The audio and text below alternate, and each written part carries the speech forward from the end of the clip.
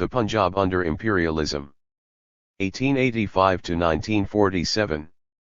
Imran Ali. The Punjab under imperialism, 185 to 1947. Chapter 1-3. Chapter 2 Colonization 8. The Canal Colonies 8. By State Fiat 12. The Recipients of Land 43. Chapter 3 Entrenchment 62. The Domain of Class 63. The Rule of Order 98. Chapter 4 Militarization 109. Military Man and Animal 110. The Behemoth of Horse Breeding 135. Chapter 5 Extraction 158. State Extraction 159. Social Extraction 182. Chapter 6 Production 206. Improvement through Proxies 206. Cropping and Cultivation 222. Chapter 7 Growth and Underdevelopment 237. It could plausibly be argued that the experience of the Punjab under British rule proved to be qualitatively different from that of other parts of South Asia. The British came late to the Punjab owing to its geographical location, which was distant from their points of early contact with the subcontinent. They remained in the province 2 years short of a century, relinquishing it along with the rest of their Indian Empire in 1947. The Punjab was at that juncture perhaps in a state of greater turmoil and human dislocation than any other part of South Asia. The sufferings of partition and indeed the continuing instability in this region since independence could be compared to the near anarchy experienced in the Punjab during the decades prior to British annexation. Between the Sikh interregnum that ended in 1849 and the emergence of Pakistan and India in 1947, the period of British rule seemed to be one not only of relative political peace and stability, but also of vigorous economic growth. The latter was largely premised on the subject of this study, the colonization of newly canal-irrigated land. This process of agricultural expansion was extensive enough, and sufficiently pervasive in its impact and consequences, to mark out the Punjab from other provinces of British India as a beneficiary of colonial rule. Such conclusions are not inaccurate, and they have had much currency in both official thought and scholarly assessment.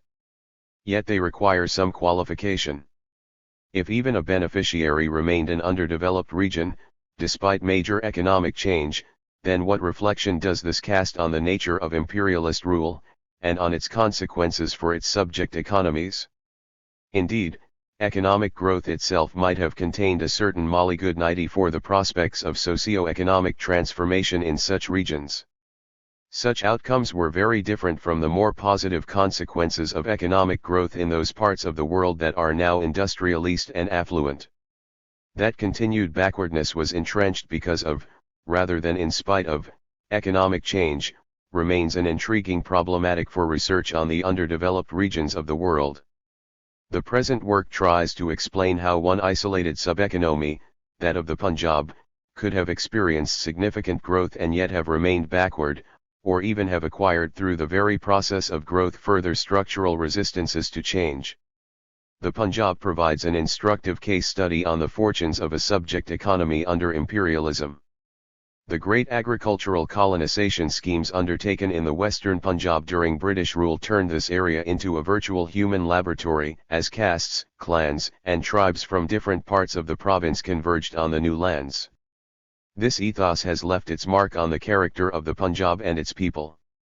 The restlessness born of migration is now a century old.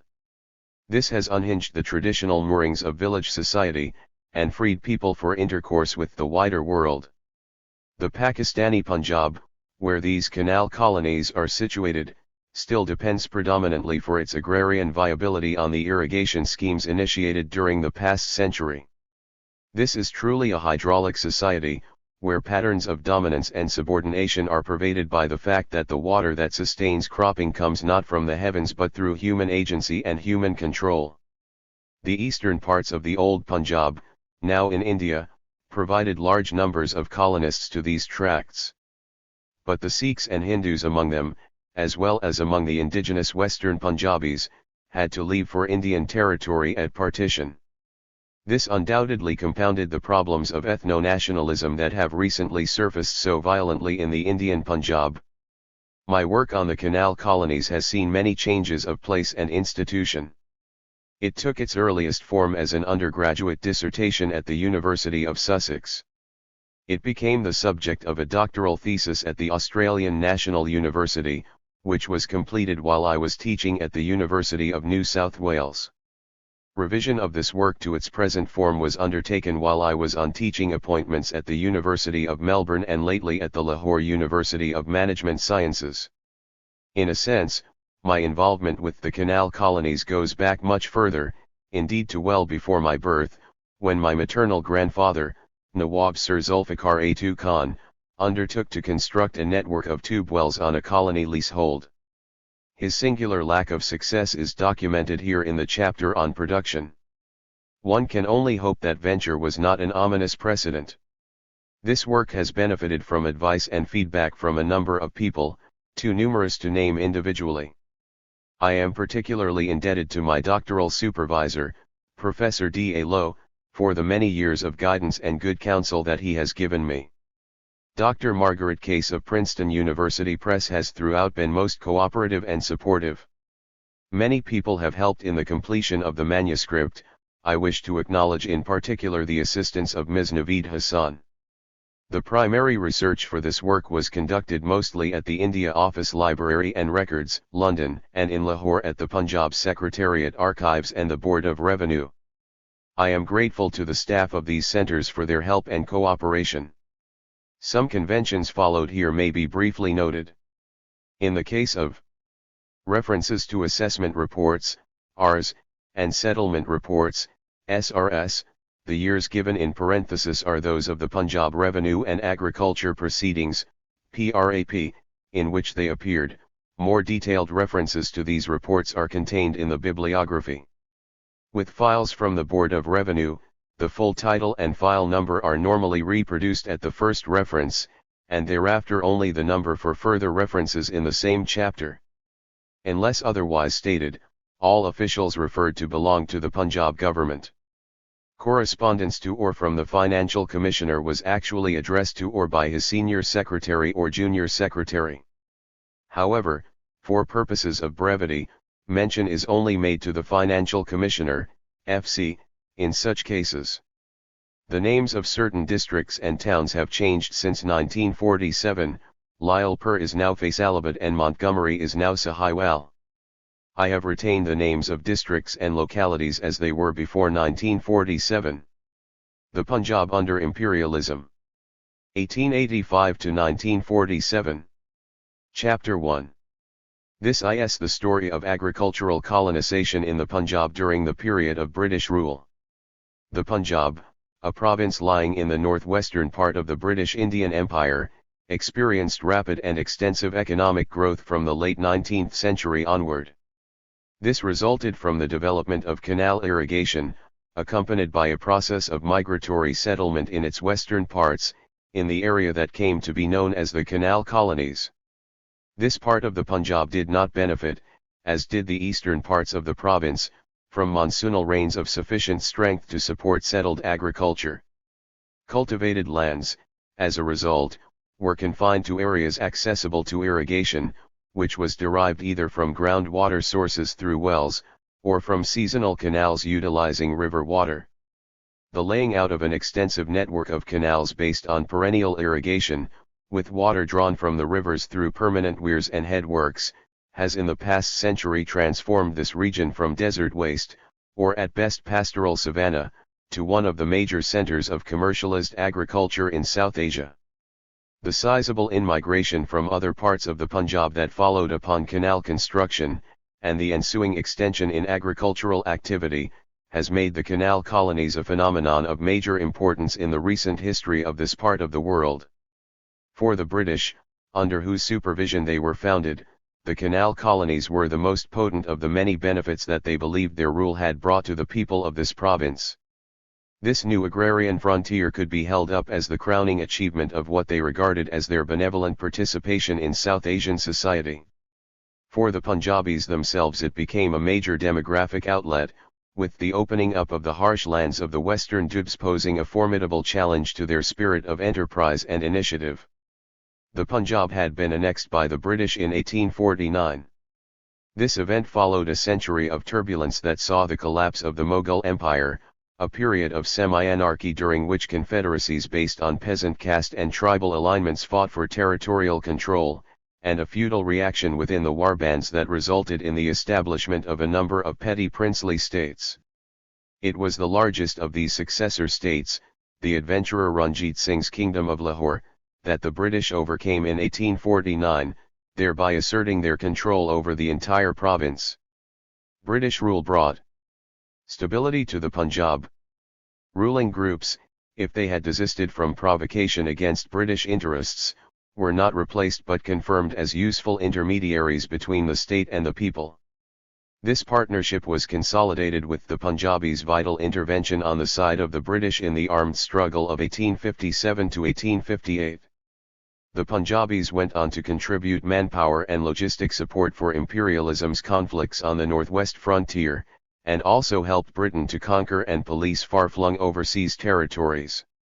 Such cooperation continued throughout the period of imperialist rule, and with it the military became an important source of employment for Punjabis.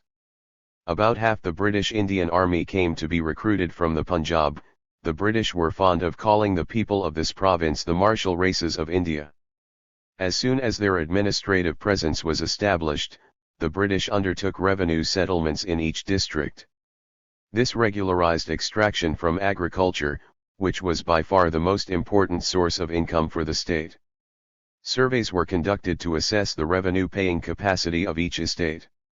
Though state demand was generally fixed lower than the excessive rates imposed by previous governments, emphasis on ensuring efficient collection meant that the British extracted as much revenue, if not more, than their predecessors. Revenue assessments also served as a means of establishing proprietary status. They encouraged individualization in property rights, which was a marked shift from the collective ownership by village communities and other complex forms of property that had existed in the pre-British period. The process of individualization created, probably for the first time, the prospect of alienation of land rights. With the increase in marketing of agricultural produce, aided by the development of road and rail transport, land came to have a monetary value. Agricultural owners realized that they possessed an asset that could be readily converted to more direct means of enjoying social expenditure and conspicuous consumption. After 1880 there was a considerable increase in land sales in the Punjab, but much of this alienation was forced rather than voluntary. As agriculturists entered more into the money economy, they fell deeper into debt to non-agricultural money lending and commercial castes, though increasingly creditors also came from the ranks of the agriculturists themselves. Debt entailed mortgaging the only asset they possessed, their land. Unredeemed mortgages were converted to alienations by recourse to another institution introduced by the British, a civil and penal code. The new laws gave exceptional powers of manipulation to money lenders, and turned law courts into arenas of agrarian conflict. The British were greatly perturbed by these trends, which they regarded as undermining the position of the landowning agricultural castes on 5. Whom they relied for political support, revenue returns, and military recruitment. In 1900 they passed a remarkable piece of paternalistic legislation, the Punjab Alienation of Land Act. This forbade the passing of land from agricultural to non-agricultural castes, and allowed land transfers only within related agricultural caste groups in each district. This effort to shore up the landowning classes was followed in the remaining period of British rule by other legislative acts designed to protect agriculturists from inroads by commercial elements and the disruptive impact of market forces. These processes suggest that the period of British rule in the Punjab was dominated by three major themes: political entrenchment, revenue extraction, and military requirements. These themes maintain their importance in the history of the region, even with the advent of significant changes in its economic structure. From 1885 on, the economy of the Punjab began to be reshaped by the unprecedented extension in agricultural production brought about by canal colonization. In the western Punjab, the part that is now included in Pakistan, the emergence of a hydraulic society, combined with extensive irrigation schemes in the neighboring province of Sindh, has led to the establishment of one of the largest irrigation systems in the world. The canal colonies resulted from the desire of the ruling authority to extend cultivation to the virgin lands of the western Doubs. Existing irrigation systems were confined to tracts contiguous to rivers, but evidence of former habitations and earthworks in the slightly raised interflows indicated the existence of irrigation networks in the past. The British had throughout evinced an interest in opening up the agrarian frontier in the West. From the early 1860s, not long after their annexation of the Punjab, they began to consider proposals for irrigation channels in the Rachna Doab. Several schemes were proposed before the final one for perennial irrigation from the Lower Chenab Canal took shape. This supplied irrigation water for what was to become the largest canal colony. Experience with colonization had already been gained from smaller projects in the Bari Doab, namely, the Sydney, Sahagpara, and Chinian colonies, and later colonies emerged as the momentum of migration and settlement subsided in one Doab and was taken up in another.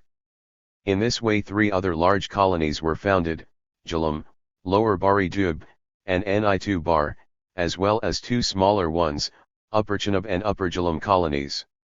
There were 9 canal colonies in all, and they absorbed the available lands of the Bari, Rachna, and Jech Doabs. The westernmost Doab, known as the Sindh Sagar, lying between the Jhelum and Indus rivers, remained unconquered during British rule. Repeated projections for its colonization failed to achieve fruition, owing largely to the unevenness of the terrain. It was not until the technology of the bulldozer was introduced after 1947 that the last Doab of the Punjab was also colonized. 6. The historiography of this region is sadly underdeveloped, one reason for neglect being that the old Punjab province now comprises 4 different provinces in 2 nations, Pakistan and India, and there has been no overview of the emergence of hydraulic society in the western Punjab. Such a study, which is being undertaken here, furnishes a unique set of historical problems and involves areas of inquiry that have to date received little attention from scholars. There was established in the Punjab an entirely new society on barren wasteland, under the aegis of state authority but with the active involvement of the native population. The chief purpose of this study is to give this important experiment in social and economic engineering its due recognition in the history of the region. In so doing, light can be shed first on the nature of imperialist rule and second on the response and preparedness of the indigenous population in utilizing the valuable opportunity for economic transformation that came its way. The ramifications of agricultural colonization are assessed here not from the perspective of economic theory but through the historian's craft. Lessons from the historical experience of one particular agrarian economy can provide insights into the wider problems of development and underdevelopment. The Punjab, like many other colonist economies, suffered the fate of retarded development and even underdevelopment. Yet this outcome was reached in the Punjab through a virtually unique process, one predicated on economic expansion rather than stagnation or decline. This theme of the coexistence of significant growth with continued backwardness is explored here to indicate that it may be as pervasive in its effects on the poorer economies of the world as the more generally acknowledged relationship between the lack of growth and economic backwardness. The structure of this study follows certain themes that portray significant aspects of economy and society in the canal colonies. The emergence of each of the 9 canal projects is traced in the chapter on colonization, with an analysis of state policy, the different forms of land utilization, and the social and regional composition of the recipients of land. In the subsequent chapters are discussed issues emanating from the colonization process. The chapter on entrenchment deals with the political benefits that accrued to the state from its control over the distribution of land, and also with the consequences of the differential access to colony land that social inequalities produced. The next chapter, on militarization, examines the efforts of the state to channel colony land toward the fulfillment of military needs. The study then concentrates on aspects of production and distribution, enabling an assessment of the degree to which the potential for change was being realized. The chapter on extraction addresses questions relating to the state revenue structure, and to the social relations of production as revealed by patterns of cultivating occupancy. The next chapter, on Pro. 7. Duction, examines efforts at achieving agrarian improvement, and then surveys some broad features of cropping and cultivation in the canal colonies. The insights gathered, and summed up in the final chapter, will reveal some significant reasons for the simultaneity of growth and underdevelopment in a society such as the Punjab's, whose failure to overcome economic backwardness now stands in stark contrast to the success of other regions, affluent and industrialist, in a world greatly polarized between rich and poor. Chapter 2. Colonization. The canal colonies. The process of agricultural colonization commenced in the western Punjab from 1885, and it was to continue into the final years of British rule. The 9 canal colonies developed in this period were situated in the interflows west of the Beas Sutlej and east of the Jhelum rivers. These tracts, the Bari, Rechna, and Jech tubes, lay between the Beas Sutlej and Ravi rivers, the Ravi and Chenab rivers, and the Chenab and Jhelum rivers, respectively. See Table 2.1. The colonization projects were based on the construction of a network of canals that took off from the rivers, with branches and distributaries spread over the flat, alluvial plains of the western Punjab. The canals were laid out primarily on uncultivated land, which was but sparsely inhabited by a semi-nomadic population of cattle graziers and camel owners. This made possible the migration into this area of people from other parts of the Punjab. It was this element of colonization, born out of the inadequate demographic resources of these tubes, that distinguished canal construction in the western Punjab from that further east. In other parts of northern India, such as the United Provinces, the canals constructed during British rule brought irrigation to already settled tracts. They supplemented existing agricultural systems based on barony, rain-fed, cultivation, and did not therefore require any in-migration. In the western Punjab, owing to the insufficiency of rainfall, agriculture was far more dependent on irrigation, and traditional irrigation systems relied on wells and seasonal inundation, traditionally allowing cultivation only in tracts contiguous to rivers. The extensive interflows, left elevated through river action, remained unirrigated. The irrigation network that emerged after 1885 was based on perennial canals that led off from river-spanning weirs and headworks. This rendered cultivable the upland plains that had hitherto remained inaccessible to the smaller-scale and technologically less sophisticated traditional irrigation methods. The combination of migratory colonization with the great dependence of cultivation on canal water supplied by a centralist authority created in this region a truly hydraulic society, such as could only exist in a diluted form further east because of the preponderant influence of barony agriculture. Between 1885 and the end of British rule in 1947, the canal-irrigated area in the Punjab, excluding the princely states, increased from under 10 colonization 3 million to around 14 million acres. The great bulk of this increase took place in the canal colonies, which experienced thereby the greatest expansion in agricultural production in any part of South Asia under the British. The vast landed resources thus created in the canal colonies had a profound impact on economy and society in the Punjab. From the significant economic growth that ensued, the Punjab obtained its most promising prospects of economic development in recent history. The extent to which agricultural growth allowed the preconditions for successful development to emerge was greatly influenced by the nature of land utilization in the canal colonies. Colonization, or the motives and methods involved in the settlement of these new lands, determined the character of the emergent society and the degree to which that society was capable of structural transformation from its existing state of economic backwardness. The colonization process was molded by two forces, the state and the social structure. The former was important because it controlled land distribution. The canal colonies were situated in tracts designated as crown waste lands. This transferred ownership of these areas to the state, and allowed it to dispose of the land according to its discretion.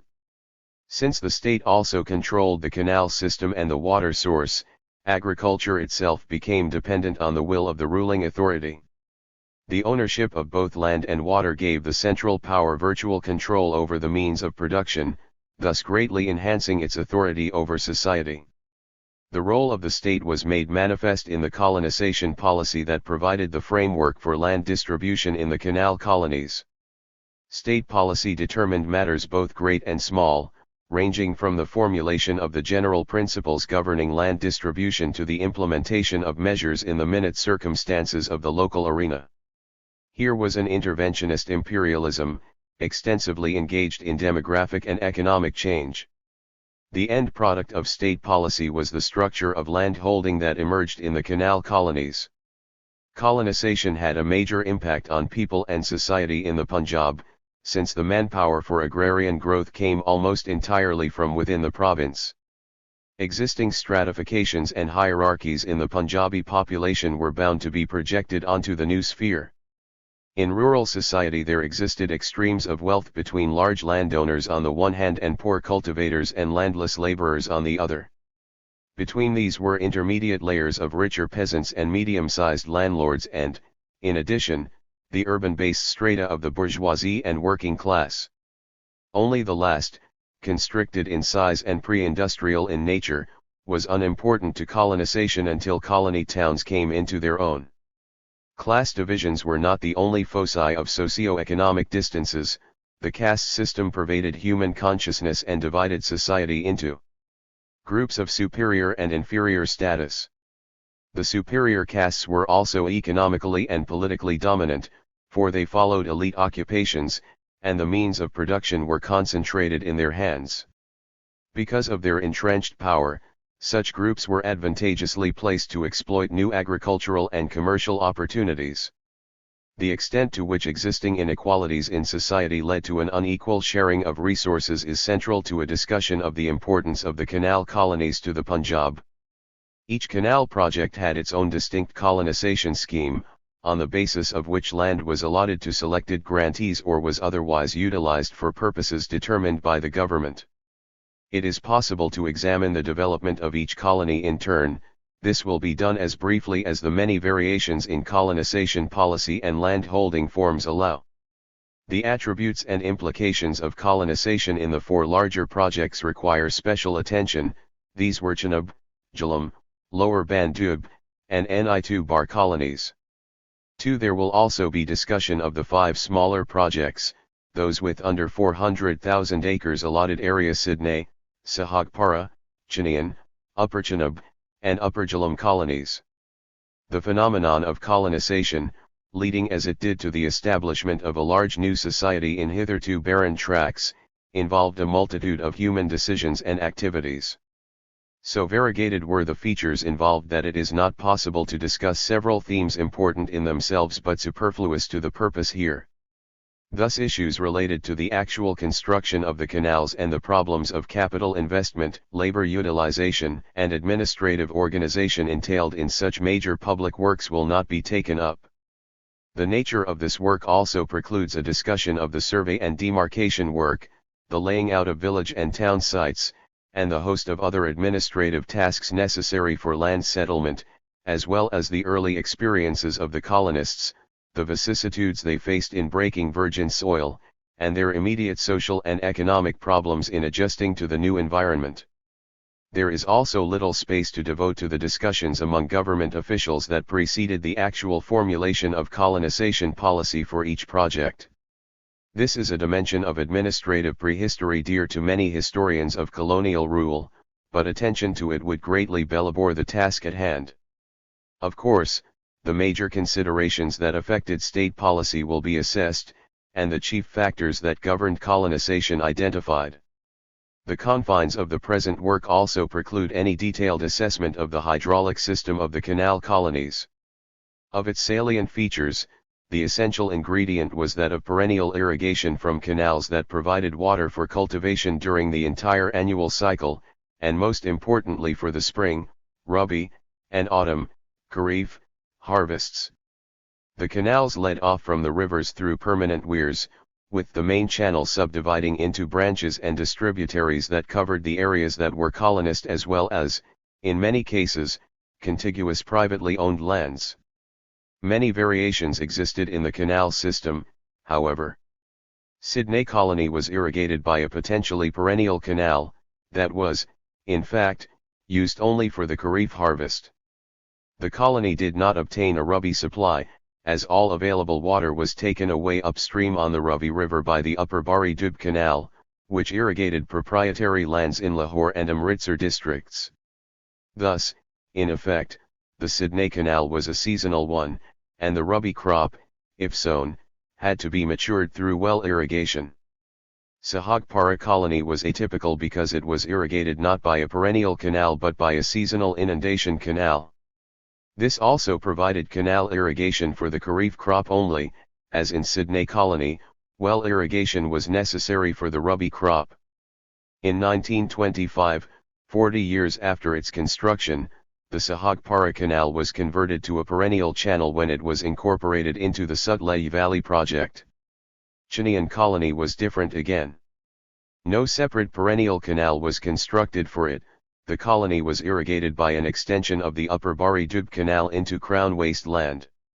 Chenab and Jhelum colonies each had its own perennial canal system, the waters of which were not shared with any other colony, and neither obtained water from any other canal network.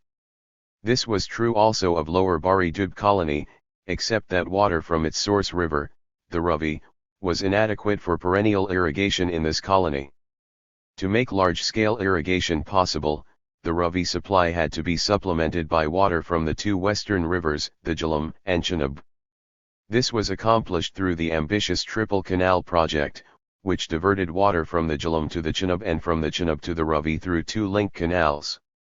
These link canals also irrigated state lands, and thus supported two colonization schemes, Upper Jhelum and Upper Chenab colonies. Finally, Ni2 Bar colony was irrigated not by one canal but by a series of channels designed to provide both perennial and seasonal irrigation. These formed part of the Sutlej Valley project, which incorporated several older inundation canals in the area and also provided irrigation to the princely states of Bahawalpur and Bikaner. In this way one of the most extensive irrigation networks in the world was laid out in the Punjab's western Dubs, whose parched terrain was now covered with man-made arteries carrying the elixir of canal water. The nature and direction of state colonization policy unfolded with the development of successive canal colonies. In such a large undertaking, colonization 13 spreading over several decades, the aims and objectives of the state can best be evaluated through examining the practice of colonization.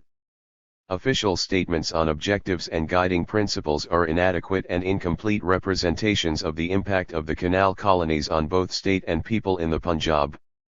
This province was certainly regarded in a favourable light by the British. Not only had the dominant elements of its agrarian hierarchy gone against their countrymen and taken the imperialist side in the struggle of 1857, but they had continued since to be completely loyal to British rule. The Punjab also supplied large numbers of soldiers to the British Indian Army, giving this province a central importance in the political fortunes of imperialism in South Asia. The British believed that their rule, in turn, had brought peace and prosperity to the people of the Punjab, and especially to its agrarian classes. Of this beneficence they came to regard the canal colonies as the supreme example. The state's self-image of its role in agricultural colonization was cast, therefore, in terms of benevolent and paternalistic solicitude, at least for those classes whose support was important for British rule. The officially stated aims for the largest project, Chenab Colony, could apply to the canal colonies as a whole. 1. To relieve the pressure of population upon the land in those districts of the province where the agricultural population has already reached or is fast approaching the limit which the land available to agriculture can support. 2. To colonize the area in question with well-to-do yeomen of the best class of agriculturists, who will cultivate their own holdings with the aid of their families and the usual menials, but as much as possible without the aid of tenants, and will constitute healthy agricultural communities of the best Punjab type. 3. To these may be added a third official objective, concerning an improvement in the standard of rural life. The administration intended to create villages of a type superior in comfort and civilization to anything which had previously existed in the Punjab. 4. Thus the state's explicit aims for colonization were relief from population congestion, settlement of the land with the most efficient agriculturists, and improvement of rural living standards.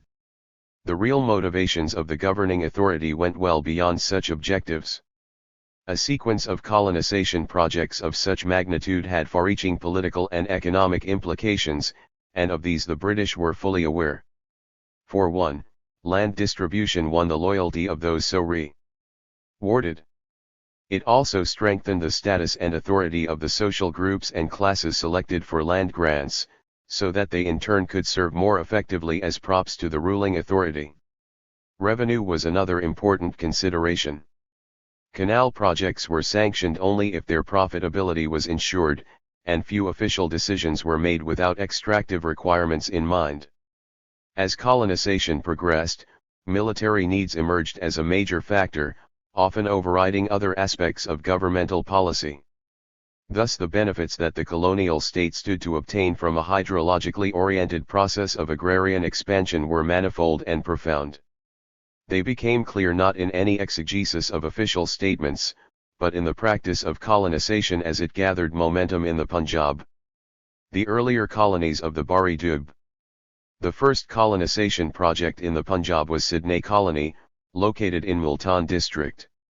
It was settled mainly in 1886 to 1888, and the total allotted area, after further extensions in the 1890s, was around 250,000 acres. For the utilization of land, the government expressed the wish not to create large properties in which grantees would become mere rentiers, but to allot land to small well-to-do agriculturists who will cultivate their own holdings. 5. The actual size of grants in Sydney Colony was influenced by the fact that canal irrigation was seasonal rather than perennial. Grantees of land had to construct wells to mature the all-important Rabi crop, and for this they had to possess a certain amount of capital. 6. To attract such men, the minimum size of grants was fixed at 50 acres, which was up to 4 times as large as the smallest grants in the later, perennially irrigated colonies. The next project, Sahagpara Colony, was situated in Montgomery District and was also settled in 1886 to 1888, with an allotted area of 86,300 acres. This colony too received only seasonal irrigation, so that land holdings had to be large enough to attract men with the capital to construct wells. The average size of shareholdings here was 55.5 acres. As in Sydney, the necessity for larger grants reduced the prospect of establishing a colony of self-cultivators. Surveys conducted a decade after settlement revealed that only 35% of the allotted area was cultivated by the actual grantees, whereas 65% was rented to subtenants.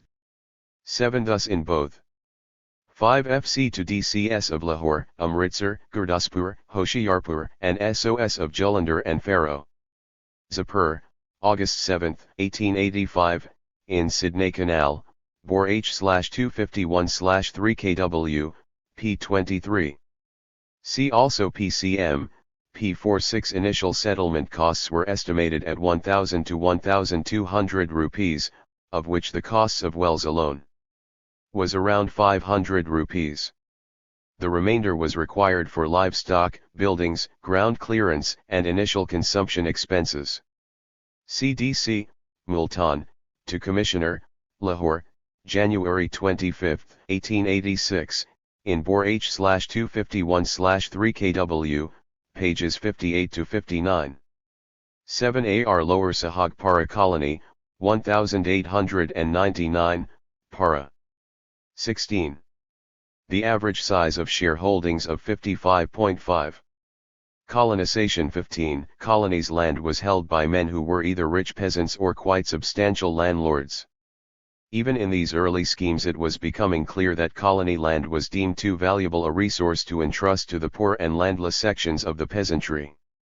Perennial irrigation, from which later colonies benefited, brought greater flexibility in the variety of grants that could be created. By eliminating the need for costly well construction and maintenance, it made possible smaller-sized grants, while larger holdings could be awarded free of heavy development costs. Colonization could thereby appeal to a greater mix of social elements, and this affected the next project, Chinean Colony. Situated in Lahore district, the colony had an allotted area of 102,500 acres, and settlement took place in 1896 to 1898 and 1904 to 1906. Land in this colony was allotted under distinct categories whose names denoted the nature of the recipients or of the use to which it was to be put: peasant, civil, and military grants. Some land was also set apart for auction sales. Small holdings of 25 to 50 acres, now officially termed peasant grants, took up 78.45% of the allotted area, or 80,382 acres. The men selected for these grants belonged to peasant land-holding lineages, and the government intended them to be self-cultivators.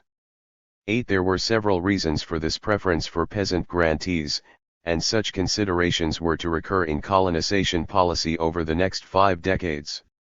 The government felt that allotment of land to self-cultivators would prevent a rush of subtenants and laborers to the new tracts from neighboring areas. This, it was hoped, would minimize social and economic dislocation to the agricultural communities of the western Punjab, whose class structure and economic viability the British did not wish to disturb. 9. Peasant settlement was also consistent with the need to relieve population congestion in districts where it threatened to cause economic, and consequently political, instabilities. Preference was given to obtaining grantees from districts where population densities had reached high levels. Paradoxically, this served to deter rather than enhance the prospects of social change, for the possibility of migration obviated the need for technical innovation as a response to population pressure. Such priorities accorded well with the wish of the British to prevent agricultural colonization from causing any major disruptions to the existing social structure. A related factor that supported peasant settlement was the leaning of the acres is derived from Table 2.7. See also printed papers regarding Lower Sahag and Para canals, Bor H/251/97. 8. See colonization of lands irrigated by certain extensions of Bari Dub Canal, Chinean Colony, Bor H/251/296, report by R.S. Tilok Chand on completion of Chinean Colony, Bor H/251/426, PRAP, G. August 1897, number 26, and PRAP, I, March 1902, number 21. 9. PG2FC, October 27, 1885, in Bor H/251/3KW, pages 23 to 25. 16. Colonization. British toward the concept of a strong self-supporting peasantry with a loyal and law-abiding disposition. They believed that both agricultural progress and political order could best be maintained by strengthening the position of the land-holding peasantry. The dominance of such a class in the occupation of new lands served to recreate existing land-holding patterns in the Punjab, which was primarily a land of peasant proprietors. This tended to imbue colonization with an inherently conservative character. Furthermore, it was not in the financial interests of the government to create large rent-receiving grantees, with their parasitical claims to an agricultural surplus whose division could be more rationally confined to the actual producer and the state. 10. Though a great number of larger holdings were created in the canal colonies, the bulk of land continued to be allotted in the form of peasant-sized grants. Yet there was, even in these earlier colonies, evidence of other interests and goals that colonial rule wished to pursue. In Chinean Colony, about 11.75% of the allotted area, or 12,044 acres, was devoted to auctions. This entailed the sale of land at market prices, and hence an immediate return to the state of the capital value of colony land. The purchasers at these auctions were men of substance, belonging to landed, commercial, and professional groups. In addition, an area of 1,937 acres was allotted to military grantees. This was an early instance of a type of settlement that was to achieve much importance. There was also an allocation of 5,000 acres for civil grants, intended primarily as a form of reward for individuals and retired government officials whose services were considered sufficiently loyal and meritorious. These grants ranged in size from 50 to 250 acres, and since they were exempted from personal residence in the colony, the grantees generally functioned as absentee rentier landlords who practiced little or no self-cultivation. 12. They could, thereby, make little positive contribution to agricultural development, but such considerations were outweighed by the political benefits derived by the state in appeasing men of this class. Political considerations were also uppermost in the allotment of a grant of latifundia proportions in Sahagpara colony. Fully 10% of the colony, an area of 7,800 acres, was allotted to one man, Baba Surkhem Singh Bedi, who held considerable influence over the Sikh community.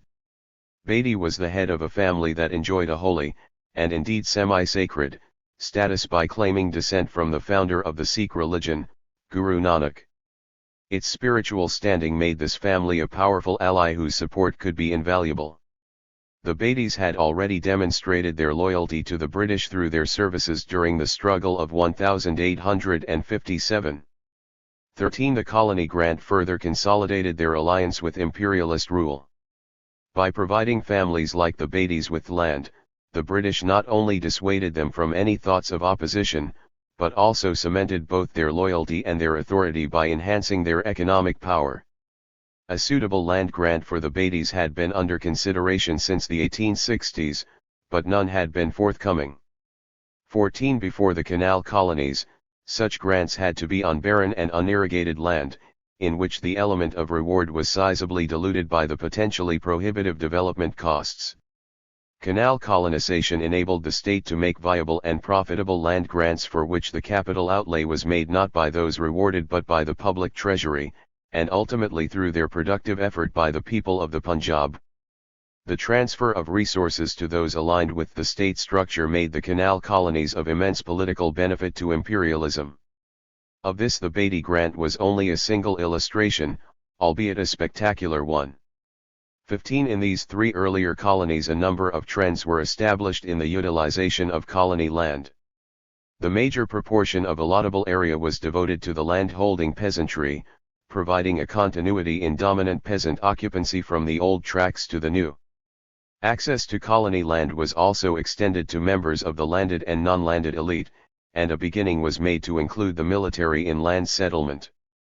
An equally prominent, though highly negative, feature was the exclusion of the rural poor and landless from any occupancy share in the new landed resources. For them the roles of agricultural laborers and service menials that they had inherited through generations of social inequality were not to be transgressed upon in this hour of economic reawakening. Chenab colony. The development of Chenab colony created a new dimension for canal colonization in the agrarian history of the modern Punjab. This was the largest of the canal projects, with an allotted area of over 2 million acres. The colony sprawled over the southern section of Reachnadub, with the main canal subdividing into three great networks, those of the Rock, Yahang, and Gujra branches. 16. These were colonized in succession during the years 1892 to 1905, with further extensions in the late 1900s and mid-1930s. In administrative terms, the colony took up Lyalpur district in its entirety, as well as portions of Yahang, Gujranwala, and Lahore districts. Sheikhupura district was created out of the colony portions of the latter two in 1921. 17. The Reachnadub was well suited for large-scale colonization. It was a level alluvial plain virtually unbroken by natural drainages, and a headwork suitably constructed upstream could render extensive areas commandable by canal irrigation. Just such a function was provided for Chenab colony by the weir at Kank. 18. Colonization was facilitated by the large area that had been appropriated by the government as crown waste land. By tradition in the Punjab, land that was barren or uncultivated was normally claimed by the state as its own property. In the Reachnadub private ownership in land existed only in the riverine tracts, or hithers, which contained settled agricultural communities. The vast upland or interfluve, known as the Sandal Bar, was inhabited by a semi-nomadic pastoral people collectively called Jangli. The government did not recognize the claims of these tribesmen over their grazing areas as amounting to proprietary rights, and instead asserted its own ownership over this land. It was primarily on this crown waste that the canal network was established and settlement took place. 19. An enormous area had thus become available to the administration to dispense as it wished. Agricultural colonization now became a large-scale affair, and the state could hold forth as a powerful possessor of valuable resources, with control of colony land and hydraulic management, giving it an authority over the populace that was unequaled elsewhere in British India. Moreover, with the visible economic benefits that these agrarian changes brought, the differential access of social groups to these new resources became a matter of great importance for the people of the province. In Punjab colony there were three types of grants, distinct in both size and tenurial status. According to their official designations, they were called peasant, abadkar, yeoman, suft-posh, and capitalist, rice, grants. They ranged in size from half a square to 2 squares for peasant, 1 square equals 27.7 acres, from 2 to 5 squares for yeoman, and from 6 to 20 squares for capitalist grants. The peasants had to remain as occupancy tenants of the state and could not acquire proprietary rights. It was designed by altering their status to protect settlers from the consequences of their own want of thrift and foresight. 20. Thus the state intended to retain ownership of the peasant grants, thereby hoping to curtail the process of land alienation, which it regarded as a threat to rural stability. The yeoman and capitalist grantees could acquire proprietary rights after a qualifying period of 5 years. Purchasers at land auctions could do so directly. 21 differences existed also as to residential requirements. Personal residence on the grant was compulsory for peasant and yeoman grantees, but not for capitalists and auction purchasers. The colonization scheme as officially formulated, see Table 2.2, shows that the government intended Punjab colony to be settled predominantly with smallholders. An average of 80% of the land on the three major branches was allocated for peasant grants. 22. This reflected both the type of society that the British wanted to create in the canal colonies and the class of people whom they wished to appease. The backbone of the colony was to be a class of contented, land-holding peasants. By origin, they were to be hereditary agriculturists belonging to land-holding lineages, the very sections that formed the dominant peasant castes of rural Punjab. Develop. Mental goals stood to be ill-served by such political expedients, for the retention of the individualist peasant farm as the unit of ownership and production, while satisfying powerful social groups, could create structural constraints on agricultural innovation and change. The government had no hesitation in expressing its own preferences. It seemed essential to preserve the tradition of the Punjab as a country of peasant farmers. No other frame of society is at present either possible or desirable in the province. The size of individual holdings has been fixed on a scale which will, it is hoped, attract the sturdy, the well-to-do, and the enterprising classes without excluding men of smaller resources or more broken fortunes. 23. The rest of the land was to be allotted to yeoman and capitalist grantees. The yeomen too could belong only to the land-holding agricultural castes, and were to be drawn from small and middle-level landlords. Their social composition was intended to be as follows. These yeomen are simply the leading individuals among the peasant class, men who by wealth, energy, or ability have raised themselves above their fellows without ceasing to belong to the agricultural population. They were intended to attract a class which is not infrequently met in parts of the province, viz., the men who without attaining to the ranks of the richer gentry are still well above the ordinary level of the peasant landowner. Naturally, this class comprises some of the most intelligent and enterprising men in the agricultural community. They have good credit and resources, and if they can be attracted to the land should form most useful members of the new colony. The capitalist grants could be allotted to men belonging to both agricultural and non-agricultural castes. These grants were intended both for those whom the British wished to reward for their political, military, or administrative services, and for those individuals with capital who would invest in improved farming and thereby help to raise agricultural standards. The government desired that, as far as possible, the grantees will be men possessed of means to devote to the improvement of land, military officers for whom the government of India has ordered reward grants, and other gentlemen of good family and adequate resources. Most of the grants will probably be nearer the minimum than the maximum. Capitalist farming in general is not a system suitable to the Punjab, but a moderate infusion of the capitalist element is not without advantages. It supplies leaders for the new society. It gives opportunity to government to reward its well-deserving servants, and to encourage the more enterprising of the provincial gentry. It attracts strong men who are able to command the services of considerable bodies of tenants.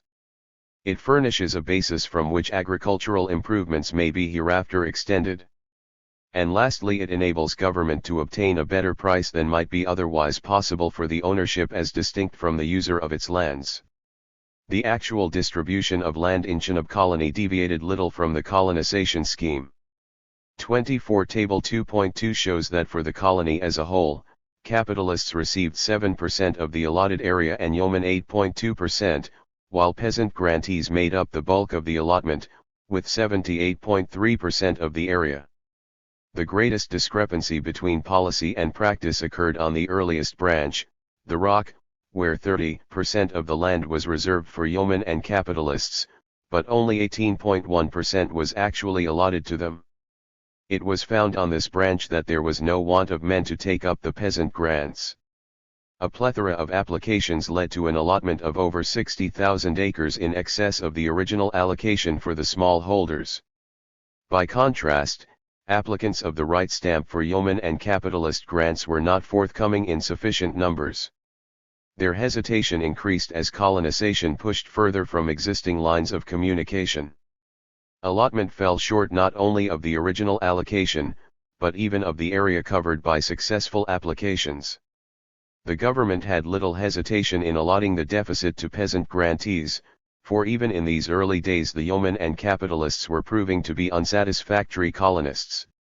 They were reported to be slow in developing their grants, they quarreled incessantly with their subtenants and among themselves, and they seemed more interested in immediate profits than in careful investment. 25 These factors induced the government to keep down the proportions of the larger grants on the later canal branches. Peasant tenure remained the predominant type. For its size, Chenab colony had a relatively simple pattern of land settlement. The land-holding structure of the colony was designed to recreate and reinforce that of the province. There was a great emphasis on small holders, though these had to belong to the land-holding castes. A lesser share was allotted to the middling and larger landlords, and to a sprinkling of elite non-agriculturists. The landless poor remained landless, their association with the colony was limited to the roles of laborers and subtenants. The ruling authority did not wish to disrupt the existing structure of society, and was clearly averse to the idea of using colonization to bring about social change. Indeed, its policies made the social structure more rigid. The British regarded Chenab colony as one in which the interests of agriculture were held supreme. 26 This appeared all too true in the light of developments in later colonies. But if the interests of agriculture were to be served by an attitude of inherent conservatism, by a reluctance to transform a backward economy, by a wager on the strong, then this was only so in the context of imperialist aspirations, not progressive ones. Ultimately, it depended on the state structure whether it wished to utilize the potential of colonization for economic development or distort it for purposes of its own survival.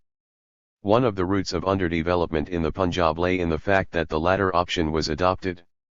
In no other case was this more apparent than in the next project that was taken in hand. Jhelum Colony. With Jhelum Colony, settled between 1902 and 1906, there occurred a radical departure from the principles that had hitherto guided state land distribution policy. 27 A new force emerged in agricultural colonization in the Punjab, and this was the reservation of large amounts of land for military requirements. The government had previously professed to have benevolent motives for colonization, the relief of population congestion and the fostering of agricultural excellence. Similar goals were originally envisaged for Jhelum colony as well, and a colonization scheme was formulated and sanctioned by the administration along these lines. This scheme was replaced by another, however, based on the utilization of the colony predominantly for military purposes. Jhelum colony had originally been planned for civilian colonists along the lines of Chenab colony. Of a total allotable area of 540,000 acres, about 75%, or 402,000 acres, had been reserved for peasant grantees. A further 44,000 acres each were reserved for military grantees and civil grants. The latter were analogous to the capitalist grants and were meant as a reward for persons who had served the government well. An allocation of 15,000 acres was made for land auctions, and of 5,000 acres for the Punjab police. In one important respect the scheme did differ from that of Chenab colony. It was decided not to retain yeoman tenure, because such grantees had proved to be unsatisfactory colonists. Ironically, this very type of grant was to be revived under the new proposals. Implementation of the original colonization scheme had already progressed to the stage of selection of grantees in the hundreds by district officials, when this whole process was reversed by the change in policy. 28. The dramatic shift followed upon the proposals of a commission established by the Government of India to investigate the state of horse breeding in the country. This body, known as the Horse and Mule Breeding Commission, recommended that canal colonists in the Punjab should henceforth be required to maintain marrays for breeding horses and mules for the army. The Government of India accepted these suggestions and prevailed upon the Punjab government to impose such conditions of tenure in Jhelum colony, with whose development the inquiries of the Commission had conveniently coincided. The hitherto successful applicants had to be rejected, because with horse breeding a change occurred in the basis on which land was to be granted, and in the type of people who were to obtain land. The outcome of the Horse Breeding Commission's recommendations was that the selection of grantees now depended not on population densities and agricultural skills, but on the possession by applicants of marrays suitable for breeding remounts for the cavalry. The Horse and Mule Breeding Commission owed its appointment to concern expressed by army authorities in the 1890s about the state of horse breeding in India. 29. The British wanted their Indian Empire to be self-sufficient in cavalry horses, rather than rely on external sources. Australia at this time was India's chief supplier of remounts. Despite much expenditure on horse breeding, little improvement had occurred in indigenous breeds. The commission was appointed to investigate the possibilities of improving the local supply of horses, and its recommendations had far-reaching repercussions. It proposed that future colony grants be allotted to men who would undertake to maintain brood marrays. This would entail the selection of grantees with experience of horse breeding, such as men who already owned horses or who were retired members of cavalry regiments. The Commission recommended that a breeding tenure be applied to an area, ordinarily half a square for peasant grantees, that would be allotted in addition to the ordinary grant as a reward for keeping a mare. 30. The Government of India, and specifically its military department, accepted these proposals for Jhelum colony, but it went beyond the Commission's concept of such service grants. Believing that partial measures would be unlikely to succeed, it insisted that the service tenure be applied not to any additional half-squares, but be made integral to the grant itself. 31. It overruled the Punjab government's request to limit the scheme to one in which extra breeding tenures were added to a certain proportion of peasant grants. The breeding obligation not only became the basis on which grantees took up the land, but it was tied to their very source of subsistence.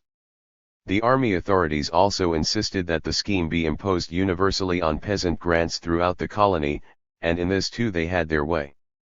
Furthermore, in order to maintain the grants as viable units for the production of young stock, it was decided that inheritance be limited to a single heir, a form of succession that was utterly alien to the Punjab. In proposing such an extensive involvement for the military, the state had to embark on measures that were bound to cause major distortions in agrarian custom and practice. The comprehensive nature of the horse breeding scheme proposed by the Government of India evoked a good deal of opposition from British officials in the Punjab. The most adverse reactions came from the more junior officers, who possessed practical knowledge of colonization and its problems. 32. They questioned the Horse Breeding Commission's contention that service grantees would be easily available because horse breeding was popular in Rawalpindi Division, the area chosen to supply grantees for Jhelum Colony. This region proved, in fact, to be less heavily involved in horse breeding than other parts of the Punjab. 33. The commission seemed to have been misled by the fact that many leading men kept horses, and whenever high officials visited their districts they turned out in force to ride with them. Horse breeding was practiced by men of means, who were well above the stamp of agriculturists normally selected for peasant grants. Moreover, smaller landholders had little chance of acquiring the branded marais which alone were acceptable to the army for breeding cavalry remounts. Such marais now became a prerequisite for obtaining land grants, but they were limited in supply and their price began to rise steeply with the sudden demand for them. The new premium on horse flesh took it effectively out of the reach of the erstwhile candidates for the peasant grants, who now stood to be disqualified from obtaining land. 34. Horse breeding also required special skills and experience, and ordinary agriculturists seemed hardly likely to succeed in producing a specialized commodity like cavalry remounts. Such considerations, the officials argued, would necessitate the granting of land to men of a higher class, and to attract such men the size of grants would have to be kept large. Nevertheless, the provincial administration accepted the centre's propositions, buckling under the pressure of considerations of strategic interest. The apprehensions expressed by the local officials now proved well-founded. The minimum size of peasant horse breeding grants was raised to 2 squares, or 55.5 acres. The recipients did not remain mere self-cultivators, but became rich peasants requiring subtenants or agricultural labor. The grantees selected under the original colonization scheme were rejected because they did not possess branded marais, and an entirely new selection occurred from among those who now came forward with animals of acceptable quality. Thus, the move to military-oriented tenures also marked a less egalitarian basis of land distribution. The higher Punjab officials did not fail to provide rationalizations for this incursion of military imperatives, but in doing so they abandoned the cherished goals of population relief and agricultural excellence that had hitherto characterized colonization. The financial commissioner felt no need to mince his words in passing sentence on earlier principles. The main object will now be an imperial one, namely, to encourage horse breeding and to create a reserve of horses fit for service with troops. It is difficult to combine the imperial with the original provincial aim. As to the policy of the change, the land belongs to government, and it is for government to decide what use to make of it. If an imperial purpose can be efficiently served, my personal opinion is that the provincial objects should not be allowed to stand in the way. 35. Not only was the size of peasant grants enlarged with the introduction of horse breeding, but the yeoman, Suft Posh, grants were also resurrected. These larger grants were allotted to members of elite rural families that were prominent for horse breeding in their localities.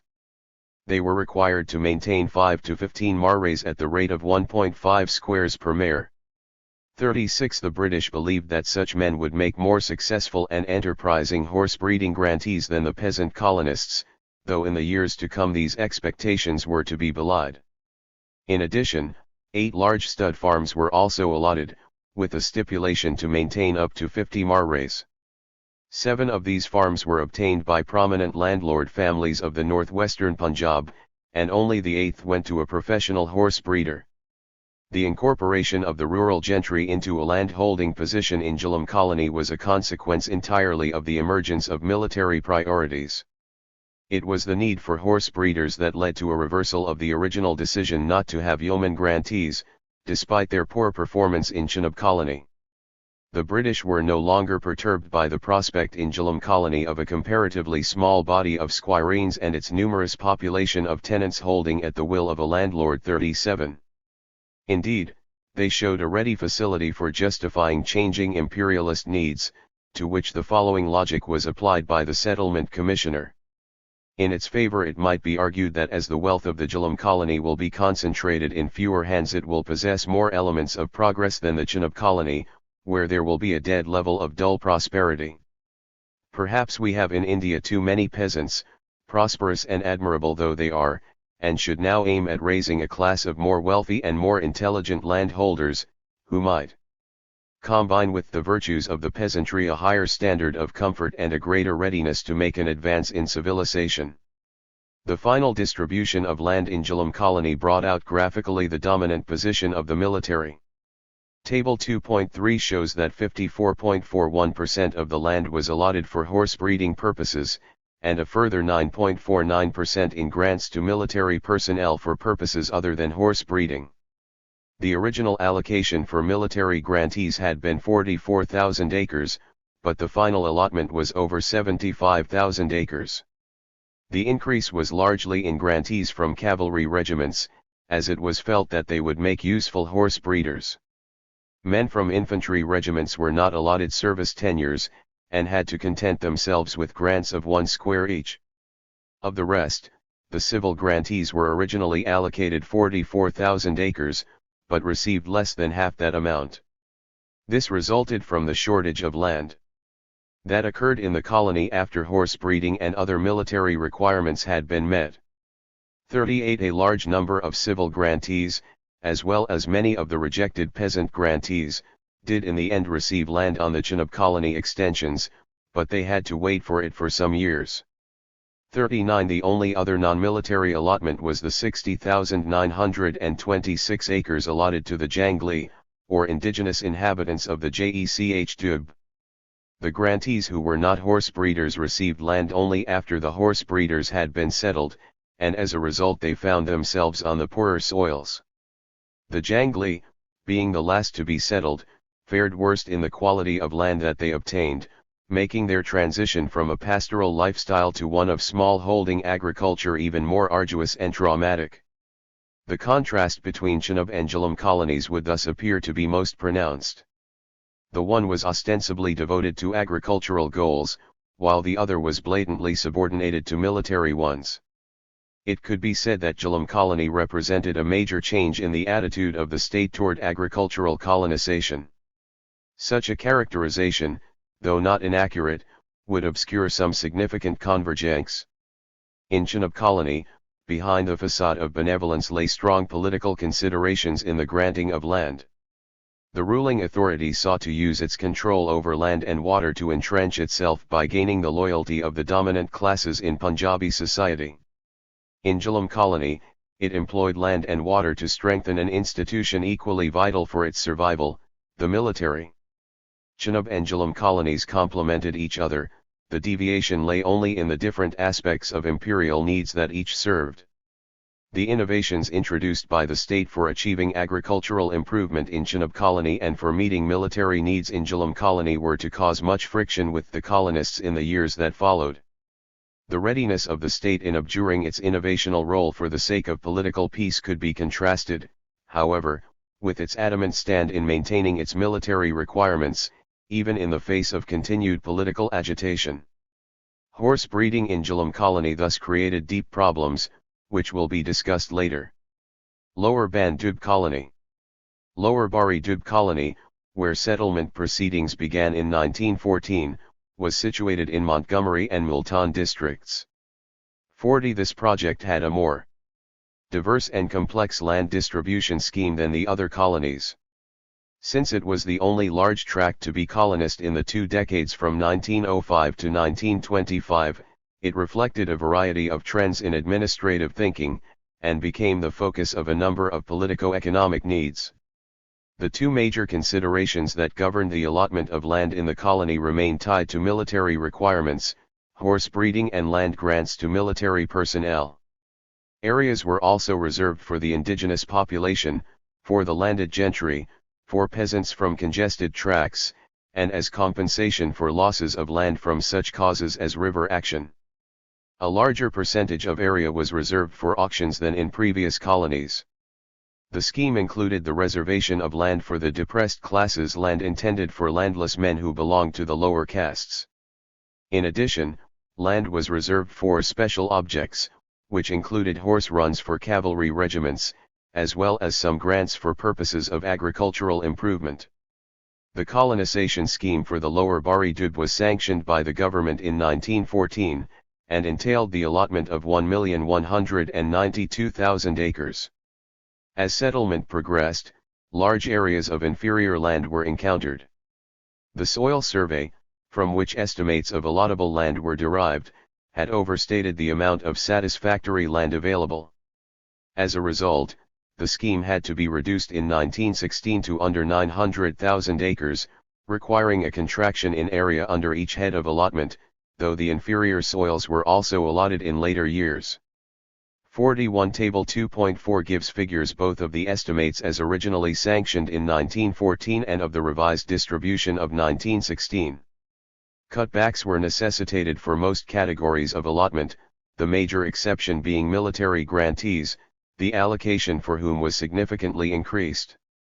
Though it did not monopolize colonization, as in Jhelum colony, horse breeding remained the dominant element in the lower Bari Dub. The initiative for this came once again from the Army Department of the Government of India, which displayed increasing apprehension at the state of horse breeding in the country as the prospect of colonizing further tracts drew nearer.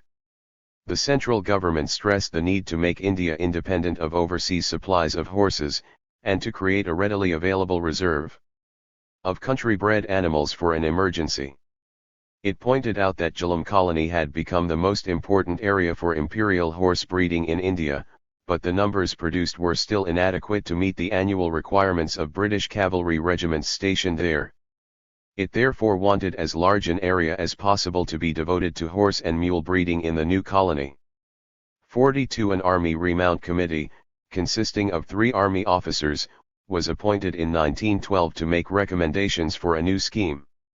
It was decided not to impose horse breeding along the lines adopted for Jhelum colony, owing to various political and administrative adversities encountered there. After considering several alternatives, the committee recommended a scheme devised by one of its members, the essence of which was to replace compulsion by competition. 43 It was proposed that ordinary peasant grants be allotted, but in addition a certain number of horse breeding leaseholds, each of 1 rectangle, or 25 acres, be reserved in peasant villages. Grantees could then compete for these leases. Horse breeding would thus become a means of acquiring additional resources, thereby losing its element of compulsion. The lessee would not be staking his means of subsistence on his horse breeding performance, but would have his own grant to fall back upon. It was hoped that even non-lessees would take up horse breeding in order to stand a better chance of qualifying for a leasehold if one became available. A time limitation on the leases would weed out unsatisfactory breeders and retain the competitive element. Though pivotal to the scheme, it was this very aspect of competition that incurred the criticism of Punjab officials, especially those in touch with local conditions. They explained that it would create factionalism and conflict in village society, that vying in this manner for economic resources could destroy the harmony of peasant communities. 44 They spoke with intimate knowledge of the realities of rural society, and the following comment by the Deputy Commissioner of Montgomery was representative of their apprehensions over this latest form of military intervention. I cannot but feel that the temptation offered by an unsuccessful competitor to make a fresh opportunity for himself by horse maiming, bringing false complaints and other malpractices will be a strong one, and apart from this there is grave reason to fear that every vacancy in a government rectangle, and one may be expected to occur each year, if not oftener, will be the signal for an outburst of intrigue, denunciation, and bribery too appalling to contemplate with any degree of equanimity.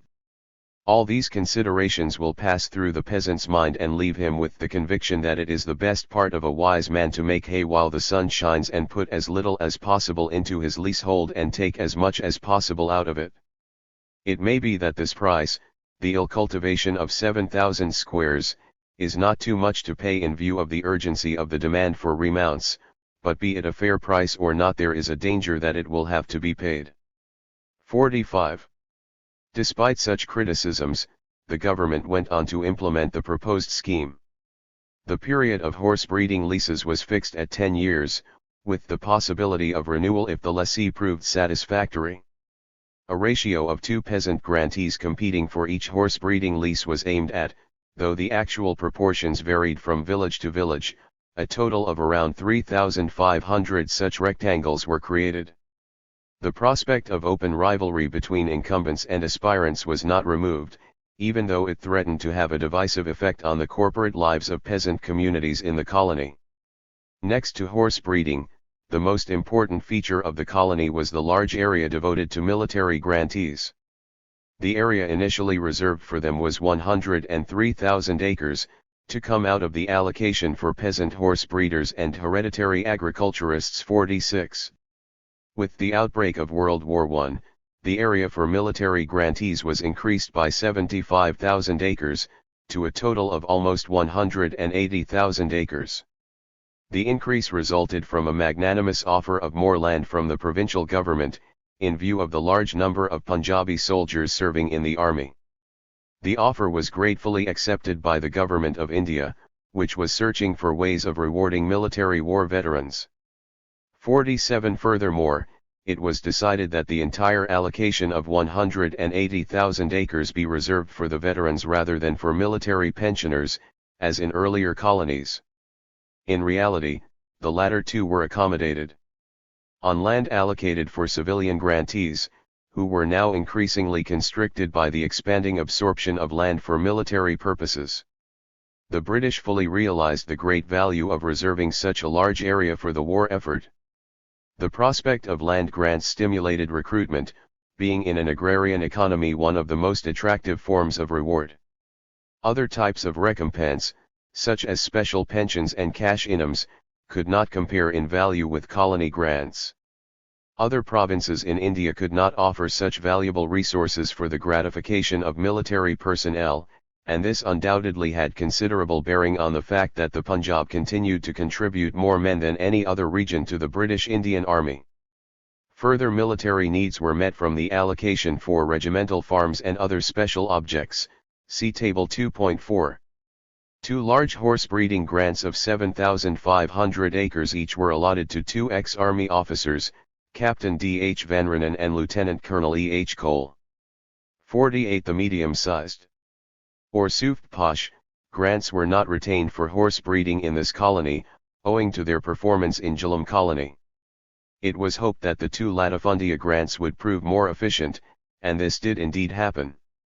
The Military Farms Department received a large allotment of 20,000 acres, known as the Odhay Farm. This was perhaps the largest state farm in India, and although it was meant to provide fodder for army horses, it served actually as a commercial venture whose profits went to army funds. In addition, 18,000 acres were allotted as regimental horse runs. 49 such grants were made in this and other colonies to cavalry regiments for the maintenance of young stock, though in reality they became profitable commercial ventures for these regiments. Lower Bari Dub colony also contained several types of grants designed to serve purposes other than military ones. Both political and developmental considerations served as the motivation behind a large number of such tenures. Under the former could be classed grants such as those to the landed gentry, to the land-holding peasantry, and to the depressed classes and criminal tribes, and under the latter, grants allotted under a variety of tenurial conditions such as cattle breeding, seed farming, and cotton growing. The area for special objects not taken up by military requirements was devoted to agricultural objectives. 55 cattle breeding farms were created, covering a total area of around 15,000 acres. Their purpose was to encourage the livestock industry by improving the strain of 2 indigenous breeds, Hisar and Sahiwal cattle. These farms were allotted to 5 Punjabis, selected because they had adequate resources to finance and manage such large enterprises. A seed farm of 3,000 acres was allotted to a European cotton expert, H. T. Conville, on condition that he supply a certain amount of cotton and wheat seed to the agricultural department every year. To encourage the cultivation of improved varieties of cotton, and for the supply of fresh seed to colonists, a grant of 7,220 acres was made to the Manchester-based British Cotton Growing Association, BCGA. This was the largest grant allotted to a metropolitan commercial organization in the Canal colonies. After 1925, the BCGA was to expand greatly the area under its control by renting from the government large tracts under temporary cultivation leases in Ni2 Bar colony. At one point it had under its management close to 70,000 acres under such terms, making it the largest land occupier in the Canal colonies. 2 fruit farms were also allotted, one of which, under an F.J. Mitchell, proved highly successful. A 2,000-acre farm was allotted to Sardar Jogendra Singh, a central minister for railways. In the 1940s, which combined seed supply functions with the condition of cultivating with mechanized implements under the direction of the Agricultural Department. Within a few years of allotment, Jogendra was unable to fulfill the latter condition, one of the many examples in the Canal colonies of the failure of mechanized and capital-intensive methods of agriculture. The grants allotted for agricultural improvement had one factor in common: the government wished to achieve this goal not by direct involvement but through the agency of intermediaries. It did not itself manage land devoted to the improvement of seed, cattle, or agricultural implements, but saw fit to bestow this task on selected individuals. It thereby economized on the financial costs and organizational problems involved in managing such enterprises, and shifted these burdens onto the grantees. At the same time, it continued to derive its own profits by levying land revenue, water rates, and other cesses on these lands. Though it relieved itself of managerial obligation and financial commitment, the state placed the fortunes of these important initiatives in jeopardy, by entrusting them to the whims and abilities of individual grantees. In the years that followed, the lack of success suffered by many of these ventures was attributable largely to the failings of the grantees and to their inability to fulfill their responsibilities. A similar policy of improvement by proxy was adopted to tackle the large areas of inferior land encountered in the colony, on which ordinary settlement was not feasible. The government did not attempt to reclaim these areas under its own management or from its own resources, but instead divided them into small holdings allotted on tenurial conditions that required the grantees to improve the land. By and large, the exercise proved to be futile, and the grants were eventually either resumed or converted into ordinary tenancies by allowing the improvement condition to lapse. Certain types of grants in Lower Bari Dub colony were neither military nor developmental in nature but were motivated by political considerations. The allocation of almost 60,000 acres to the landed gentry was intended for members of leading rural families, those who would have found mention in that compendium of the Punjab's landed elite, Griffin and Massey's chiefs and families of note in the Punjab. This was the first occasion in which a sizable amount of land was reserved specifically for this class, though individuals had received grants from the capitalist and civil categories in earlier colonies. The landed gentry grants were intended to strengthen old and influential families that had retained their hereditary influence and prestige among the rural population but that, unless assisted, were likely, the British feared, to suffer economic decline. 51. The land-holding peasantry of the Punjab received, as in other colonies, the major share of allotable land. The allocations for hereditary agriculturists, compensatory grantees, and horse-breeding peasant grantees, which together amounted to 68.66% of the total allotted area, was reserved for this class. 52. However, included in the horse-breeding area were the 180,000 acres for military grantees. This effectively reduced the amount allocated for civilian smallholders to less than 50% of total allotted area, the first time this had happened in any colony. The more variegated nature of the colonization scheme was responsible for this diminution, especially since greater proportions of land were being reserved for the military, for auctions, and for the larger grantees. Lower Bari Dub colony contained, as well, grants for the non-landed poor, a class from whom land in the Canal colonies had hitherto been withheld. These grants were allotted under the category depressed classes and criminal tribes, with a total allocation of 20,000 acres. The grants to the depressed classes were allotted to men of lower castes who were either Christian converts under the aegis of certain Christian missionary bodies, or who were under the patronage of some Hindu or Muslim philanthropic organizations. The criminal tribes grants were allotted to men who belonged to groups officially designated as criminal and wandering tribes. Efforts in the past to reclaim such people from their antisocial habits had been almost completely unsuccessful. The British hoped that the attraction of land might succeed where other reform practices had failed. 53 In Lower Bari Dub colony, the vast confirmation of military and political priorities could be contrasted to the relatively meager efforts at agricultural improvement. It had become clear that agricultural colonization was to be structured in a way that served the political and military needs of imperialist rule, and as a result strengthened the social structure that supported that rule. The granting of land to the rural elite, to ex-soldiers, to the dominant peasantry involved the reinforcement of the strong, and by implication the further emasculation of the weak.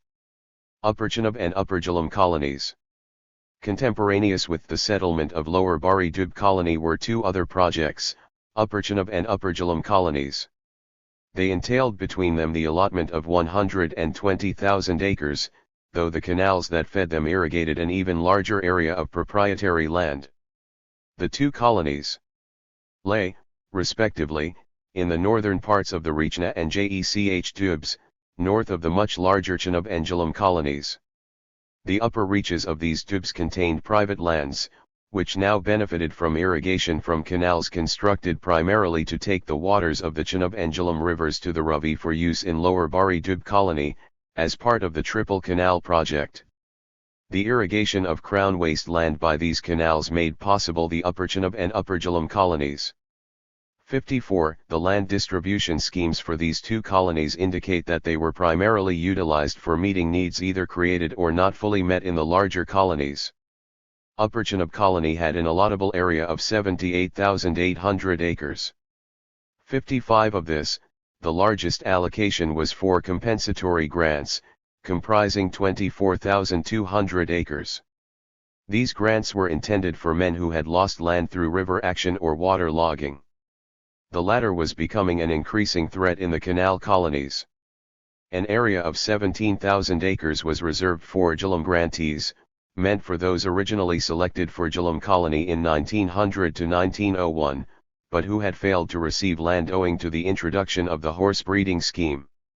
Military grantees received 3,000 acres, and civil grants for ex-government officials were kept, to under 1,000 acres.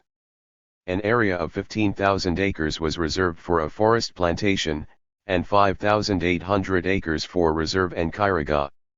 In Upper Jhelum colony, too, with an allotable area of 42,300 acres, a good deal of land was utilized to meet overflows from other colonies. An area of around 9,000 acres was allotted to former horse breeding grantees of Jhelum colony who had to vacate their lands owing to an expansion in the area of regimental horse runs. 56 Most of the 8,000 acres reserved for compensatory grants in this colony were allotted to two groups of people. One comprised agriculturists who had suffered from the construction of the Kankwir of the Lower Chenab Canal, and the other were grantees transferred from Lower Bari Dub colony because they wanted to be nearer their original homes. Similarly, 5,000 acres were reserved for military grantees, for whom land was either not available in Lower Bari Dub colony or who preferred to be closer to home. A further 7,200 acres were reserved for a forest plantation. 57. In one case a new type of grant was initiated. A preferential allotment of 6,000 acres in Upper Jhelum colony was reserved for individuals who had rendered services to the criminal administration. The grants were to be allotted to those who had distinguished themselves, or to the heirs of those who had lost their lives, by offering resistance to criminals or by assisting in the prevention, investigation, or prosecution of crime. 58 Here was an example of the use of colony land for the enforcement of law and order. Unlike the police grants of earlier colonies, these tenures were open to civilians as reward for assistance against criminals, a term that could be extended to all those who opposed, for whatever reason, the established authority of the state. The British believed, quite rightly, that the prospect of a land grant would act as a better inducement than any other for obtaining the cooperation of the populace against such unlawful activity. M. N. Bar Colony. Ni2 Bar Colony, where settlement proceedings commenced in 1925 and continued until after 1940, was the last major colonization project under British rule. Situated in Montgomery and Multan districts, the colony was part of the much larger Sutlej Valley project, which provided perennial and non-perennial irrigation to both state and private lands. 59 Its colonization scheme, given in Table 2.5, contained one radical departure from the two previous large projects, Jhelum and Lower Bari Dub colonies. Horse breeding played no part in the scheme, a product both of the general disillusionment with service tenures among government officials and of the fact that sufficient land had already been devoted to the breeding of military animals to make further allotments for this purpose unnecessary. Military interests, however, were by no means neglected, for 75,000 acres were reserved for army pensioners, which was over 9% of the total allotted area under perennial irrigation. The allotment to civilian peasant grantees of 250,750 acres was less than one-third of the total perennial area. This marked a further decline, already noticeable in Lower Bari Dub colony, in the proportionate share of this class. But a further allotment of 230,400 acres was made in the non-perennial area to local inhabitants of Montgomery and Multan districts. Well-established local families who had leased state land in pre-colony days were catered to in the 40,000 acres reserved for THIRD Kahilasi's. Political considerations were also in evidence. In the reward grants of 36,750 acres and in the criminal tribes and police grants of 5,000 acres each. By far the most prominent feature of the scheme was the very high proportion of land reserved for auctions. This amounted to 362,250 acres, or 45% of the perennial area. Auctions were profitable for the government, for they yielded market prices for colony land, whereas the price at which grantees purchased their land was well below market levels. Thus, commercial and extractive considerations were uppermost in the provision of such a large proportion of the total area for auction sales. In contrast, the developmental grants, which had received an initiation in Lower Bari Dub, were not continued in Nili Bar.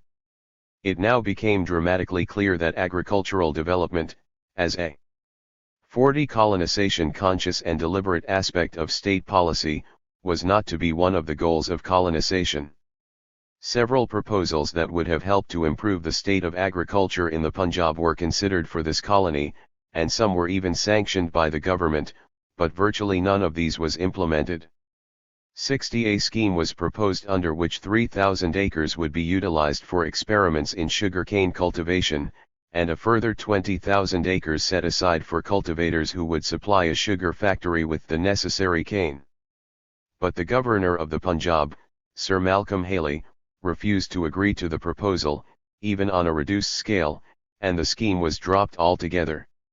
61 The Agricultural Department wanted 20,000 acres to be reserved for a fruit orchard, on the produce of which a canning factory, and possibly even a wine factory, would be maintained. This proposal too was rejected by Haley. Some other proposals were provisionally sanctioned by the government, and they appeared in the colonization scheme, see Table 2.5. An area of 21,000 acres was reserved for cattle breeding, from which 2 3,000-acre farms were to be created, while the remaining 15,000 acres were to be allotted in peasant-sized grants on cattle breeding terms. Later a third cattle breeding farm of 3,000 acres was also sanctioned. A farm of 2,000 acres was planned for providing practical training to graduates of Lyallpur Agricultural College. In addition, an area of 2,350 acres was to be allotted to the Agricultural Department, of which 1,000 acres were for an experimental station, 500 acres for a fruit farm, 500 acres for a seed farm, and a total of 350 acres in the neighborhood of market towns for vegetable farming. However, none of the above schemes was put into practice, with the exception of a 500-acre seed farm and a 50-acre vegetable farm. The cattle breeding ventures, the graduates training farm, and the experimental and fruit farms were all cancelled. This was the sorry state of developmental grants in a colonization project of over 1 million acres. In contrast to the developmental, claims of a political nature were amply met in Ni2 Bar colony. The most prominent expression of this was, of course, the peasant grants. These tenures were reserved, as in other colonies, for the land-holding peasantry of the Punjab, so that in this project too the landless stratum was excluded. Eligible for such grants were men whose land had been ruined by water logging and by diluvian and river ascension, and those who inhabited congested tracts. 62. Grants of colony land that could compensate for natural or man-made disruptions to agrarian activity enabled the state to avoid, or at least to delay, tensions and conflicts in rural society. Political considerations were also dominant in the case of the reward, police, and criminal tribes grants. The reward grants were meant for non-officials who had rendered loyal services to the government. Land had been allotted for similar purposes in earlier colonies as well, and Punjabis had come to expect such grants as their rightful due for loyalty to the British. The police grants were a continuation of the criminal administration grants of earlier colonies, and were intended primarily for persons who have been conspicuous in aid to the police, or who have assisted government in times of disorder or the like. 63. Also eligible for these grants were those in the police force or in other departments who had rendered assistance against crime at personal risk to their lives. The grants to the criminal tribes, similar to the ones in Lower Bari Dub colony, were made in the hope of reclaiming through settlement groups that displayed habitual criminal tendencies. The extensive area reserved for auction sales, 362,250 acres, or 45% of the perennially irrigated land, brought into greater prominence the extractive requirements of the state.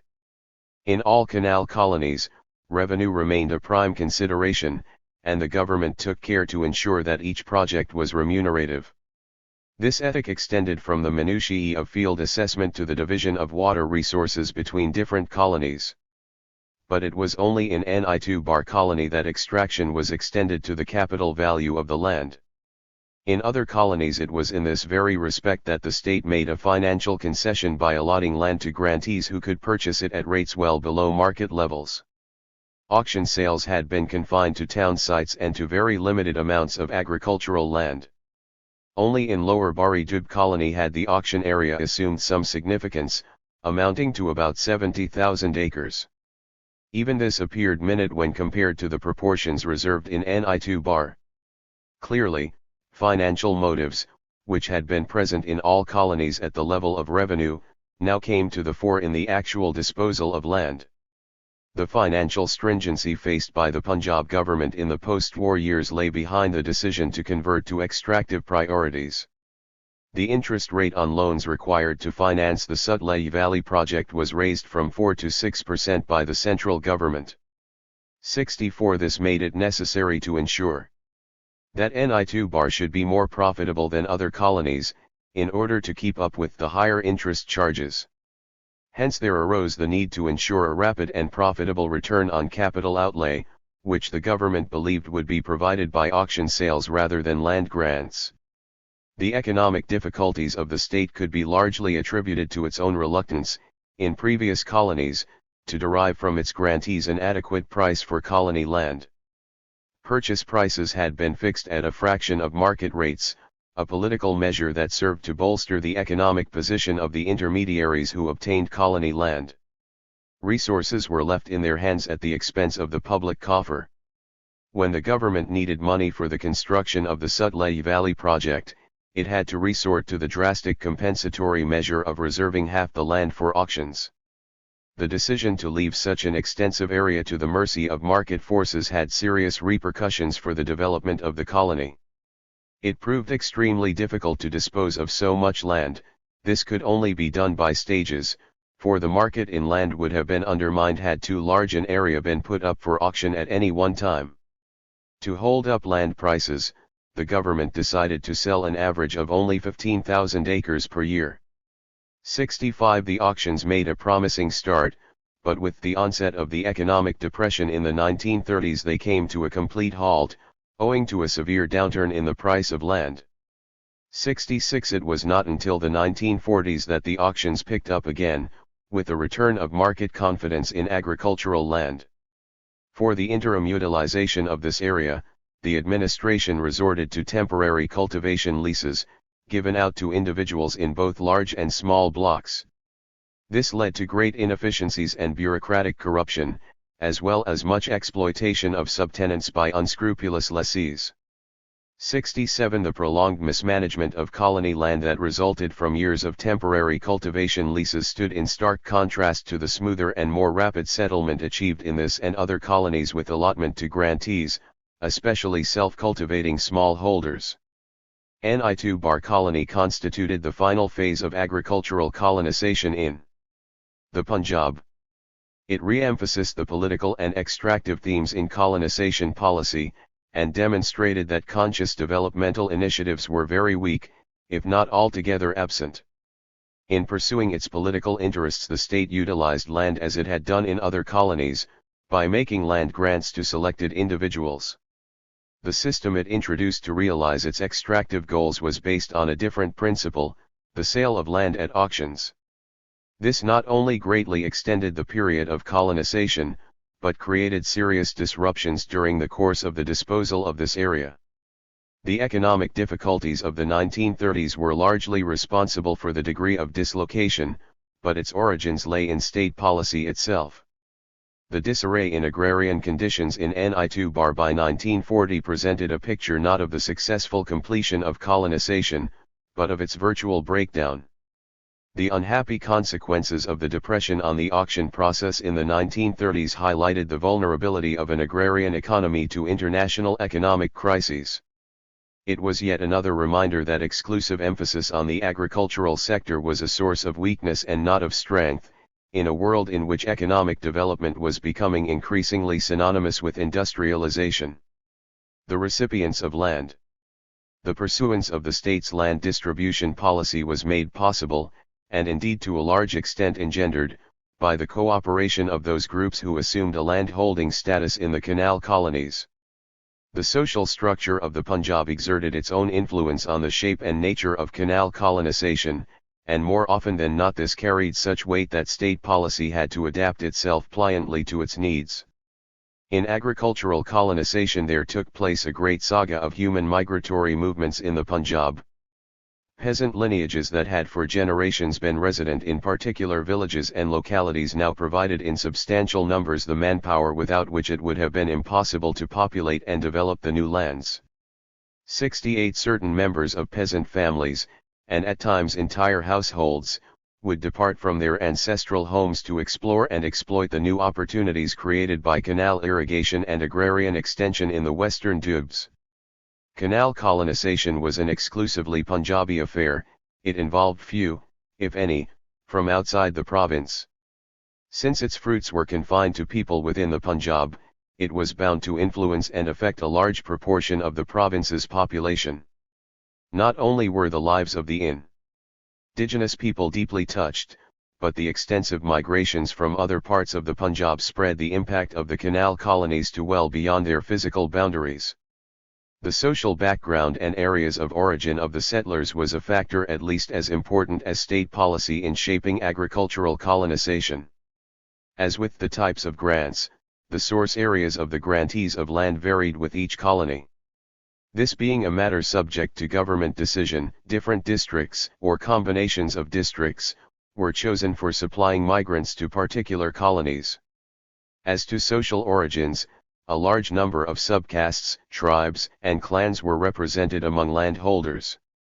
This reflected the great ethnographic diversity of caste particularism, although in terms of general caste appellations there were some significant uniformities across colonies. For non-landed occupational groups such as subtenants, laborers, and service and commercial functionaries, a heterogeneous amalgam from most districts was inevitable. Many menials, as they were called, followed their sepidary superiors to the canal tracks to recreate traditional ties of servitude. 69 The attraction of employment brought in others from both surrounding and distant areas. The benefits produced by agrarian growth were not equally shared by all, and the basis for variable gains was established with land distribution itself. One's prospects of obtaining land were very greatly determined by birth ascription, rather than any equality of opportunity or individual ability. Certain features that were to continue throughout colonization were already in evidence in the earliest schemes. In Sydney colony, the government placed emphasis on obtaining grantees from the central Punjab. The districts of Lahore, Amritsar, Gurdaspur, Hoshiarpur, Jalandhar, and Ferozepur were selected for this purpose. 70 It was conceded that a certain amount of land would have to be reserved for the inhabitants of the local Multan district, but preference was given to men from the nominated districts. British officials were convinced that central Punjabis were the most skilled and efficient agriculturists in the province, and they believed that a colonization project would have greater chances of success with men of proven abilities. 71 In Sydney, though numerous applications for land came in from Multan district and from men of means for larger grants, the government held on to the idea of attracting peasant colonists from the central Punjab. After some initial hesitations, induced by the remoteness of the tract and the hostility of the indigenous population to the introduction of strangers, applications for land from the selected districts did begin to materialize. Once the reputation of canal irrigation became well established, with the efforts of some early settlers from Amritsar proving successful, applications from prospective grantees flowed more freely. 72 Thereafter, with its profitability proven incontestably, colony land was to be highly sought after by Punjabi agriculturists. Official intentions of settling Sydney colony with a strong component of central Punjabis were only partially realized. The distribution of land by districts, given in Table 2.6, shows that over 40% of land was allotted to men from the home district, Multan.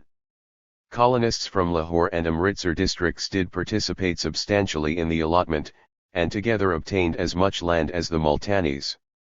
Districts in the central Punjab more distant from Sydney colony, such as Jalandhar, Ferozepur, and Hoshiarpur, supplied far fewer settlers. With colonization such a novelty, people were not prepared to stake all and move over such large distances, though this reluctance disappeared as more colonies were established. Migration from ancestral homes to colony tracts was to become very much a spirit of the age for the rural population of the Punjab. The distribution of land by castes for Sydney, as shown in Table 2.6, reveals a pattern that was to recur in later colonies. This was the virtual monopoly over colony land of castes that ranked high in economic position and social status. The land was allotted to dominant castes, to groups that already enjoyed a land-holding status in their home districts. The non-landed rural poor, belonging to the service and menial castes, did not figure in land distribution. Jats obtained 3/4 of allotted land, and this illustrated the class rather than simply the caste aspect of colonization. The term Jat is of such wide application among proprietary groups in the Punjab as to be almost synonymous with zamindar, or landowner. 73 Numerous proprietary clans all over the province adopted it as a form of general identification, to indicate more their position in society than any kinship or ethnic affinities. Other holders of land in Sydney were also of the dominant ilk.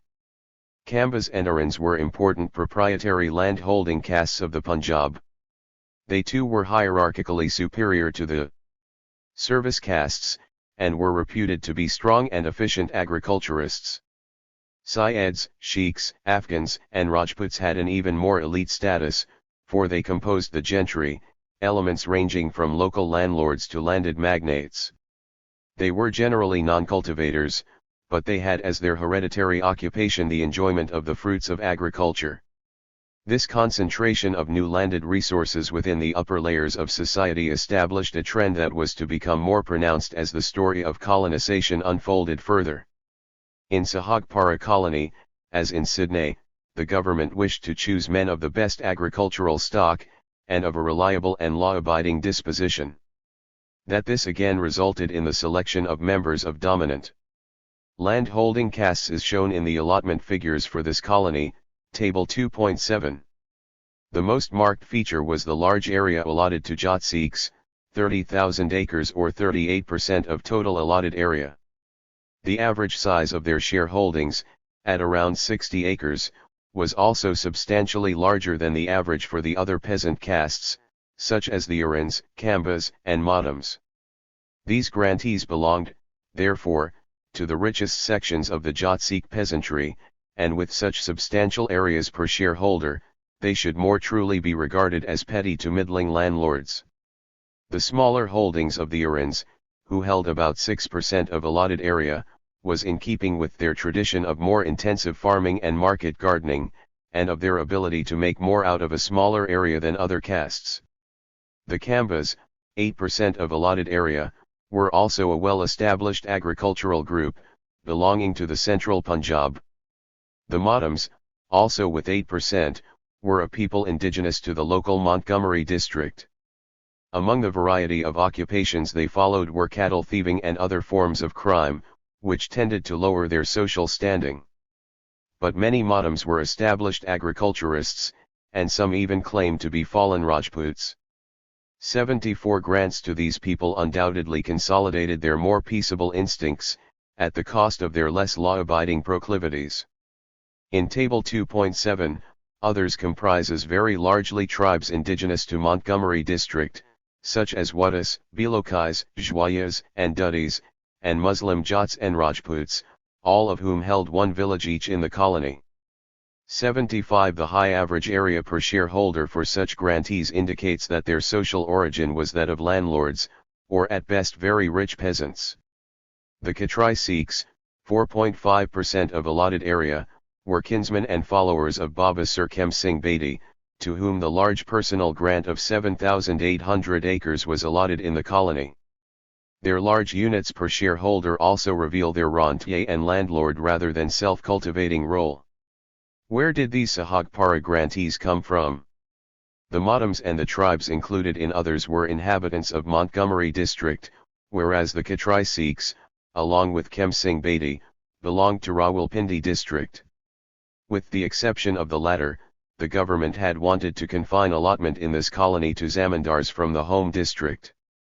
This proved to be a mistake, for settlers in sufficient numbers were not forthcoming from Montgomery, which turned out not to possess the surplus population required for colonization.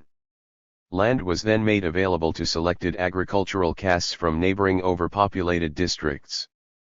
The largest number of grants finally went to Lahore, 241, and Amritsar, 126, followed by Montgomery, 112.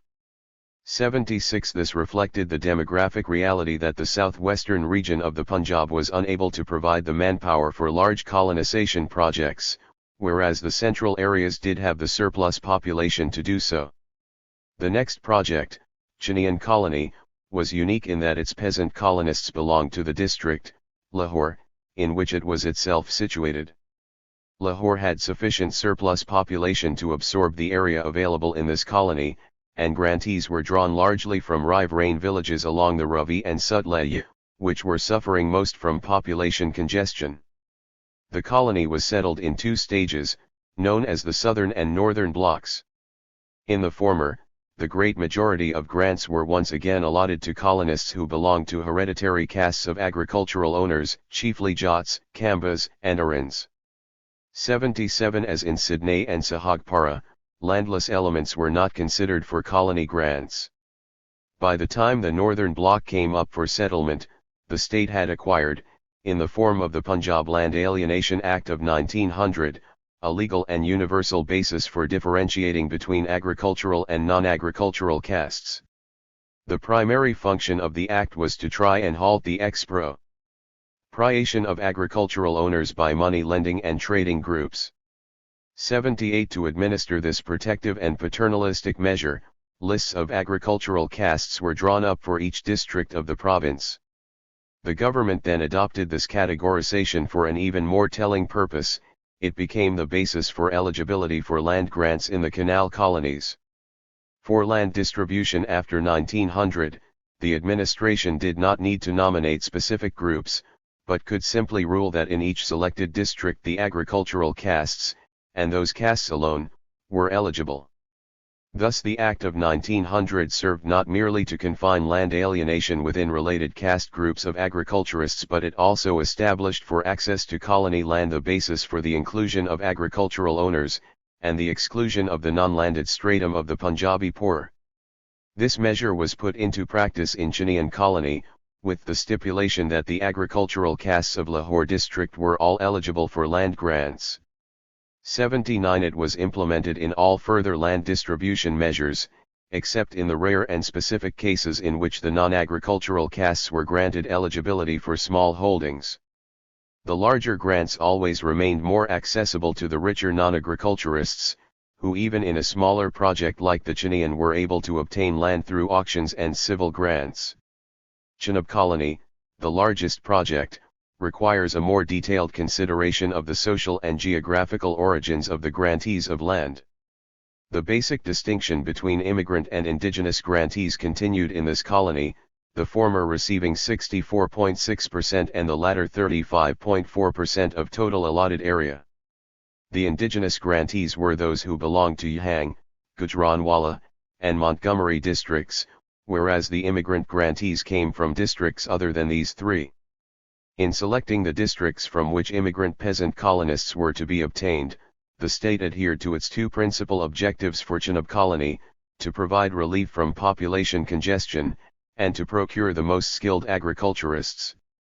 These requirements led it to select 7 districts: Ambala, Ludhiana, Jalandhar, Hoshiarpur, Amritsar, Gurdaspur, and Sialkot. 80 These districts were situated firmly in central Punjab. Only Sialkot lay west of the Ravi River, and this was the region the British believed to contain the best agriculturists. By a seemingly fortunate coincidence, these districts also contained at the time the highest densities of population in the province. In the coming decades, colonization resulted in a significant population shift toward the western Punjab, with densities in the Canal colony districts multiplying through migration, while those in the central Punjab remained relatively stable. The choice of the central Punjab as a supply area for grantees was also influenced by the fact that it was the homeland of the Sikh population, with its strong representation in military service and its previous history of political volatility. Its record of struggle against the Mughal Empire and early resistance to British incursions created an urgent need for its pacification, to ensure the prospects of a stable rulership. 81 The Canal colonies proved a useful outlet for the demobilized Sikh soldier peasantry, which had run rampant over the province with the collapse of Mughal rule, and which could only inadequately be reabsorbed into the military structure of British India. This central region contained, as well, strong Muslim and Hindu Jat lineages, whose political support and revenue contributions were also important to the state. Colonization not only brought new resources to such groups, but it also relieved the tensions of overpopulation. It was an effective means of avoiding instability in rural society. Colonists from the 7 selected districts obtained the predominant share of land, well over 90% of the area allotted to immigrants in Chenab colony. In terms of the whole colony, they obtained around 60% of the allotted land, an area of over 1 million acres. There was, therefore, little deviation from the policy of confining immigrant landholders to these 7 districts. 82 apprehensions were expressed that the predominantly Muslim districts of the northwestern Punjab were being neglected and would have cause for dissatisfaction. It was decided that, rather than share in the present scheme, they would provide grantees for the forthcoming Jhelum colony, which would be closer to their homes. 83 Thus, Chenab colony contained a very large number of non-Muslim landholders. When the Canal colonies fell to Pakistan in the partition of 1947, these settlers had to return to the east. Though the British had no way of knowing that their actions would contribute to tragedy half a century later, through their policies they did accentuate the demographic and economic disruption that the transfer of power was to bring to the Punjab.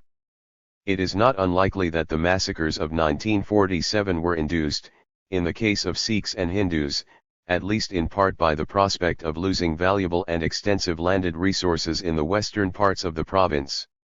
The social composition of the immigrant grantees was determined by the desire of the government to procure skilled cultivators. Accordingly, it was decided that the peasant grantees should be hereditary and land-holding agriculturists. They were to belong to the castes of Jat, Sani, Aran, and Kamba, all designated as agricultural castes under the Land Alienation Act. 84. This measure yet again excluded the landless poor. The government decided that yeoman grantees also had to belong to the agricultural castes. Capitalist grantees could be non-agriculturists, but by the very nature of the grant they could only be elite ones. 85. Hindu, including Sikh, and Muslim grantees obtained a roughly equivalent amount of land, each around 31% of the total allotted area. In caste terms, the predominant recipients were the Jats, with 675,580 acres, or 36% of the entire colony. Arans and Kambas also obtained sizable areas, 10.7 and 3%, respectively. The substantial area allotted to Rajputs, 3.3%, was representative of the more elite colonists, who obtained yeoman and capitalist grants. Much of the area under the category miscellaneous, 6.8%, also went to elite castes such as Brahmans and Khatris among the Hindus, and Sayyids, Qurayshis, and Mughals among the Muslims. The figures give clear proof of the monopolization of colony land by castes dominant in rural society, further increasing their economic and political power. The indigenous grantees, by contrast, did not fulfill either of the two objectives for the settlement of Chenab colony. Neither did they come 52 colonization from congested districts, nor could they in the great majority of cases be regarded as efficient, self-cultivating agriculturists. The allotment of land to them was a response to the disruption caused by canal irrigation to the lives of the people of the Rechnadub. These grantees comprised two elements, the semi-nomadic pastoralists of the plain, who were called Jangli, and the settled agriculturists of the Riverain, called Hitharis. These people ultimately received the very sizable area of 663,000 acres, or 35% of total allotted land. Initially, however, the government had no plans to make such an allotment. The grants grew out of the need to compensate the Jangli for the world they had lost, and the Hitharis for the environmental impact of canal irrigation on their riverain lands. The pastoralists of the Sandal Bar, as the upland plain of the Rechnadub was called, were faced with a revolution in their lifestyles when their grazing areas disappeared under canal irrigation. They were pushed out of their old homes, and their land was taken up by strangers, whom they regarded as usurpers. 86. Their loud protestations, combined with a sudden increase in crime, especially cattle theft, to which they felt much affinity, as well as the all too obvious loss of their means of subsistence, forced the government to allot land to these Jangli. Those who could produce evidence that they had paid the grazing tax, or tyranny, in pre-colony days became eligible for land grants. 87. This effectively restricted access to land to the owners of cattle, who composed the dominant elements in Jangli society. The lower strata of the Jangli, which had traditionally been servile to the cattle owners, had no option but to seek a livelihood as landless laborers with their former masters or with immigrant grantees. Even in a situation of environmental transformation, the existing Jangli hierarchy was preserved. In the end, the Jangli received the substantial area of 448,000 acres, or about 24% of the total allotment in the colony. 88. Even so, they retained a strong sense of grievance, and not without justification. Though their leading men received larger grants, most Jangli were allotted land at the rate of half a square, or about 14 acres, per family. This was half the size of grants to immigrants, and it allowed for little more than subsistence farming. With little or no previous experience with cultivation, they had suddenly to conform to the demands of small-holding agriculture and the market economy. In the years that followed, many became successful agriculturists, but others remained the most backward of colonists, stranded on their minute grants, with their cattle little more than a liability, and bewailing the days of their lost freedom. One section of the Jangli, the Bailash tribes, owned camels rather than cattle.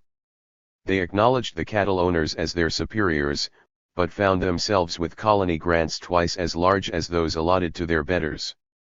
89 This was because the Bailash possessed in the camel an animal of much importance for military transport.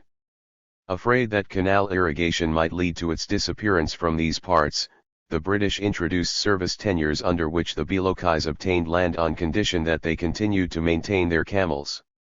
This contrasted starkly with the complete lack of any provisions for the upkeep of the jangli cattle, which was of much greater agrarian significance but which suffered a serious decline. The Bailashi service grants, since they predated the horse breeding schemes, represented the first effort to turn the peasant in the western Punjab into a military servitor. They will be discussed in a later chapter. Chenab colony had also another type of indigenous grantee, the Hithari landowners. The development of canal irrigation had adverse consequences for the agricultural communities of the riverine tracts.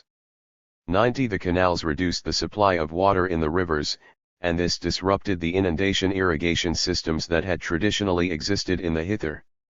Well irrigation was also adversely affected, through a decline in the subterranean water table.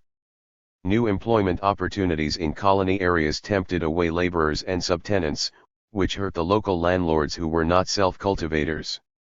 91 To minimize the dislocation of the Hithar's agricultural economy, the government undertook two types of compensatory measures. First, canal irrigation was substantially increased for proprietary lands.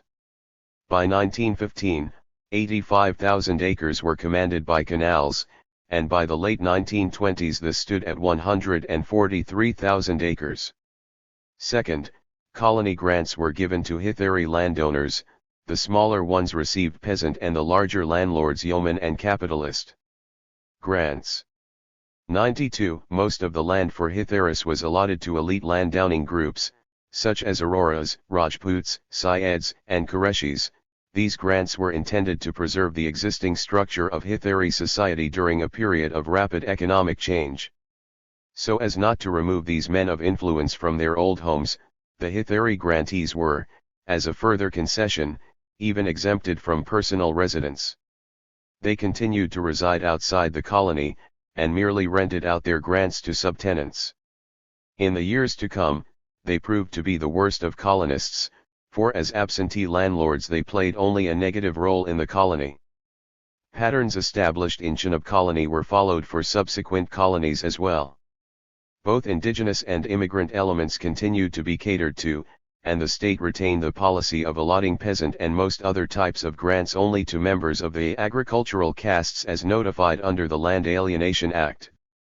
In Jhelum colony, this pattern survived despite the incursion of military tenures.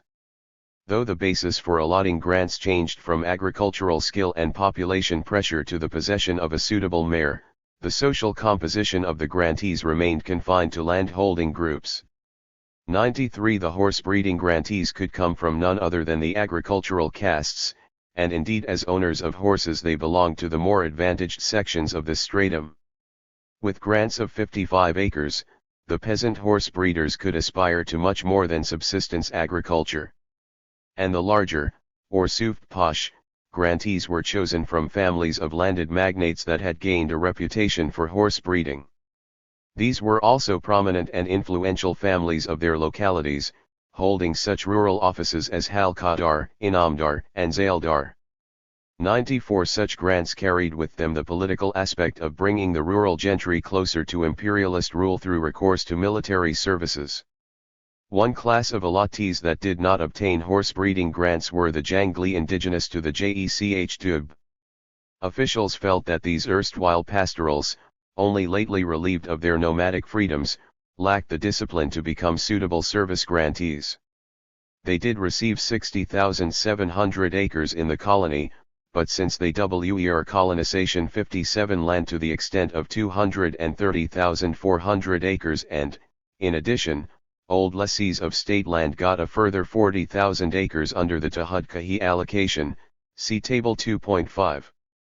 The more elite local inhabitants also obtained ample opportunities for gain from the temporary cultivation leases given out on the areas reserved for auction sales. Indeed, Such leases ran much longer than intended when the auction process faltered with the collapse of land prices during the Depression, another example of new land adding to existing inequalities. The peasant grants in the perennially irrigated area of the colony were confined, as in other colonies, to the agricultural castes. Many grants were of a compensatory nature. Men whose lands had been ruined by water logging or by diluvian and river action, or those who inhabited congested tracts, were eligible for these peasant grants. The sufferers from water logging came from Gujranwala, Gujarat, Shikapura, and Sialkot, all being districts in the canal colony zone. By the mid-1920s, canal irrigation had begun to create hydraulic imbalances on an extensive scale. Especially damaging were the Upper Chenab and Upper Jhelum canals, which cut across the dubs and natural lines of drainage, thus causing high rates of seepage. The resulting water logging and salinity brought ruin to a number of canal colonists, but this dislocation was to a large extent ameliorated by the allotment of compensatory grants in Ni2 Bar colony.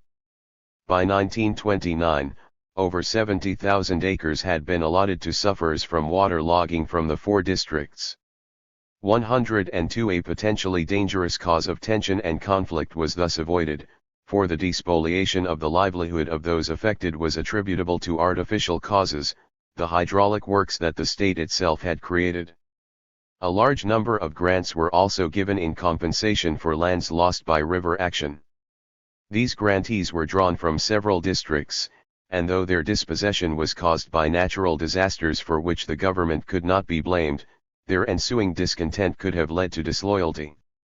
The compensatory factor in land distribution made it possible to solve particular disruptions and grievances, for which remedies might not have been available but for colony land. Peasant grantees in Ni2 Bar colony were also drawn from tracts suffering from population congestion. Although a proportion of the grants were to be allotted to men from the central Punjab, the government decided that residents of tracts that had so far received little or no canal land should also be selected, provided that such men were skilled agriculturists and promised to make good colonists. This enlarged the supply area for peasant grants, and thereby extended over a wider region the benefits that accrued to the state and the agricultural castes from colonization. In addition to the central Punjab districts of Amritsar, Gurdaspur, Hoshiarpur, Jalandhar, and Ludhiana, peasant grantees were drawn from congested tracts in Adak, Ferozepur, Gujarat, Jhelum, Muzaffargarh, and Shahpur districts. 103. Sale by auction, that ubiquitous feature of Ni2 Bar colony, proved to be a far more difficult method of land disposal than allotment to grantees. In order to hold up prices, the government was forced to offer only a limited area for sale at any one time. It decided for Ni2 Bar to put up an average of 15,000 acres per year, in the hope of selling the entire area in 20 to 25 years. 104. Economic crises accompanying the Depression of the 1930s played their own disruptive role in bringing the auction process to a halt. A buoyant start, with high land prices, was made in 1926, and by 1929 an area of 38,100 acres had been sold. Then prices collapsed with the onset of the Depression, and in the next 10 years the government disposed of only 3,800 acres. 105. Even in the 3 years 1939 to 1941, only 15,200 acres were sold, evidence of the prolonged and retardative effect of the Depression on an agrarian economy such as this. Thereafter sales picked up more rapidly, though a high overall deficit remained up to the final years of British rule. In 2 decades total auction sales amounted to 118,700 acres, only 1/3 of the area reserved for this purpose. The social composition of the auction purchasers in Ni2 Bar colony appears in the records in terms of tribes, agriculturists and non-agriculturists, and communities, Hindu, Sikh, and Muslim. With tribes, in the sales before the Depression, the agriculturists dominated over the non-agriculturists, and bought land at particular auctions in proportions varying from 2/3 to 9/10 of the area sold. Land at this time was disposed of largely in smaller plots, and the purchasers were mostly smaller zamindars from other canal colonies. This reflected the prosperity of agricultural owners, and especially of colony grantees, after a period of high crop prices in the mid-1920s. For the limited areas sold in the 1930s, buyers were merely men from within Ni2 Bar colony who wished to extend their allotments by taking on adjoining areas. In the sales from 1939 onward, much higher proportions of land were bought by non-agriculturists.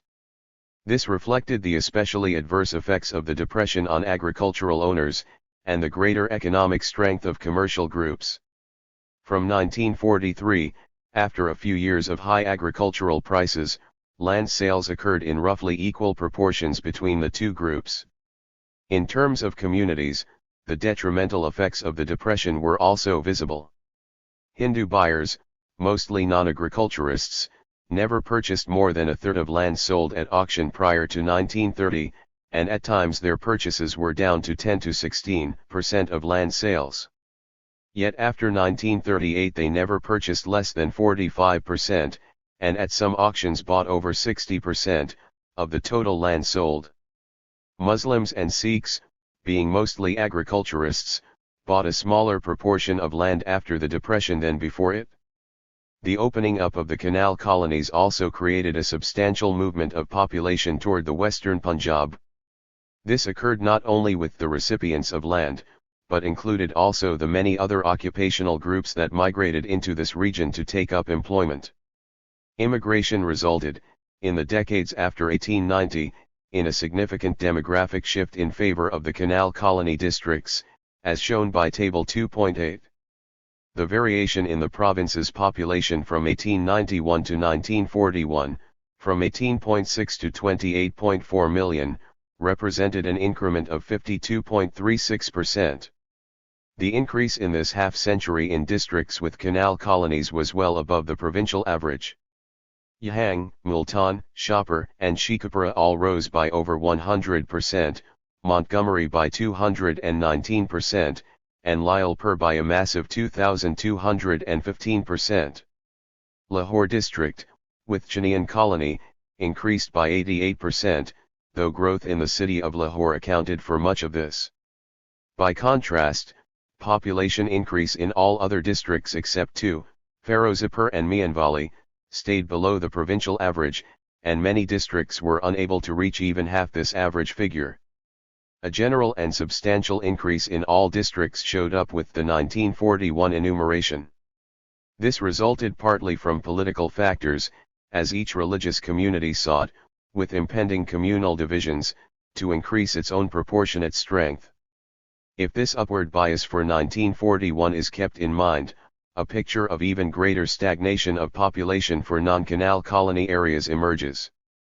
Partly as a result of migration to the colonies, and partly through mortality from plague and influenza epidemics, most Punjab districts suffered population reverses in the first 2 decades of this century. The canal colony regions were the only ones that experienced unbroken demographic growth. The dramatic jumps in particular districts with the emergence of colonization programs can also be seen in such cases as Lyallpur in 1891 to 1911, Shahpur in 1901 to 1911, Montgomery in 1911 to 1931, and Multan in 1921 to 1941. One reason why percentage increases in colony districts appear so large could be that their initial populations were low, compared to the more highly populated central and eastern districts. Nevertheless, these rises represented sizable growth in actual numbers, with areas like Lyallpur, Montgomery, and Multan reaching populations of well over 1 million each, and figuring by 1941 among the most populous of the Punjab's districts, a major transition from their relative obscurity half a century earlier. In terms of population densities, as well, the canal colonies had a profound impact on demographic levels in the western Punjab. Percentage rises well above the provincial average, 47.6, for 1891 to 1941 were recorded in the districts of Yahang, 106.0, Lahore, 89.8, Lyallpur, 2540.0, Montgomery, 236.2, Multan, 141.3, Shahpur, 109.0, and Sheikhupura, 112.6. All other districts, with the exception of Adak, Ferozepur, and Mianwali, were below the Punjab average, reflecting again the effects on provincial population of the movement of people into the canal colonies. Once again, low initial densities in the western Punjab led to dramatic percentage increases with colonization. The more densely populated districts to the east, like Amritsar, Jalandhar, and Ludhiana, retained the greatest concentration of people throughout this period. However, by 1941 the western Dubs could no longer be regarded as the sparsely peopled tracts that they were in the 19th century. It was in them that population change occurred most steadily and rapidly, whereas demographic levels in other districts tended to stagnate, especially if the 1941 figures represent some degree of over-enumeration. Census statistics need not be seen as entirely accurate, but they do represent trends realistically, and these reflect strongly the importance of the canal colonies as the region with the greatest demographic growth, and consequently economic expansion, in the Punjab if not, for that matter, in the entire subcontinent. Chapter 3. Entrenchment. Agricultural colonization had a profound impact on the position of both state and people in the Punjab. The state, for one, enjoyed special authority in a hydraulic society such as the canal colonies. Not only did it control the source of agriculture canal water, but it had complete rights over the manner in which the land was to be disposed, to whom land was to be allotted, and the type of tenurial rights that were to prevail. This position of strength accrued essentially from its ownership of land in the canal colonies, these areas being categorized as crown or state wastelands. By incorporating a very great number of Punjabis into the process of agricultural colonization, either directly as grantees of land or indirectly in terms of increased opportunities for commerce or agricultural labor, the British stood out as potent benefactors. Their rule, undemocratic and imperialistic though it may have been, could be regarded by the beneficiaries of land as a benevolent despotism. The impact of this control of the British over landed resources became evident in the differences between the strength of the nationalist movement in the Punjab and the rest of India, a contrast observable even at the eve of independence on the subcontinent. The greater strength of the state, its entrenchment in society, arose out of its pivotal role in this region of hydrological agriculture. Access to colony land affected the distribution of economic and political resources among the people of the Punjab. Those who obtained land strengthened their position in society, and were the real beneficiaries of agricultural colonization, while those who were excluded from this new resource suffered a relative weakening of their status. Benefits accrued equally to the commercial elements that traded in agricultural produce and to the members of the bureaucracy that managed this hydraulic society. The class of subtenants and agricultural laborers, though it played a vital role in the canal colonies, failed to achieve economic and social mobility, for it was denied control of the means of production. Its increased vulnerability, stemming from the deprivation of proprietorial and occupancy access to colony land, contrasted strongly with the enhanced dominance of the well-placed groups that acquired land. These differentials in the terms of trade between social classes are also embodied in the concept of entrenchment. The impact of agricultural colonization on the social structure of the Punjab is best examined through the participation of each of the major classes that were involved. These were the land-holding peasantry, the landlords, the bourgeoisie, and the rural poor. The first part of this chapter traces the role of each class in these newly settled lands. The second part deals with the more direct use of colony land by the state for the maintenance of political and social stability. Such were its consequences that the retardation of nationalism in the province could not have been unrelated to the deference for political order that land distribution wrought. The domain of class. The land-holding peasantry. The land-holding peasantry was regarded by the British as the backbone of Punjabi society, and its support was believed to be essential for the maintenance of British rule. This insight came from a judicious grasp of both history and self-interest. The political alienation of the dominant peasantry was known to have had dire consequences for the state in the past, as with the Mughal Empire in the 18th century. 2. In the Punjab, the violent opposition of land-holding groups, especially those that came together under the Sikh religion, had weakened and eventually overcome Mughal rule. 3. The British realized that the allegiance of this class was essential for political stability. Militarily, too, this stratum was of much importance, for recruitment to the army occurred predominantly from its ranks, and the Punjab provided more soldiers to the British Indian Army than any other province. The state also relied for its income on this more than any other class, for the mass of agricultural land was under peasant possession and it yielded the major proportion of land revenue. British concern for the preservation of the landed peasantry was embodied in the Land Alienation Act of 1900, the protective measure that tried to overcome the threatened expropriation of this class by commercial and money-lending groups. The dichotomy between agricultural and non-agricultural castes brought about by the Land Alienation Act proved to have far-reaching consequences for agricultural colonization. For the peasant grants, 14 to 55 acres in size, in the canal colonies, the government maintained with rigid conformity that allotments should be made only to members of the agricultural castes, those who already held land and were hereditary agriculturists. The non-agriculturist service and laboring castes, which made up the landless stratum of the rural population and were commonly termed kamins, or menials, were excluded from access to land grants. The Jats, who comprised the most important and numerous land-holding caste in the Punjab, obtained the largest amount of land in the canal colonies.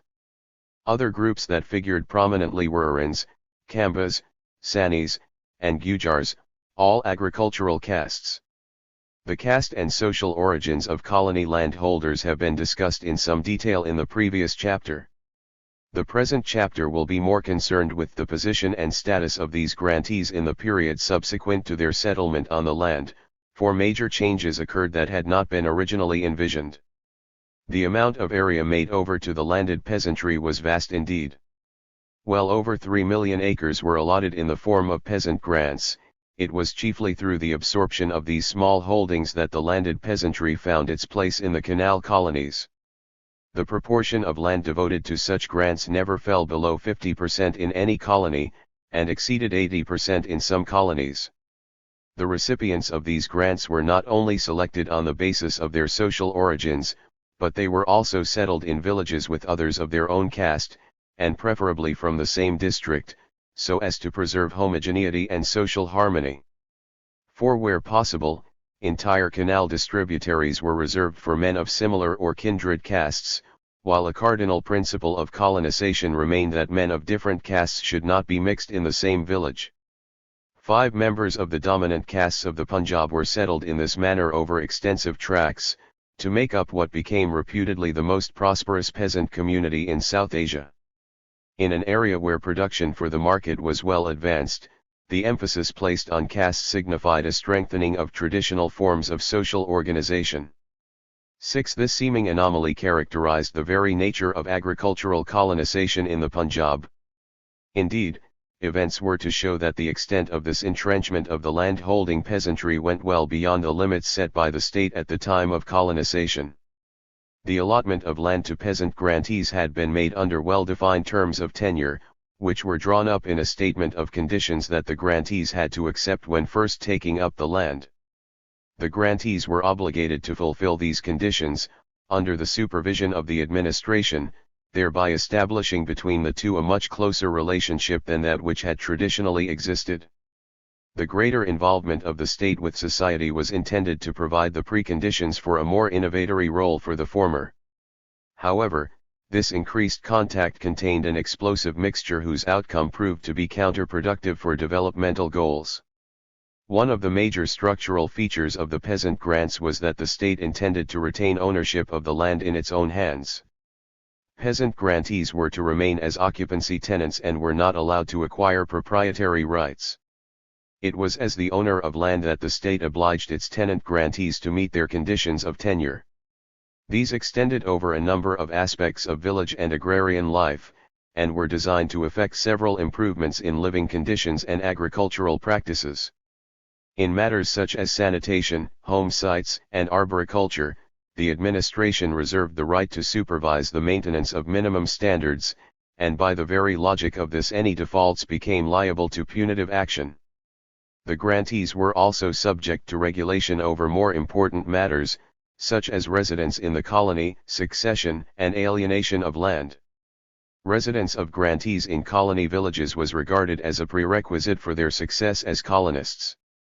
Absenteeism had adverse social and economic effects, for it converted grantees from producers to rentiers, who imposed parasitical claims on output but contributed little or no productive effort themselves. Furthermore, the regulation of succession was necessary if the grants were to be saved from rapid subdivision, and thus be retained as viable units of production capable of generating a marketable surplus. Similarly, the power of alienation, though already subject to the restrictions imposed by the Land Alienation Act, could be further regulated and controlled if the grantees were occupancy tenants rather than proprietors. 7. By deciding to remain as the landlord over the peasant grants, the state retained an institutional role that empowered it to supervise and bring about various facets of agricultural improvement. This important innovation was introduced in the earlier canal colonies, but an adverse reaction to this situation from the colonists forced a reversal in policy after 1912. Tensions increased when the government tried to formalize its position and place it on a permanent basis. The means to accomplish this lay through legislative enactment. In 1906 it introduced in the Punjab Legislative Council a bill for the colonization of government lands, known in abbreviated form as the Colonization Bill. 8. This was designed to supersede the Government Tenants Act, Punjab, of 1893, under the aegis of which tenancies had hitherto been allotted, but which was found to be inadequate for dealing with several aspects of colonization. Most importantly, the necessity to provide power to officials to enforce the conditions of tenure by summary or executive process, and without recourse to civil courts, had been overlooked in the existing Act. This functioned as a constraint on officials in implementing the observance of tenurial conditions. The practice increasingly adopted to enforce compliance was the imposition of punitive measures on defaulting grantees. Such measures were without a proper legal basis, however, for they were not sanctioned by any legislation. They usually took the form of fines, but in the more serious cases consisted of the temporary, and at times even permanent, confiscation of grants. 9. They were highly unpopular with the colonists, who regarded them as a further exaction on their already stretched resources. They were also believed to be arbitrarily and inequitably applied by an ever-corrupt subordinate bureaucracy, which was Punjabi rather than British in composition. 10. The grantees felt great antipathy toward the many regulations and requirements to which they had to conform. Officials argued that such rules were indispensable for maintaining an ordered society. This appeared especially necessary in the early years of settlement, when new tracts were being rapidly developed, and only standardized procedures could prevent an anarchy of deviant practices. However, the grantees had been unfamiliar with such rules and regulations in their old homes, and they now felt little tolerance for these sanctions on their freedom. Especially irksome was the more intrusive role of the administration, a necessary complement to the supervision of these stipulations. To a degree, the recalcitrance of the grantees was warranted, for the implementation of tenurial conditions invariably entailed more bureaucratic involvement, and a further series of exactions by subordinate officials. Conservatism was another and less justifiable reason for the landholders' hostility, for the conscious and deliberate efforts at agricultural innovation marked a move away from customary practices. The grantees were averse to adopting both the state of mind and the practical measures required for improvement. 11. The dominant peasantry which the state had entrenched with land grants was quite capable of prospering through commercial agriculture. To these ends it readily absorbed the new resources made available in the canal colonies, and undertook the difficult task of bringing barren wastes under the plough. But it also displayed an incapacity to make more fundamental sacrifices, and thereby contribute to economic progress. The fact that administrative action could not be disentangled from the renewed tyranny, at every opportunity, of petty officialdom further compromised the prospects of agrarian innovation. In order to free themselves from the onerous obligations they had accepted on taking up the land, the grantees undertook a political agitation in 1907.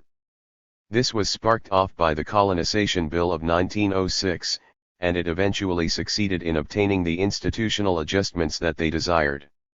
12. The Colonization Bill of 1906 created great controversy in the Canal colonies, for it threatened to consolidate the very relations with the state from which the grantees sought relief. The bill was opposed in the Punjab Legislative Council by the non-official members, and even the most loyal of these, Malik Umar Hayat Khan Tiwana, spoke out against it. It was passed in the council with the support of the official members, however, and was then sent to the centre for the Governor-General's assent. At that level it was vetoed, one of the rare instances of this kind in the constitutional history of British India. 13. For in the meantime, the Canal colonies had erupted in a major political agitation against the bill. The movement gathered such momentum that it threatened to undo all the beneficial effects for British rule that colonization had bestowed. The agitation took the form of several meetings held in the Canal colonies, with speeches and resolutions protesting against the injustice of the new measure. 14. The Punjabi press was also vociferous in its criticism of the administration, while prominent politicians, among them Lala Lajpat Rai and Ajit Singh, were also drawn into the agitation. 15. Threatened with a combination between urban and rural elements, and fearing even, in their wilder fancies, the conspiratorial hand of Russian agents, the British recoiled at the prospect of alienating a constituency so important to their rule. They expeditiously reversed the commitment to agricultural development that had brought matters to such a head. The seriousness with which the agitation was taken was shown by the refusal of the Governor-General to give his assent to the bill and by the appointment of a commission to conduct a thorough investigation into conditions in the Canal colonies. Thereafter, the colonies returned to their usual political placidity, for the agitation had achieved its desired goals. Not only did it succeed in aborting the Colonization Bill of 1906, but in the longer term it changed the balance of forces between the state and the grantees, in favor of the latter. As a consequence of the movement of 1907, the government made major concessions to the colonists, and these had profound implications for the future of the Canal colonies. A high-powered body known as the Colonies Committee was appointed to look into the grievances of the colonists and to review the whole question of colony administration. Members of the committee traveled through the canal-irrigated tracts and sought the views of a number of people. They investigated the various issues that had brought the administration into contact with the colonists, such as tenurial conditions, the nature of revenue assessments, and the role of the subordinate bureaucracy. The committee also examined a number of specific problems that had caused friction, among them the management of village sites, grazing areas, arboriculture, and sanitation. In its report, the committee made several proposals that were largely incorporated into the legislation finally adopted to administer the Canal colonies. This new measure was called the Colonization of Government Lands Act, Punjab, of 1912, or, more simply, the Colonization Act. It was to have a profound bearing on the status of the peasant grantees and on their future relationship with the state. 16. Perhaps the most important repercussion of the events of 1907 was the decision to allow proprietary rights to peasant grantees. They could now purchase these 10 years after obtaining occupancy rights, or 15 years after the date of settlement. The Colonies Committee had strongly recommended such a transition in status, arguing that occupancy tenancy should only exist for a limited term and be regarded as no more than a period of restriction and guidance to prepare the colonists for the role of proprietors. It conceded that proprietorship was preferable to tenancy because it bestowed a higher social status on the grantee. In justifying the new status for peasant grants, it made an ingenious appeal. According to ancient custom, the reclamation of waste and unappropriated land is recognized throughout northern India as giving a title to proprietary rights, and in giving lower rights government will be open to the charge of conceding less than is due by ancient custom. 17. The committee held that the grant of proprietary right would be an immense stimulus to the progress of the development of the colonies, but gave no arguments to support this assertion. There appeared no reason to believe that the economy of the Punjab would be strengthened by the grant of proprietorship to peasants. Indeed, the consolidation and perpetuation of individualist small holdings was more likely to act as a constraint on the emergence of agricultural capitalism, and thereby retard rather than accelerate the process of economic change. In deciding to grant proprietary rights, the state was reneging on its role as an agent of improvement, for as proprietors the grantees were no longer subject to any special conditions of tenure. In political terms, the decision was a judicious one, for it further consolidated the collaborative network between imperialist rule and the landowning classes. For both, it led to greater entrenchment in society by further securing the position of groups already dominant in the social structure, a status which the state was seen to have provided. The price at which peasant grantees could acquire land also represented a major concession on the part of the state. The Colonies Committee had, in the heat of the moment, recommended the extremely low rates of 3.75 rupees per acre for Sydney and Sahagpara colonies, and 5 rupees per acre for Chenab and Chenian colonies. The rates finally adopted by the government were not much higher, 5 rupees per acre for uncultivated and 10 rupees per acre for cultivated land in Sydney and Sahagpara colonies, and 12.5 rupees per acre in Chenab and Chenian colonies. Proprietary rights were withheld from Jhelum colony because of the preponderance of horse breeding tenures. These prices were a fraction of the prevailing market rates for land realized at the periodic auctions that were held in the canal colonies. 18 Thus, the peasant grantees not only obtained ownership of the land, which they had not expected at the time of colonization, but they did so at very concessionary rates. This represented a transfer of economic resources to the landholding classes, for by paying below market rates they deprived the public coffers, and thereby the people of the Punjab, of equitable capital returns from colony land. Concessionary rates were also adopted for the later projects. In Lower Bari Dub, Upper Chenab, and Upper Jhelum colonies, peasant grantees were charged half the market price prevailing at the time of allotment, rather than at the time of purchase, which in itself was a significant concession, with a maximum of 100 rupees per acre. 19 In Ni2 Bar colony, the price of purchase fixed by the government reflected the general rise in land prices in the mid-1920s, but it still fell considerably short of prevailing market levels, 100 rupees per acre if paid within a year, rising to 240 rupees per acre if paid in 40 years' time. 20 Further concessions were made during the economic difficulties of the 1930s, to try and alleviate the liquidity problems faced by the landowners.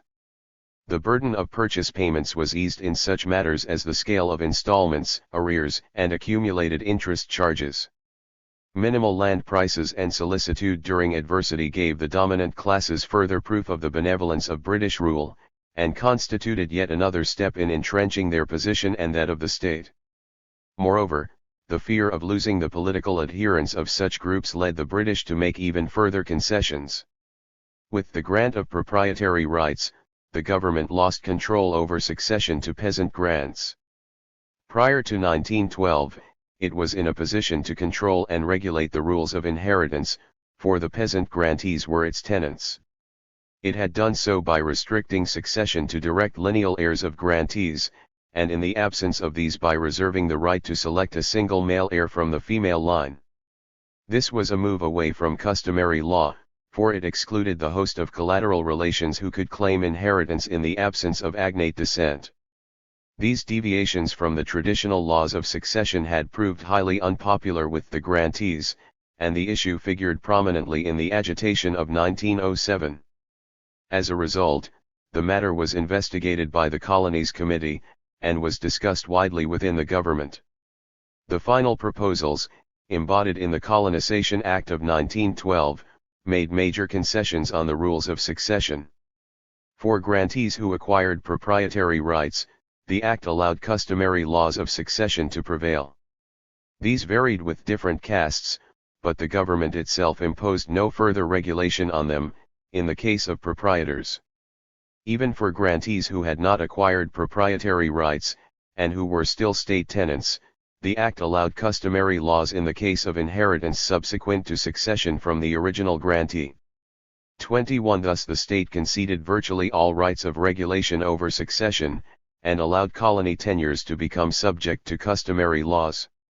This threatened to bring about the rapid subdivision and diminution of these small holdings, a factor that had plagued traditional agriculture and acted as a major constraint on agricultural development. Except, significantly, for horse breeding grants in Jhelum colony, where military needs were to be served, and where the practice was continued despite the 1907 agitation, the British did not contemplate primogeniture for peasant tenancies. By giving up even the powers of sanction that it originally possessed, the government removed all checks on partability. The situation boded ill for the prospects of achieving a higher level of civilization, especially since the impetus for a reversion to traditional forms of succession had come from the colonists themselves. Once proprietary rights had been conceded, the government could no longer insist on residence by grantees in their colony villages. Prior to the agitation of 1907, personal residence had been regarded as vital for the success of a colony grant. 22. Absenteeism defeated the very purpose of land settlement, and bred a parasitic class of rent receivers. But permanent residence in the canal colonies was unbearable for many grantees, and they sought ways of evading this requirement. This brought them into conflict with the administration, which in turn retaliated by imposing fines and other punitive measures on defaulters. The residence issue was one of the major grievances of grantees in the agitation of 1907, and its raison d'etre was removed with the decision to concede proprietary rights. Here, too, the government gave in on a matter that might have made it unpopular, but which had undeniable benefits for agriculture. After 1912, residence could only be insisted upon in the initial period when grantees were government tenants, but once they had acquired proprietary rights there was no further hold on them.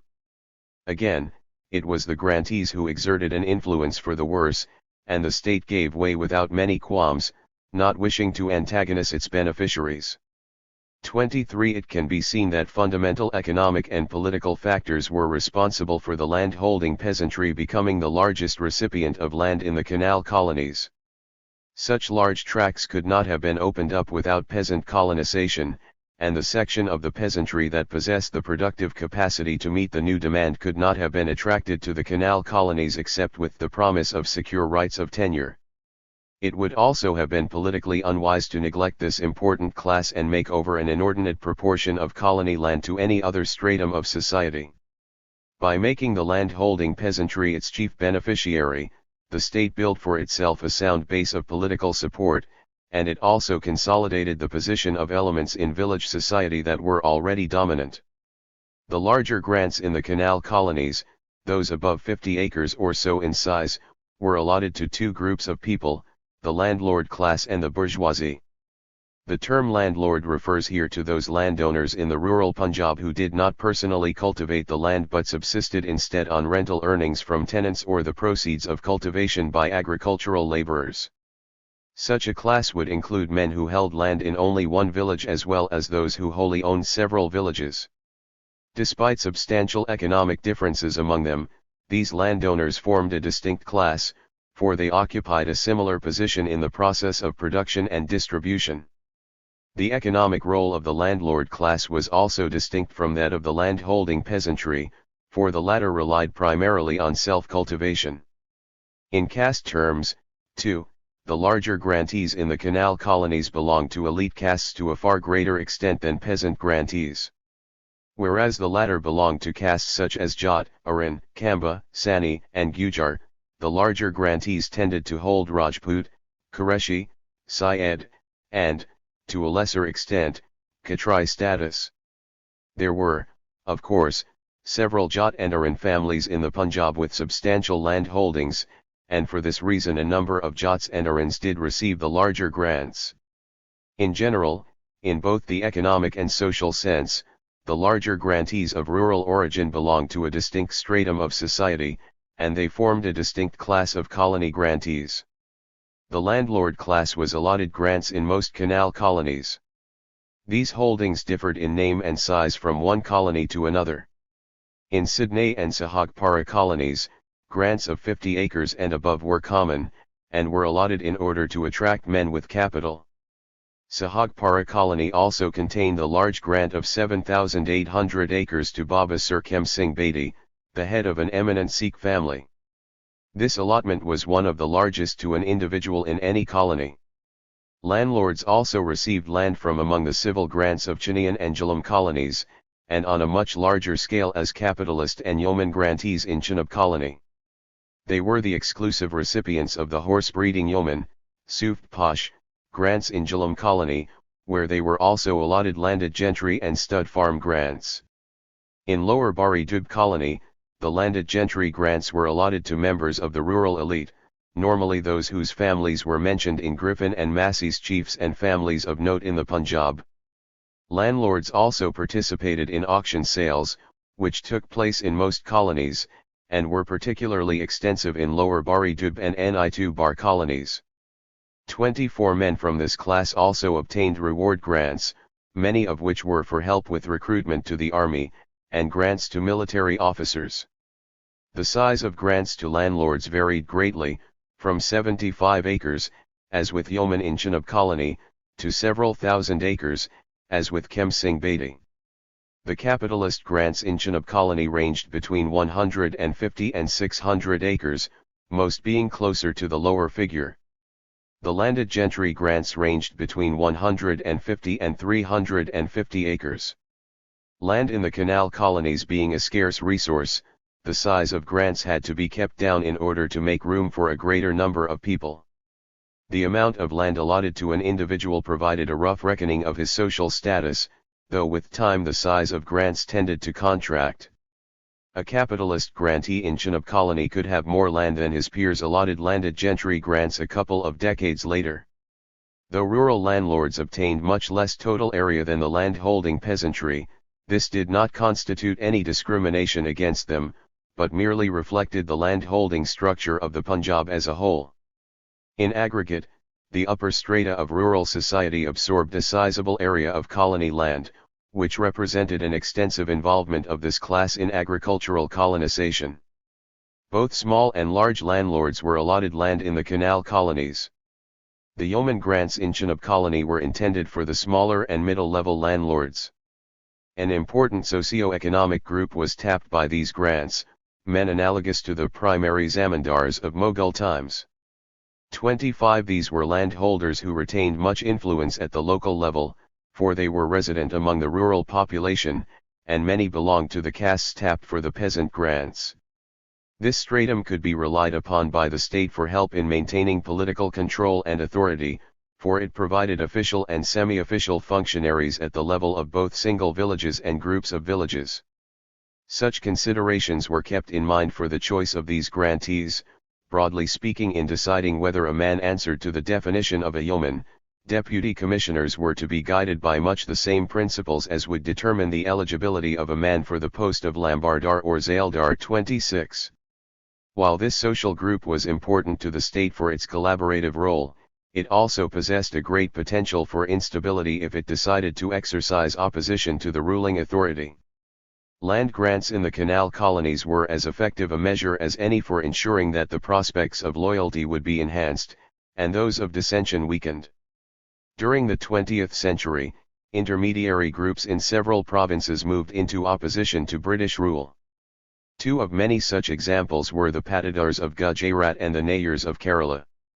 27 Such disaffection did not emerge in the Punjab. Presumably the maladjustments and unfulfilled ambitions that could foster it were absent. Canal colonization enabled influential rural elements to seek new vitality within the agricultural arena, and this either removed or counteracted the causes of discontent that existed elsewhere.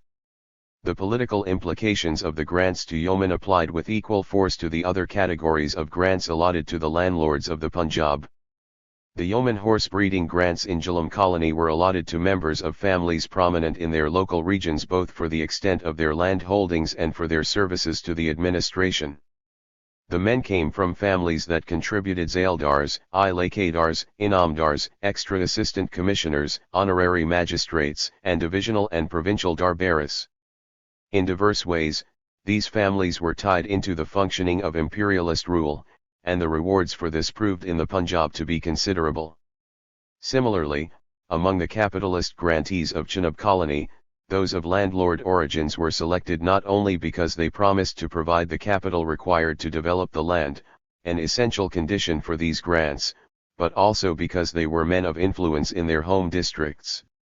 It was no coincidence that the vernacular term officially used for capitalists was rice grantees, and rice actually means a man of high status rather than a capitalist, the term for which would be sarmayadar. However, the term sarmayat or sarmayadar did not even appear in official glossaries or in standard reference works for revenue administration.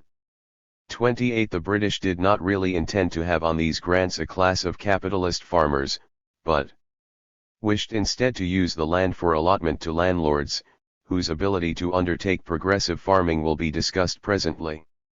The expectations of the rulers from the capitalist allocation were defined as early as 1891, it supplies leaders for the new society. It gives opportunity to government to reward its well-deserving servants, and to encourage the more enterprising of the provincial gentry. It attracts strong men who are able to command considerable bodies of tenants. 29. The capitalist grants, though they continued to have an admixture of non-landed elements, became primarily an outlet for landlords. By 1898 these priorities could be bluntly stated: we are agreed that no good purpose is served by establishing non-agriculturist capitalists, pure and simple, as large landlords. Successful bankers, contractors, shopkeepers, manufacturers, moneylenders, and even civil employees of government, who have amassed capital during their service, have no claims to state consideration when state lands are being colonized. We think, in future, if government decides to auction some land, that will be opening enough for such men. 30. Whereas the middling landlords had received sizable areas as yeomen and capitalist grantees, it was not till Lower Bad Dub colony that the landed elite of the Punjab benefited from the canal colonies to a significant extent. Hitherto, members of the more notable rural families had received the odd individual grant, but in Lower Bari Dub colony an area of 75,000 acres was reserved specifically for this class, under the name of landed gentry grants. The government felt that the opportunity should not be allowed to pass for extending the benefits of agricultural colonization to a stratum so important to its interests. The concern of the British for the landed elite, and the political motives that underlay these grants, found the following expression in 1913: this class in comparison with others is declining in wealth and influence owing to various causes, such as the recurring partitions in each generation of ancestral lands and in some cases even of jagirs, the simultaneous rise of a prosperous middle class, and the growing wealth of the peasantry as a whole. But its members are still, and if properly handled should continue to be, an important political asset, and a great support to the district officer and to the administration generally in dealing with the rural classes. Little has been done for them in various colonization schemes compared with what has been done and what it is proposed to do for the peasantry, and the present scheme offers one of the few opportunities still left for assisting them and strengthening their position. 31. The landed gentry grantees were selected from all 5 administrative divisions of the Punjab, but the distribution was an imbalanced one. The allocation for these grants by district and division shows that most of the grants were allotted to men from the western Punjab. Of the 2,300 rectangles distributed, 1,406 were allocated for districts that were included in Pakistan at the time of independence in 1947, and only 894 to the districts that fell to India. 32. These proportions reflected the greater incidence of larger land holdings in the western part of the province, small holdings being more characteristic of the eastern part. The distribution of these grants was one indication of the greater strength of the landlords as a class in the Pakistani rather than the Indian part of the Punjab, and indeed in other parts of India. 33. As a result, they were able to impose their interests on the politics of Pakistan to a much greater extent than they did in India. Land grants in the canal colonies provided them with an asset of commercial importance, and this helped to preserve them from economic decline. It is not possible to compile a complete or even a comprehensive list of the larger grantees. The government itself never undertook such a task, nor did it have a separate official establishment or record series dealing with the larger grants. 34. The histories of several individual families who obtained such grants are given in Griffin and Massey's Chiefs of the Punjab, and they reveal the extent to which these recipients of land cooperated with British rule. 8. To the district judicial and revenue administration, participation in local government, military service, and active work against any political agitations that occurred, the Caliphate and Akali movements were two examples, provided the background to these grants. The bulk of the landed gentry grants were allotted during and just after World War I, and the extent of their contribution to the war effort was a major consideration in the selection of these grantees. The number of recruits that a person brought forth, the number that he personally financed, and his contributions to the war loan and other war funds all influenced his prospects of obtaining a land grant. The state not only made over colony land to the larger estates of the Punjab, but it also came to their aid at times of adversity. Estates owned by families deemed to be of political importance were taken under the protection of the Court of Wards, in the event of their falling into debt or being badly managed, or for reasons such as family dissensions or the minority of the owner. The estates were then managed under the supervision of the relevant deputy commissioners, and were normally released from the Court of Wards only after the more outstanding problems had been resolved. The decline and at times the dissolution of these estates, stemming from ineptitude or economic adversity, was averted by the timely aid of the administration. 35. It is doubtful whether many of the large estates would have survived the pressures and vicissitudes of modern times had the state not interceded on their behalf. This function assumed unique proportions during the 1930s. The economic depression led to heavy indebtedness among the larger estates, and threatened at a stroke to do away with many of them. 36. Civil suits instituted by the creditors, who mainly belonged to the Hindu commercial castes, would have led to the breakup of these estates through insolvency. Some properties were heavily indebted even before the Depression, indicating that these large holdings were vulnerable to insolvency even under more stable economic conditions. 37. The affected estates were brought through the crisis by recourse to the Court of Wards. Some were contracted in size, but it appears that none suffered dissolution. These estates were salvaged through a variety of measures on the part of the administration. Their management was improved, and the more excessive patterns of consumption of the owners were curtailed, many being placed on fixed allowances. Settlements of various types were arrived at with creditors, debts were written off through part payments, redemptions on loans were deferred and interest rates reduced, lower scales of installment payments were negotiated, threats of civil suits were averted. 38. And certain lands of the estates were even leased to the creditors at favorable rates as a form of payment. 39. Where necessary, carefully selected parts of properties were sold off. 40. In cases where their affairs were in sound condition, further land was purchased, often in the canal colonies.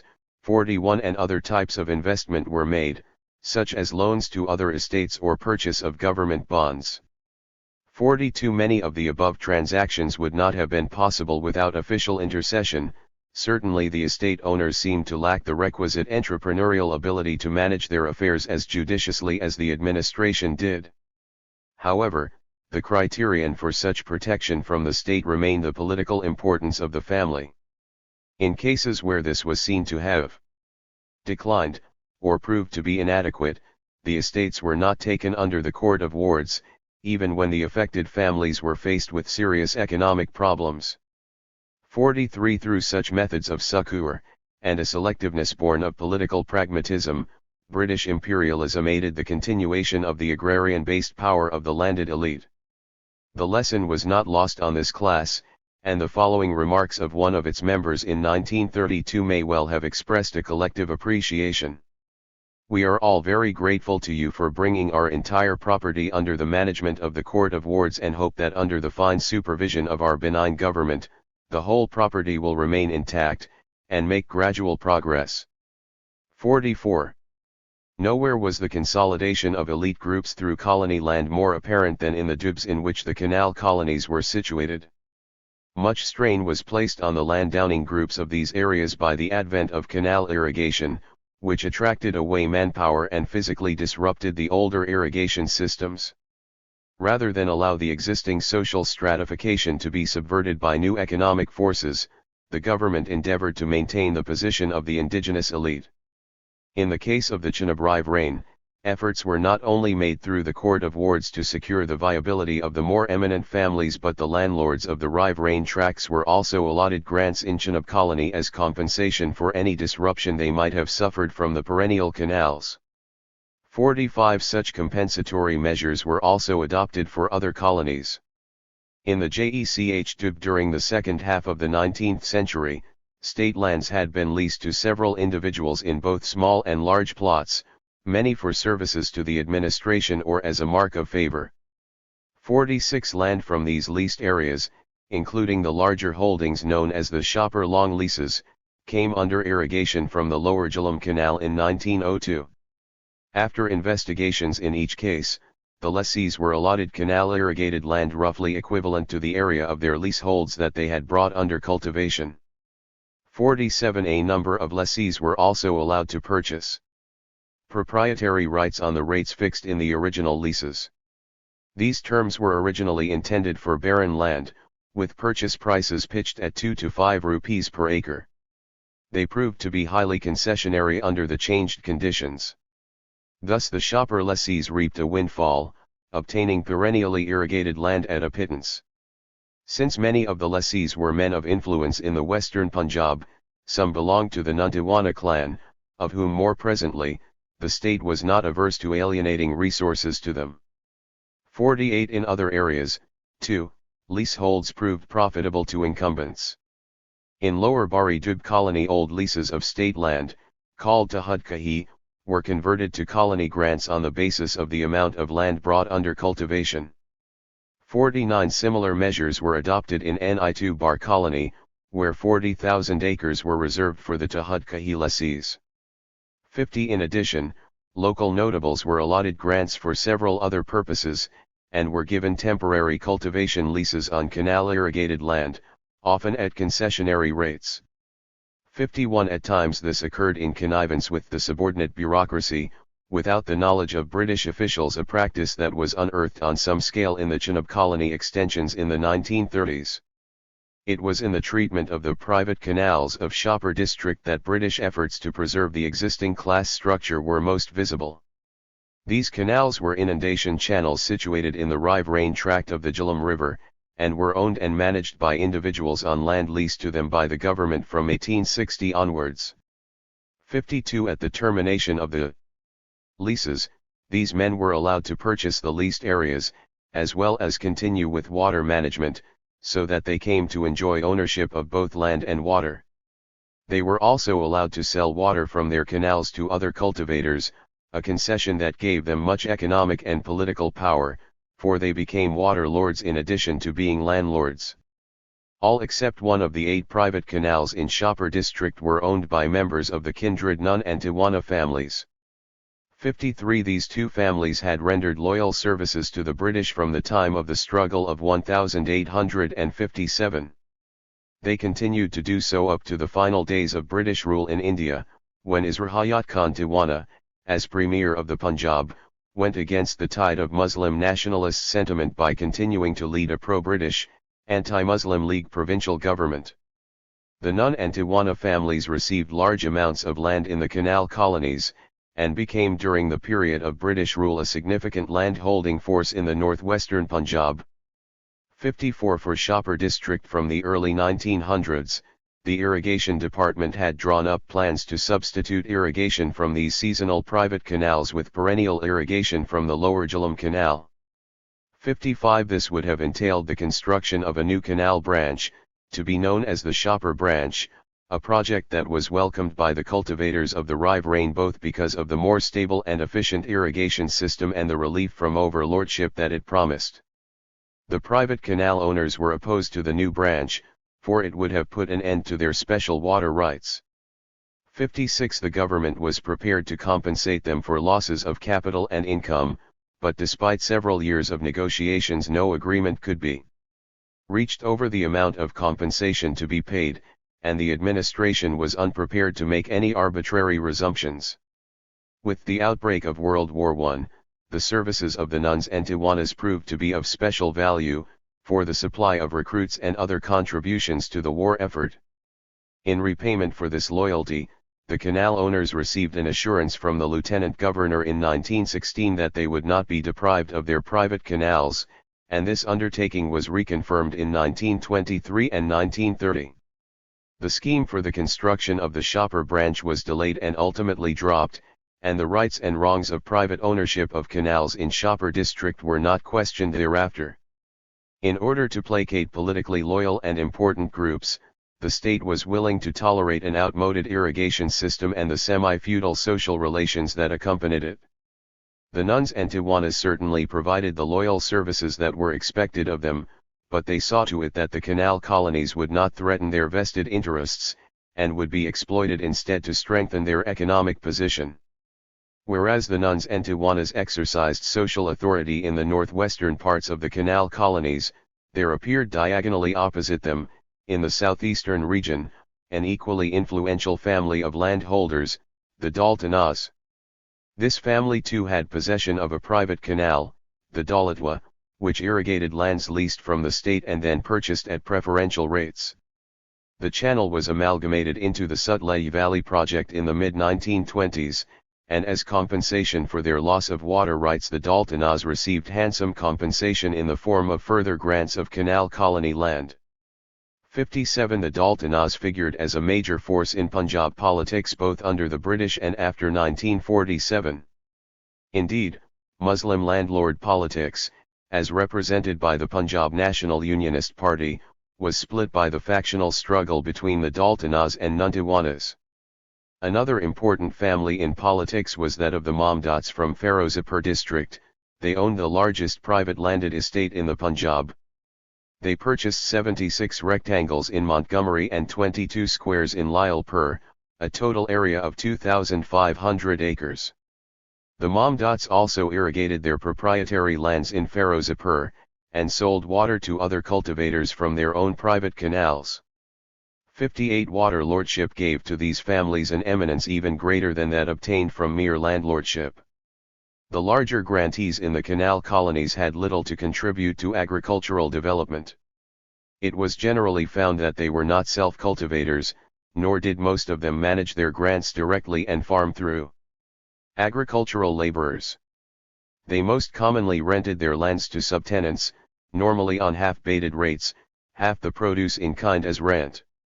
In this way they failed to act as agricultural capitalists, for they neither brought to the land entrepreneurial ability nor the investment of capital.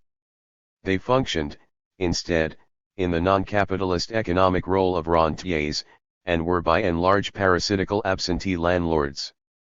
They could hardly be compared to the improving farmers of England, whose contribution had been so important for the agricultural revolution in that country during the 18th and 19th centuries. Initially, in the case of the capitalist grants of Chenab colony, officials had hoped that the land would be properly developed through the investment of capital and entrepreneurial skills.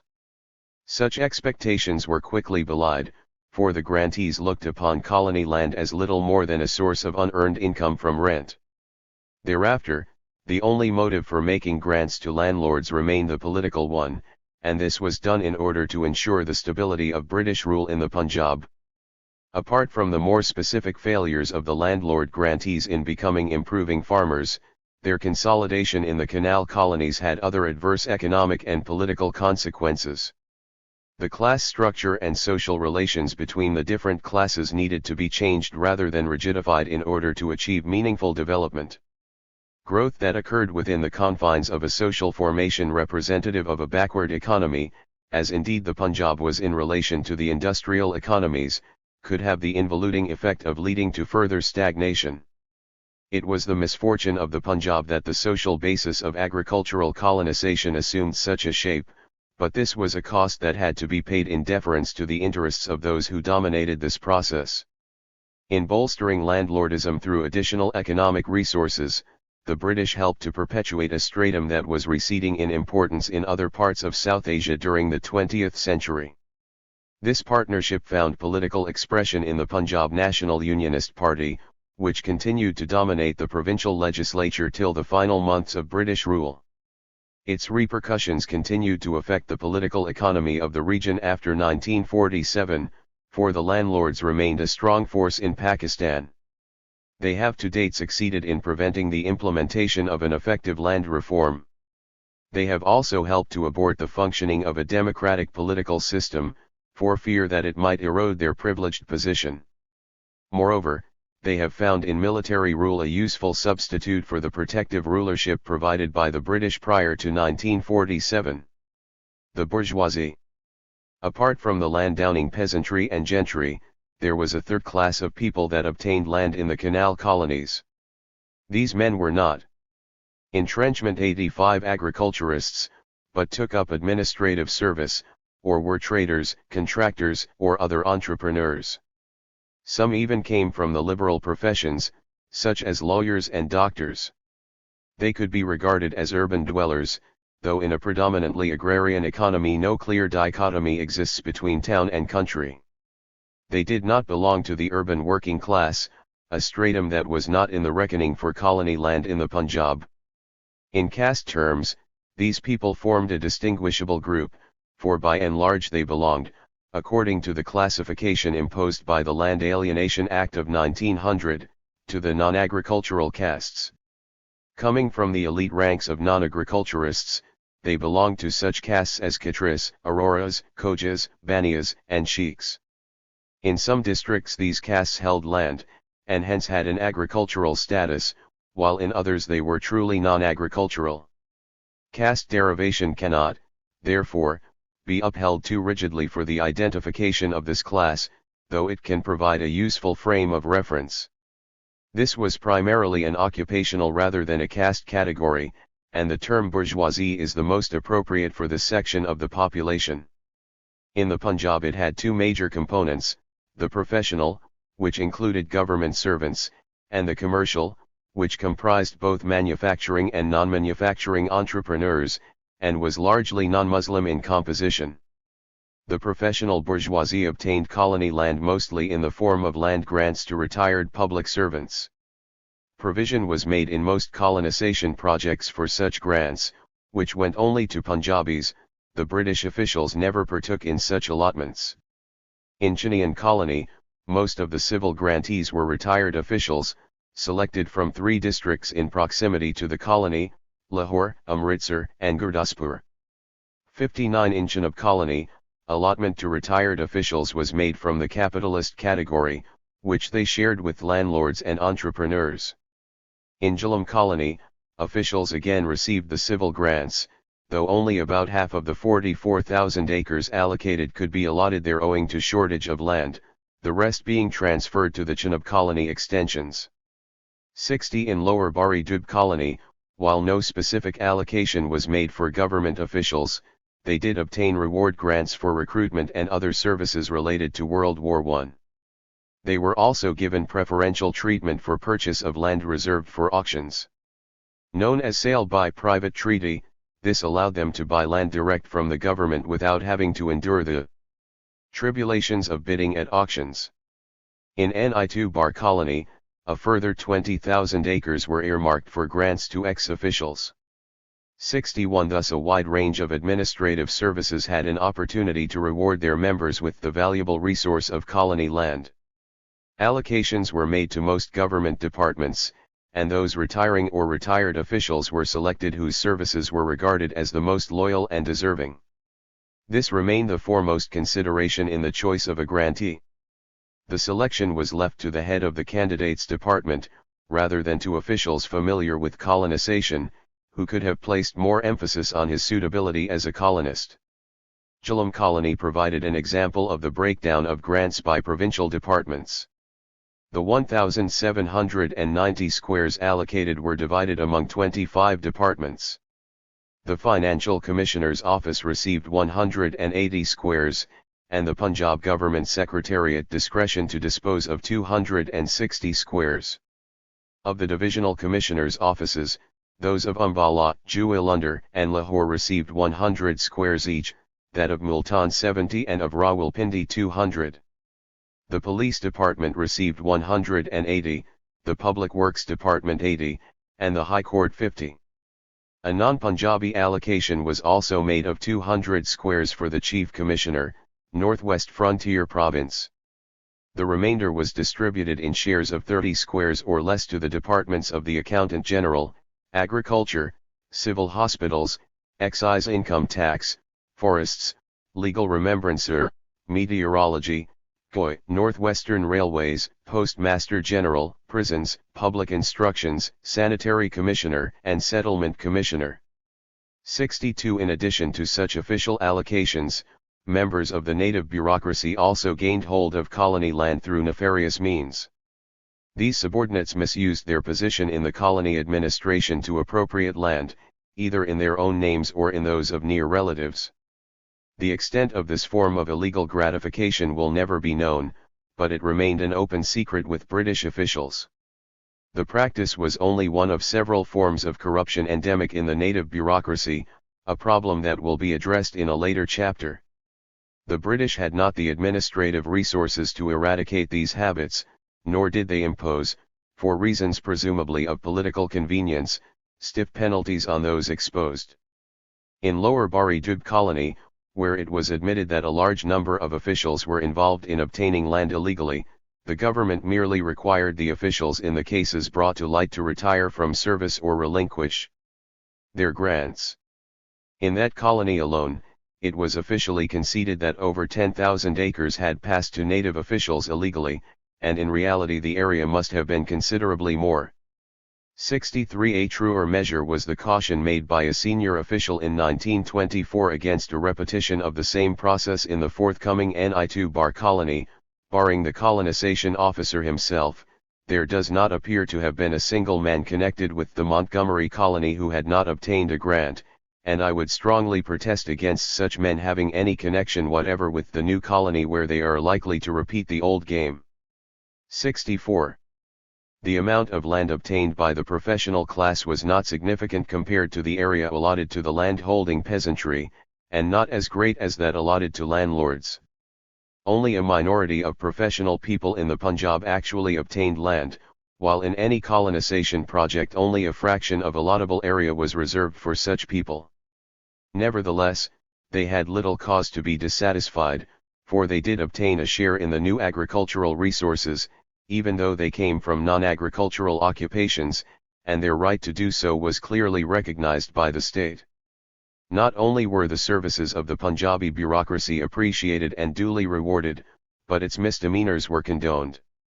No effective measures were taken to curb corruption, for that might have bred discontent among this class.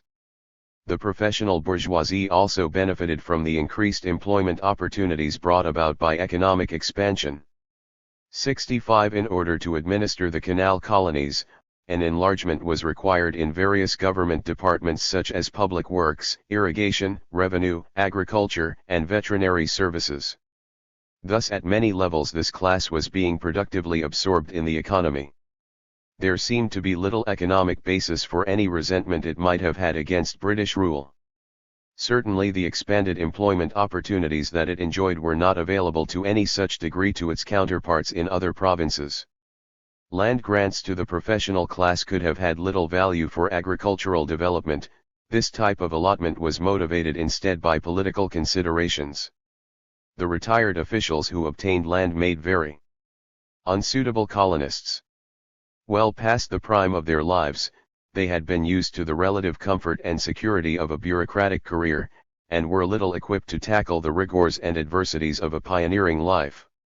At an age when they might have been expected to retire quietly to suburban obscurity, they were called upon to break virgin ground and develop agricultural skills in a remote and inhospitable environment.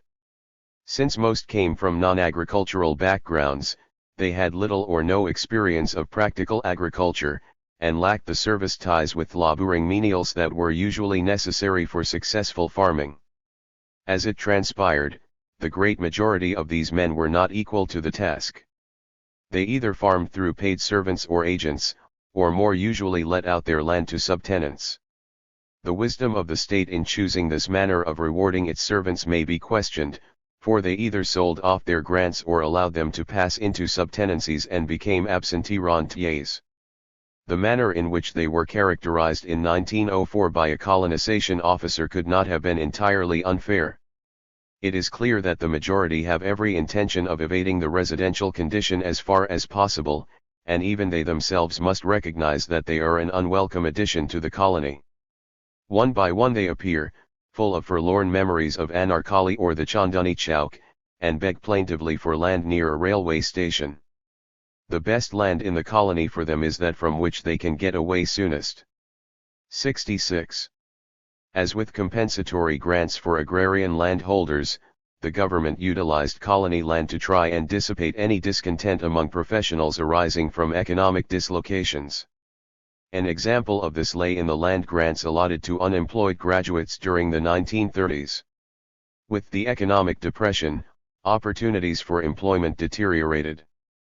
Faced with revenue losses from remissions necessitated by low agricultural prices, the government curtailed administrative recruitment, and even had to implement retrenchment in certain services. To counteract the effects of a threatened oversupply of educated men, it undertook the experiment of allotting grants to graduates of Punjab University and to retrenched officials of the agricultural department. 67. Between 1932 and 1937, 6 villages in 4 colonies were allotted to such men, in units of 2 squares each. In addition, a number of graduates from the Agricultural College, Lyallpur, were scattered in pairs in colony villages, in the hope that they would influence cultivators to adopt more scientific methods of farming. 68. The grants to graduates were not significant in scale, but they did divert a number of men from seeking employment in a tight market for jobs. 69. British officials expressed the hope that such grants might herald a move to the land by educated men. If nationalist opposition to imperialism was to come from the indigenous bourgeoisie, then these grants no doubt symbolized British hopes that in the Punjab rural expansion would constrain the size and strength of an unwanted class. Like its professional counterpart, the commercial bourgeoisie also benefited from the canal colonies in various ways. It was never excluded from access to colony land, though in the earlier colonies the opportunities for this were limited. Men of means could obtain capitalist grants in Chenab colony, and partake in the occasional auctions that were held. The auctioned area greatly increased in extent with Lower Bari Dub and Ni2 Bar colonies, providing more openings for non-agriculturists. Figures for auction sales in Ni2 Bar colony show that non-agriculturists bought substantial amounts of land. Their share of the land purchased was especially high after the depression of the 1930s, indicating that they suffered less from the crisis than agriculturists. Auctions were also held of residential and shop sites in the market towns of the canal colonies, and these were usually purchased by entrepreneurs for purposes of investment and rental income. 70. The increasing population of colony towns, and the growth of commercial activity, also brought greater values in urban property. In time the income generated from urban investments was important enough to attract state extraction. By the late 1920s separate assessment reports were being framed for colony towns, through which different usages for urban property were identified and taxed. Thus there were sites for houses, shops, godowns, and factories, all taxed down to the minute unit of the marla, or almost half of 1% of an acre. Agricultural expansion created new opportunities for entrepreneurial activity. There occurred a great increase in trade, for surplus agricultural produce was exported overseas and to other parts of the country. Market towns, situated at convenient distances along railway lines or on main roads, provided collection and distribution points for these commodities. Whether the agriculturist sold the produce in the village to the itinerant trader or marketed it in the mundi to the arthi, it had to pass through the hands of the trading class, which derived its own profits from these transactions. The conviction that it is the middlemen who really profit from agriculture is to this day a pervasive one in the Punjab, and it is no doubt grounded in the years of adverse treatment that the agriculturist has received at the hands of the merchant. Many names crop up in records of firms of traders, such as Fortune of Colony, Gunput Laldevan Chand and Trikaram Mudasati Ram in Lyalpur, Bali Ram Bulvunt Ram and Hond Ram Tandaram in Gajera, and Thakur Daskarumai in Toba Tek Singh. 71 These traders, belonging to the Hindu mercantile castes, continued their hereditary occupations in the canal colonies. Economic growth was not to lead to any major transition in social roles. Caste delineations accommodated themselves thoroughly to changing conditions. Production for the market also created a great demand for credit facilities, and commercial and trading groups came to fulfill an important money-lending function. This role had traditionally invited the hostility of British officials, for it was seen to have led to heavy indebtedness among cultivators.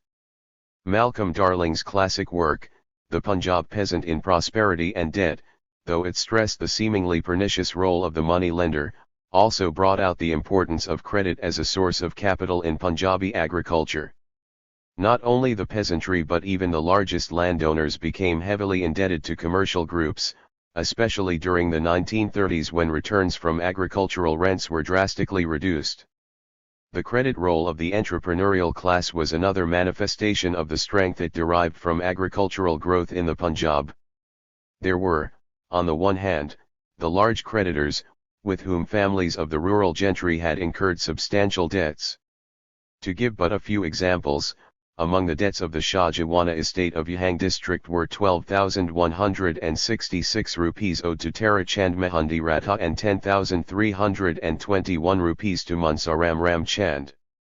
A member of the Fakir family of Lahore district owed 27,490 rupees to Lai Ramji Das and 22,729 rupees to Shiv Das Ramnath. Gurbakshir Singh Bedi of Montgomery owed 19,244 rupees to Karm Chand and 41,000 rupees to Ram Rakhamai, while the Hahanian Shah estate of Shapur was indebted to Narsingh Das for 14,737 rupees and Paruk Dial Lakamai Chand for 24,400 rupees. 72 At a more modest level, market town money lenders, and those based in villages, had extended to agriculturists great amounts of credit by the 1940s.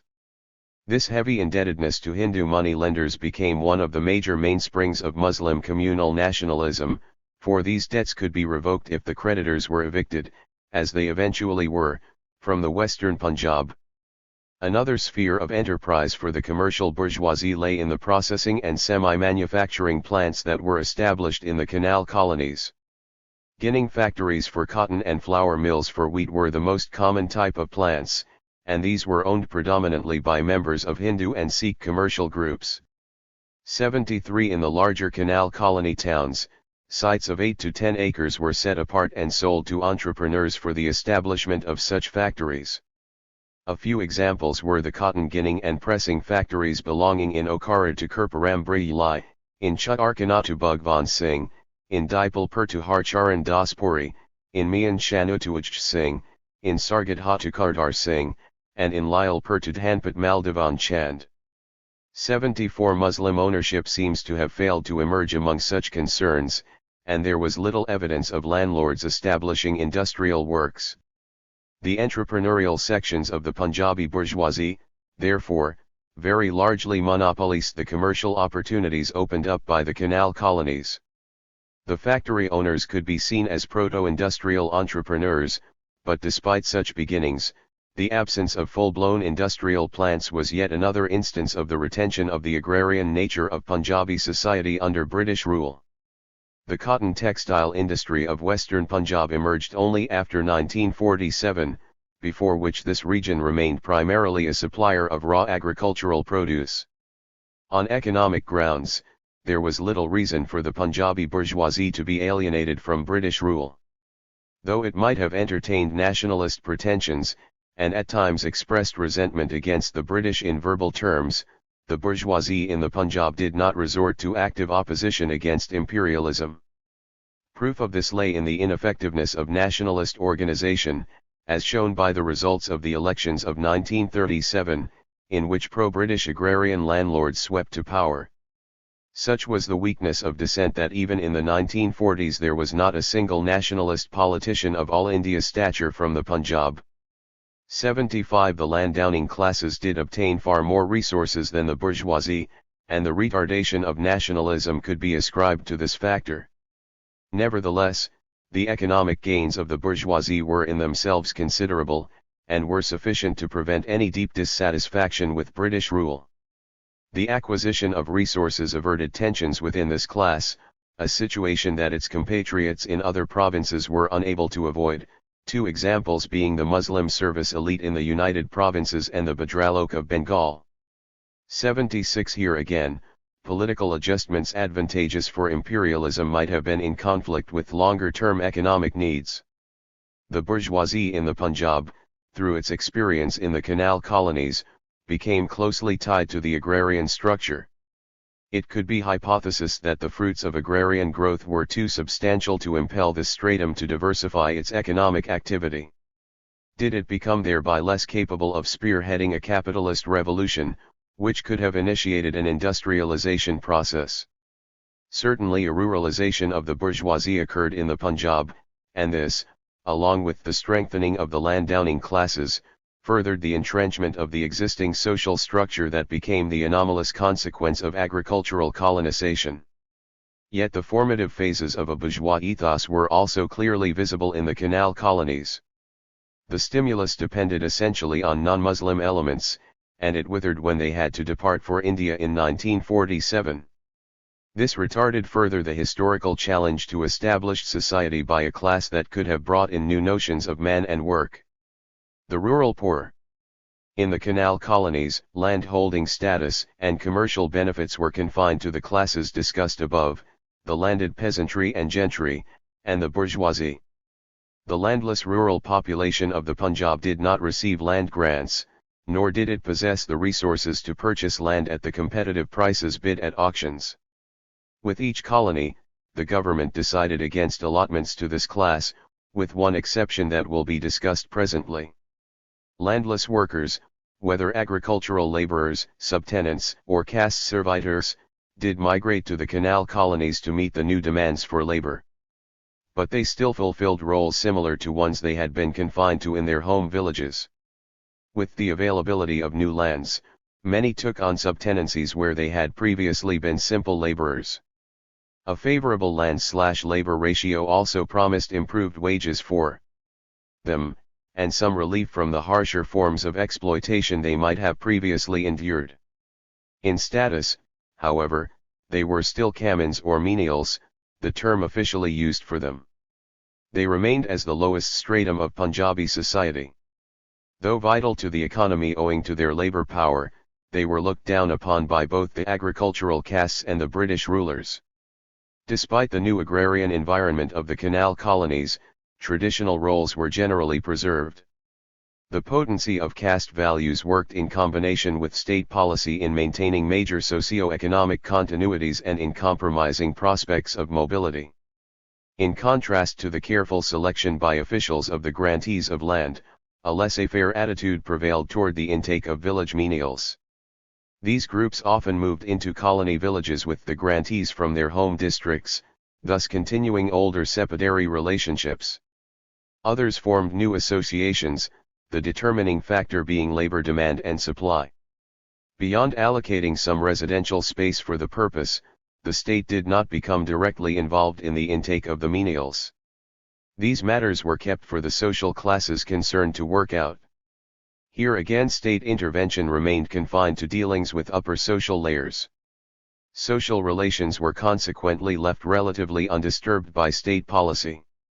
The recreation of hierarchical caste patterns was strongly in evidence in colony villages, as was illustrated in two village studies conducted by the Punjab Board of Economic Inquiry in the late 1920s.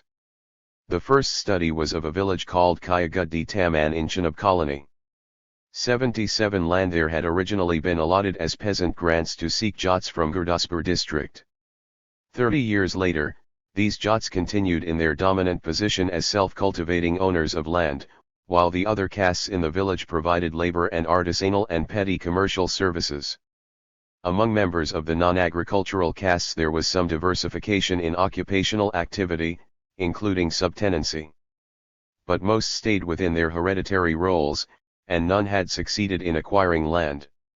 The castes of barbers, carpenters, sweepers, weavers, and such remained the underclass of society, despite economic expansion. In the second village surveyed, Abispur, in Lower Bari Dub colony, a similar picture emerged of the dominance of the proprietary caste and the continued lowly status of non-agricultural groups. 78. The village land had been allotted in 1915 to Syed agriculturists from Jhelum district, and other castes had migrated into the village from different areas. The village was predominantly Muslim in composition, but this did nothing to alter its caste and hierarchical structure. The Syeds, who claimed honor through descent from the Prophet Muhammad, enjoyed a sole proprietary status over land, and the service and laboring groups settled into the regimen of their traditionally servile roles. Most continued to perform the functions denoted by their caste nomenclatures, and any alterations in occupational patterns were confined to horizontal shifts. The caste system, based on birth-ascribed inequalities, was too entrenched to suffer any fundamental shocks from agricultural colonization. Both identity and economic role continued to be circumscribed by it. Physical representations of the hierarchical ordering of society were impressed upon the subaltern classes as comprehensively in the canal colonies as they had been in former habitations. In the layout of colony village sites, or abadis, the differences of rank were reinforced through the more spacious residential homesteads of the proprietors and their physical segregation from the meaner allotments made to their inferiors. Although such sites were free for the grantees of land, the others had to pay a ground rent for the privilege of living in colony villages. This exaction was levied for reasons bluntly asserted in a settlement report in 1915. Its object was to secure a return to government from the vagrant hordes, who administered to the needs of the agricultural classes, shopkeepers, dealers, brokers, menials, artisans and the like, the flotsam and jetsam of the colony population. The right of government to tax persons, who exploited the prosperity of the newly settled tracts for their private advantage, will hardly be disputed. Without some organized scheme of allotment, moreover, these persons would have swarmed promiscuously round every abadi, reproducing the squalor and congestion of the old homes, which it was the ambition of the colony officers to avoid. 79. The fact that the rural underclass did not experience social and economic mobility stemmed from its exclusion from the distribution of land. To complement their disadvantageous socio-economic position, the landless poor were also deprived of political rights. They never obtained the power to vote under British rule, even after 1935 when the franchise was at its widest. The clearest expression of their political impotence lay in the fact that they could be kept away from landed resources so completely. Indeed, in a press communiqué issued in 1914, the government expressed its intention to do so in unambiguous terms. It appears, however, to government a sound principle that in making selections of grants of government waste, tenants, laborers, and other landless men should not as a rule be chosen, as their selection involves the aggravation of the difficulty, already acutely felt, of obtaining agricultural labor, and it is obviously undesirable that government should use its position as the proprietor of large tracts in such a way as to upset the existing social and economic order. Tenants and landless men will derive advantage from colonization proceedings by the diminution of pressure in their home districts, and by the opening given to them as laborers and subtenants in the newly opened tracts. 80. To this general exclusion of the landless population there was one exception, but it seemed, rather, to prove the rule. In Lower Bandub colony, grants were allotted to the depressed classes. Well before the colonization of the Lower Bari Dub, Christian missionary organizations had been petitioning the government for land grants for their followers. 81. These converts generally belonged to the lowest castes, who held no land but were a source of agricultural labor. 82. British officials were not sympathetic to these applications. They believed that the allotment of land to this class would be an injustice to landlords, as it would tend to make agricultural labor less plentiful. It was felt that this would constitute an interference with agrarian conditions, and by disturbing landlord-tenant relations might even result in losses of revenue. One lieutenant governor even complained that the allotment of land to Christian menials would open the government to the charge of encouraging proselytization.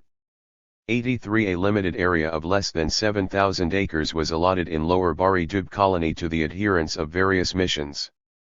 An area of 2,500 acres, comprising 200 grants, was distributed among converts of the following Protestant denominations, with the number of grants in parentheses American Presbyterian, 26, American United Presbyterian, 80, Methodist, 14, Church of Scotland, 30, and Church Missionary Society, 50.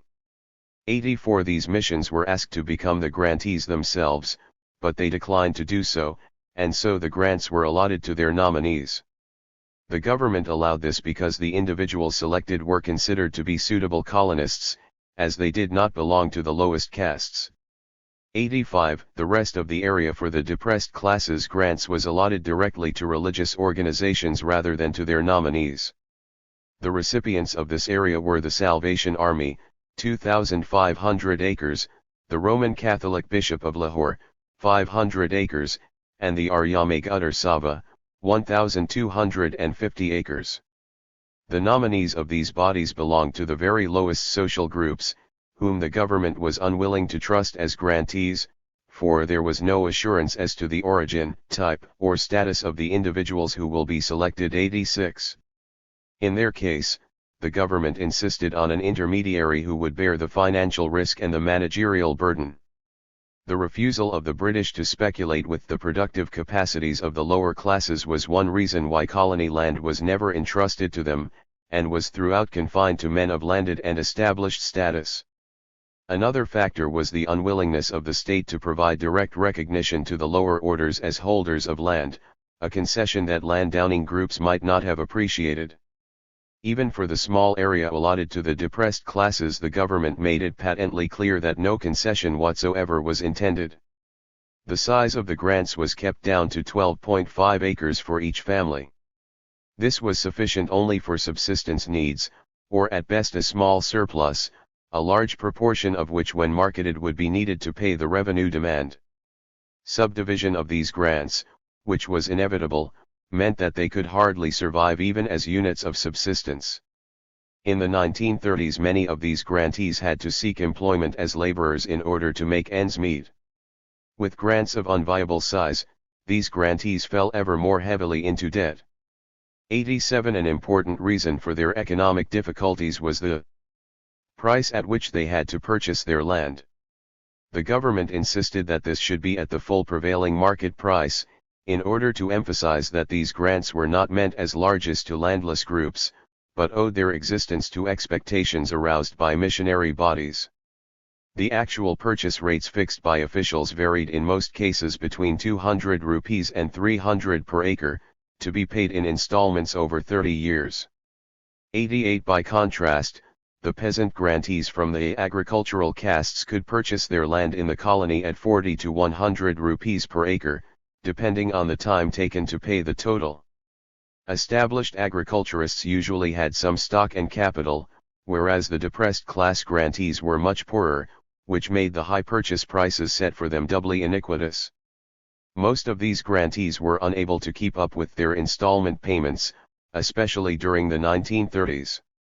The Aryamik Utter Sava, a Hindu organization, was unable to make any payments after 1924, and in 1939, after successive moratoriums, the government confiscated the entire grant.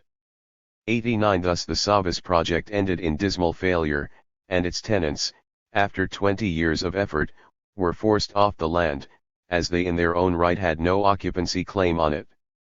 The Roman Catholic bishop, too, decided to vacate his grant because he was unable to collect rent in order to pay the installments on the purchase price.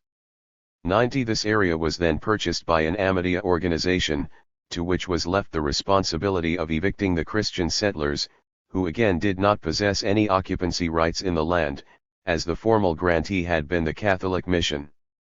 The Salvation Army also defaulted in its installment payments, but managed to survive the economic vicissitudes of the 1930s and completed its land purchase in 1946.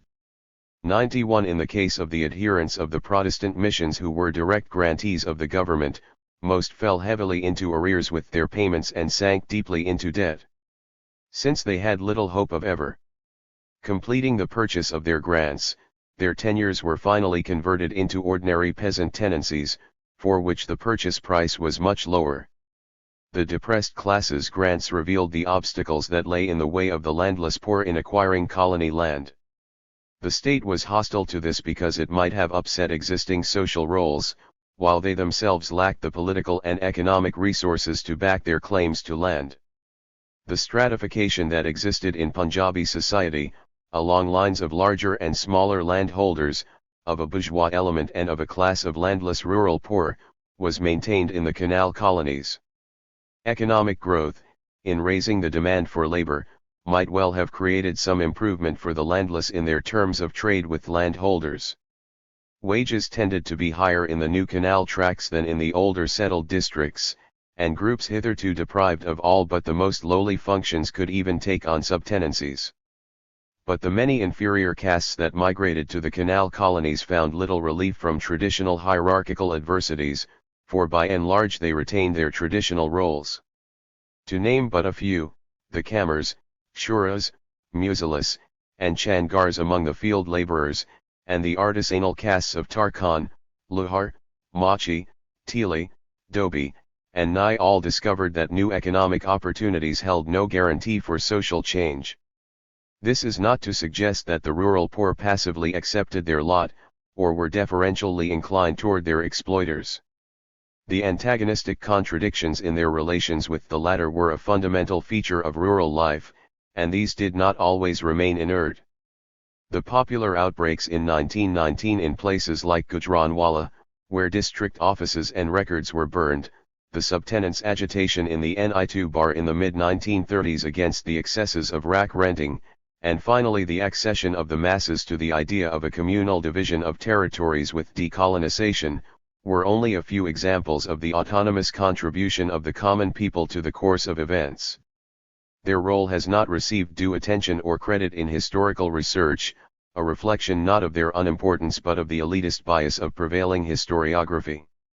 With this qualification, it must nevertheless be stressed that the agrarian developments in the canal colonies made it more rather than less difficult for the underprivileged to change economy and society so as to fulfill their need for social justice.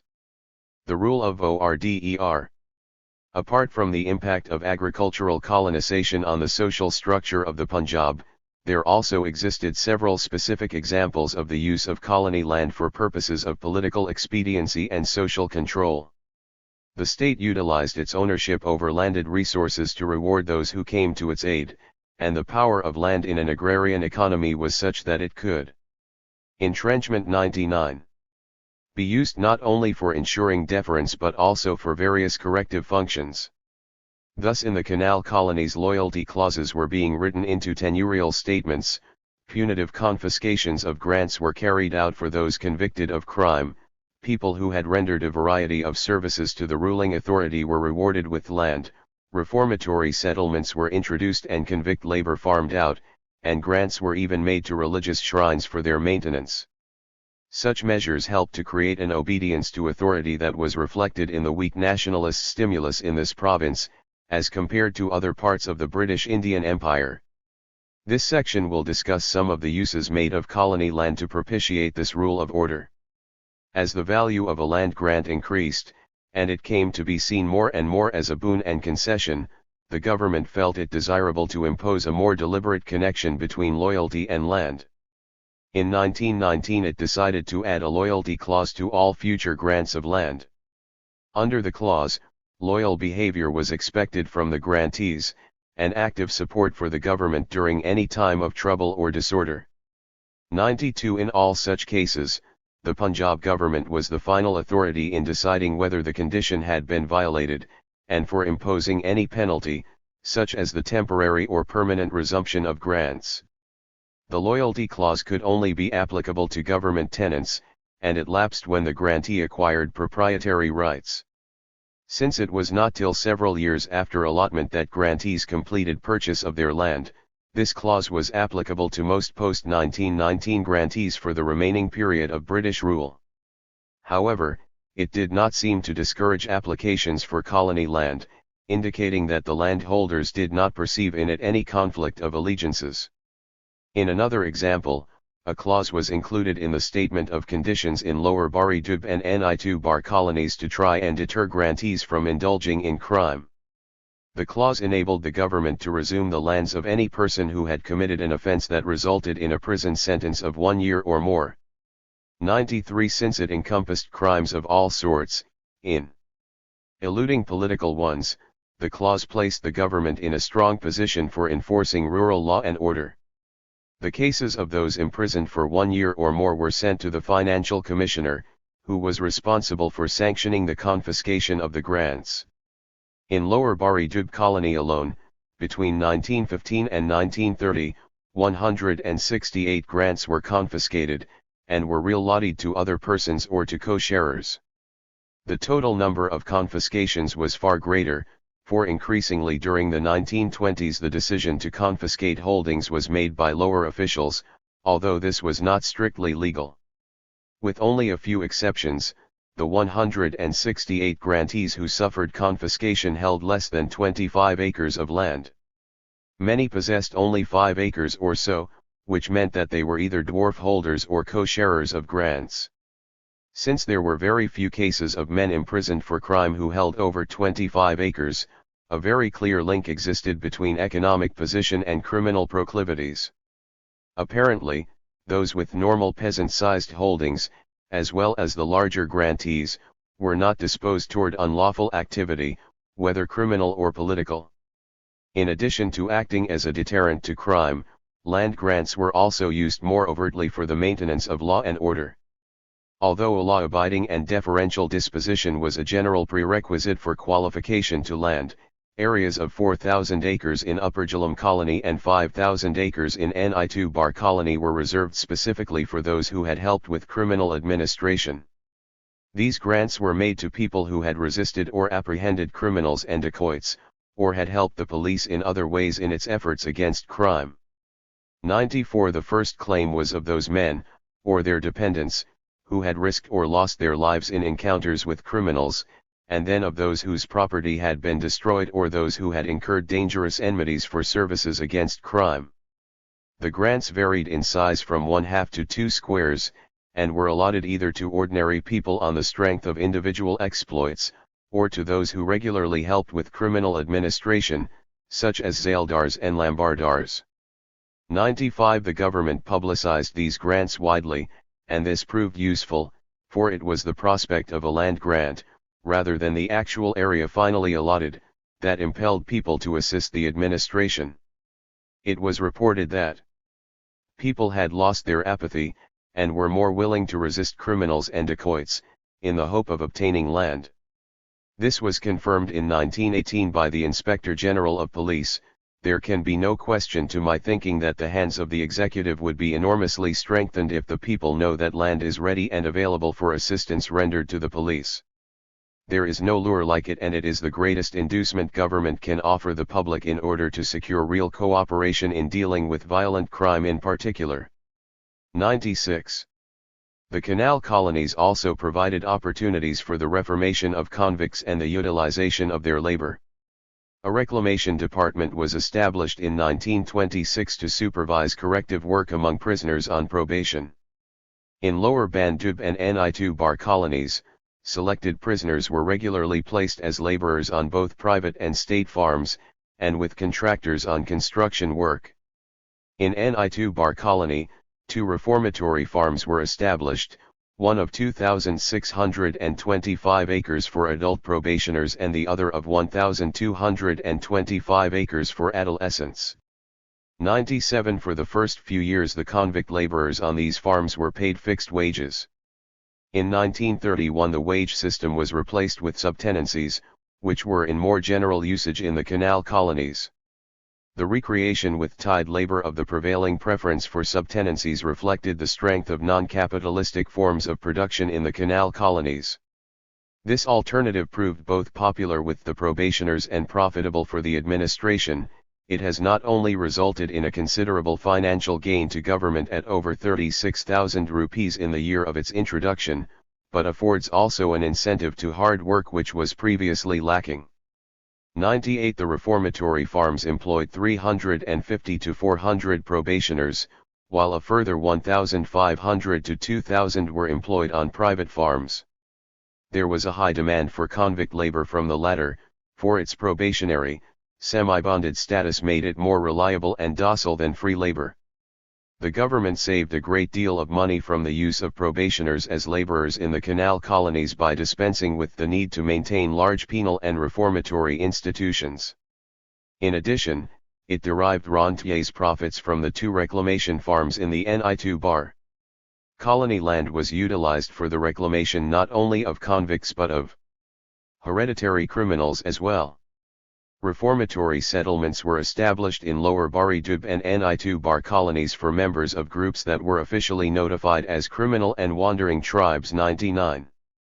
Such groups formed the underworld of Punjabi society, and had for generations practiced crime of various types as their traditional occupation. 100 These tribes, of whom the Harnas, Sansis, and Boreas were the largest, were regarded as low caste or outcast, and there existed a mutual abhorrence between them and other sections of society. Several years of effort to reclaim these people had produced few results. 101 During the 20th century, crime in the Punjab increased steadily, much of it due to the activity of these wandering tribes. The construction of a railway network gave them greater mobility, and the spread of settlement westward enlarged their operational area. Efforts by the police to control these groups had proved inadequate, for their methods did not properly encompass preventive or reclamatory work. The government finally decided to utilize colony land to try and reduce the depredations of these people. From 1917 a scheme was introduced for the reclamation of the criminal and wandering tribes through the establishment of settlements for penal work. A threefold classification was introduced. The worst characters were removed to reformatory jails, such as the one at Amritsar. The less desirable people were transferred to industrial settlements, as at Kaya Shakeku near Lahore, which, interestingly, became a large industrial site after 1947. The best behaved members were placed on agricultural settlements in Lower Bari Dub colony, 10,000 acres, and Ni2 bar colony, 5,000 acres. This division of tribal members revealed a distinctive but predictable set of priorities. Those who were most compliant and reformed were sent for agricultural work. Although the settlements did not prove to be an unqualified success, they did lead to some measure of reform among the inmates. 102 Supervision and management remained a problem. For several years, the settlements were run by missionary and philanthropic organizations, and efforts were made to bring these people within one or other of the major religious traditions. Muslim, Hindu, Sikh, and Christian organizations were involved, but all faced the persistent problem of finding men suitably committed and selfless to look after the settlements. Another handicap was that the mission seemed more interested in the spiritual rather than the economic welfare of their wards, though with people of such hardened convictions it was the latter alone that might have brought redemption. Finally, by 1936, after several years of savings on administrative costs and obligations, the government assumed control of the settlements, and they were thereafter run by probation and criminal tribes officers. 103 The settlements did well in the years of agricultural prosperity. The inmates worked on a subtenancy basis, which seemed to give them more incentive to work peaceably and productively than wage labor. During the 1920s, the settlements were regarded as the most successful method of weaning these criminal tribes from their ingrained habits. Absorption in agriculture, combined with the religious and moral instruction imparted by the missions, was reported to have gainfully advanced the reformation of people who had proved so consistently recalcitrant in the past. Since all members of the criminal and wandering tribes of the province could not be absorbed in such settlements, the solution was only a partial one. Total crime in the Punjab did not abate significantly, but fluctuated under the exogenous influence of economic and political conditions. 104 During the 1930s, much that had been achieved was undermined by the economic depression. As profits from agriculture disappeared, it became increasingly difficult to restrain these people from reverting to crime. Even so, the inmates of the agricultural settlements reportedly showed less proclivity toward crime than their compatriots elsewhere, for the former at least had the means of subsistence at their disposal. Once again, access to colony land was successfully used by the rulers to impose order on the population. That colony land was being used for overt political ends was manifest in the grants made to individuals who had rendered exceptional services to the state. Such grants were allotted in several colonies, either under a distinct category called reward grants or on an ad hoc basis. They were allotted for a variety of reasons, depending on the needs of the time. 105 Thus a large proportion of the reward grants in Lower Bari Dub colony were allotted for help in the recruitment of soldiers and for other services related to World War I. The recipients were usually local notables or government officials. The type of men considered for the reward grants was described as follows in 1917 by the provincial to the central government.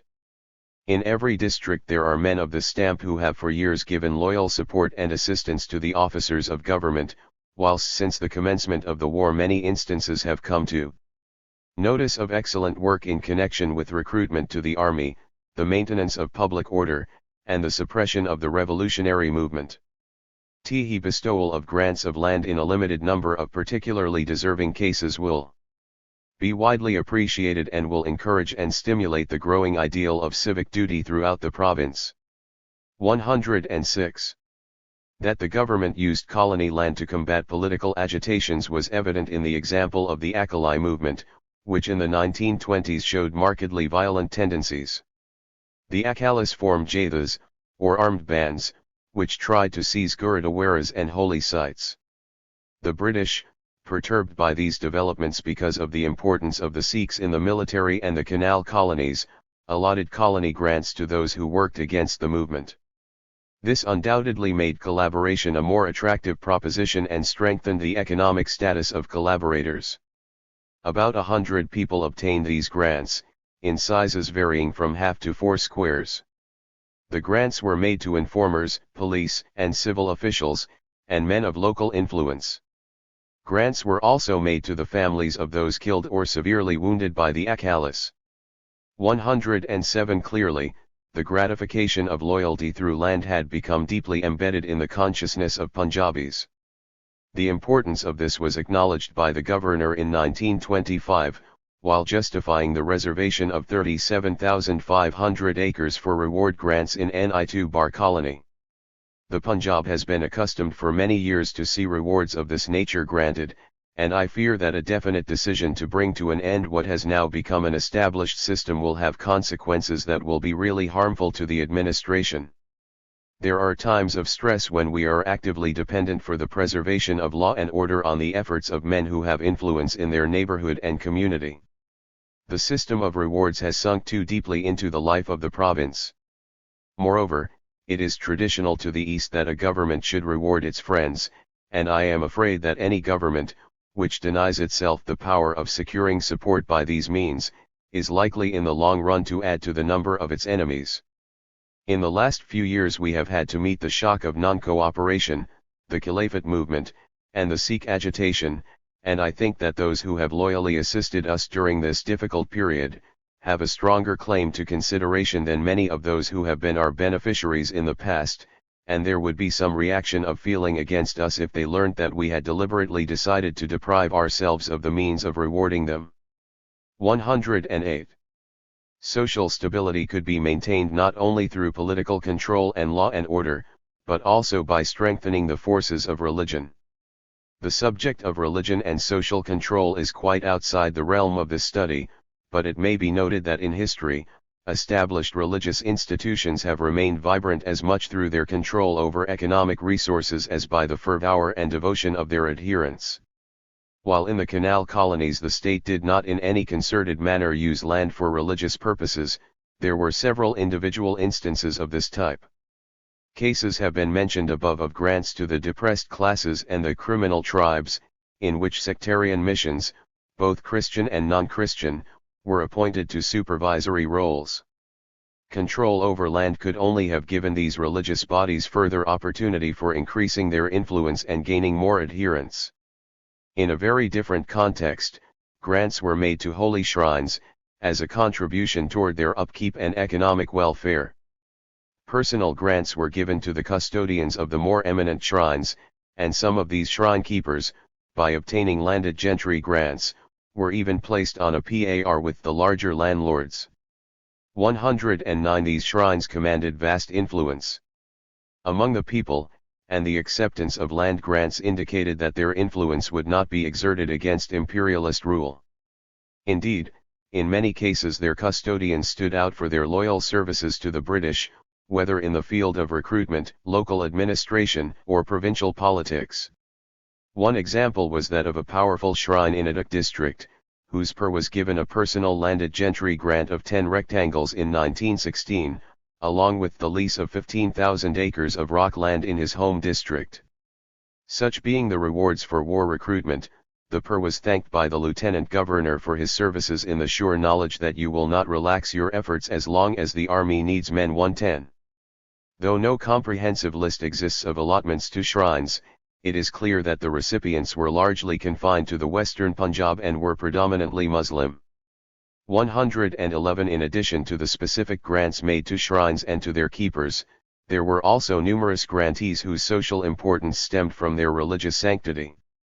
The Sayyids and Qureshis among Muslims were two such castes well represented in Canal colony allotments. The aforementioned Baba Surkhem Singh Bedi obtained his large grant of 7,800 acres because he was the leader of the Sajdari Sikhs and the head of a family directly descended from Guru Nanak.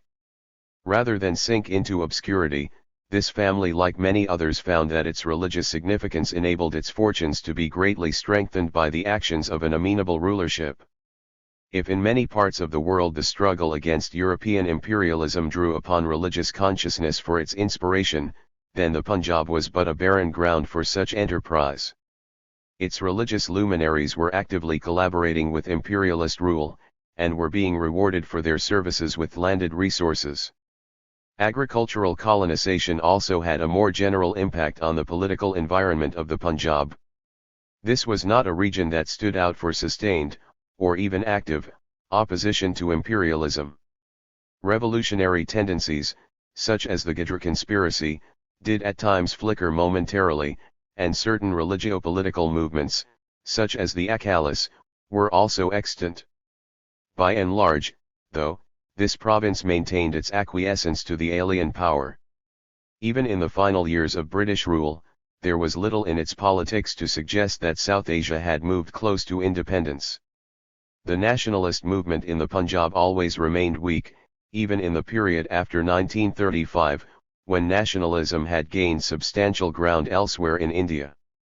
112 The measure of this lay in the results of the elections of 1936, which gave the Indian National Congress control of at least half a dozen provincial legislatures. 113 In the Punjab, the 1936 elections gave an overwhelming victory to the Punjab National Unionist Party, PNUP, whose members belonged to the rural elite and were firmly loyal to British rule. The PNUP comprised a cross-communal caucus in the Punjab Legislative Assembly, and it represented the interests of the Muslim, Sikh, and Hindu land-holding classes. The success of the PNUP was an indicator of the retardation of nationalism in the Punjab, and of the continued strength of imperialist rule. The agrarian magnates who composed the power base of the PNUP, the likes of the Nuns, Tiwanas, Daltonas, and Mamdats, were to a man heavily involved with the canal colonies. This undoubtedly resuscitated the influence and authority that they used to ward off the incursions of nationalist organizations, such as the Congress and the Muslim League, and to hold the Landowning Stratum in continued alliance with British rule. When overt imperialism's days seemed numbered, and the Muslim agrarian leadership saw a parting of the ways, an important segment branched out to gain control of the Muslim League, thereby to continue landlord dominance of politics in the successor state of Pakistan. 114 Accommodation with the alien power at the apex of society was founded on a pyramid of loyalties that stretched from the village upward.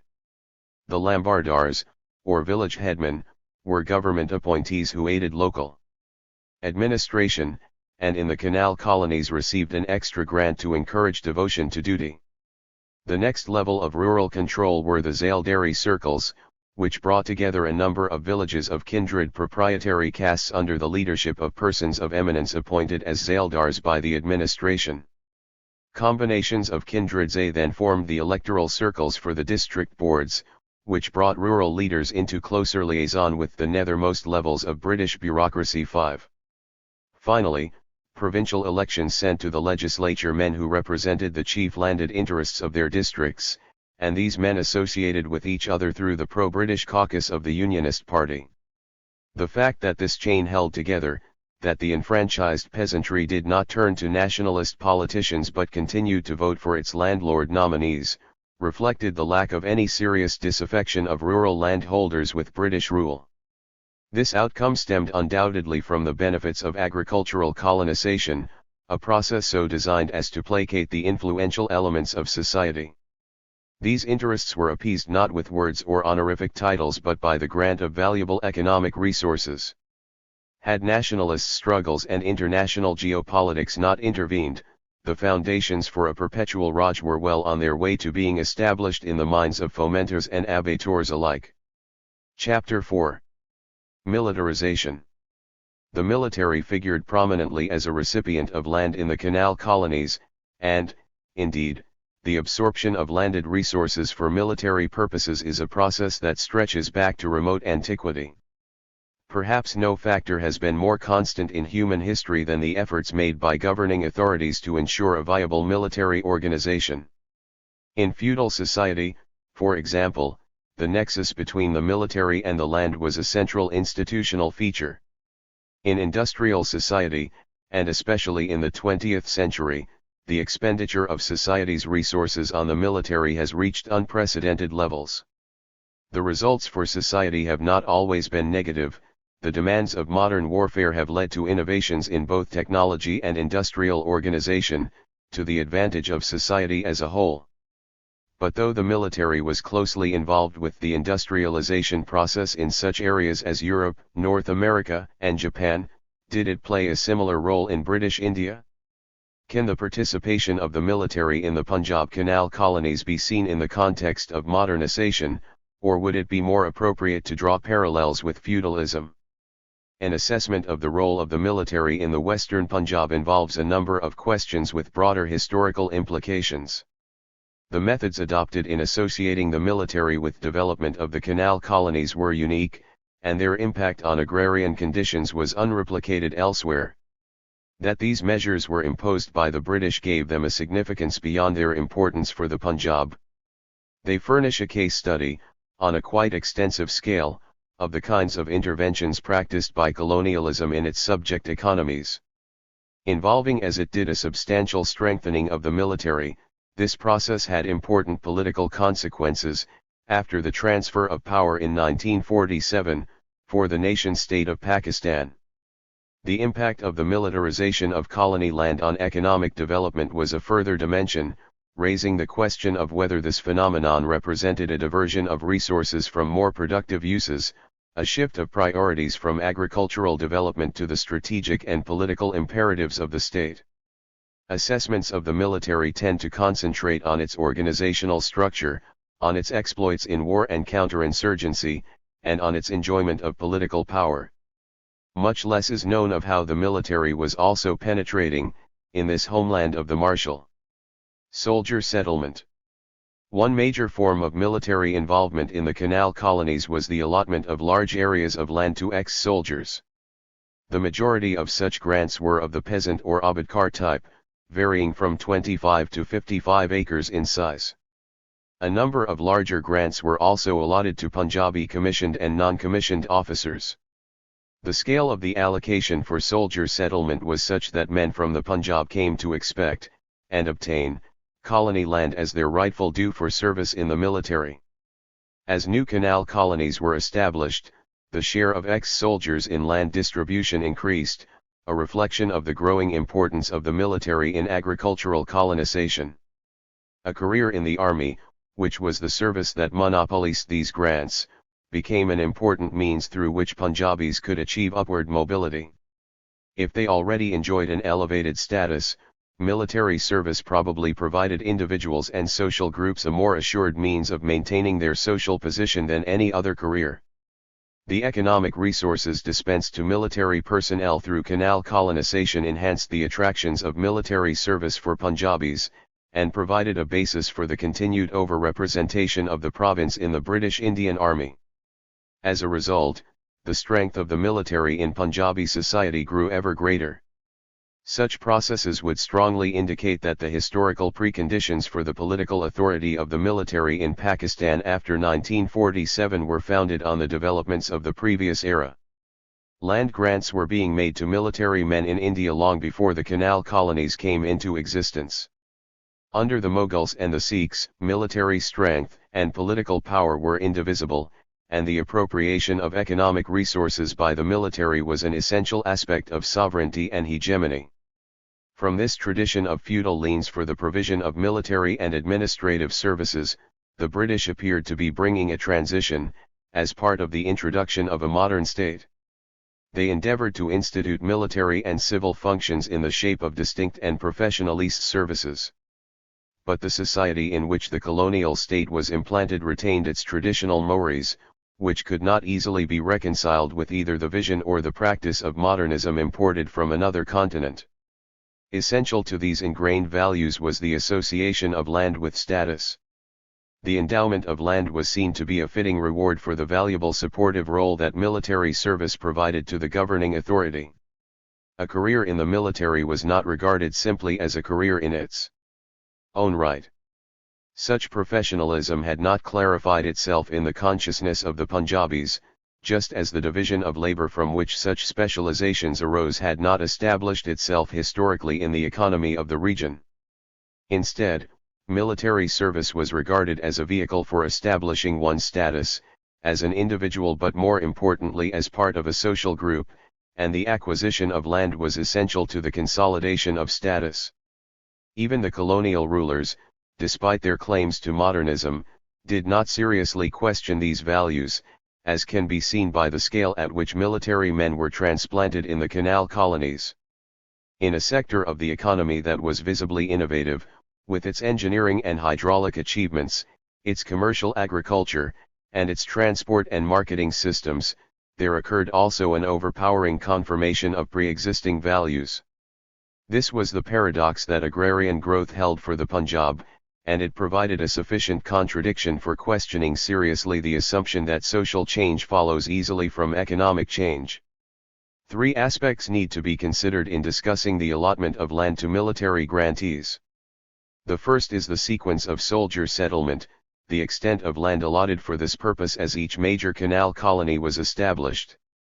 The second aspect concerns the type of men who obtained such grants, in terms both of their social and regional origins and of their place in the military structure.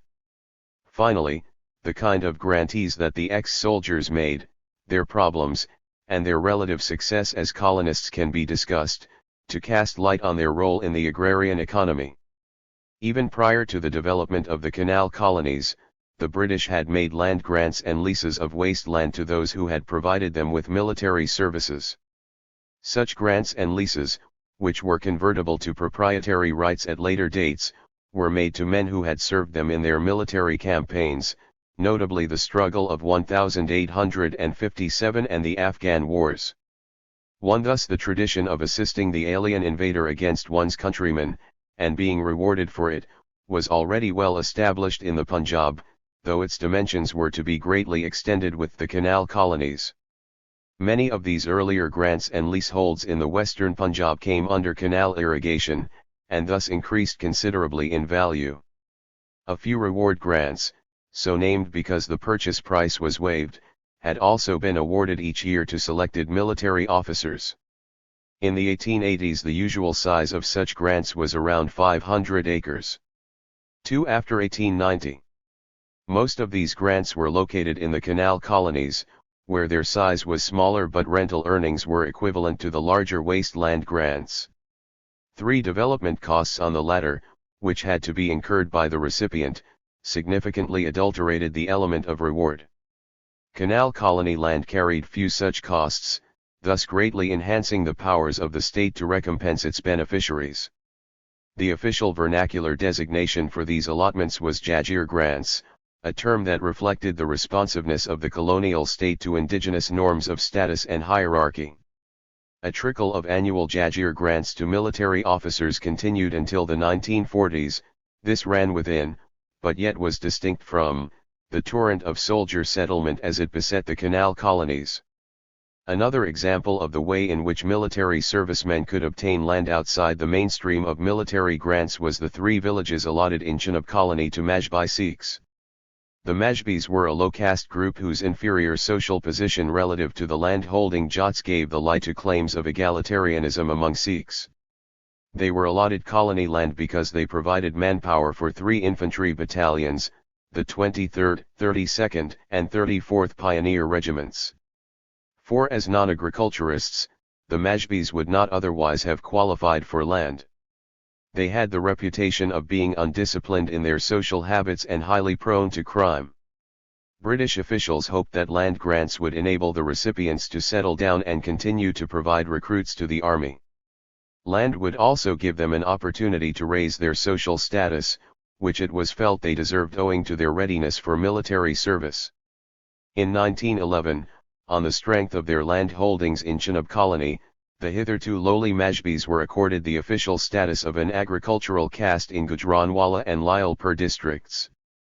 5. The route to higher social status through military service held up a mirror to those Majbis, still civilian and unruly, who had rejected the conformism of their soldier brethren. It was in the 4 larger canal colonies that the bulk of military grantees were settled: Chenab, Jhelum, Lower Bari Dub, and Ni2 Bar. The smaller colonies also received military grantees, in the event of shortfalls in land in other colonies, or if they were situated closer to the grantees' homes. Though such grants were being allotted from the early 1890s, the beginnings of military settlement were tentative and almost unnoticeable. It was not originally envisaged that such considerations would form a significant part of any colonization scheme. Military participation grew in importance as new colonies were developed, and as the British realized that it would be wise to make concessions to political realities. About 2,000 acres were reserved for this purpose in Chenian colony. In Chenab colony, on the first of the 3 major canal branches, the Rock, an area of 6,000 acres was allotted, and a further 9,000 acres on the second, the Yahang. The recipients were to be military pensioners who had completed 21 years of service. It was on the 3rd branch, the Gujra, that the first substantial allotment to military grantees took place, that of 70,000 acres, or roughly 10% of allotable area on this branch. 6. Even so, Chenab colony remained primarily civilian in character, unlike subsequent projects. In Jhelum colony, the military interest was much more obtrusive. The dominant factor in colonization here was the horse breeding scheme. Military grantees, who were once again pensioners, were also prominent, obtaining about 18% of the total allotted land. 7. Initially, an area of 44,000 acres was allocated for them, but this was raised to 80,000 acres with the adoption of horse breeding. The increase went largely to cavalrymen, who were expected to do well as horse breeders. They alone obtained 44,000 acres in service grants, at a minimum of 2 squares, 55 acres, each. The remaining 36,000 acres were allotted to men from other branches, on non-horse breeding tenures at 1 square apiece. The cavalry grantees also received better quality land, while the others were settled only after land had been found for all horse breeding grantees, whether civil or military. Thus another military requirement, that of horse breeding, had attained such priority in colonization policy that it was seen to act inequitably even within the ranks of the military grantees, who as a whole were accorded a more privileged position than civilian colonists. Military grants became even more important in colonization with the next project, Lower Bari Dub colony, with an area of 103,000 acres initially reserved for them. On the outbreak of World War I, an additional 75,000 acres were added in a bid to stimulate recruitment. 8. To enhance the prospects of reward for war service, the 180,000 odd acres were reserved for war veterans rather than pensioners. But the latter were not neglected, for confidential orders were passed that they be found land from the allocation for civilian grantees. 9. The land reserved for war veterans alone comprised around 20% of the total allotted area in the colony. The large areas of inferior soil that were encountered there necessitated contractions under virtually all heads of allotment, except that of military grantees. Indeed, wherever suitable land became available in the years following 1918, the priority lay in reserving it for war veterans.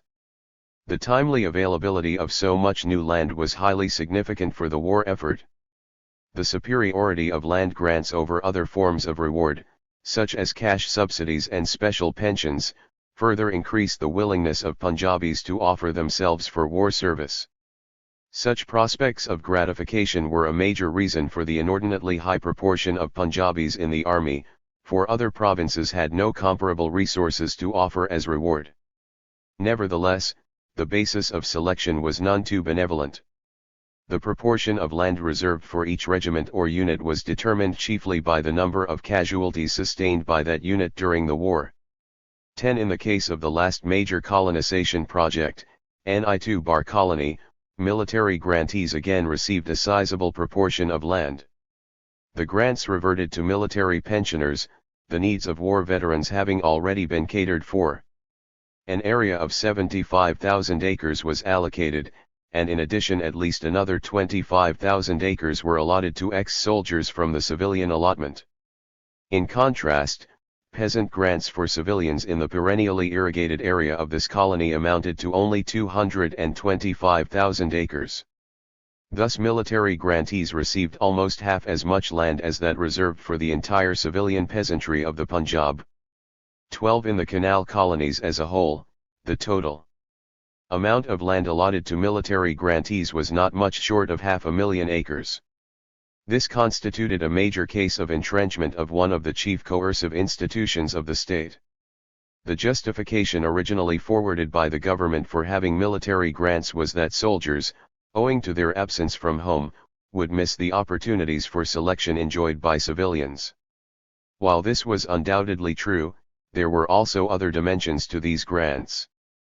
Perhaps the most important factor was the political capital that accrued to both state and soldiery from such substantial rewards for military service. This resulted in the strengthening not only of the military itself, but also of those classes that dominated military service. The primacy of the political rather than the agrarian consideration was manifest in the selection procedure for such men. The grantees were chosen not by civilian district officers but by the military authorities, on the recommendations of regimental commanders. The decisive factor in selection was a man's record as a soldier rather than his dependability as an agriculturist. Moreover, the ex-soldiers, except for war veterans, were eligible for grants only after completing 21 years of service. 13. This was certainly an inducement for a prolonged military career, but it worked against the interests of agriculture. The pensioners were beyond the optimum age for colonists, and were often incapable of undertaking the physical labor required for cultivating virgin soils.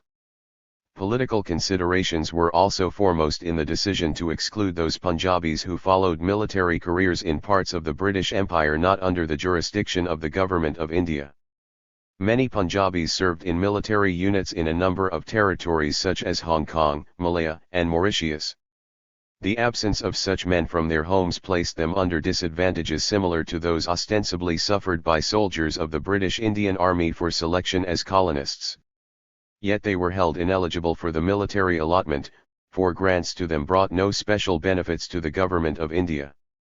By contrast, it allowed Punjabis in certain units under its jurisdiction, but not strictly part of the army, to share in the military allotment.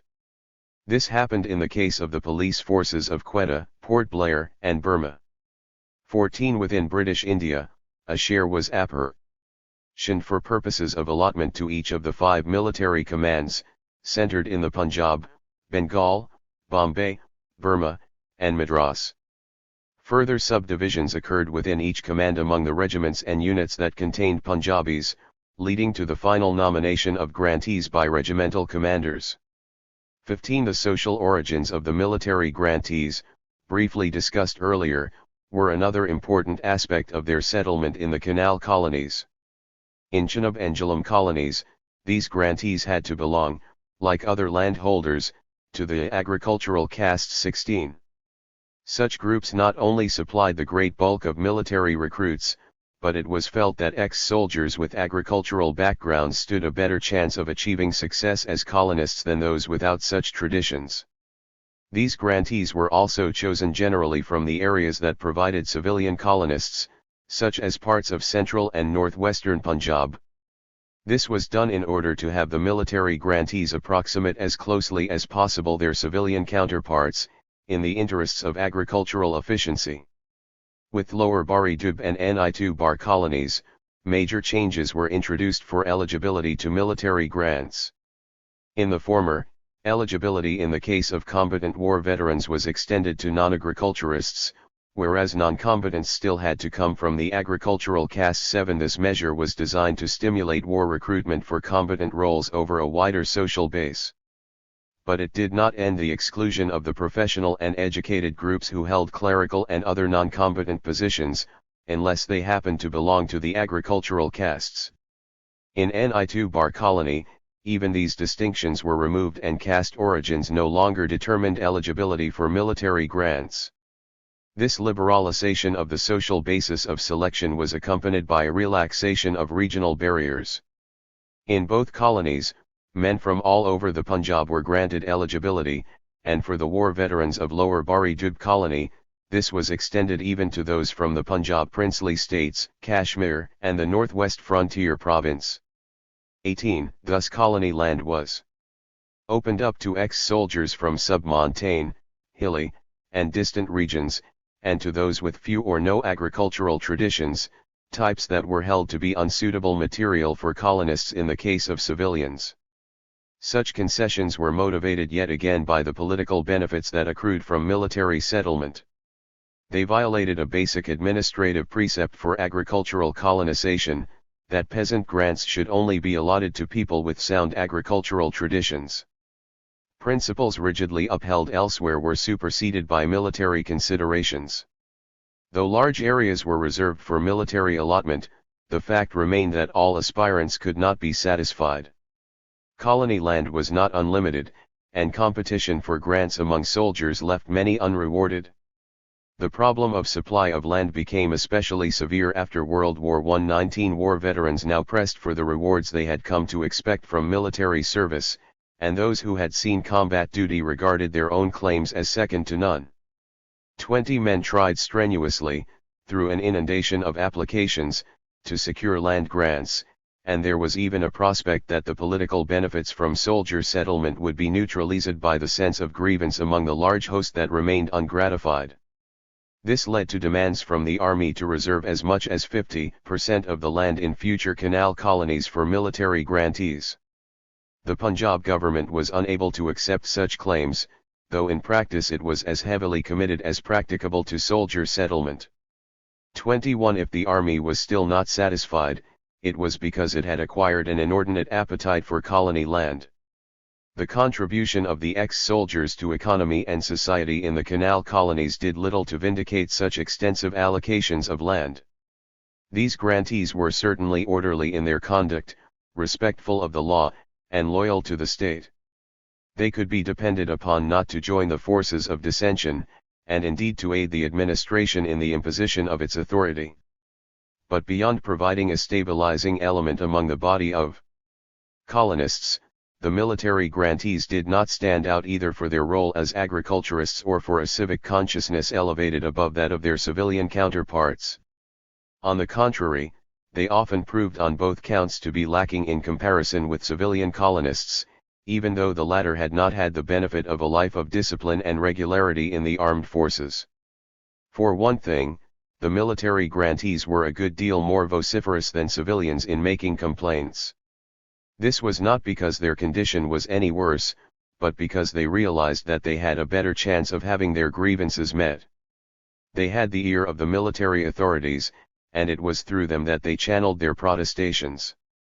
22. The civil administration was more sensitive and responsive to these complaints than to civilian ones, and was more prepared to undertake remedies than for civilians. The grievances of the latter usually had much less chance of reaching the higher officials, in any case, since civilian petitioners were generally unable to surmount the relations of power at the lower levels of bureaucratic authority. The effectiveness of their protests was in itself a measure of the more privileged position of the military allottees. The first major problem for a soldier grantee was his settlement on a viable plot of land. Unlike the civilian colonist, who would have to be content with what he got, and in starting a new life accept stoically all the troubles associated with breaking virgin soil, the ex-soldier came to the land with greater expectations. Having served in the army for 2 decades or more, he regarded the grant as his due compensation, and in his maturer years had little tolerance for any hardships that might threaten his well-being. He felt it imperative that his grant be on soil of good quality, with irrigation arrangements that were efficient, if not faultless. If these conditions were not met, he expected to be given an exchange to better land. In Chenab colony, land of good quality was found for the ex-soldiers. 23. In Jhelum colony, the quality of land varied, and many obtained grants on inferior soil. 24. In later years they complained bitterly about this. In Lower Bari Dub colony, problems of inferior land appeared on a larger scale, and applications for exchanges from ex-soldiers were reported to have assumed formidable proportions. 25. Differences in the quality of land were inevitable, but so persistent were the ex-soldiers in wanting exchanges that every excuse is produced, every artifice is employed, and every influence, from general officers downwards, is enlisted in order to achieve the desired object. Tabadla exchange has become a universal game, and a knowledge of the different gambits is considered essential for a successful colonist. 26. Because of these complaints and the procession of exchanges that resulted from them, the period of settlement for military grantees was extended over several years, with attendant disruptions. Even by 1930, well over a decade after soldier settlement had commenced in the colony, numerous applications for tabadla were still outstanding.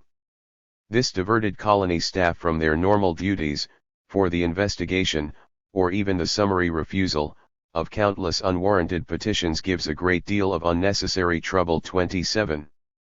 Thus the ex-soldiers were by no means a disciplined or acquiescent group of colonists when it came to protecting their own interests. Indeed, they displayed an assertiveness and a willingness to complain that stood in marked contrast to the more resigned attitude of their civilian counterparts. Military grantees were also given special privileges over the matter of breaches in the conditions of tenure.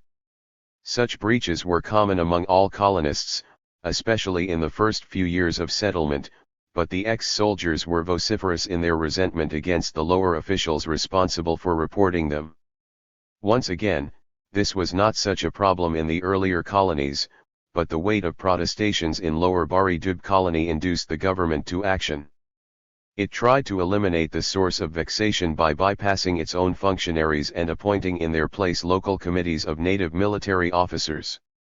The latter, themselves grantees, were given the responsibility of reporting breaches of tenure, thus saving the military colonists from the graft and petty tyrannies that civilians had to suffer at the hands of the subordinate bureaucracy. 28. It was hoped that the seniority and apparent wisdom of the military officers would enable them to supervise the features of agricultural improvement written into the conditions of tenure. In this role, however, these officers reneged. They proved of little or no use in reporting breaches, nor did they display any interest in supervising tenurial stipulations. The committees simply became a means of obtaining status, the consideration that seemed uppermost for these officers. Appointment to them is regarded as an additional mark of honor, and there the matter is generally allowed to rest. 29. Significantly, the administration was not unduly perturbed by such indifference. It neither penalized the wayward officers nor did it reconstitute the local committees. This failure to respond positively was governed by considerations of political expediency, but it reflected also the much lower priority given by this time to agricultural improvement and to the creation of a more well-ordered society in the canal colonies. Whereas military officers were unable to provide leadership in matters that might have aided agricultural improvement, they displayed little apathy in the quest for personal advancement. They zealously pursued appointments to official positions, such as those of Lambardar and Zaildar. The latter were few and far between, and therefore open only to the most important men. It was for the Lambardary posts, so it was reported from Lower Bari Dub colony, that these officers contested most keenly. A Lambardary carried with it an extra rectangle, a near certainty of obtaining another rectangle on horse breeding terms and authority and status in the village. Military grantees refused to accept a civilian as a Lambardar over them, but agreed to have the senior-most officer in the village fulfill this role. 30 But there appeared invariably a large number of candidates, each with his own notion of seniority. So greatly was their instinct for status out of balance with their cooperative spirit that in the ensuing conflict large sums were said to be spent on legal costs. As the following report on competition for Lambardaris brings out, the consciousness that the military grantees brought to the canal colonies was not one benefiting from military order and discipline, but one that smacked of the tangled rationality of the caste system. Competition in these villages has continued to be exceedingly keen. The grantees invariably profess themselves willing to accept military seniority as the criterion for the appointment, but when it comes to the application of this principle it is generally found that, by elaborate subdivision and cross-division of the grantees in the Chuk, several Indian officers and non-commissioned officers claim the post on the grounds of seniority in their particular arm, regiment, district, or caste. There are always various heterodox interpretations of the term seniority. It is, however, impossible from the point of view of colonization and civil administration, to accept the principle of seniority without reservation, and this causes further difficulty and heartburning. 31. It was over the vexatious question of residence that the military grantee appeared at his worst as a colonist. Residence near the grant was essential for success as an agricultural producer. Absentee landlords did not normally invest capital in the land, which merely became a source of unearned income cultivated through subtenants, a practice very disadvantageous for agricultural improvement. In Chenab and Jhelum colonies, absenteeism among military grantees was not a problem, for they belonged to agricultural tribes and were prepared to settle on the land. But the less restricted basis of selection adopted for Lower Bari Dub and Ni2 Bar colonies brought in as colonists men from non-agricultural castes and untried areas. 32 There were constant applications and petitions for exemption from residence, showing how unhappy many of them were in the canal colonies. The response of the government was once again dictated by political expediency. The rules for supervising residence and the basis for granting exemptions were liberalist. 33 The government's attitude was especially conciliatory in Lower Bari Dub colony, where war reward grantees were settled. Unauthorized absence from grants, as well, usually escaped the attention of the higher officials, for the military officers' committees failed to report breaches, and it was an easy matter to bribe petty officials. 34 Among military officers especially, absenteeism was said to be widespread. The administration abetted in this by freely granting exemption from residence if the officers were of landed gentry status, or served as loyal functionaries in their home districts in such capacities as honorary magistrate, zaildar, or member of a district board. 35 Yet absenteeism was acknowledged as a great curse, with little to recommend it on agrarian or social grounds. Caste and area of origin were important factors in the willingness of the ex-soldiers to reside in colony villages. Sikh and Muslim Jats from the traditional areas for colonists, Lahore and Jalandhar divisions, settled readily on the land and made good use of their grants. Men from sub-montane and distant tracts adapted least well. Dogras from Kashmir, Hindu Jats from Ambala division, and Muslim Rajputs from the northern parts of Rawalpindi division found it difficult to adjust to the remoteness and the harsh physical conditions of colony tracts. 36 It was reported from Ni2 Bar Colony that unfortunately a high proportion of the grantees selected are not in the least of the class who are likely to make peasant farmers. 37 They put up a ceaseless clamour for the relaxation of the residence clause. Though exemption was not granted where it was not justified, evasion of this condition is I believe widespread, but particular cases are learnt about with difficulty as knowledge of them depends in the last resort on reports from a Patvari on very low pay. 38 Tenurial conditions such as residence were a formal requirement only while the grantees were state tenants. Once they had acquired proprietary rights there was no hold on them, and they were free to become absentees or alienate their land.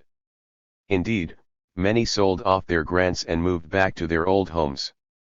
39 This was already happening in Lower Bari Dub colony by the early 1930s, while in Ni2 Bar colony the government accelerated this process by giving another major concession to the military grantees. After continued protests from them, it agreed to reduce their purchase price of land by half, from 200 rupees to 100 rupees per acre. 40 Even in the straitened circumstances of the 1930s, the price of 200 rupees was well below market rates. A reduction to half this level was tantamount to leaving significant economic resources in the hands of one group at the cost of the rest of the community. Military grants in the canal colonies reflected the desire of the colonial state to consolidate its position in a society in which it was an alien transplant. To establish lines of support, the British turned to placate those who had come forward as willing collaborators with their rule.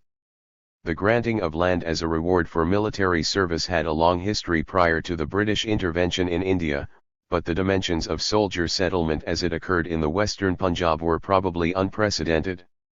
The fact that it was promulgated under the aegis of an external imperialism added distinctive implications to this process. With such landed resources at its command, the authority of the army and of those who served in it was further enhanced in Punjabi society. This was to have a major impact on the political fortunes of the nation-state that inherited the canal colonies after 1947. Behind military rule in Pakistan lay both a long-established greed for economic resources and a strong and continued association with imperialism, which the outward apparitions of independent nationhood could only superficially conceal. 41 The soldier recipients of land grants belonged in the great majority of cases to the land-holding castes of the Punjab. This was the stratum that virtually monopolized peasant colonization, and thus both civilian and military land settlement strengthened the dominant elements of rural society.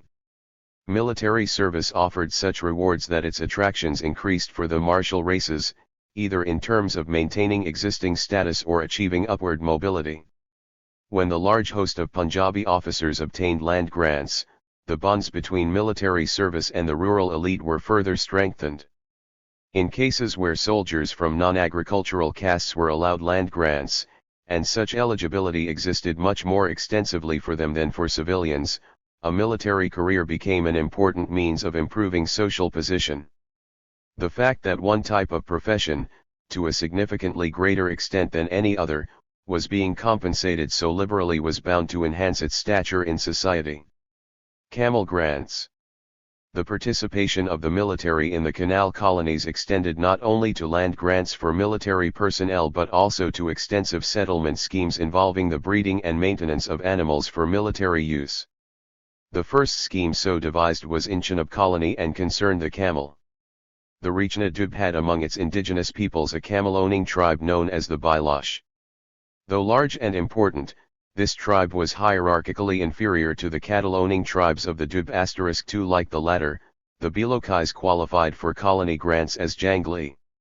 However, unlike their brethren, they were not to obtain ordinary grants, for in the camel they possessed an animal of much importance to military transport. The Bilokais had previously provided camels as transport animals for military expeditions to the northwest frontier and beyond. Their services were drafted by the army when campaigns were in the offing, though a certain degree of voluntariness remained, which created an element of insecurity for logistical planning.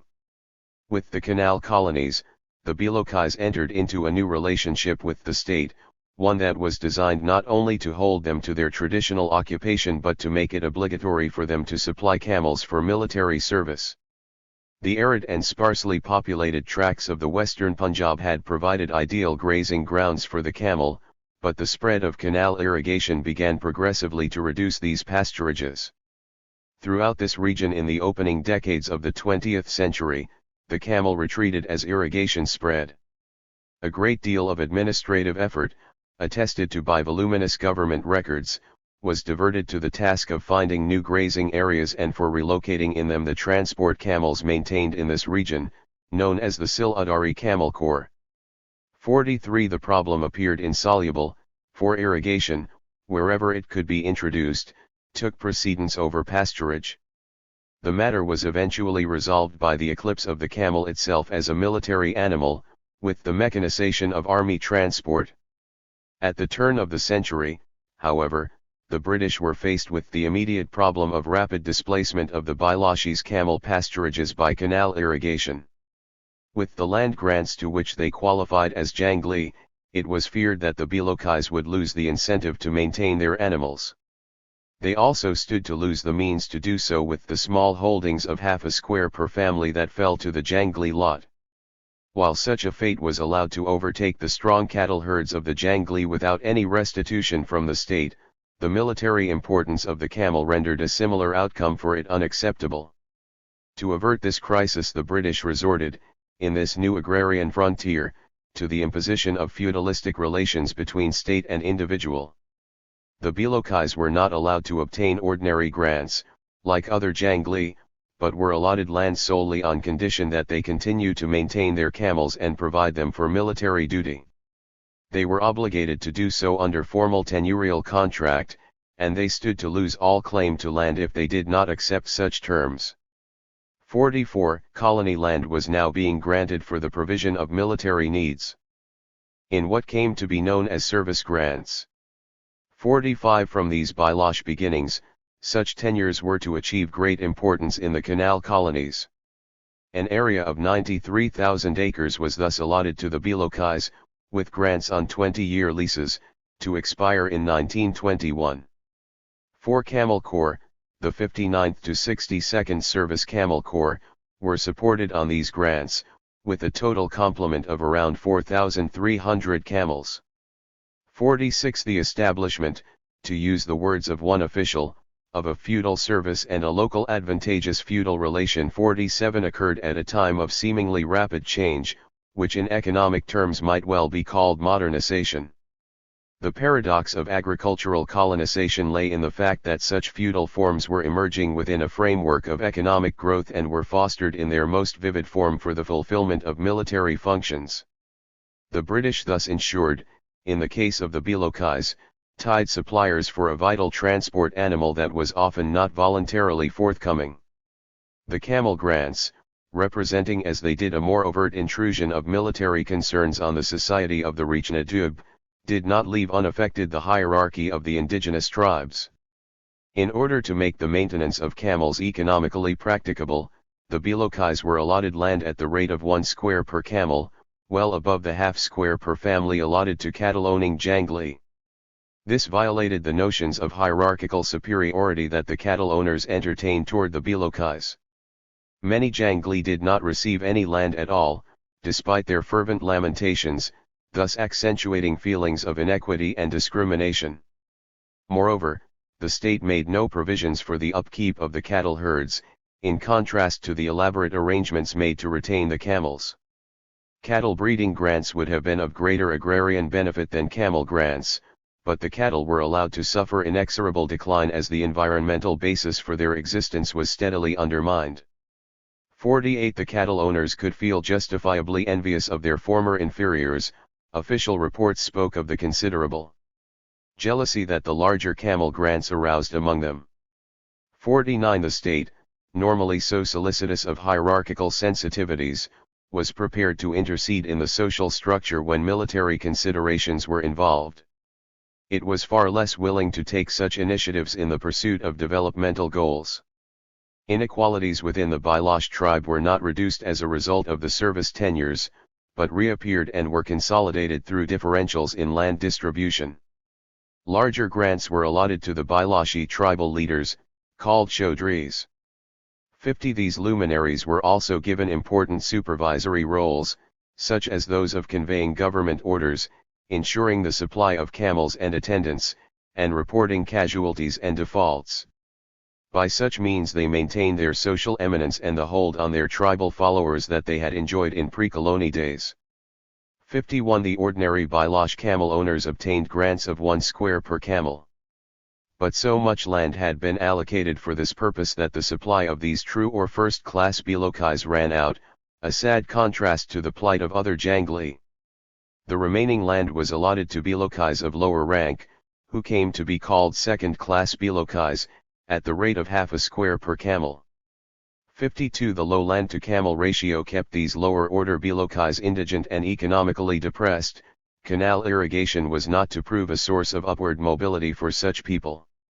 Still further down the social scale were the retainers and servants, and they remained in that capacity despite the transition in economic conditions.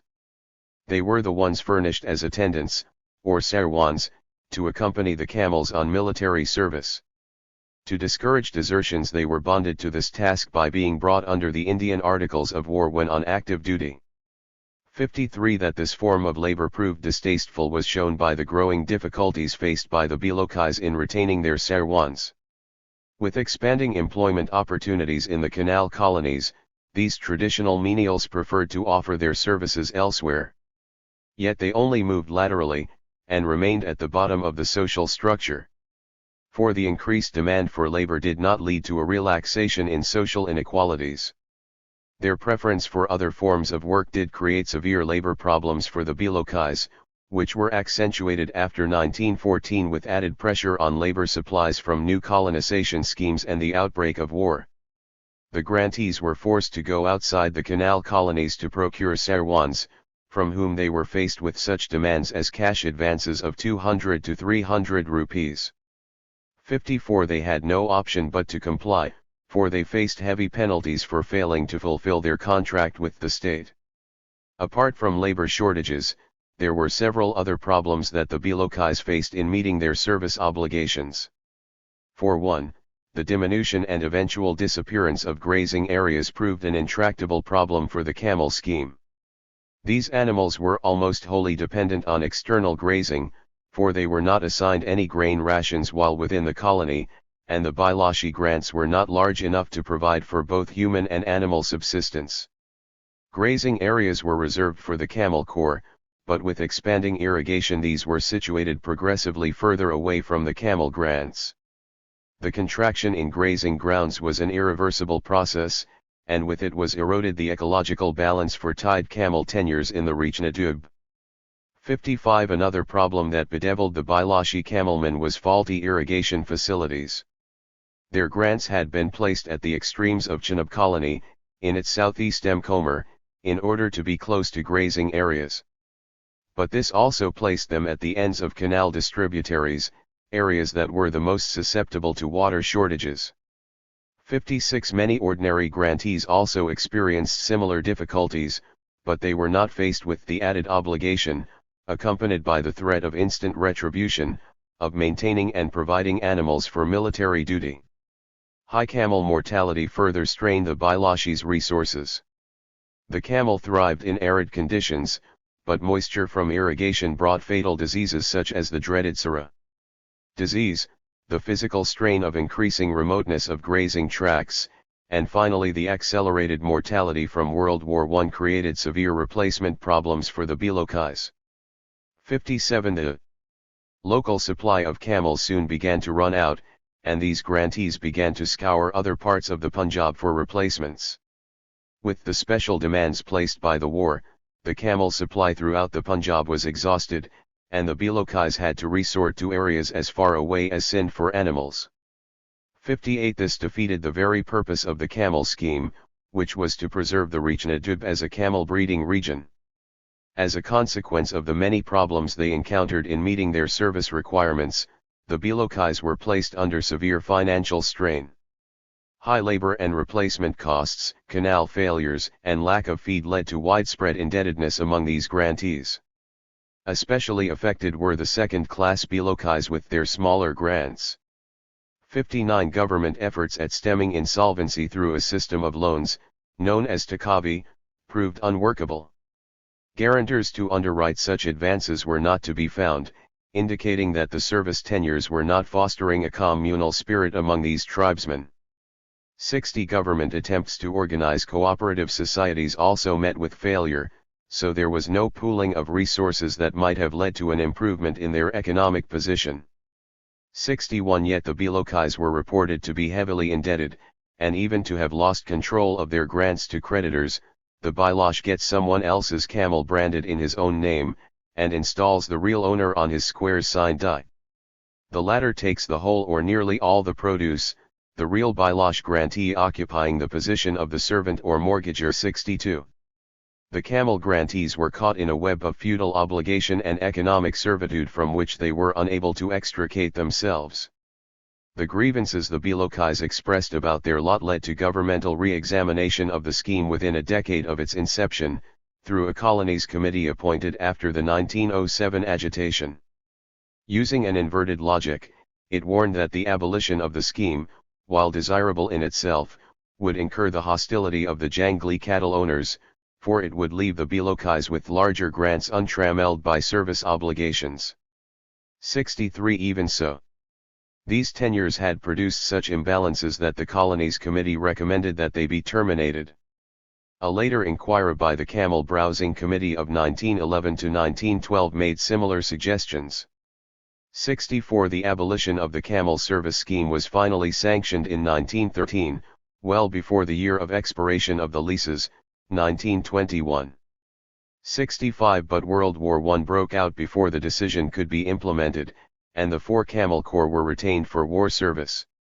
They were sent into operation in Egypt and Iran and on the northwest frontier, and proved of value in these areas. 66 After the war, it was obvious that few returns could be expected from these grants. The scheme was finally abolished when the leases expired in 1921, with the incumbents retaining their land in the form of ordinary peasant tenures. 67 The camel grants provided another example of the ways in which imperialism intervened in agrarian society to meet its military requirements. The effort to retain traditional roles, the onerous obligations placed on peasant holders, with compulsion exercised under threat of fines or confiscation, and the feudalistic bonding of land with service, such were the attributes of this particular involvement of the military in the economy of the Punjab. The impracticability of these demands, and the strains they placed on the small holding economy of the Belokais and on their tribal structure, were soon realized. Yet a generation or two of grantees were saddled with these obligations before they were lifted, and this included the trauma for man and animal of war service. The Bilosh camel grants were the earliest, but not the only, instance of the propagation of military animals in the canal colonies. They were juxtaposed with service tenures of much greater magnitude, related to the breeding of cavalry horses. Cavalry horse runs. The horse breeding schemes that were so extensively introduced in the canal colonies, to be discussed presently, were designed to provide horses. 4 cavalry regiments of the British Army stationed in India. For these the Army Remount Department acted as the purchasing agent. The remount requirements of cavalry regiments of the Indian Army were organized along different lines. Until 1921, these regiments were based on the Siladari system, a structure that had been inherited from the Mughal and Maratha cavalry. Under this form of organization, the regiment was a type of joint stock company in which the trooper paid for his horse and equipment when he joined and sold them back when he left. 68. The regiments were required to be financially self-supporting, and their expenses, including the purchase of horses, were supposed to be met from a subscription fund known as chanda. By the turn of the century, the rising market price of cavalry remounts was seriously taxing the finances of these regiments and threatening to erode their self-sufficiency. Rather than make any additional subventions from the military budget to help these units out of their financial difficulties, the British decided to use land in the canal colonies to prop up this regimental structure. First a few and then gradually all the Indian cavalry regiments were allotted grants, known as horse runs, so that they could produce their own horses and would not need to purchase them in the market. 69 There were manifold advantages in this for the British. Indian cavalrymen could continue to pay their way through their service, while the government would not have to make budgetary allocations for their regiments. This facade of self-sufficiency would in reality be propped up by large land grants to the Indian cavalry in the canal colonies. Allotted between 1900 and 1920, the horse runs were situated, with a couple of exceptions, in 3 different colonies, Chenab, Jhelum, and Lower Bari Dub. In 1921, the Siladari system was abolished, and the Indian cavalry was reorganized along more modern lines, with the task of horse procurement delegated to the Army Remount Department. 70 With this the horse runs too were abolished, though this measure failed to terminate the Army's occupancy of the land, which it insisted on continuing to utilize for other purposes. Though as a form of tenure they were short-lived, the regimental horse runs were highly significant in that they reflected the growing assertiveness of the military. The government had not originally intended to allot grants of the scale that finally eventuated. In the 1890s, applications were made by some regimental commanders for horse runs in Chenab colony. These requests were at first withdrawn, when the government refused to allow the revenue concessions that the regiments demanded as a condition for taking up the land. In time the administration capitulated to the Army's terms, leading to the allotment of horse runs to 4 regiments in Chenab colony. 71 A further 10 runs were allotted in Jhelum colony, again after applications were received from regimental commanders. 72 Then in 1907 the Army authorities prevailed upon the government to allot horse runs to all cavalry regiments of the British Indian Army. It was argued that these allotments were necessary if the joint stock basis of the Indian cavalry was to be saved from insolvency. 73 The internal funding system of the regiments was proving increasingly inadequate for purchasing horses and mules at market rates. These concerns led, by 1920, to the allotment of a total of 25 horse runs in the canal colonies, covering an area of 45,200 acres. 74 A few cavalry regiments remained without runs, because the land reserved for them on an extension of Chenab colony was too high for flow irrigation. By 1921, when all horse runs were abolished, these regiments had still not obtained possession because government plans to irrigate this area through a hydroelectric scheme had failed to materialize. 75 Once they had been settled on the land, territorial aggrandizement marked out the horse runs from all other types of tenure in the colonies. Regimental commanders incessantly applied for possession of vacant areas near their runs, for exchanges to land of better quality, or for improved irrigation facilities. At a higher level, the Army continued to press the government for an increase in the overall size of the rans, until finally they were doubled and even trebled in area. Whereas originally areas of 750 to 1,000 acres were assigned to each run, the Army succeeded in having this raised to a base area of 1,500 acres, and in some cases the size of holdings was extended to over 2,000 acres. In Jhelum colony, the government wanted to keep their size down to 750 acres, since it had already allotted 2 large young stock runs of 10,000 acres each to the Army Remount Department. But here too the Army had its way, and the horse runs were extended to a minimum of 1,500 acres each. 76 The cavalry regiments also succeeded in securing for themselves the most lenient revenue terms to be found in the canal colonies. They refused to accept the grants unless a wide range of cesses and rates were waived, which was an anomaly since these Siladari units were supposed to be self-supporting. State taxes such as Nazarana, Malikana, land revenue, and all minor cesses were waived entirely. One of these cesses was the local rate, which was credited to district boards for expenditure on local development such as the construction and maintenance of roads. The horse runs enjoyed such amenities without having to pay for them. The only charge levied on the horse runs was for irrigation water, and even for that they obtained a special low rate for grass paddocks. 77 No other grantees in the canal colonies obtained land on such concessionary terms. By contrast, all the colony land that could make a positive contribution to agricultural development, such as seed and cattle farms, was made to bear the full burden of government extraction. These revenue concessions caused substantial losses in state income. It was calculated that in the 3 years ending 1909 to 1910, the loss of revenue on the Chenab and Jhelum colony horse runs amounted to 40,000 rupees per annum.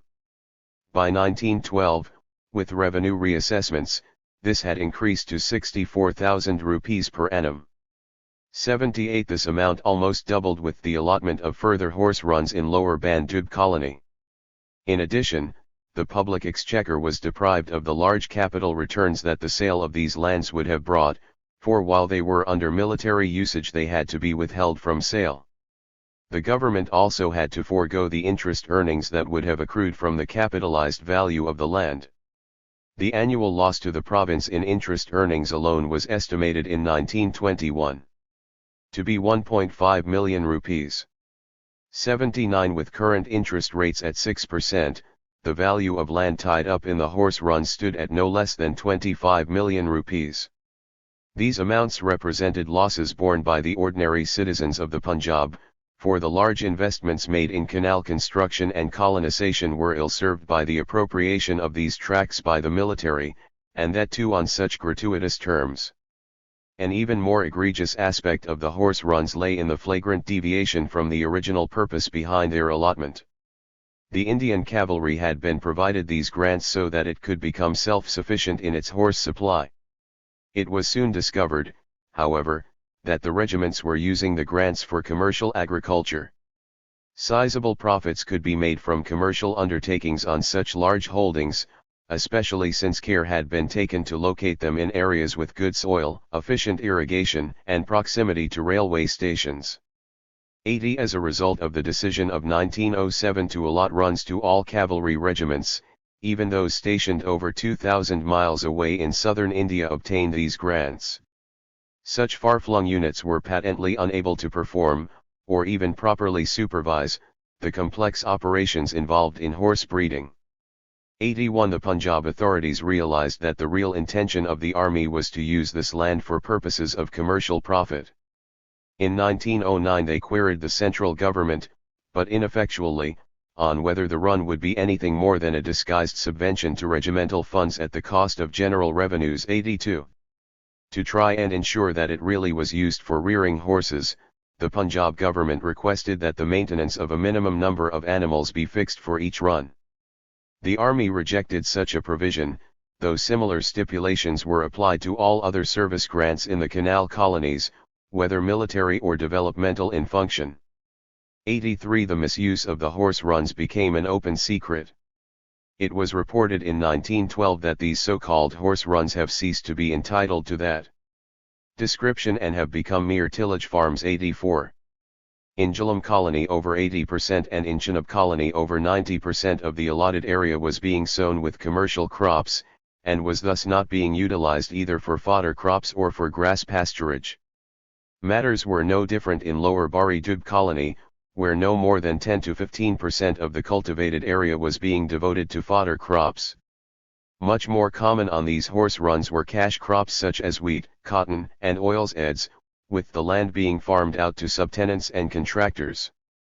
Even the standard of cultivation left much to be desired, so that, as a chief engineer ruminated in 1918, the contribution of these grants to agricultural improvement remained minimal. Military farms, controlled, as they are, by British officers who have facilities for studying agricultural science, ought to be models to the privately owned estates in their vicinity, but they are, in fact, worse cultivated as a rule than the holdings of the average peasant occupiers in our canal colonies. The military farm tenant is, as a rule, ignorant and unskilled in agriculture, but he has sufficient intelligence to utilize the influence of his landlords for the purpose of obtaining most favored treatment from the canal department. 85 The runs merely amounted to grants in aid to the cavalry regiments, which did not appear in the military budget and were not subject to any regular financial audit. The Punjab government continued to make the occasional protest about the misuse of this large area of land, but little redemption could be expected from the army, and none was offered. The cavalry runs made no positive contributions to horse breeding, let alone to agricultural progress. Indeed, profits from the runs were used to purchase imported remounts in the market. When the horse runs were finally abolished, Punjab officials could only bemoan the years of lost opportunity. It was never contemplated that the conditions of these grants would be broken, that instead of growing fodder crops, commanding officers would show a remarkable commercial instinct, and that instead of improving the indigenous breed of horses to mount their regiments well, they would attain this object by purchasing foreign animals. 86. The issue of the further utilization of the area under the horse runs arose when they were abolished in 1921. The Punjab government argued strongly that the land should revert to its own control. It wanted to use the area for allotment to war veterans, for seed farms, for which there was a desperate need in Punjab and Jhelum colonies, and for compensatory grants to sufferers from water logging. 87. However, the army resolutely and successfully defended its right to retain the land for its own use, and to dispose of it as it wished. It argued that the ending of one form of military tenure did not end its lien on the land. It did make over 15 of the 25 horse runs to the Punjab government, but this was exclusively for allotment to war veterans. The rest of the area was reallotted in the form of large mule breeding and filly rearing farms, the recipients being 3 British ex-army officers and some Punjabi men of substance. 88. It proved to be virtually impossible to free land from the army once it had passed under its control. The requests of the Agricultural Department for seed farms were completely rejected, though officials were well aware of the great deficiency of such farms in the canal colonies. 89. Mule breeding and grants to ex-soldiers had greater priority for the state. The behemoth of horse breeding. With the emergence of horse breeding, tenures entailing service obligations to the military as a condition for the granting of land became a widespread phenomenon in the canal colonies. Horse breeding operations dominated 2 large colonization projects, Jhelum and Lower Bari Dub. Their purpose was to provide remounts for cavalry regiments, initially of the British Army stationed in India but later also of the British Indian Army. The aim was to make India a self-sufficient producer of cavalry horses. In a period when the horse was being rapidly displaced as a military animal by technological change, the British in South Asia began diverting extensive agricultural resources for its production and upkeep. Horse breeding was established on quite different lines and experienced varying fortunes in the 2 colonies where it existed, and they are best discussed separately. Compulsion and Jhelum Colony. In Jhelum Colony, horse breeding grants covered an allotted area of over 250,000 acres, on which about 4,000 marais were maintained. About 80% of this area was distributed in the form of peasant, or abadkar, grants of 2 squares, 55 acres, apiece. On each grant a brood mare had to be maintained for producing young stock, which if of acceptable quality were then purchased by the Army Remount Department. There were also the larger yeoman, or suft posh, grants, for the maintenance of 5 to 15 marais at the rate of 1.5 squares per mare. Also allotted were 8 stud farm grants of substantial size, with a requirement of up to 50 marais. All the above grants were made to individual Punjabis, but there were in addition 2 large young stock depots of 10,000 acres each with the Army Remount Department, plus several horse runs for cavalry regiments. Jhelum Colony was wholly given over to horse breeding, the only non-service grants being those to indigenous jangli, non-cavalry military allottees, and civil grantees. Horse breeding in Jhelum Colony marked a major break from earlier principles of land allotment. The original colonization scheme did not envisage horse breeding, but was based on agrarian and demographic considerations similar to those that had governed land distribution in earlier colonies. This was replaced by a scheme that had service tenures as its chief aspect, a transition stemming from the proposals of the Horse and Mule Breeding Commission that colony land be used to breed and maintain military animals. 91. The pleas of the Punjab government to apply the service condition only to a certain proportion of grants, and then only to added areas of land rather than to the principal holdings of the grantees, were rejected by the central government. The latter insisted that the scheme stood a better chance of success if the service tenure were made integral to each grant, and if it were applied universally rather than selectively over the colony. This resulted in the imposition of a set of obligations from which the grantee had few means of escape short of disposing of his land, uprooting himself and his family, and leaving the colony. Since such a drastic alternative was not open to many, it created a pool of near-captive servitors who came increasingly to resent their predicament. Through contractual obligation, the very means of subsistence of the grantee became tied to the performance of horse-breeding functions. Any inadequacy or default in the latter threatened to incur the retribution of the supervising authority, the Army Remount Department. And apart from the ever-present prospect of coercion and punishment, even graver disabilities entered into the lives of the horse-breeding grantees. In order to retain them as viable units for horse production, the government had to impose a degree of regulation on these grants that was not required for ordinary tenures.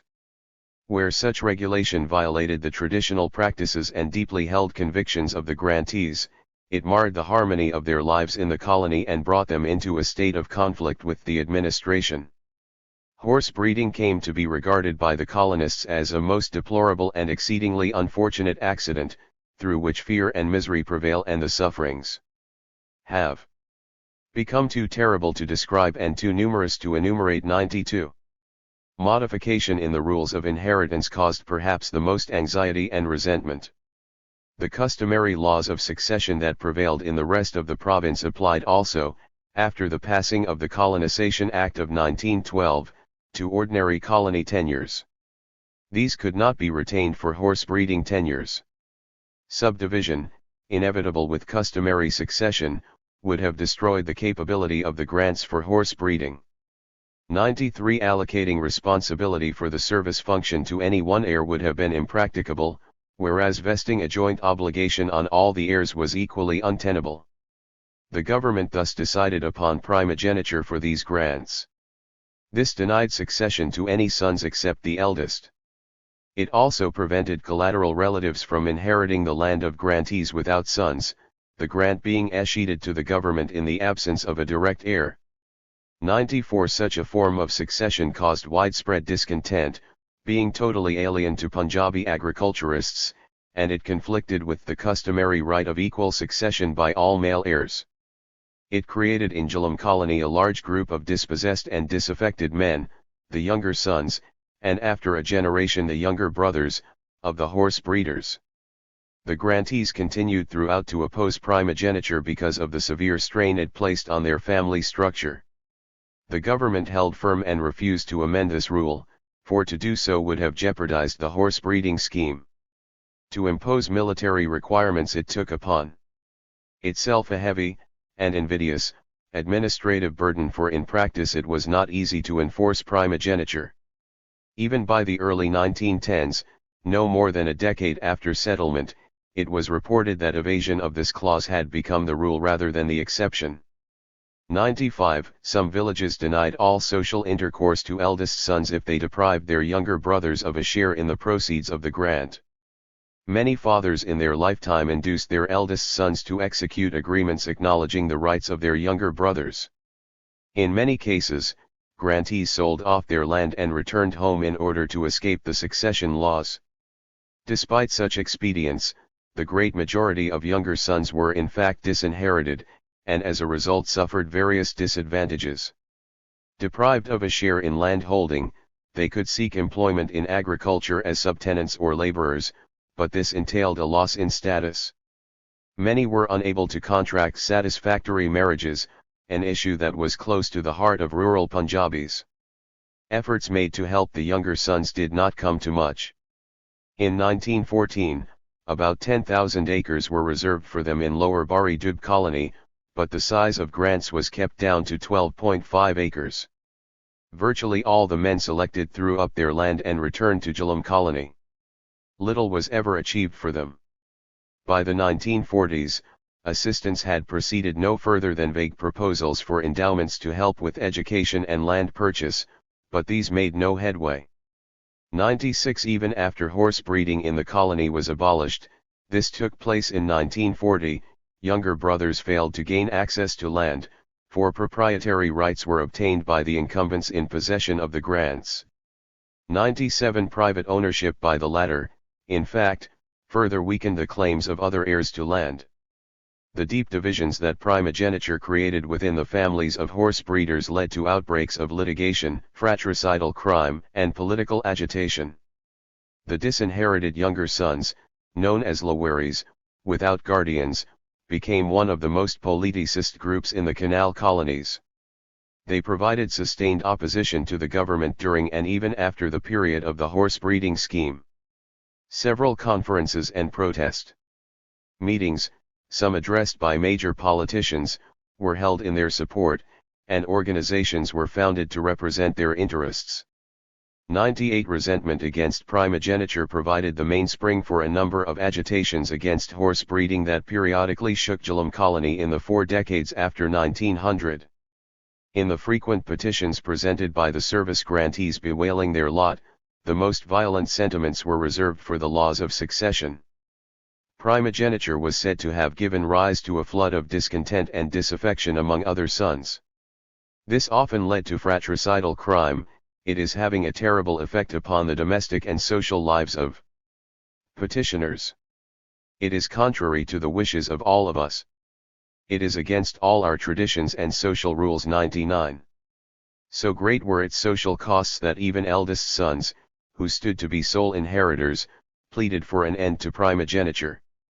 A petition in 1922 from 219 eldest sons of grantees made some telling comments on social conditions in the colony. They venture to believe that it is only in the fitness of things that the grants be shared by all the sons of the original grantees.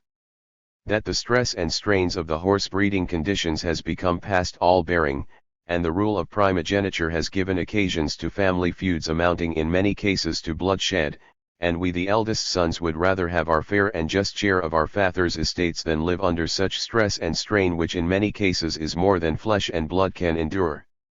100.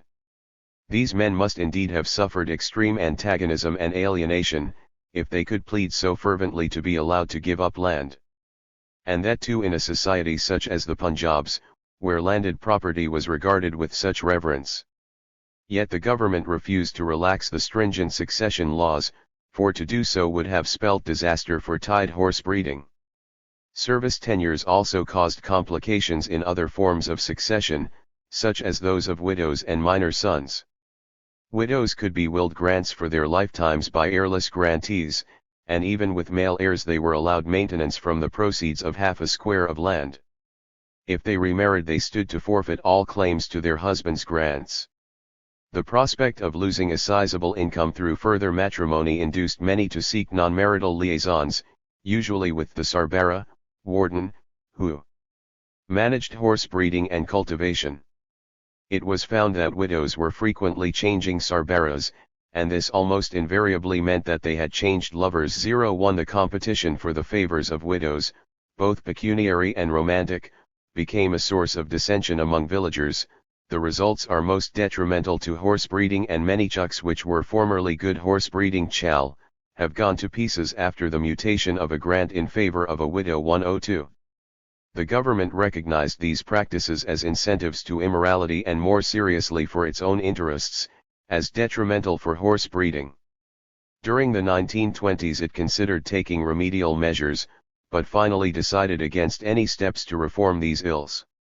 103 So unpopular had horse breeding become that the government feared that any action on its part, however moral in intent, would provoke a further outbreak of political agitation. Grants inherited by minor sons also fell foul of the law, chiefly because of the misdemeanors of their Sarbaras. Such grants proved notoriously inefficient for horse breeding, and incurred frequent penalties. Officials conceded that it was unfair to punish a minor, for the fault really lay with the Sarbara. The latter, who was usually a relative or a paramour of the grantee's mother, was beyond the reach of executive punishment, for he was not bound by any formal obligations to the state. Such men often appropriated all the profits of a grant, and at the end of the minority absconded with substantial sums of money. 104 They left the miners destitute and at odds with the administration, because of the poor condition of marais and young stock. By the mid-1910s there were 300 to 400 minor grantees, making this a problem of some importance for the state of horse breeding in the colony. The government decided in 1916 that, in cases of continued default in breeding obligations, half a miner's grant should be temporarily resumed. These resumed halves carried with them the service requirement, and were leased out to the highest bidders on condition that such persons were adept horse breeders. The lease money was to be banked at compound interest until the minor grantees came of age. Even this measure did not end their tribulations. In 1930 heavy arrears were discovered in the payment of the lease money into the miners' accounts. Recovery from lessees was hampered by the severe liquidity problems caused by the prevailing economic depression. Consequently, miners with half-resumed grants suffered heavily from these transactions. 105 On the other hand, the government did not interfere at all with guardians who exploited their wards but continued to meet horse breeding obligations. The state's options of intercession or inaction were dictated by its self-interest regarding the fulfillment of military needs, and not by a concern for the miners' welfare. An examination of the lease and sale markets in land in Gillum Colony reveals further complications caused by horse breeding in agrarian conditions. The expedient of lease or sale was of much importance for grantees, for it provided a means of escaping, temporarily or permanently, from the colony. Even as state occupancy tenants they were allowed by law to lease or alienate their grants, whereas as proprietors there could be no bar on them from doing so. 106 Ordinary grantees in the canal colonies faced few obstacles in availing themselves of this opportunity. In the case of the service grantees, though this right was not withheld by the government, market forces were nevertheless considerably impaired. Grants could only be leased or sold along with the service obligation. The government would not allow such transactions to lead to a reduction in the horse breeding area. This resulted in contrary trends for leases and sales, induced in both cases by the influence of the service tenure on the market for land. The area of horse breeding land under lease tended to be depressed, and the rates of lease money higher, in comparison to non-horse breeding land in Gillum Colony. In the case of sales, more horse breeding land tended to be alienated than ordinary land, but it fetched lower prices. 107 Although several factors were responsible for determining the rental and capital value of agricultural land, there is little doubt that service tenures played a major role in creating such price differentials in Gillum Colony. In the case of leases, there was a decided preference for non-service as opposed to service grants. For the latter, the constraints on leased area occurred because the presence of horse breeding complicated the relations between lessee and lessor, and this increased transaction costs. Even though he might have taken over such operations, the lessee was not formally liable for the breeding obligation. Any default on his part could result in penalties for the grantee, and these could extend for the most serious offences to the permanent confiscation of the grant. 108 Such considerations also led officials to discourage the leasing of breeding grants. They preferred to avoid any duality between the legal and the actual servitor. At times when the administration tried to enforce breeding rules more rigorously, grantees were less prepared to increase the risk of penalties by entrusting their land to others. Service grantees were also less likely than ordinary holders to obtain exemption from residence, and this further constricted the likelihood of leasing their grants. All these factors combined to discourage the leasing of horse breeding land.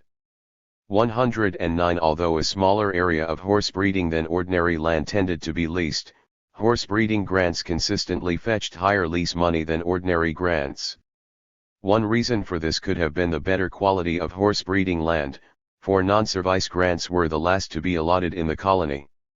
The capital stock of a breeding grantee was larger than that of an ordinary grantee, and this, along with the possibility of profits from horse breeding, could also have raised rental values.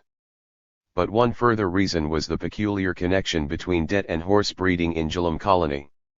By law, and here there was a further concession to the military, Civil courts could not attach a service grantee's land, produce, or horses for indebtedness, nor could his debts be applicable to his heirs, except for movable property. Consequently, money lenders encountered considerable difficulty in recovering their dues. One solution for them was to try and redeem these loans by offering very favorable terms for the leases of their debtors' grants. 110 This tended to raise rental levels for horse breeding land, and reflected not the economic buoyancy of such grants but instead the negative influence of horse breeding on an optimal economic utilization of colony land. Sales were a more permanent form of estrangement from the colony. These comprised, strictly speaking, the alienation of occupancy rights, for proprietary rights were not allowed by the government in Jhelum colony. Sales of horse breeding land normally exceeded those of ordinary land, indicating that service grantees were more ready to divest themselves of their colony possessions than other holders. The service tenure had to be retained on the land sold, and the administration allowed sales only if the purchaser was an acceptable horse breeder. This narrowing in the field of buyers was compensated for by the fact that officials actually encouraged such sales as a way of ridding the colony of unsatisfactory horse breeders. They also looked favorably upon the subdivision of the larger grants through land alienation, for the smaller holdings were proving to be less inefficient for horse breeding than the yeoman grants. In both supply and demand, service considerations influenced the sale of land. Many grantees sold out in order to escape from the problems associated with horse breeding, among them being regulated succession and greater official interference.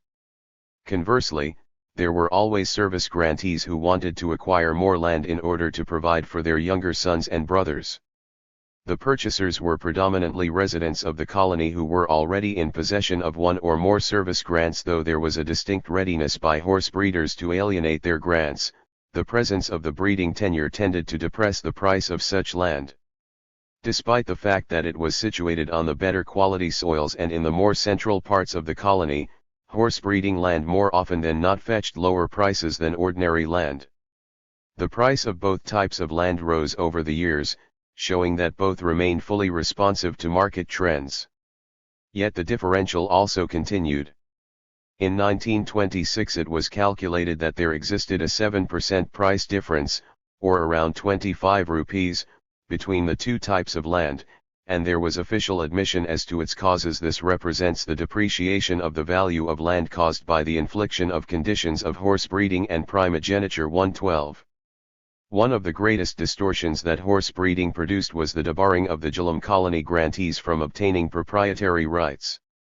After the agitation of 1907, and with the passing of the Colonization Act of 1912, the state conceded the right of land ownership even to peasant grantees. Since very concessionary rates of purchase were fixed, the new status of proprietor came as a windfall to thousands of landholders, who when taking up their grants had contracted to remain merely as state occupancy. Tenants. This right of ownership was withheld from Jhelum colony, for it would have been impossible to impose horse breeding obligations unless the grantees were retained as state tenants. In order not to exacerbate feelings of inequity, even non-service grantees in Jhelum colony were disallowed from obtaining proprietary rights. The Jhelum colonists continued to suffer the twin irritants of closer state intervention and deprivation of a proprietorial status. Over the years there appeared little prospect of relief from the injustices that they perceived. This contrasted adversely with the situation of grantees in other colonies, who settled into a more placid routine as political and agrarian conditions stabilized in their favor. The fundamental disjunction from their customary succession laws and the continued demand for young stock from remount officials remained the lot of the Jhelum colonists. Feelings against horse breeding were deep-seated and pervasive, and they increased in intensity with time. The successors of the original generation of grantees showed growing impatience with the continued enforcement of service obligations. They could not see why such hardships should be prolonged, and as one petition put it, the condition of services is always limited to some time and cannot be imagined to be eternal. 113. These antagonistic feelings against the administration involved the Jhelum grantees in a level of political protest and agitation that was absent in other colonies. Not only did they participate actively in the events of 1907, but the colony experienced several major outbreaks of political opposition in later years, as in 1921, 1928 to 1930, and 1936 to 1938. 114 These movements were marked by political meetings, conferences, and petitions, all expressing the hope that the horse breeding scheme would be abolished and the grantees freed from their tenurial disabilities. Activism was maintained at village level through political workers belonging both to extra-colony organizations, such as the Indian National Congress, and to associations oriented specifically toward colony conditions, such as the Zamindari Goripal Committee. 115 The political activity in which the colonists engaged was generally peaceful. There was little call even in these straitened circumstances for sanguinary opposition, and the tide of agitation tended to wane when any hopes of an end to horse breeding were dashed by government proclamations to the contrary. Unrest in the colony was undoubtedly influenced by political developments in other parts of India. Activism among Muslim and Sikh grantees was greatest at times, respectively, of Caliphate and Akali activity. 116 An agitation in 1928 could well have had its political inspiration elsewhere. The events of Bardoli, boomed in the vernacular press, were telling on the minds of the Abadkars 111. Nevertheless, the primary stimulus for protest was the hostility toward horse breeding itself. The grievances that the grantees justifiably held over such matters as fines and punishments for defaults, the problem of disinherited heirs, and the bar against ownership, simmered in Jhelum colony throughout the currency of the horse breeding scheme, and frequently broke through into active political opposition. Despite the agitations, the government refused to abandon tied horse breeding. The need of the military for an internal supply of cavalry horses was considered of paramount importance, and was allowed to override the dangers of political dissension. 118 With time, however, the pressure of continued strife with the grantees did begin to tell on official attitudes. Criticisms of the scheme, made at first by lower officials, came in later years from men further up in the official hierarchy, until eventually the Punjab government itself stood out against it. This transition toward an adverse official attitude was itself a comment on the degree of success of horse breeding in Jhelum colony. Yet the final decision regarding its termination lay with the Government of India, where the influence of the army prevented for several years any relaxation in policy. Early criticisms of the scheme had come from none other than W. M. Haley, colonization officer of Jhelum colony and the person deputed to select grantees and to supervise the scheme in its early years. Haley, who was later to become an eminent colonial administrator, wrote as early as 1905 of the unpopularity of the service contract, and especially of primogeniture. Everything tends to show how repugnant this rule is to native feeling. The service obligations have the further effect of heightening the demoralization occasioned by that dependence of the grantee on the state, which is an unfortunate though inevitable feature of the present irrigation system. 119. Such adverse assessments proved ineffective, because the more senior Punjab officials were not prepared to give in to pessimism. And they cautioned against emphasizing the demerits of the scheme in view of the wider strategic interests involved. 120 The Punjab Colonies Committee of 1907 to 1908 was also not prepared to recommend the abolition of the very promising horse breeding scheme, but its proposals about service tenures were dramatically different from those made by the Horse and Mule Breeding Commission less than a decade earlier. Whereas the latter had wanted all future colony grants to be subject to service conditions, the Colonies Committee advised that except with a view to meeting requirements of state, so urgent as to override all other considerations, the tenure of land should not, on any large scale, be made conditional on the rendering of service. 121. By 1911, H. J. Maynard, the Commissioner of Rawalpindi Division, added his authoritative voice against the scheme. Directing his criticisms especially against primogeniture, he remarked on the impossibility of permanently maintaining a condition which is so out of harmony with social sentiment and economic facts. Primogeniture is for countries where the sources of subsistence are numerous and varied. 122. The Punjab government rejected the idea of abolishing the scheme, and cautioned officials that any indications of pessimism would only encourage further agitation. During the years of World War I, there could be no basis for a re-evaluation of horse breeding. However, it was not long after the end of the war that feelings against it permeated to the highest levels of the Punjab administration. In 1922, following upon another political agitation, the attitude of the Punjab government swung dramatically against horse breeding. It requested the Government of India to consider abolishing the compulsory nature of the service tenure in Jhelum colony. It argued that the scheme was not only highly unpopular with the grantees, but had also caused substantial losses of public revenue, owing to the lack of capitalization resulting from the withholding of property rights. To compensate for any loss in horse supply suffered by the military, the Punjab government offered to share with the centre the proceeds from the sale of land to the grantees. The Government of India was unmoved by these arguments. It refused to abandon the scheme, and insisted that autarky in Indian horse production was a major military goal. 123 The two governments retained their rigidly contrasting attitudes for a further 2 decades. The centre continued to reject the idea either of abolishing the scheme, or of compensating the province for the inequitable burden placed on it for the defence interests of the entire country. 124 The last was a matter that was plaintively put in 1924.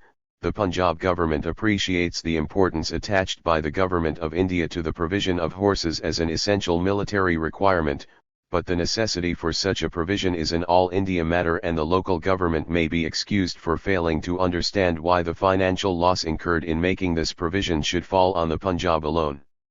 It is not aware that other local governments are called upon to make similar sacrifices in supplementing imperial requirements, either civil or military.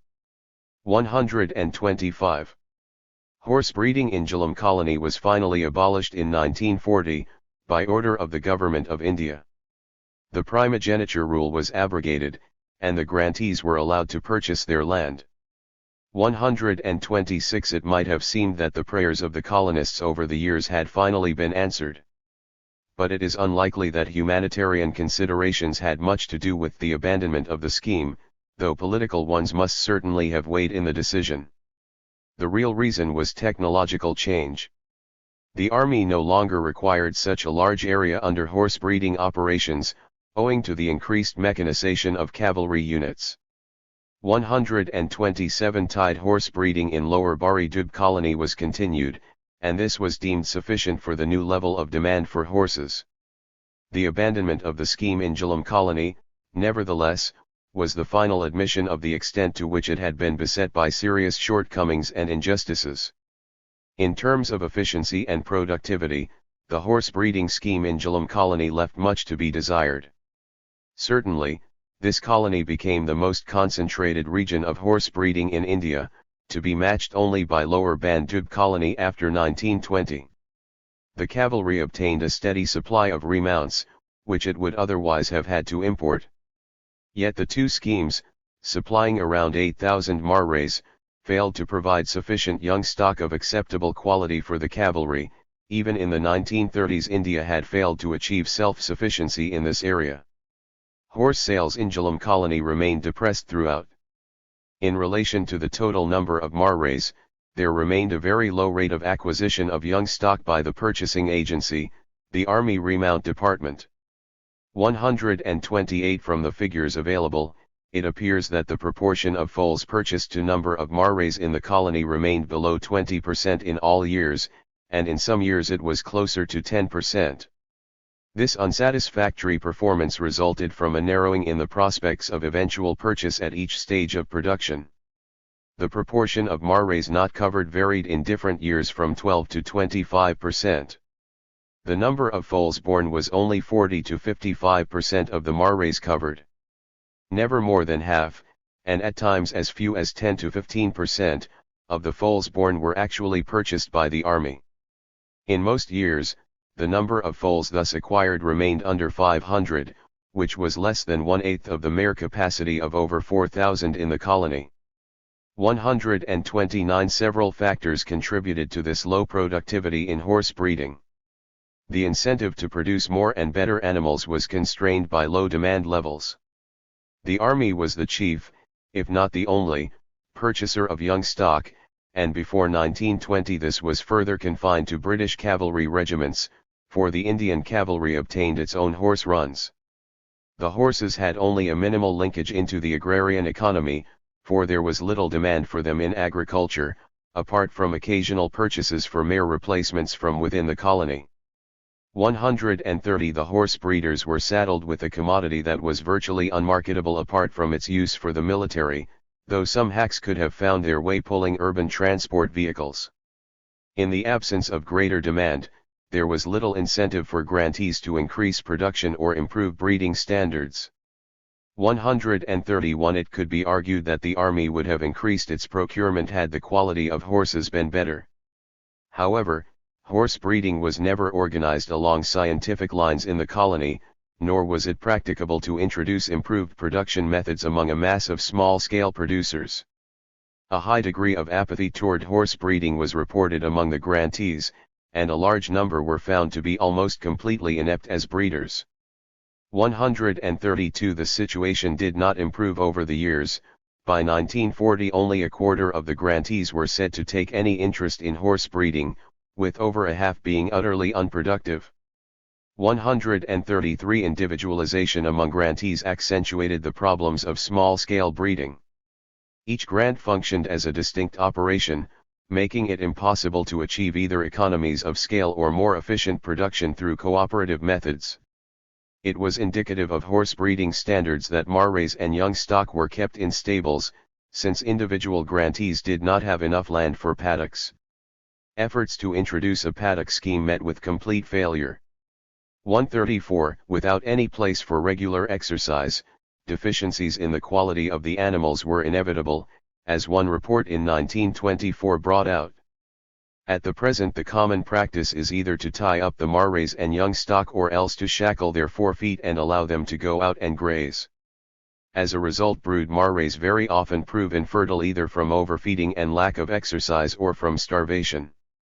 If a foal is produced, it does not obtain sufficient food in many cases, and in practically all cases it fails to obtain sufficient exercise. It, therefore, grows up undersized and crooked-limbed. It is hobbled by the forefeet, its pasterns are permanently ruined. 135 Whatever disabilities and inadequacies the small-holding grantees displayed, these paled in comparison to the patent failure of the larger soft posh and stud farm grantees. The families of rural magnates were unable, by and large, to transfer successfully to the colony environment the equine skills for which they had been selected. 36 They did not take to horse breeding with any professionalism, but merely tolerated it for the sake of the economic and social benefits that their colony grants brought them. The state itself abetted their inefficiency by granting them exemption from residence in the colony, because of the usefulness of their political and administrative services in their home districts. Primogeniture further prevented proper investment on the grants, for the resources of these families were often under joint control. 137 The soft posh grantees inevitably incurred penalties for failing to fulfill their service obligations. These usually took the form of fines, but the more serious offenses led to the resumption of half the grant, which was then leased out to an acknowledged horse breeder.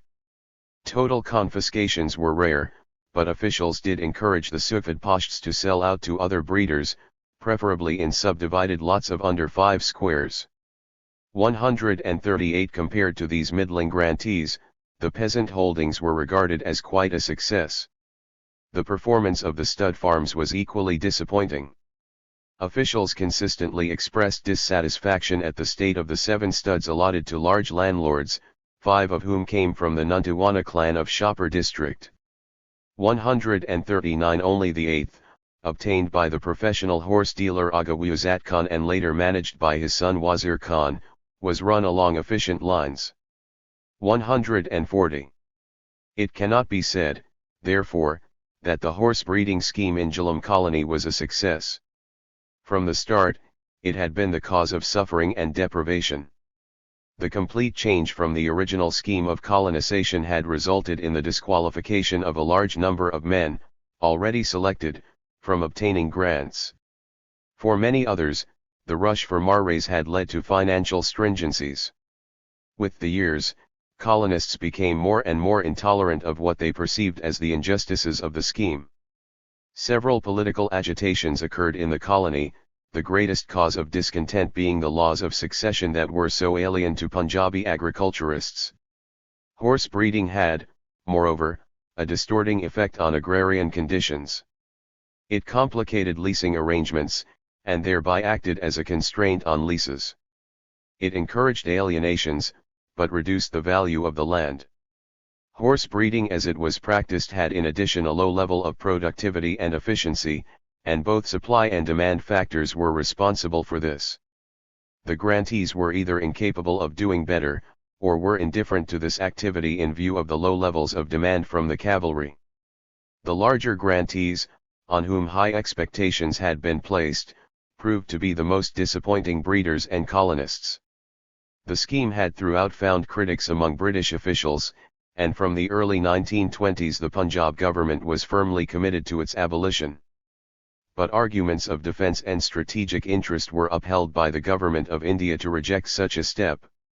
Finally, it too gave in, and tied horse breeding in Jhelum colony ceased in 1940. It had been one of the most unhappy experiences of colonization. Competition and Lower Bari Dub colony. The problems and deficiencies encountered with horse breeding in Jhelum colony induced the government to introduce a modified scheme in Lower Bari Dub colony. The principle of competition was substituted for that of compulsion. 141 instead of the service tenure being integral to each holding, ordinary grants were allotted. The grantees could compete for additional leaseholds of 25 acres each, which carried with them the horse breeding obligation. The period of the leases was fixed at 10 years, after which a new lessee could be selected if the incumbent proved unsatisfactory. This encouraged competitiveness among grantees, for horse breeding now became a means of obtaining additional landed resources. The grantee could obtain proprietary rights on his personal holding, which was situated in the same village, and which still provided him with a means of survival. If he lost or failed to obtain a breeding leasehold, the Suft Posh grantees, whose performance in Jhelum colony had been so disappointing, were also excluded, and the competition for breeding grants took place only among the peasant, or Abadkar, grantees. As noted in the chapter on colonization, the competitive aspect was soundly criticized by some Punjab officials for the divisiveness and conflict it would create in village society. 142 such sentiments did not have the weight to prevent the army from having its way. The Punjab government sought no longer to question the rationale of such major interventions by the military in agrarian society, but endeavored instead to adopt the most convenient methods for their implementation. Depending on the ratio between ordinary grants and leaseholds in the village, between 2 to 5 grantees competed for each breeding tenure. The scheme covered an allotted area of 500,000 acres, and within this about 3,500 leases were situated. Originally as many as 7,000 leaseholds were planned, but contractions were necessary when large areas of inferior land were encountered during settlement proceedings. The initiation of the scheme was delayed by over 5 years, owing to the outbreak of World War I. Not only were officials of the Army Remount Department away on war duty, but horse breeding land could not be fully allotted until the war veterans were settled. The actual selection of horse breeding lessees did not begin until 1921. The selected men either already possessed suitable marais or were required to obtain them within a specified period. Officials allowed and indeed preferred the system whereby the grantees of a village themselves selected the lessees, but lots had to be drawn where too many men came forward as candidates. 143 One major modification was made to the breeding scheme that had been originally sanctioned for this colony.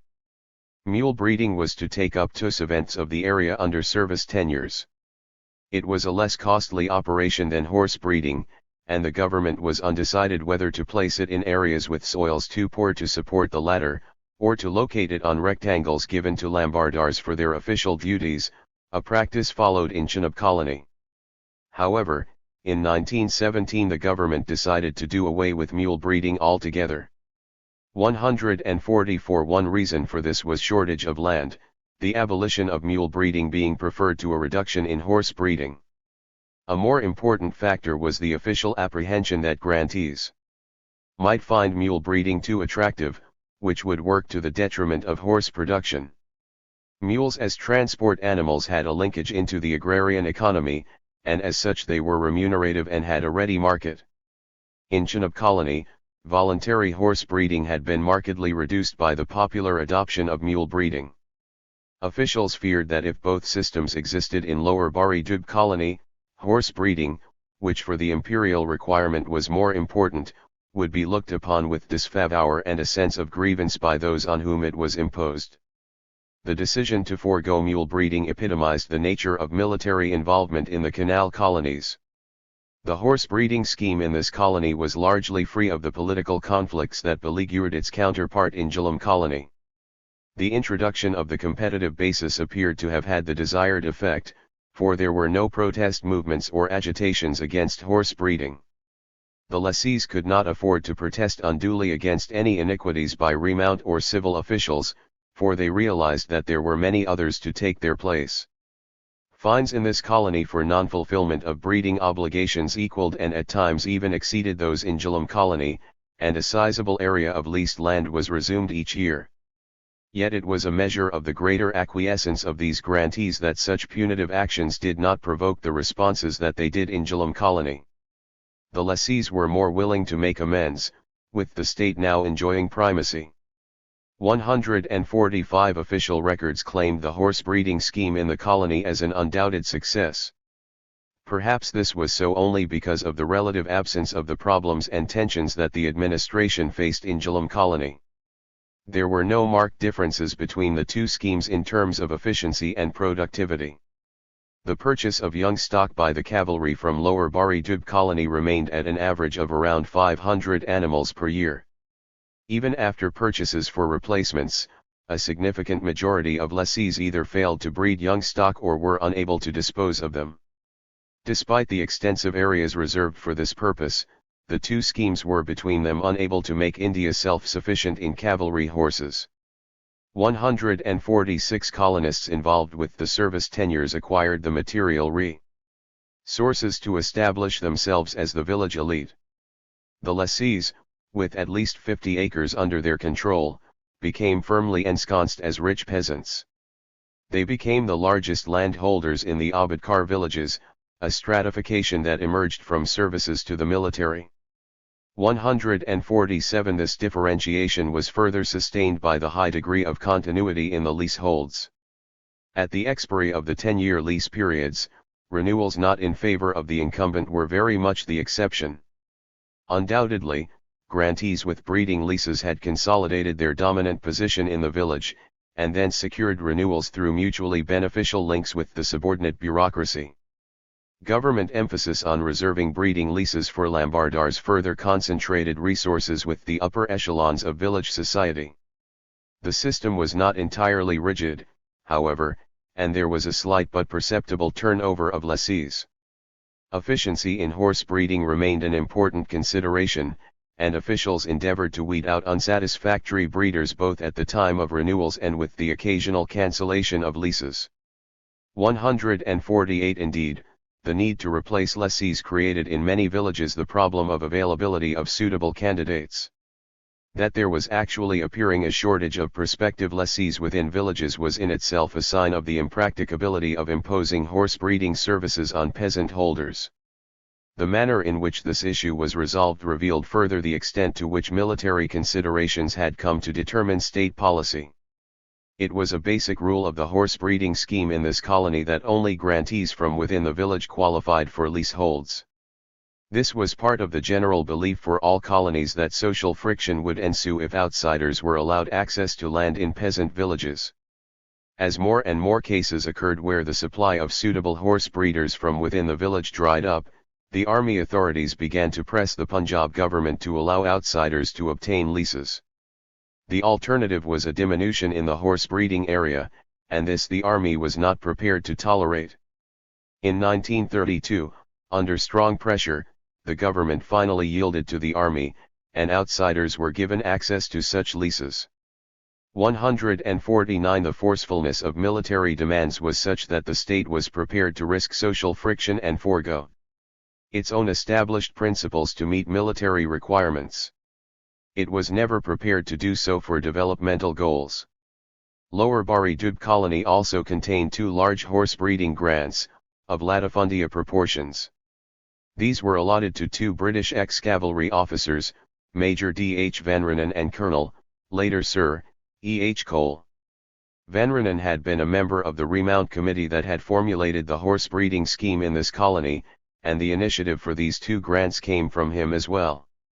He justified these grants with arguments similar to those used by the Government of India, concern over declining external sources and the need to generate an internal supply of cavalry horses.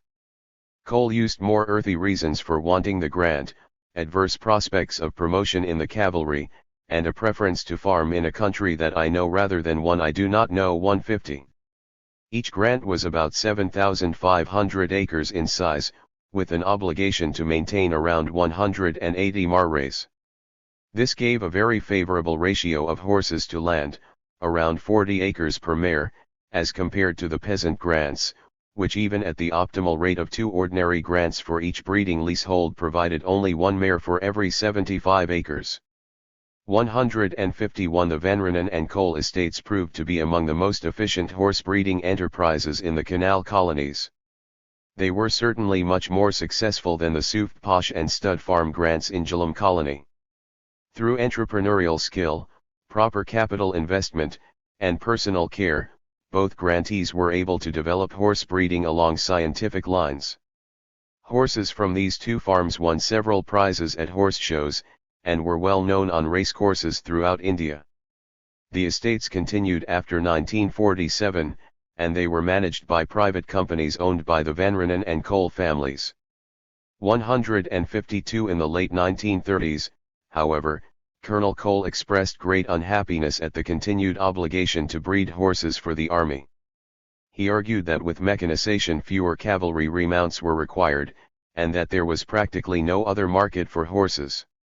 He claimed to be losing Rs 25,000 30,000 per annum on his horse breeding operations, and felt that he had amply demonstrated, after very considerable expenditure, that it was not practicable to breed horses fit for the army from indigenous stock in India. 153 Cole requested that his tenurial terms be changed to ones providing for the needs of agriculture rather than those of the military. He suggested seed farming or the breeding of rams for the improvement of wool production as possible alternatives. The government firmly rejected these proposals, declaring that it had no intention of curtailing horse breeding in the colony, one reason being that abolition of the scheme in Jhelum colony was under contemplation. Coming as it did from a European and an ex-military officer, Cole's criticisms were a great indictment of horse breeding in the canal colonies. The input of such a large amount of land and labor on horse breeding raises the question of the cost of this undertaking. One kind of cost was the financial loss sustained by government revenues, and indirectly by the people of the Punjab, because of these schemes. Proprietary rights had to be withheld from land on service tenures, so that the province was deprived of capital returns from land and of interest earnings on these amounts. Calculations made in 1930 revealed another form of economic burden. 154 This was the high unit cost of production of horses, estimated in this case for Lower Bari Dub colony. It was shown that if the total annual income from the horse breeding grants, from both agriculture and horses, was divided by the number of young stock purchased, the average cost per animal stood at 1,612 rupees. If to this was added the cost of remount and veterinary staff, of buildings, stallions, and other incidentals, the unit cost rose to 3,000 rupees, with the animal in a completely raw and untrained condition. This cost was significantly higher than the price of imported young stock, and it called into question the entire rationale of horse breeding conducted under compulsion. Perhaps production costs would have been lower if horse breeding had been confined to large stud farms managed by public or private agencies, and the Van Reenen and coal estates demonstrated that these could be viable. It would, however, have been politically unwise to withhold such extensive areas from colonization by the peasant population. Horse breeding as it existed was a costly compromise between military and political needs. The horse breeding scheme in Lower Bari Dub colony was retained at the time that its counterpart in Jhelum colony was abolished. The scheme even survived well into the post-1947 period. In 1940, half the breeding capacity was transferred to the production of mules. 155 these animals retained for some time longer their importance for military transport, whereas by 1940 the horse had been eclipsed as a military animal. It still had a role in police work, especially during riots and for the control of crowds and mobs, and one can speculate that it was for this purpose that the animals from the canal colonies were being increasingly utilized. Though horse-mounted cavalry had become technologically outmoded as a form of warfare, substantial landed and human resources were devoted to it in the canal colonies. Such an enterprise did not have the capability of acting as a vehicle of progress. Horse breeding had no long-term contribution to make to the agricultural sector on which it was based, and even less did it provide any kind of stimulus for industrialization. It was indeed based on classical feudal lines, entailing a contribution to the military structure in return for the grant of land. Such service tenures in the canal colonies were a retrogressive phenomenon, yet they consumed for half a century vast inputs of land, capital, labor, and managerial effort. The income generated by agrarian growth in the western Punjab was distributed among a number of claimants.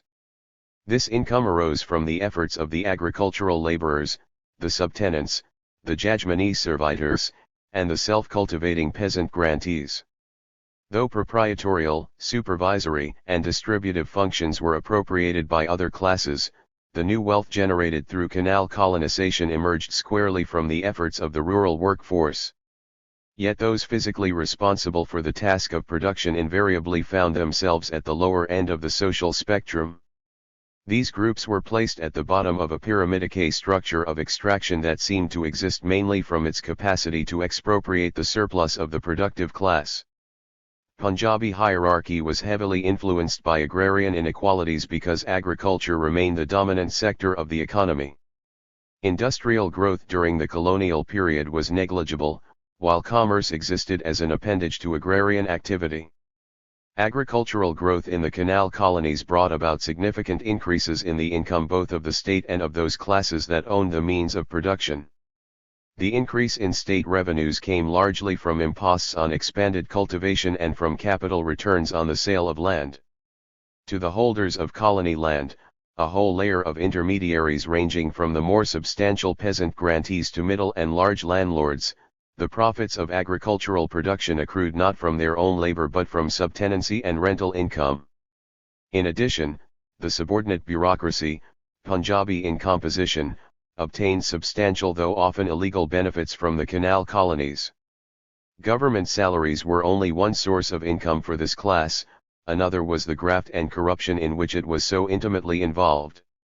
The extractive system, as this process may be collectively termed, was a pervasive influence on social relations in the canal colonies, not only in the relations of the state with the colonists but among the settlers as well. Various aspects of the extractive structure in this region will be examined in this chapter. A discussion of public revenues reveals that the canal colonies were undoubtedly profitable for the state. Yet the revenue system itself, both in the nature and method of assessment, contained some basic faults and inefficiencies that the government, despite repeated efforts, was unable to eradicate. This lack of success stemmed largely from the entrenched position of the landholders and the lower bureaucracy, who were able to resist any major reform of the revenue system. The reduced effectiveness that such failures signified was part of a more general loss of control by the state over its own bureaucratic apparatus. Investigations revealed that malappropriations were widespread and the circumvention of proper official procedures endemic. Again, it was the combination of subordinate officials and landholders that compromised governmental efficiency and public income. This concatenation of forces could have produced a dynamic transition toward capitalistic agriculture. Since socialized production was not a tenable alternative, given the state structure and political economy of the time, it was the development of capitalistic forms that provided, albeit with their disruptive and amoral sides, a more realistic indicator of economic progress. The final part of this chapter will be concerned, through a discussion of cultivating occupancy, with the extent to which capitalistic relations of production had emerged in the canal colonies. The profitability of the canal colonies. Assurance regarding the profitability of a canal project was a prerequisite for its sanction by the government. For each of these public works, careful project estimates were drawn up beforehand, and canal construction was only commenced after the proposals were shown to be financially viable. For this, the project not only had to be self-supporting but also had to provide a suitable rate of profit for the state. The distinguishing feature of the perennial canals of the western Punjab was that they were classed as productive works, which made them into commercial propositions, as distinguished from the unproductive or protective works that were occasionally taken in hand, and which usually ran in deficit. Great care was taken by the state to ensure that the canal colonies proved profitable for it. Before the actual settlement of colonists, the available area was carefully surveyed. This provided a grid of markers within which cultivable land and village sites were situated. This was followed by a demarcation of squares, and in the later colonies rectangles, which made up the units in terms of wholes, multiples, or fractions thereof that became the grants of land. The operation of square laying provided for orderly settlement. Through it, the chaos that might have ensued had the grantees been allowed to carve out their own holdings was avoided. The regular composition of the grants also made them easier to assess for purposes of state revenue. A further subdivision through the delineation of field boundaries created even more well-defined units of assessment, measuring AP 160 extraction approximately 1 acre each. By such means, the state was able to identify, through its assessing staff, every local incidence of cultivation, on which it could then impose its own extractive requirements. 1. The assessment and recovery of revenue occurred under several heads of taxation. The heaviest impost was that of water rates, also called occupiers' rates, or abiana. 2. This was the payment made by the cultivator for the use of irrigation water, and it was levied on the area sown, in the earlier years on the area matured. Different rates of taxation existed for different crops, with the more remunerative ones incurring heavier dues.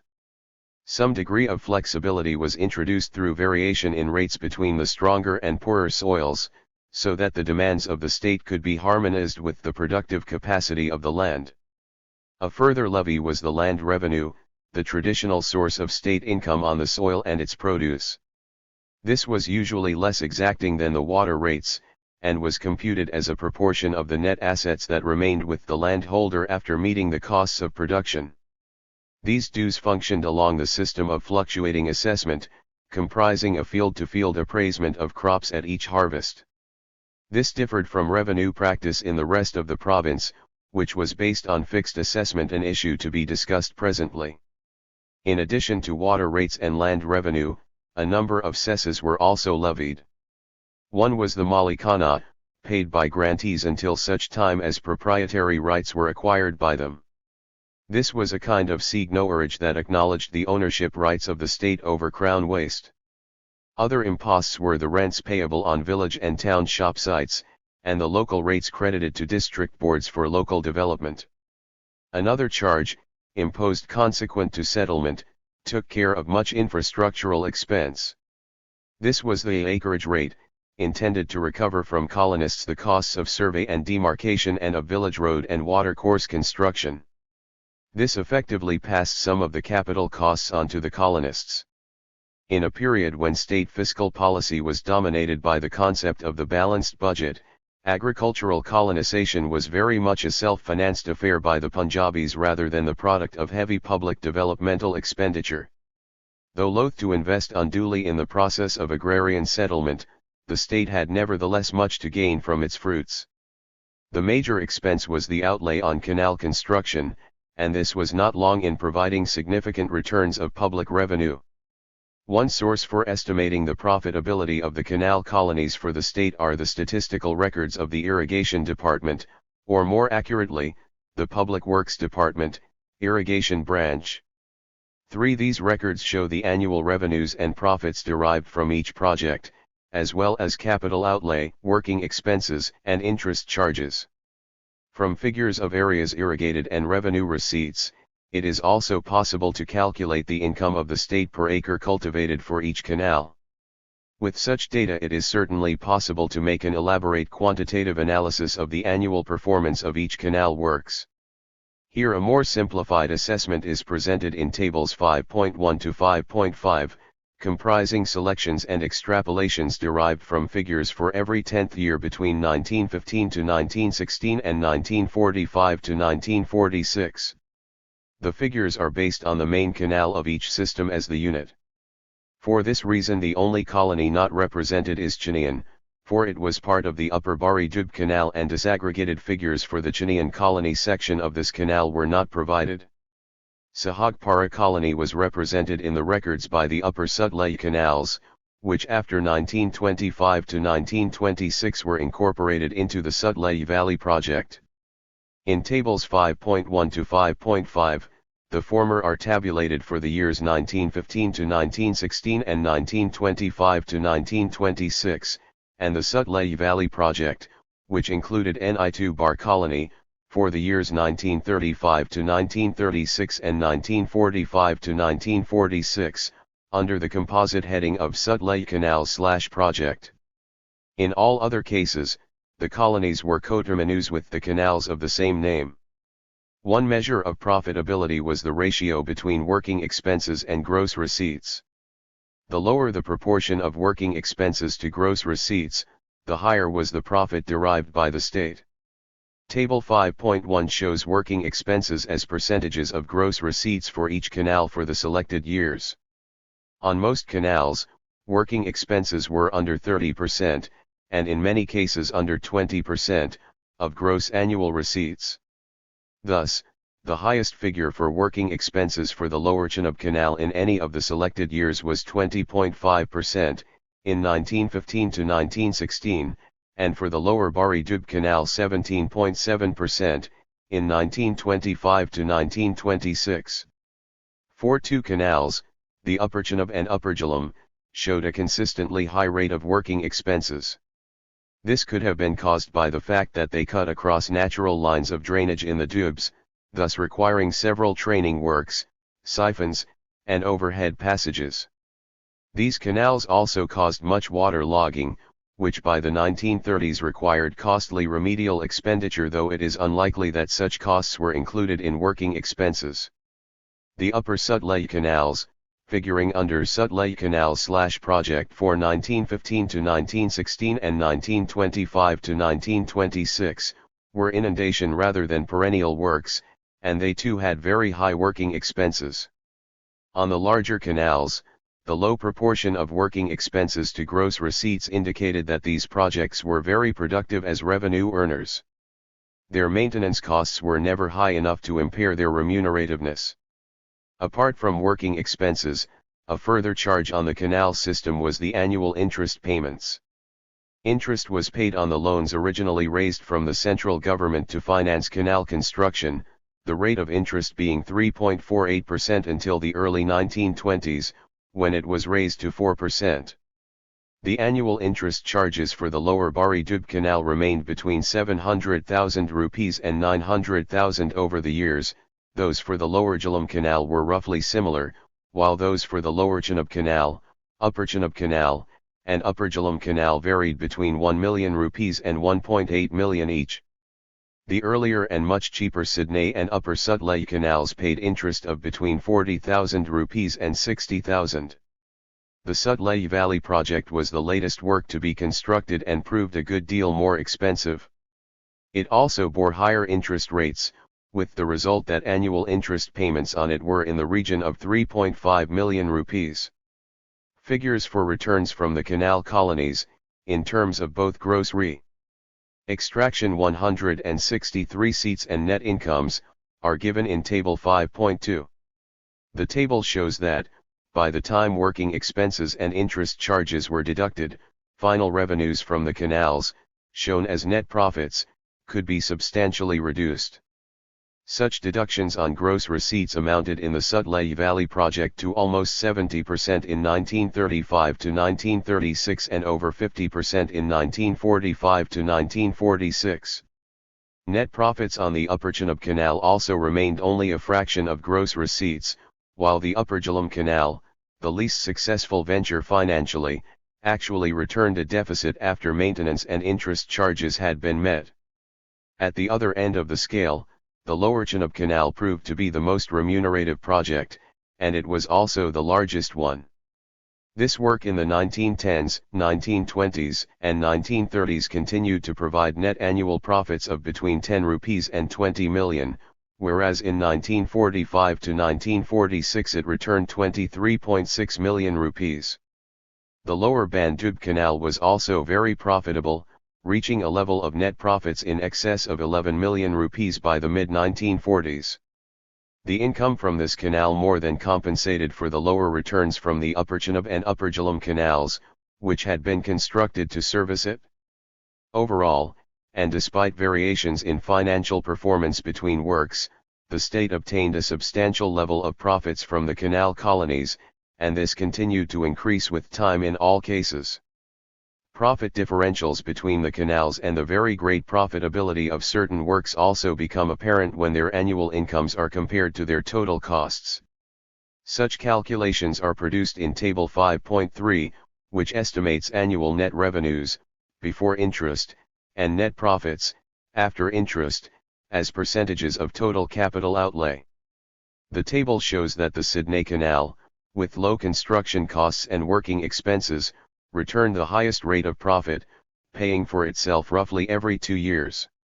The Lower Chenab Canal can be regarded as the most successful work, for despite its large size it returned between 30 and 50% in net revenues and profits each year, even after meeting all working and interest charges.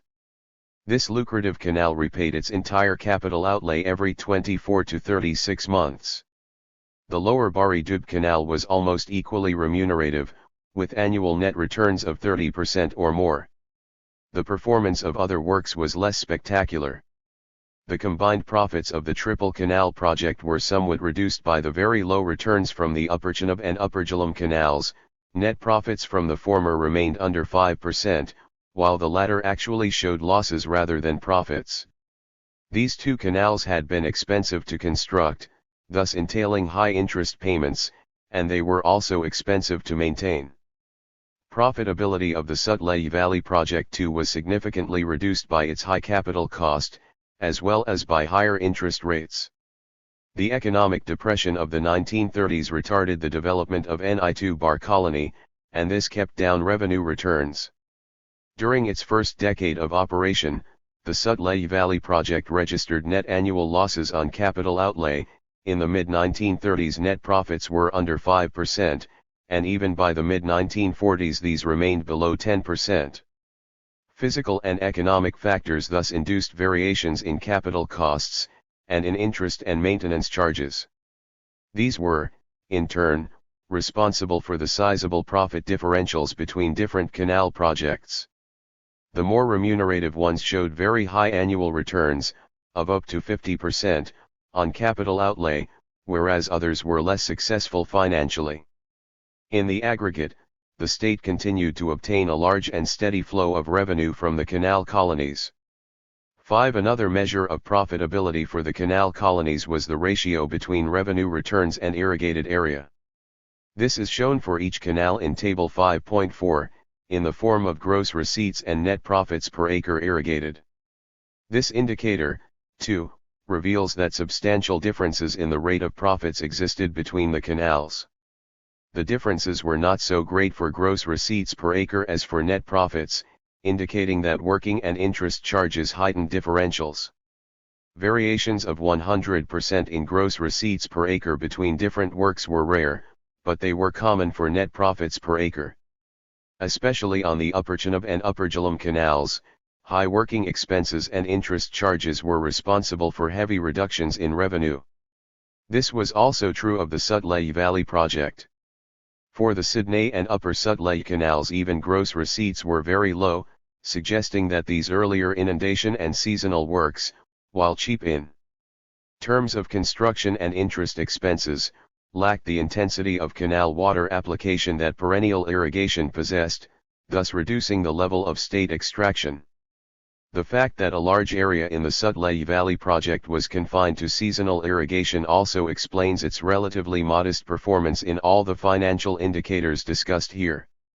By contrast, the Lower Chenab and Lower Bari Dub canals yielded the highest remuneration for each acre irrigated, in terms of both gross receipts and net profits. Also, with time, they registered sizable increases in extraction per acre under crop. The figures in Table 5.4 reveal, in general, that the state was making a profit that in many cases reached as high as 8 to 10 rupees on every acre of land irrigated in the canal colonies. Finally, the cumulative financial performance of each canal project over time can be assessed. This has been done in Table 5.5, in terms of accumulated surplus revenues or accumulated arrears, as well as the multiples of total capital outlay that such amounts represented. It will be seen that the Lower Chenab Canal had by far the greatest accumulated surplus, amounting by 1945 to 1946 to 587,806,000 rupees. This work had paid for itself almost 12 times over in roughly half a century of operation. It proved on any terms a highly profitable venture. Similar conclusions could be reached about the Lower Bari Dub Canal, which had an accumulated surplus of 181,847,000 rupees by 1945 to 1946, which represented a return of 759% on total capital outlay from 30 years of operation. The multiple for the Sydney Canal was the highest, reaching 1,290% by 1935 to 1936. However, Table 5.4 suggests that in terms of the intensity of cultivation, the Sydney was not a very productive work.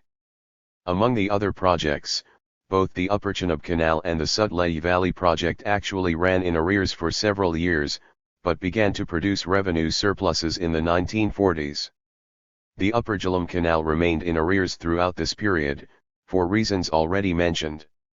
The lower productivity and deficits, if any, of these works paled in comparison with the spectacular gains from major revenue earners like the Lower Chenab and Lower Bari Dub canals. The Lower Jhelum Canal remained an anomaly. It produced lower revenue returns than could be expected from a work that suffered neither from the hydraulic demands placed upon the Upper Chenab and Upper Jhelum canals nor the interest charges borne by the Sutlej Valley project. It was comparable to the more straightforward hydraulic systems of the Lower Chenab and Lower Bari Dub canals. Yet it remained at a low level of 168 extraction profitability. In terms of each of the indicators of financial performance, the Lower Jhelum Canal seemed to lack efficiency. Although its working expenses were no more than average, Table 5.1, its gross receipts, net revenues, and net profits were unexceptional, Table 5.2. Its annual revenue and profit rates, relative to capital outlay, were well below those of the Lower Chenab and Lower Bari Dub canals, Table 5.3, while the returns per acre irrigated were also much lower, Table 5.4. By 1945 to 1946, its accumulated surplus revenue was only 415% of total capital outlay, Table 5.5, showing retarded incremental earnings. The only plausible explanation for such low overall performance must lie in the domination of Jhelum colony by military interests. State income was reduced by the lower intensity of cultivation resulting from the allotment of peasant horse breeding grants of a minimum of 55 acres. Revenue reductions were also caused by the lower pitch of government revenue demand, made in order to compensate horse breeding grantees for accepting service tenures. Further losses stemmed from the sizable areas devoted to private, regimental, and remount department horse runs, all of which were poor revenue payers. 6. Jhelum colony served as an unambiguous statement of the diversion of economic resources away from the public will, undertaken to fulfill military needs. This resulted throughout in the lowering of profits from this colony. Total state revenue from the canal colonies, after all working and interest charges had been met, and taking only the indices considered here, was close to 1,000 million rupees. The canal colonies provided the state with a valuable source of income, which further increased its authority in the Punjab. These enhanced earnings could have been reinvested for the betterment of society. However, colonial rule failed to utilize the surplus for developmental purposes. Greater financial resources enabled it to increase the size of its bureaucracy as well as its police and military forces. The revenue surpluses from the canal colonies also averted the need to make excessive extractive demands on the possessors of resources in the Punjab as a whole. The sharing of an enhanced surplus between the state and the owners of the means of production allowed for the continued adherence of the latter to their alien masters. The linkages between extraction and political economy were important because the state was by no means the only, or even the greatest, claimant to the agricultural surplus produced in the canal colonies. The holders of land were allowed to absorb a major part of the surplus, and even the native bureaucracy extracted its share. Quantitative analysis provides an incomplete picture of the extractive structure. Behind the indubitable fact of the profitability of the canal colonies for the state lay a number of factors that rendered the system inefficient, and at times even ineffective. An intransigent system of assessment. The revenue system in the canal colonies was based on the practice of fluctuating harvest-by-harvest assessment, a system not in harmony with revenue arrangements in the rest of the Punjab. The latter were based on fixed assessment, with land revenue rates held constant over a stipulated period, which usually varied between 10 and 30 years. Fluctuating assessment was highly inconvenient for the government, for it required the surveillance of every harvest by an assessing staff. This not only entailed a great deal of extra work but also greatly increased the opportunities for graft and corruption by the subordinate bureaucracy.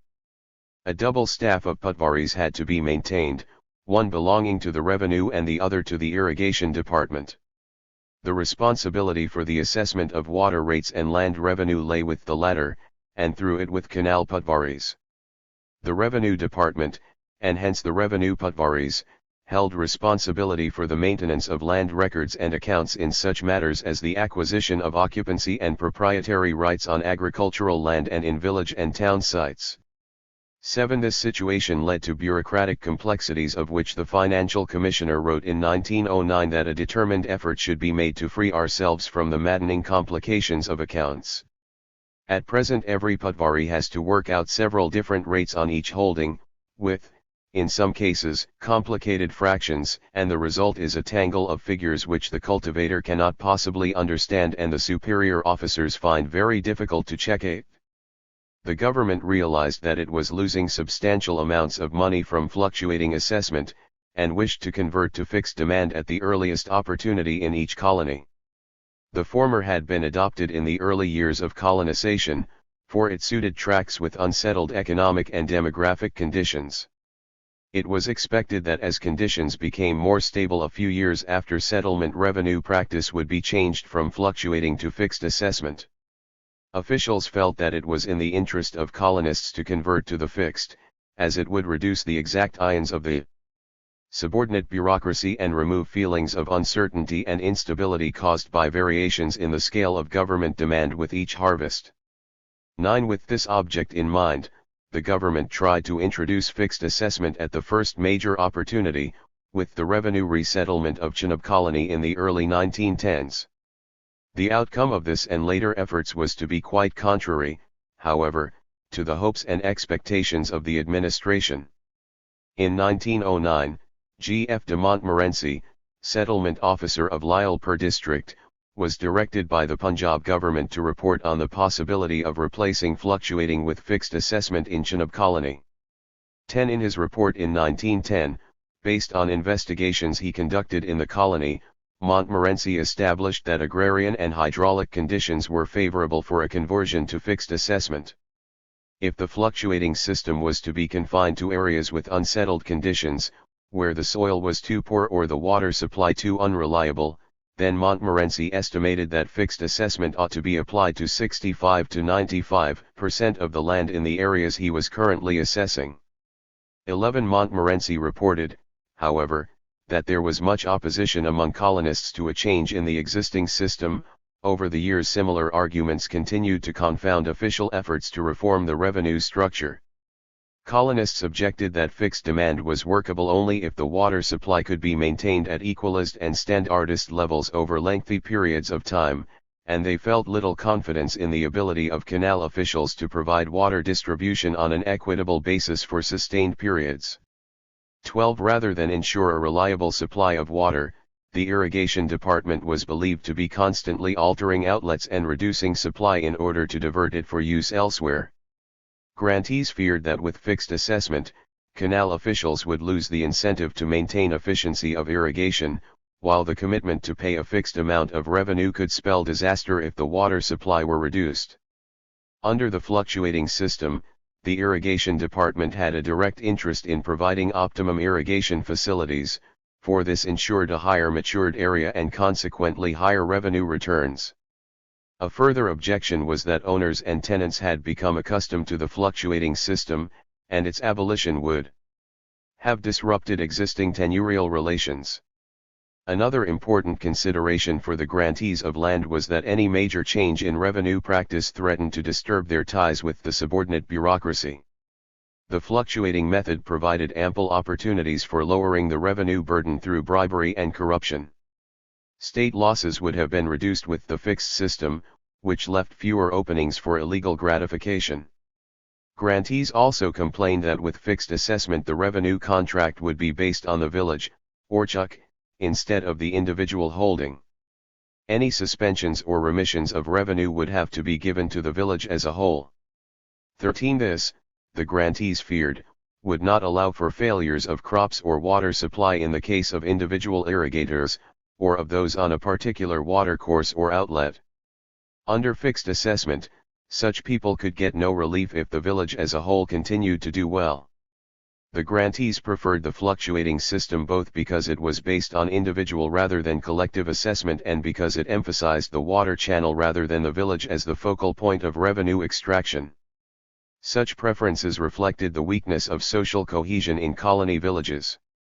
This lack of communal ties was partly an outcome of the settlement within single estates of people who came from different areas. The importance of market production in this region could also have led to greater individualism, and perhaps even a dominance of economic over social relations in these villages. Further difficulties in the conversion to fixed assessment lay in synchronizing the revenue demand with the proportion of land cultivated in each village. In Chenab colony, 70% of the grantees' holdings was regarded as the hack, or permissible area to be sown. 14. In reality, many villages were normally maturing over 100%, and some even up to 115%, of allotted area. This was possible through double cropping. On the other hand, in several villages with poor soil or inadequate irrigation, the proportion of matured crops fell below 70% of allotted area. 15. The irrigation department promised to equalize water distribution by bringing all villages to the utopian level of 70% hack. This undertaking was difficult to put into practice, for problems existed with both upward and downward adjustments in water supply. A fixed demand based on above-average irrigation levels would become untenable where irrigation was later reduced to the 70% level. Where the supply was below average at the time of assessment, the government would incur financial losses if it was later raised to around 70% from the lower level. 16. Clearly, fixed assessment depended on an effective standardization in water distribution over long periods of time. The landholders maintained that the hydraulic regime lacked such evenness, but was subject to constant variations and inconsistencies. These arguments won the day. Fortune of colony. In the early 1910s, Montmorency recommended that fluctuating assessment be retained, and that the situation be reviewed at a later date. The Punjab government accepted this proposal, but it restated its belief that the fixed method was the most desirable, and called for further efforts to facilitate its adoption in the canal colonies. 17 In 1915, an important experiment was conducted to investigate the possibility of converting to the fixed system. The scheme involved the conversion of villages on the Shotcoat distributary of the Rock Branch, in Chenab Colony, to fixed assessment for a period of 5 years.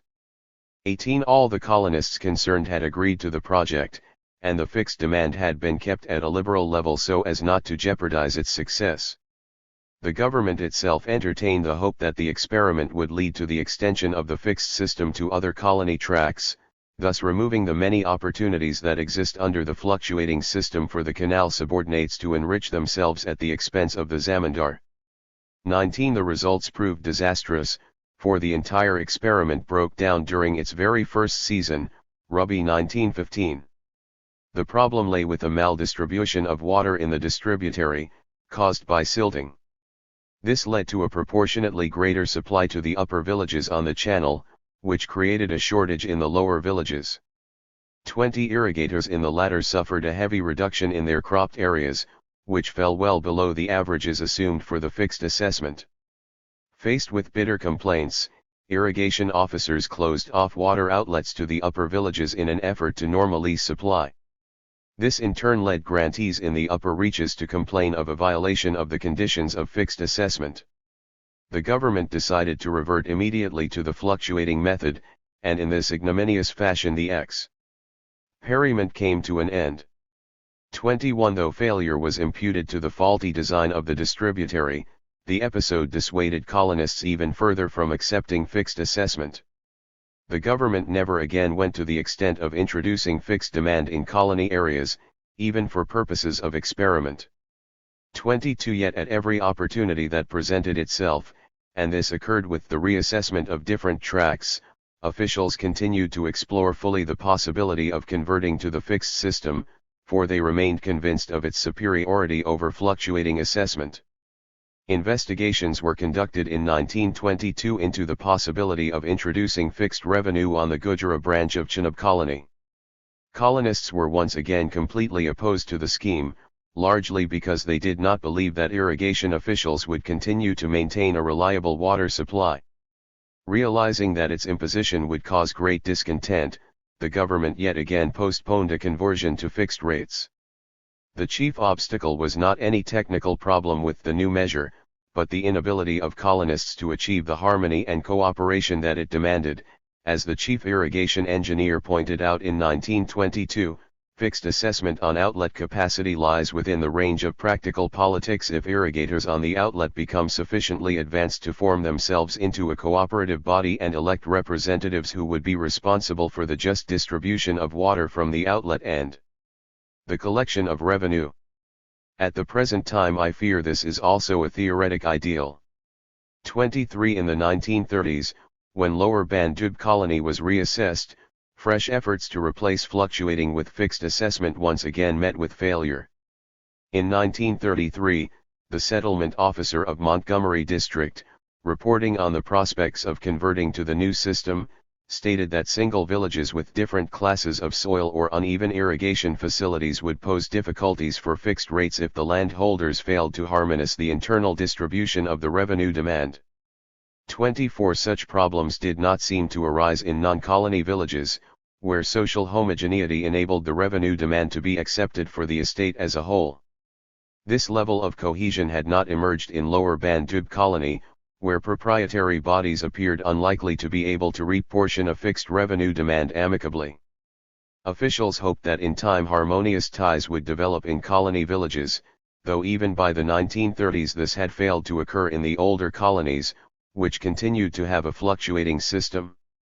25 The British, in fact, never succeeded in reforming the revenue structure of the canal colonies, despite over 40 years of effort. Much disappointment was caused among Punjab officials by the failure to introduce fixed assessment, and by the realization that an unsatisfactory revenue system had to be retained. For instance, F. L. Brain, a leading official expert on the rural Punjab, was unambiguous in his criticisms of fluctuating assessment. He wrote in 1933 that a practice that had been introduced as a temporary measure had with time come to be regarded as normal, and its evil results as inevitable. Brain remarked that one has only to tour in these areas to realize the demoralizing influence of the fluctuating assessment. The complaints, the bitterness, the jealousies, the uneasiness, and the lack of any corporate sense in the villages are very striking. 26. He held that agrarian conditions under canal irrigation were more stable than in barony tracts, so that there was no practical need to retain fluctuating assessment. From the early days of British rule, the fixed system had been gradually introduced into estates until it had become the accepted norm. Yet the administration was unable to achieve this in any part of the canal colonies. Despite several efforts, the state was forced to continue with a revenue system in the canal colonies that was not in keeping with the revenue traditions of the rest of the province, and that had been introduced merely as a transitional measure. The fixed method could not be imposed largely because of the opposition of the grantees. One major reason for this was the lack of social harmony within landholding groups in colony villages. The individual basis of tenurial rights, the disincentive for cooperation induced by market production, and the lack of previous ties in many villages militate against the adoption of fixed assessment. Even so, the revenue system could have been reformed, but at certain political cost. Instead, the government continued with a procedure that caused it financial loss, required a great deal of administrative effort, and encouraged corruption in the subordinate bureaucracy. This indicated that the balance of forces between the state and the grantees was by no means weighted decisively in favor of the former. In the face of the vested interests of the intermediaries to whom it had alienated colony land, the state seemed to exert a weak and ineffectual impulse for change in agrarian affairs. This was borne out by other aspects of the extractive structure in which reform was attempted.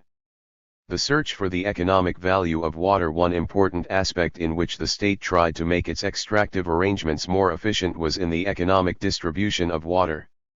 As irrigation spread over wider areas, water became an increasingly scarce resource. It was of primary importance that water should not be wasted by cultivators, or even that undue amounts were not utilized for crops. The most effective way of ensuring this was through the revenue system. If water could be taxed by volume, then it could be saved from unnecessary or excessive use. Unfortunately, this was not the practice adopted in the canal colonies, but it became the ambition of the government to try to introduce it, in order to conserve a resource that was even more valuable than the colony land on which it was applied.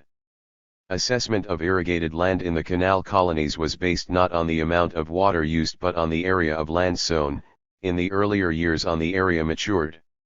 This was known as the acreage system, and the tax was known as the abiana or water rate, or often as the occupier's rate. Cultivators were free to employ, subject to rotational usage, as much water as they could obtain. They did not need to worry about costs as long as they took into consideration the area under cultivation. 27. There was little inducement to save water, and in fact the emphasis on assessment by acreage encouraged them to over-irrigate the area sown. Such practices had been introduced in the early years of colonization as an incentive for breaking new ground. 28. But with the passage of time the government became increasingly concerned about the absence of a proper method of water measurement, for it was failing to obtain equitable returns on the economic value of water. The acreage system was also detrimental to the colonists as a whole, for it allowed carelessness in water utilization.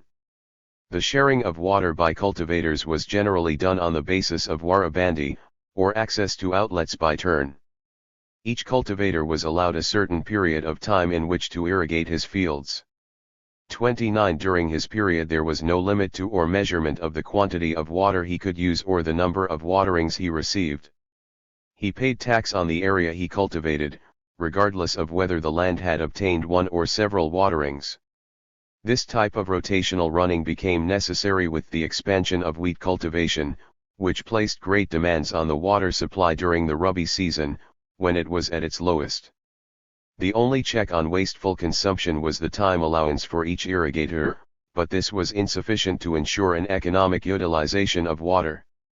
Indeed, more water was reportedly applied by cultivators in the canal colonies per unit of area irrigated, and waterings were more frequent during the life of crops than was necessary for successful cultivation. 30 irrigation officials worked constantly at introducing a system of assessment based on the sale of water by volume. It became the ambition of every irrigation officer of note to realize this ideal. 31 experiments for a volumetric assessment had been conducted in northern India during the 19th century, and they were continued in the canal colonies. 32 The problem had technical, economic, and social dimensions. A viable method of water measurement depended on the design of an accurate module, and several efforts were made in the canal colonies to evolve a satisfactory gauge. With the rise in prices of steel and cement, however, the costs involved in fitting a suitable module throughout the canal network acted as an economic bar on an innovation that might have been within the reach of existing technology. Purely masonry outlets proved to be feeble water dispensers that required constant attention, involving much expense. The cultivators had to be trusted not to tamper with outlets and to resist making illegal openings that would bypass the measuring device. It was found that individuals could not generally be relied upon to shut off or reduce the rate of flow, even though overwatering threatened to harm their crops. A module lost its effectiveness, and its reputation, after ways were discovered to tamper with it successfully, and the search for another design had to begin anew. 33 Thus a number of factors were arrayed against the government's ambition to procure an economic value for irrigation water. The lack of dependability among the ranks of its own bureaucracy made the need for a water outlet that could not be interfered with all the more urgent. There is probably no branch of colony management which provides more openings for extortion and illicit gratification to subordinates than the regulation of watercourse outlets. Alarm would be felt by the lower ranks of officials at any measures which would introduce the fixity of supply which above all things the cultivator prays for. 34 Several proposals and schemes for introducing water measurement were examined and initiated over the years. In 1913, F.W. Schaaneman, an irrigation officer, reported on the irrigation system prevailing around the town of Lorca in southeastern Spain. Water there was sold to farmers at bulk rates, at auction sales held daily by a syndicate representing both the irrigators and the proprietors of the water supply. Schaaneman noted that the Lorca method appeared to be free of friction, disputes, and complaints, and he recommended that its best features be introduced to the Punjab. In 1915 the government decided to undertake such an experiment, but this was not possible during the war years owing to the shortage of British irrigation officers. 35 After the war, in 1920, an effort was made at the initiative of the government to form cooperative irrigation societies in Montgomery and Lisle per districts. It was agreed that a committee, elected by member irrigators of each society, would control the distribution of water, and assessing officials such as canal patvaris and zilladars, would be withdrawn. The experiment was proposed for 1 year in a few villages in Chenab and Lower Bari Dub colonies, though it was realized that volumetric arrangements on an extensive scale would only be possible with syndicates representing colonists over large areas. Such agreements, a prerequisite for reform in the revenue system, were dependent upon harmony among the cultivators. But this proved to be sadly lacking. In 1921, within a year of its initiation, the government conceded that the experiment with cooperative irrigation syndicates had not only failed but was virtually unworkable in the Punjab, and the project was abandoned. 36 It appeared impossible to avoid conflicting demands for water at the same time, or at different places, on a distributary. The venture was never introduced on ordinary estates of peasant grantees, in the absence of sufficient cooperation over internal distribution among small holders in the canal colonies. For its part, the state had neither the means nor the will to implement such reforms in the face of opposition from colonists. When it became clear that there were too many obstacles to a direct introduction of volumetric assessment in villages of small grantees, experiments were conducted with a few large landholders in the hope of obtaining insights on the working of the volumetric system. Some contracts and leases were entered into for this purpose in Lower Bari Dub colony in the early 1920s. They were designed to test whether the volumetric method would result in an economy of water distribution and in greater financial returns to the state. 37 These larger grantees turned out to be hardly less prodigal than their smaller counterparts. One of the colonists involved in the project was Major D.H. Van Reenen, the Latifundia horse-breeding grantee. Officials discovered that, though Van Reenen undertook and proceeded to pay revenue on the volumetric basis, he kept his arrangements with his subtenants on the acreage basis, as in the rest of the colony. 38 As far as the actual cultivators were concerned, no efforts were made nor were any incentives provided to economize on water or to cope with the demands of cultivation under a volumetric system. Van Reenen simply acted as an intermediary who accepted an innovation in assessment from the government, but did not pass this on to his subtenants. In so doing he made a substantial profit for himself, for the volumetric rates were pitched lower than the acreage rates. Another grantee on the volumetric system was Sardar Jogindra Singh, on his estate of Iqbalnagar in the same colony. Jogindra did not employ subtenants but used a steam plough, which required wide furrows to avoid frequent turnings. Although the mechanical ploughing method resulted in a great saving of labor, no care was taken to combine this with the conservation of water, and in consequence much wastage took place. 39 These experiments failed to produce results that could be recommended for other estates. With both tenant and mechanized farming, the volumetric trials proved to be discouraging. In a third case, in Chenab colony in the early 1920s, a lease of the sizable area of 2,300 acres was given specifically on conditions of volumetric assessment. Officials placed much hope on this experiment, for they believed that the sale of water by measurement on such a considerable scale would serve as an important precedent for a more general extension of the volumetric system in the canal colonies. Conditions for the lessee were favorable. The land itself was extremely rich and rents in the neighborhood were high, 20 to 30 rupees per acre, with the tenant bearing the revenue burden.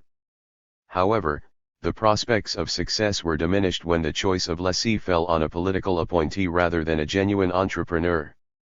A lease of 3 years was made in 1921 to Syed Mehdi Shah, a resident of Chenab colony who had rendered meritorious services to the administration, especially in war recruitment. 40 When the lease expired in 1924, Mehdi's application for an extension was rejected, the volumetric experiment was discontinued, and the land was put up for auction. The main object of Mehdi Shah's lease had been to encourage the economy of water, but in fact the lessee was found to be notorious for the heavy watering of his land. He was reported to be least bothered about the prodigal use of water, and always asked for his maximum supply. He used, acre for acre, much more water than ordinary colonists, and in the process reaped handsome profits for himself. 41 As an experiment in water economy, the negative results of the lease to Mehdi Shah further emphasized the difficulties faced by the government in obtaining equitable returns on irrigation water. Nevertheless, so important was the issue that renewed efforts were made between 1925 and 1940 to evolve a workable system of water measurement. By 1930, modifications in the criteria for volumetric assessment were introduced, ones considered better suited to conditions in the canal colonies. A new method called the contract system was adopted. 42 This entailed water supplied at fixed rates for each harvest, from a modular outlet designed to discharge authorized amounts calculated on the area dependent on the outlet. A contract rate was derived from a formula based on the average revenue rates and water discharges of an irrigation division, which consisted of several villages. The contract system was first introduced in 1930, and was readily accepted by a few large owners, mostly sole proprietors of areas covered by a single water outlet. These landholders were shrewd enough to ensure that charges under the new arrangement would be lower than those under the acreage system, and indeed this became a precondition for all those who accepted the contract rates. Once again, little success was achieved with small cultivators, owing to the lack of cooperation over the internal distribution of the revenue demand among a large number of co-sharers on a single outlet. By 1936 there were 50 outlets taking water by contract, consisting mostly of large owners in Lower Bari Dub colony, though even among this class the contract process failed to achieve wide popularity. Officials soon realized that the government was suffering a heavy financial loss on contracts made under the divisional average formula. To make it more responsive to local variations, the formula was altered in several cases to the mean of divisional and outlet averages. Even this modification entailed revenue losses, for cultivators only accepted a new measure if it was financially more favorable than the previous one. The contract method failed to spread in the canal colonies. Between 1936 and 1940 only 10 new outlets were added. By 1940 both the volume trick and contract systems were still in an experimental stage, despite almost 30 years of effort in the canal colonies, and indeed over a century of trial and error in northern India. The colonists who agreed to experiment with the volume trick and contract alternatives did so for purposes of financial gain. They would not have accepted the new terms of revenue payment if the rates had not been kept lower than acreage rates, and they were not prepared to continue with the new system if the two rates were brought on a par 43. Even water rates on the acreage system were regarded by officials as lower than desirable, and it was not considered politically feasible to upgrade them substantially. 44 cultivators, on the other hand, could not be induced to accept volume trick payment as long as the existing water rates were so moderate.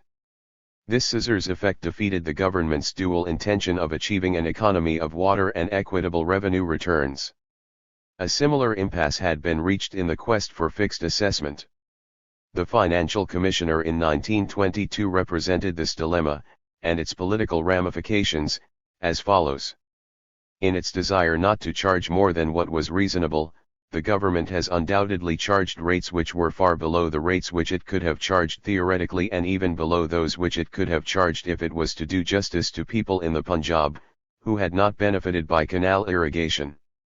These low rates have been maintained for a long series of years, and one may say that the owner of land has gained some sort of vested interest in the surplus profit which government has left to him and which government might and, in part, ought to have taken.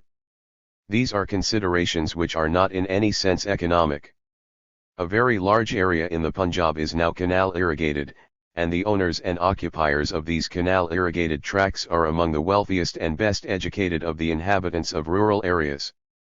They wield a very great influence, and any attempt to raise the rates is bound to meet a strenuous opposition from them. It is true that there are other areas that have not benefited from canals, but the inhabitants of those areas are comparatively poor and insignificant. The fact that injustice is being done to them is likely to be obscured. Having regard to all these considerations, I do not think that we can possibly raise the rate on existing canals to anything like what can be justifiably demanded on theoretical grounds. 45. The adoption of a reformed system, with volume trick assessment, involved other complications that were difficult to overcome. The notion that cultivators would be relieved of harassment and interference by the assessing staff was questionable. It was feared that, though the patwari might be removed, the gauge reader would appear, and cultivators would be subject to the same exact ions from him. 46. The maintenance of an efficient irrigation network required a large staff for duties such as the supervision of fields and watercourses and for the collection of statistics, on which later remodelings and alterations would have to be based. It was unlikely that a new system would lead to any substantial reduction in the numbers of the subordinate bureaucracy, or in the weight of its perquisites from agriculturists. Problems of a technical nature were also difficult to solve. Measuring instruments were expensive and not immune to damage resulting from the inexperience or deliberate action of cultivators and petty officials. The water supply was assessed on readings made by low-paid officials, on whom complete confidence could not be placed. Assessment by volume of water was itself a complicated task, for it depended on variable factors such as river supplies, crops, and seasons. Officials had no method of arriving at fixed rates that would give satisfaction to all cultivators, or be understood by them. Whereas an extensive canal network required a uniformity of flow for its successful operation, the individual irrigator under volume trick rates expected and demanded that his private supply be regulated according to his requirements. These factors forced upon the government a degree of caution in working toward volume trick assessment. Such efforts as were made were not reciprocated by the colonists, with the result that not a single workable solution entailing the measurement of water could be propagated in the canal colonies. The only measure of this scarce resource remained the sown area, and this took little cognizance of the volume of water expended. The abortive search for a volumetric basis of assessment revealed the limitations suffered by the state in bringing about reforms in agrarian conditions. The position of the grantees of land and the subordinate bureaucracy was too entrenched to allow the implementation of any major changes in existing practices. Although the state had exercised a decisive role in the choice and settlement of grantees, it failed to retain much power of regulation in the period subsequent to colonization. The weakening of its administrative effectiveness was reflected in several other aspects of agrarian and tenurial conditions. Indeed, the lapse in efficiency was so advanced as to cast grave doubts on the degree of bureaucratic and social orderliness in the canal colonies. Social extraction. A disordered society. Several types of irregularities and illegal practices existed among colonists and petty officials in the canal colonies. Some of these were, throughout, well known to British officials, whereas others were uncovered during inspections and audits of colony offices in the 1930s. These investigations revealed a wide range of misdemeanors on the part of colonists, as well as the low level of honesty and efficiency to which the administration of the canal colonies had fallen. British officials ascribed many of the shortcomings to corruption within the subordinate bureaucracy, which controlled the administration at the local level at which the irregularities existed. Corruption was, undoubtedly, rife among native officials. There was widespread collusion between petty officials and grantees, which seemed to work against the interests of both state and society. Such collusion, and the irregularities that stemmed from it, permeated the relations between private men and public servants. Some major types of misdemeanors unearthed in the canal colonies will be discussed here. Infringements in the distribution of water, called wearishikness, became a common occurrence under canal irrigation. 47 Since cultivation depended so heavily upon it, canal water was always in great demand, and complaints by irrigators of its scarcity were endemic. 48 Water also had its price, for water rates formed the major proportion of the revenue burden, and they were an important part of the costs of cultivation. There was consequently much incentive for irrigators to obtain water illegally, or in greater quantities than their due share. The distribution of water to cultivators was itself an intricate process. Known as warabandi, it involved the taking of water by turn from an outlet. Such systems of rotational access had been authorized by the irrigation department for a large number of villages. For almost as many villages, however, there was no such authorized warabandi, and no official records were maintained on mutual arrangements among irrigators for the sharing of water. Even where it was officially authorized, warabandi was not legally binding but was dependent on the goodwill of the irrigators. There existed, therefore, both opportunity and inducement for infringements in water distribution in the canal colonies, and that these were availed of in good measure was shown by the series of complaints reaching officials on this issue. By disrupting the supply of water, wearishikness caused much disturbance in agrarian affairs. 49 The cutting of a large distributary could cause a great deal of damage, 30 or 40 villages below the cut could be affected, and the entire channel would have to be closed off for repairs. It was estimated in 1929 that an ordinary cut on an important distributary could mean a loss omicron the cultivators affected of about 100,000 rupees, and to the government of about 10,000 rupees.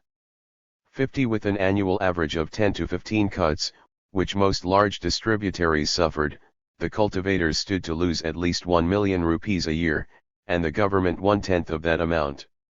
Cuts were most common during the sowing period, when the demand for water was keenest, and the failure to obtain water could ruin crops. Disputes over water frequently caused violent encounters, and spawned a number of crimes, including murder. Wearishikness were also induced by the profit motive. They reportedly increased at times when agricultural prices were high, as in the immediate post-World War I years and the mid-1920s. 51. The administration was unable to exercise much control over Warashikness. All Warabandi schemes depended eventually upon common agreement among irrigators, rather than any official sanction or legal recognition of the schedule of claims. Breaches were difficult to punish, since they were either beyond the pale of the law or were committed at night, making it difficult to apprehend the culprits. A large number of cases were never reported, for there was little hope of obtaining redress from the guilty party through executive action. The only recourse was to civil courts, but the disposal of such cases took several months. Moreover, only an insignificant number of cases resulted in convictions. A survey in 1940 placed this at 3.8% of the cases tried. 52. The government lacked a clear legal right to tackle Warashikness effectively. The existing legislation, the North India Canal and Drainage Act, 8 of 1873, was found to be inadequate for this purpose. Consequently, the police took no particular trouble to control this crime, and magistrates were reluctant to convict people for it. 53. Officials were aware that Warashikness constituted a failure of justice on a considerable scale, but the suppression of such activities seemed not have been politically feasible. For Warashikness were an infringement by the strong against the rights of the weak. Such acts could only have been arranged by individuals or groups who possessed the resources to bribe the lower officials, and to enforce a silent if unwilling compliance on their weaker neighbors. Though no group of irrigators could have been without water for sustained periods of time, for this would have created virtual anarchy, there was at the same time no established and accepted system of water distribution at the local level to ensure a secure and regular supply to irrigators. The state was unable to ensure that Warabandis were reliable and equitable. 54. The frequent occurrence of Warashikness would suggest that access to water provided a basis on which inequalities within the body of cultivators were maintained, and even enhanced. Another problem common in the canal colonies was illicit cultivation. This consisted of the cultivation of areas which were not included in any tenancy, or the use of which was not otherwise authorized by the government. The offense was punishable by fines, confiscations of crops, or the levy of punitive rates of rent, usually from 4 to 8 times the land revenue. 55. Illicit cultivation was reported to cover large areas, but records of it were very improperly maintained in colony offices. Registers and files were either completely missing or covered only a fraction of the cases. A large number of instances were discovered in which no punitive measures had been imposed, or where great leniency was shown over fines levied, many being even less than the land revenue assessable. Little coordination existed between the revenue and irrigation departments, which were jointly responsible for the disposal of such cases.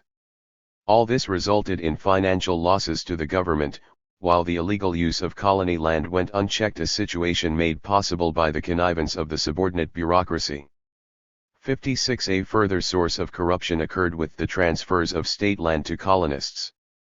Since land was highly coveted, such transfers comprised a valuable exchange of resources, and opened up further opportunities for corruption.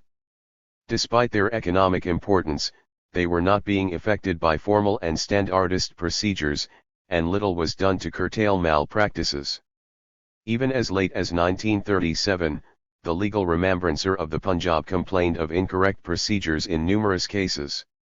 57. Deeds for the sale and transfer of land contained many defects. They needed to be examined and approved by law officers, but this did not take place. Possession of land was not supposed to be given until such deeds were executed and registered, but in this too a large number of infringements were discovered. Though standard forms had been introduced, the legal remembrancer argued in his complaint in 1937 that the attention of law officers was needed to look into the special requirements of each case. Deeds for hundreds of sales, mutations, and leases were executed in each colony district every year. Although processing by specialists of each individual case might have involved an intolerable administrative burden, there was clearly a need for a trained legal staff to supervise such work.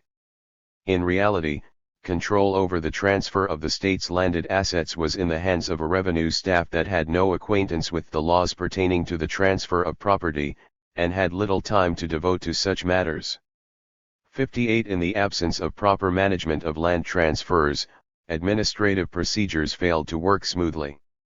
A great deal of litigation occurred as a result of the mistakes that were constantly being made over the selling and letting of state land.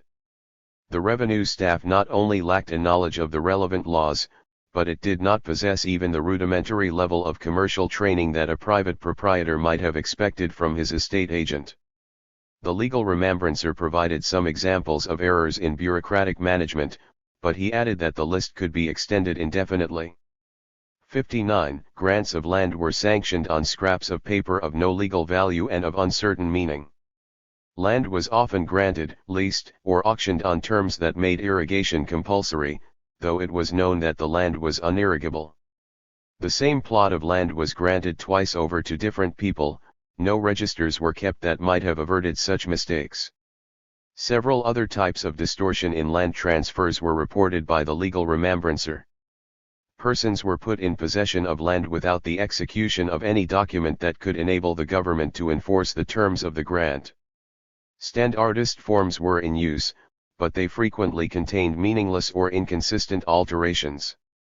Persons with short-term tenancies were left to carry on, sometimes for as long as 10 or 20 years, without the renewal of their tenancies and with no recognizable legal status. Even persons who had never received grants of any kind were allowed to occupy lands such as village and town sites, and were treated as if they were established state tenants. 60. Despite these obvious shortcomings, the government failed to act upon the pleas for reform made by the legal remembrancer in the late 1930s. Misdemeanors and irregularities in official procedures were so deep-rooted in the canal colonies that the improvement of specific aspects seemed pointless. On the other hand, overall reform of the system, involving a fundamental restructuring of administrative functions, was a task that imperialist rule in its final years was unwilling or unable to undertake. 61. The government also experienced much trouble over residential and shop sites in villages. Although residential plots for the grantees of land were free, entrepreneurs, such as shopkeepers, had to purchase such sites as well as pay rent on work sites. Since this increased the costs of commercial enterprise, it caused much friction between the villagers and the government, but the latter continued to insist on the stipulation. 62. Despite the official position, it was discovered that in a large number of cases these obligations were not being fulfilled in practice. In Punjab colony, demands and payments for shop sites were never scrutinized by any gazetted officer, nor did the colony office possess any information on arrears of rent. It was estimated that in Punjab colony alone such arrears came to over 200,000 rupees, and that hundreds of shopkeepers occupied village sites without paying rents. 63. This practice was further encouraged by the fact that no penalties were levied on rent defaulters. Discrepancies also existed in the sale of village sites. No register existed in the Punjab colony office showing such sales. Rough lists existed for sales in each village, but several entries were either improper or were omitted altogether. None of the entries had been initialed by a gazetted officer, all the work having been left to low-paid clerks. Nor were recoveries watched by any officer, and shopkeepers were left to make payments at random. 64. Shop sites were often sold at prices that were half or even a third of those fixed by the government. All these irregularities caused heavy financial losses to the state, the shortfall remaining with petty officials and with those villagers who could afford to pay bribes. 65. The actual sale of agricultural land composed by far the most valuable transfer of resources between the state and the colonists. Under the Colonization Act of 1912, peasant grantees were allowed to acquire proprietary rights, and this greatly increased the scale of alienation of state land.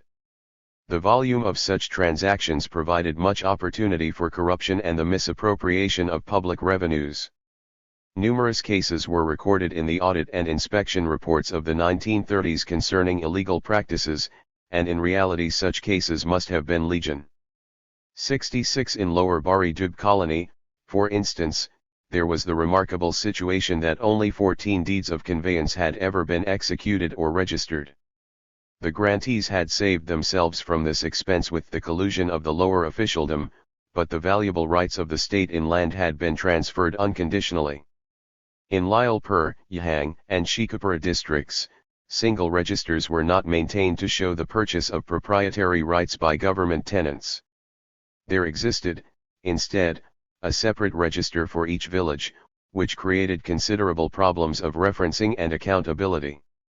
In these districts, too, as well as in Chinian colony, no deeds of conveyance had been stamped, executed, or registered. Indeed, in Chinian colony there was no record to show any accounts of sale proceeds from the acquisition of proprietary rights. Information on this had to be gleaned from assessment records, a painstaking process. It was also found that supervisory tasks subsequent to sales were not followed up. In the colony office of Lyallpur district, no reports had been received or records kept to show that the conditions of sale had been observed. Responsibility had not been assigned to any official to supervise breaches of such stipulations. In numerous cases, no efforts were made to enforce the condition of residence, a vital aspect of colonization.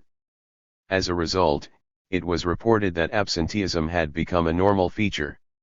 Violations of residence requirements were also common in the case of shared grants, where only one co-sharer would reside on the grant, with the others remaining as absentees. Perhaps the most troublesome aspect of administrative supervision was temporary cultivation. This was a system of temporary leases of state land, an expedient resorted to where land was lying vacant, pending permanent allotment or sale. Temporary cultivation leases could be given for 1 or 2 harvests only, or could extend for further periods. The areas of leases also varied. If small, they were usually given out to grantees within the village. In Ni2 colony in the 1930s, leases were given of large blocks of 2,000 to 5,000 acres from lands awaiting auction sales. 67 Temporary cultivation proved to be an alternative source of revenue for the state from land that might otherwise have remained fallow. The system of temporary leases was extensive enough to make the state by far the largest rentier in the Punjab. 68 It assumed special significance when auction sales planned for Ni2 colony in the 1930s had to be postponed, owing to the collapse of the land market brought about by the economic depression. In that and other colonies, major irregularities and misappropriations occurred with temporary cultivation leases. Such tenancies came to be regarded by the higher Punjab officials as a great evil, but a necessary one for the sake of public finances. The audit and inspection reports of the 1930s devoted much attention to this problem. They uncovered a large amount of evidence on official corruption, of which some instances will be mentioned here. One major source of irregularity was the failure to observe the rental levels stipulated for temporary cultivation leases. Under government rules, rent was levied either on allotted or matured area. A common abuse of the latter method was the diversion of water, where possible, from the leased areas to the permanent plots of the grantees. Temporary cultivation in these cases became no more than a contrivance to obtain extra water at infinitesimal cost. 69. On the other hand, rents levied on allotted area had to be kept low and flexible, for invariably only a certain proportion of the leasehold was actually cultivable. Rental levels under both systems were vulnerable to manipulation, with consequent reductions in public income. Certain remedial measures were adopted, such as the disposal of leases by tender, specification of minimum rents, or the fixing of rents as multiples of land revenue. Nevertheless, regardless of the formal measures adopted by the government, the actual running of the temporary cultivation system was in the hands of the subordinate bureaucracy. This provided ample opportunity for irregularities. It was found in 1934 that, except for Jhelum colony, proper records for temporary cultivation were not maintained in any colony, and in most cases there was no trace of records for the period prior to 1930. It was impossible to estimate the extent of losses and irregularities when the records themselves were missing. Where records were available, several distortions were detected, such as incomplete or falsified entries in registers, trademark arrears of rent, representing serious financial losses to the government, were a common phenomenon. Even in Jhelum colony, no information was forthcoming in the colony office on arrears of rent in any particular year, so that no action could be taken against defaulters. There was no record to show who the actual defaulters were. Moreover, there was no evidence of any action taken against defaulters for the realization of government dues. In most cases, demand statements in registers were given by villages, which was a serious lapse because it obscured any knowledge of payments by individuals. The rules for tendering for temporary cultivation were mostly disregarded. In Chenab colony, where a system of tenders prevailed in the 1930s, temporary cultivation was the source of a large number of irregularities. The audit reports revealed that records of tenders either did not exist or were seriously incomplete.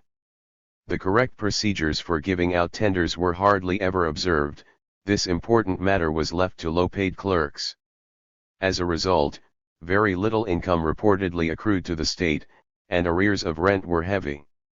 In Chenian colony, temporary cultivation was subject to the tender system, but no records of tenders existed, and no lease deeds were executed, stamped, or registered, for which alone the government suffered a good deal of financial loss.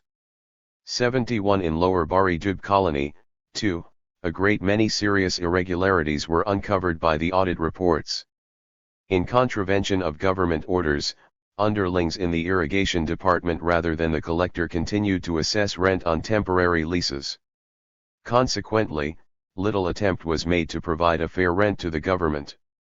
No records of temporary cultivation prior to 1931 were to be found in the colony office. In several cases, land was leased out in large blocks, but the sanction of higher officials that was required for this had not been obtained. As in Jhelum colony, demand had been recorded by villages, making it impossible to trace defaulters. Temporary cultivation registers did not show recoveries of rent, nor had the demand figures entered in the registers even been initialed by a gazetted officer. Under government rules, the deputy commissioner should have checked these registers every month, but such checks had never been made, and as a result, various discrepancies existed in the records. Sizable differences in demand levels between colony and Tahsil offices were discovered, and local officials were unable to account for these. 72 It was noted in the audit that the leakage of government revenue must have been considerable, but accounts were so improperly maintained that it was impossible even to estimate the amount lost. Ample evidence was found of collusion between office clerks and lessees, such as the large number of cases where rent statements fixed by gazetted officers had subsequently been tampered with, alterations that did not bear the signatures or initials of any official. These were some of the numerous instances of corruption and mismanagement uncovered in the canal colonies. It was clear that the state was unable to act as landlord, rentier, or supervisor without the incidence of major distortions, and without serious lapses in efficiency. Once landed resources were put on offer, they were best disposed of permanently to elements within the social structure rather than retained by the government itself. The necessity for this had been recognized in the expeditious concessions made under the Colonization Act of 1912. Once these resources had passed to the grantees of land, however, little control could be exercised over the manner of their utilization. But the state did not remain altogether bereft of benefits.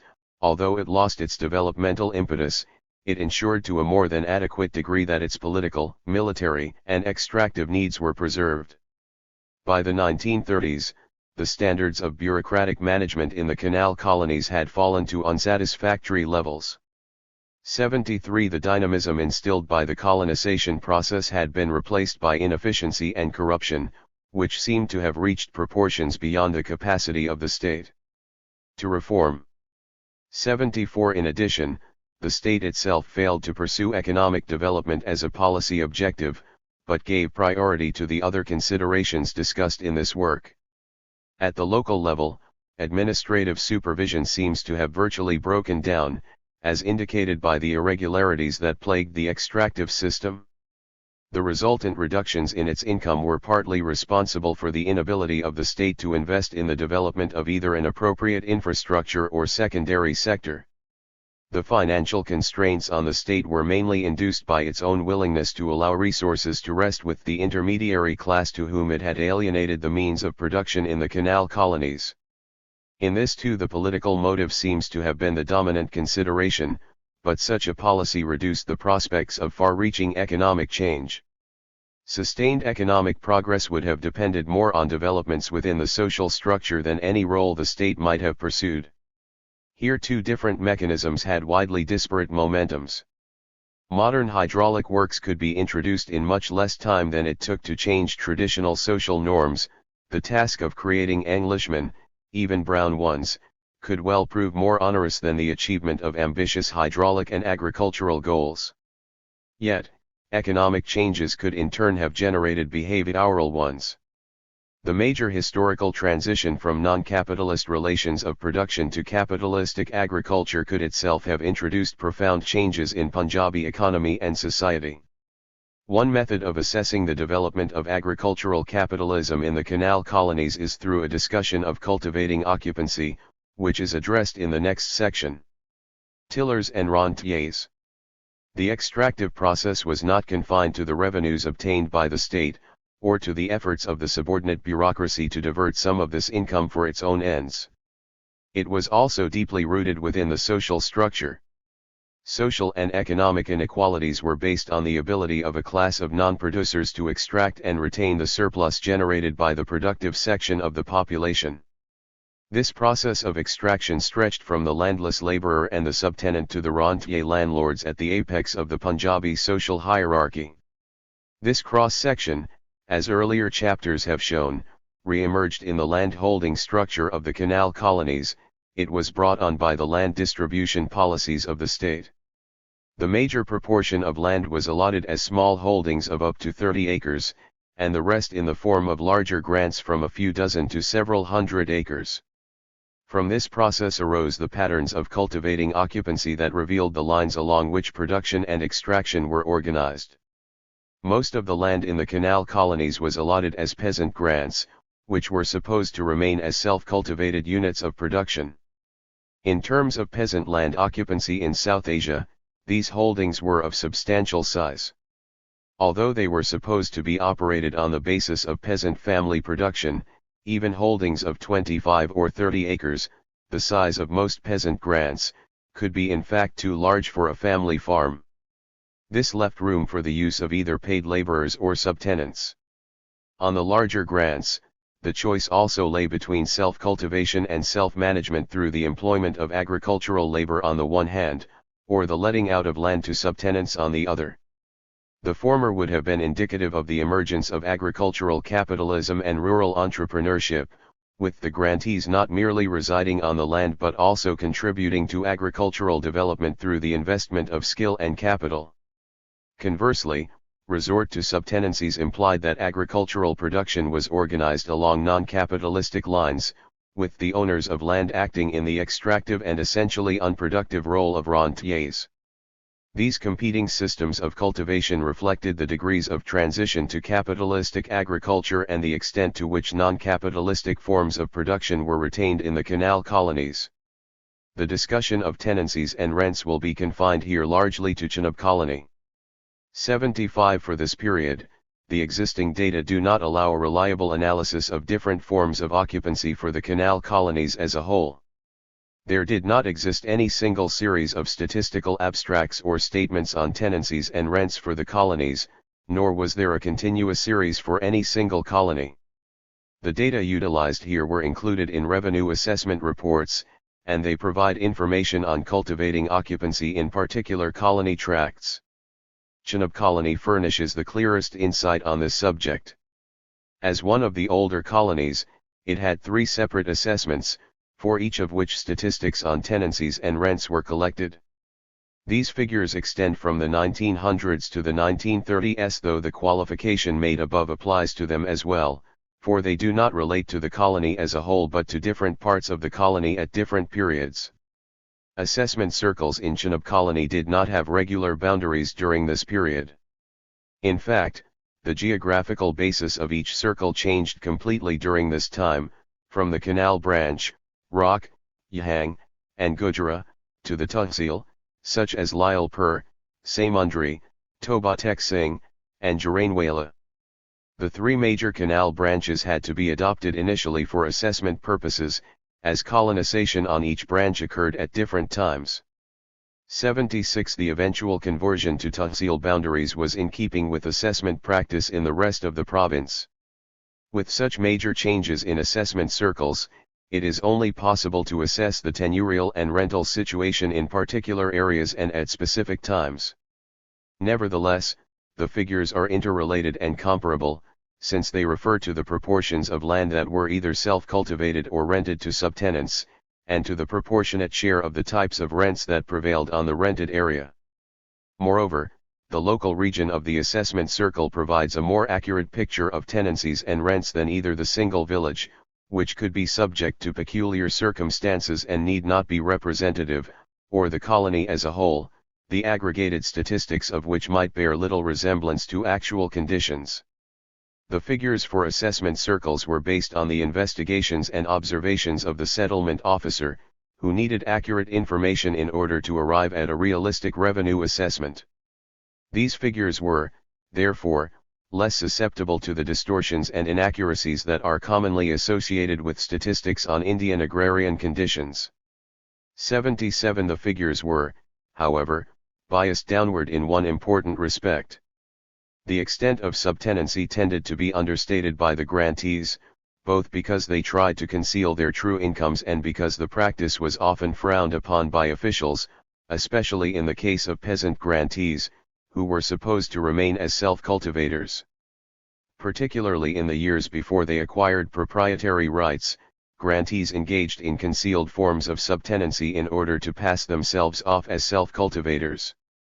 The area rented, therefore, was in reality greater than that conveyed in these statistics.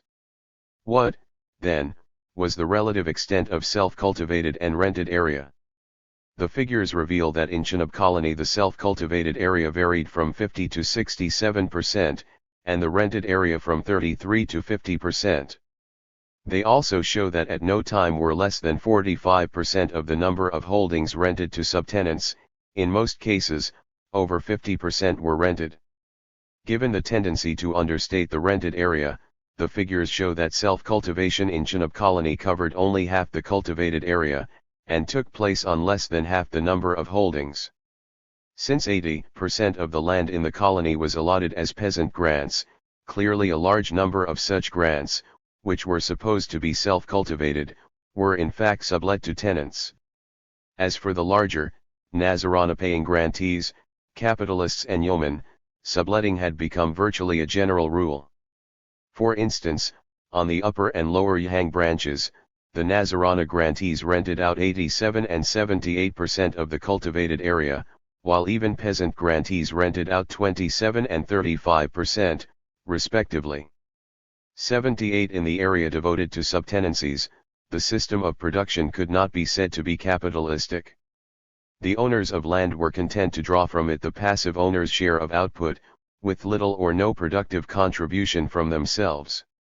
The government had expected the Nazarana grantees to be enlightened farmers who, while not cultivating with their own hands, would spearhead agricultural progress and improvement in the canal colonies by providing inputs of capital, hired labor, and entrepreneurial ability. The figures on tenancies show that they failed to play this role, for instead of exercising personal supervision over their grants, they almost wholly let them out to subtenants. Qualitative evidence, too, suggests that they used their colony grants merely as a source of income, and were content to play the parasitic role of absentees and rentiers. 79 As absentees they were required by the government to appoint an agent in their stead. Such a person became yet another claimant to the produce, and often an unscrupulous one. In most cases he was none other than a large subtenant. Because of their absenteeism, the Nazarana grantees had to be content with the worst type of subtenants. This affected the quality of agriculture, as one assessment report in 1909 noted. Tenants in peasant villages are either relatives or of the same class as the grantees. In Nazarana grantee villages they are heterogeneous and changing collections from all districts, Sialkot sweepers predominating 80. Even the yeoman grantees, who were chosen from social groups with sound agricultural traditions, failed to provide an impetus to productivity and agricultural improvement. The same assessment report commented, the yeoman of the tract singularly fails to fulfill the role of the local aristocracy. Where he resides he spends his time in petty animosities with the other yeomen varied by oppression of his tenantry. The officer passes with a sigh of relief from his squalid abbati and carelessly tilled estate into the chucks of the peasant grantee. The very high proportion of Nazarana area devoted to subtenancy showed clearly that the larger grantees had failed to act as agrarian capitalists. As rentiers, their contribution to agricultural development remained minimal. On the other hand, the larger grants served to consolidate the position of the landlord class in Punjabi society, and this acted as a constraint on social change. Such an outcome was implicit in the land distribution policies of the British, whose efforts to preserve the existing class structure were not compatible with the emergence of capitalistic or progressive agriculture. The larger grantees relapsed into the extractive roles to which they were accustomed, and they were thereby unable to achieve a transition to capitalistic relations of production. 81 The figures from assessment reports also reveal that subtenancy was not uncommon among peasant grantees. 3 factors could have contributed to this situation. First, a peasant grant of 25 acres or so was probably too large for a family to cultivate, unless the holder was prepared to hire additional labor. With the existing level of technology, the most suitable size for a peasant family farm was around 15 acres. This allowed grantees to rent out the remaining land, and the high level of subtenancy indicates that they preferred this practice to hiring labor and keeping the surplus land under their own management. 82 The average area for self-cultivated units varied between 12.6 and 18 acres, about the size of an average family farm. This was consistently larger than the average size of rented holdings, which varied between 8.1 and 12 acres, on total rented area. Disaggregated rents will be discussed presently. The peasant producer hesitated to extend self-cultivation and self-management over his entire holding. He seemed to conform to the Chayanovian view that he worked not toward profit maximization within a capitalistic context, but toward a balance between subsistence needs and a subjective distaste for manual labor, disutility, for this determines the intensity of cultivation and the size of the net product. 83. The peasant grantee ceased to extend production after an equilibrium had been achieved between his consumer needs and the drudgery of his efforts. Production remained limited to the needs and capacities of the working family unit, and subtenancy was preferred to hired labor for the utilization of surplus land. In this manner, as a petty rentier, the peasant grantee fell in with the prevailing extractive tradition to which his larger, Nazarana-paying counterpart subscribed so universally. Second, those peasant grantees whose total holdings were of inadequate size for subsistence needs would most probably have had to sublet their land. Such situations could readily develop in peasant agriculture through subdivision, and the legal sanctions for them had already been provided by the concessions on the partability of holdings made in the Colonization Act of 1912. Holdings below a certain size might not have been viable as independent units of production, making it uneconomic for the holders to practice self-cultivation. Such small-scale holders would then have sought alternative employment, most commonly as agricultural laborers, or they might simply have eked out an existence from rental earnings. The subtenants in such cases would have been men of greater substance, who possessed the instruments of production and had the capacity to take on additional land. This could well have been the way in which differentiation within the land-holding body took place in colony villages, with the smaller holders being displaced by an emerging class of rich peasants. This must to some extent have led to a rationalization of the land-holding structure, by eliminating those least capable of agricultural efficiency. However, the benefits of this process for agricultural development were certainly reduced by the lingering legal and economic connection, in the form of petty rentiers, of the unproductive owners with the land. Third, areas recorded in subtenancy figures could in reality have been disguised mortgages. Rural credit was a necessary source of capital for the smallholder, and he often had to offer his land as a collateral for loans. The problem of agricultural indebtedness reached serious proportions in the Punjab, and received much attention among British officials, two examples being the works of Thorburn and Darling.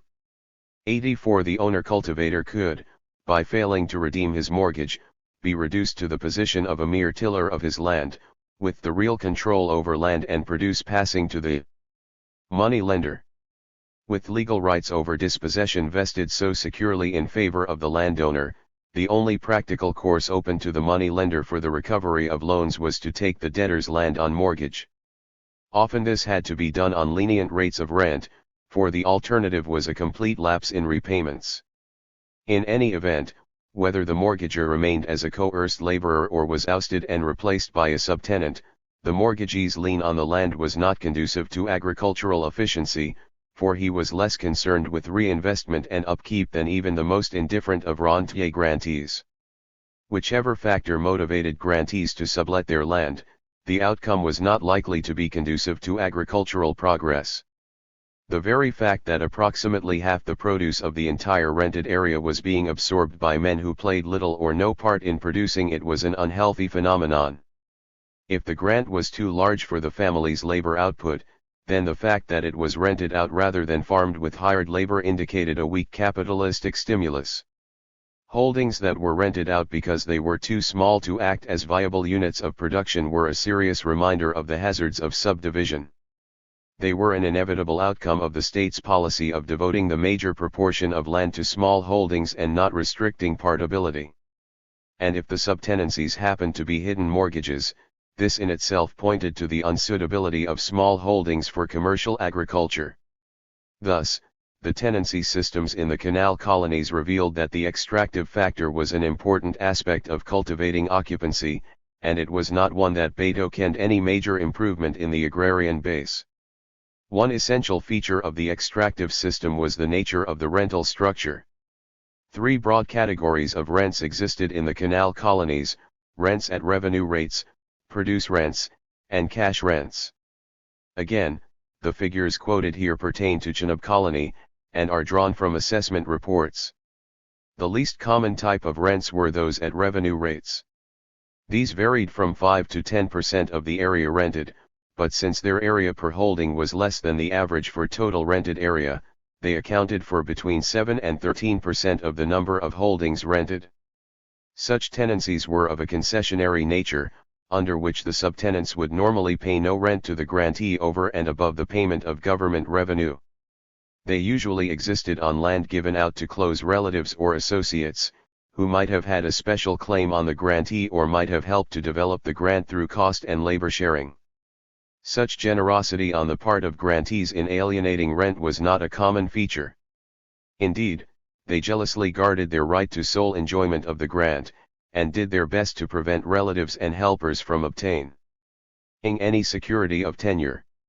85 On the Hang branch in the late 1900s, the acquisition of occupancy rights by grantees was actually accompanied by a decline in population.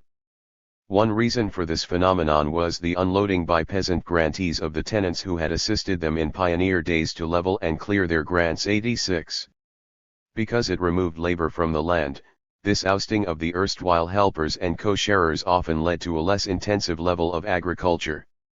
The grantees preferred to leave their holdings underutilized rather than allow others to obtain a lien on them. 87 The area under rents on revenue rates was held by those whose claims were too strong for the grantees to shake off. The area per holding for this category, between 5.3 and 8.2 acres, was also well below the figure for produce and cash rents, an indication of the smaller plots devoted to this type of subtenancy. Produce, or kind, rents took up by far the greatest proportion of rented land. In terms of both the area rented and the number of holdings, produce rents accounted for under 70% of the total rented area in only 3 of 8 sampled assessment circles of Chenab colony. At times, over 80% of both rented area and rented holdings were under such tenancies. Since there was a tendency to understate the extent of subtenancy, rents in kind were even more prevalent than the figures show, and they were possibly more ubiquitous in the canal colonies than self-cultivation itself. This form of tenancy entailed sharecropping, batai, in which owner and subtenant shared the produce. The most common rate was a half-and-half division of the output. To this general rate many adjustments were possible, as with the proportionate sharing of inputs and government demand, or even variations in the share of the produce. 88 Produce rents provided little incentive for agricultural improvement. The subtenants who cultivated the land did not enjoy any occupancy rights, and since they stood to lose half the output, they did not see the point of making extra efforts. As one proverb expressed it, he who stays for a night at an inn does not go onto the roof to stop a leak, he shifts his bed. 89. The sharecropping subtenant felt little need to maintain the fertility of the soil, use superior seeds, plant trees, acquire improved implements, or cultivate the more valuable crops such as sugarcane. Although all these inputs entailed higher costs, any differentials in profits would have been wiped away because rents were in kind. The smaller areas per holding under produce rents, as compared to cash rents or self-cultivated land, also indicates that the sharecroppers were small holders who could not benefit from any economies of scale. It is doubtful whether this type of tenancy could have made any meaningful contribution to agricultural development. The rentier's efforts to maximize rates of extraction served to further dissuade sharecroppers from making any substantial improvements. The following report, made by a settlement officer in 1909, describes how Nazarana grantees in Chenab colony contrived to obtain as much as they could from their subtenants. The non-resident Nazarana payment grantee is continually inventing methods to prevent himself being robbed in taking produce rents from his agents and tenants. While he aims at taking half batai and half rates in his grant, he often compounds with his tenants that his half share of a kilo of maki shall be 6 mons and that all the landlord's share of shari, senji, lucerne, and pulses shall be sold back to the tenant at 2 rupees per canal. He allows his tenant to grow cotton, but instead of taking batai of cotton, he takes the whole of the produce of wheat for every kilo of cotton sown. The agents of the capitalist grantee often contrive to lend the tenants money and seed, when they first come, and hold them in a perpetual serfage of debt ever afterwards. 90. The third category was rents in cash. The incidence of cash rents showed a sharp increase from around 10% of rented area in the mid-1900s to a peak of over 40% in the early 1920s. The increase corresponded with a period of rising agricultural prices in the post-World War I years. The area under cash rents went down again to under 20% in the early 1930s, a period when prices were depressed and profits from agriculture seriously constrained. 91 Economic factors were similarly responsible for changes in the number of holdings under cash rents. These showed a rise from around 6% in the mid-1900s to about 30% of total rented area in the early 1920s, and then a reduction to under 20% in the early 1930s. Cash rents throughout had a lower percentage of the number of holdings rented than of the area rented. This was because the area per holding under cash rents was in all cases larger than that for either the total rented area or the area under produce rents. Both the larger size of holdings and the form of payment indicated that cultivation in the cash rented area was directed toward market production to a greater degree than in other types of cultivating occupancy. The price of agricultural commodities formed the single most important influence on the level of cash rents. Not only did these rents go up during periods of high prices, but the cash rented area also increased.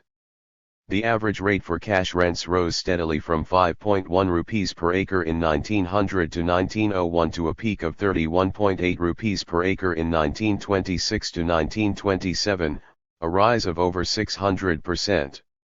During the economic depression, the fall in agricultural prices led to a fall in rents as well, to 14.3 rupees per acre by 1932 to 1933.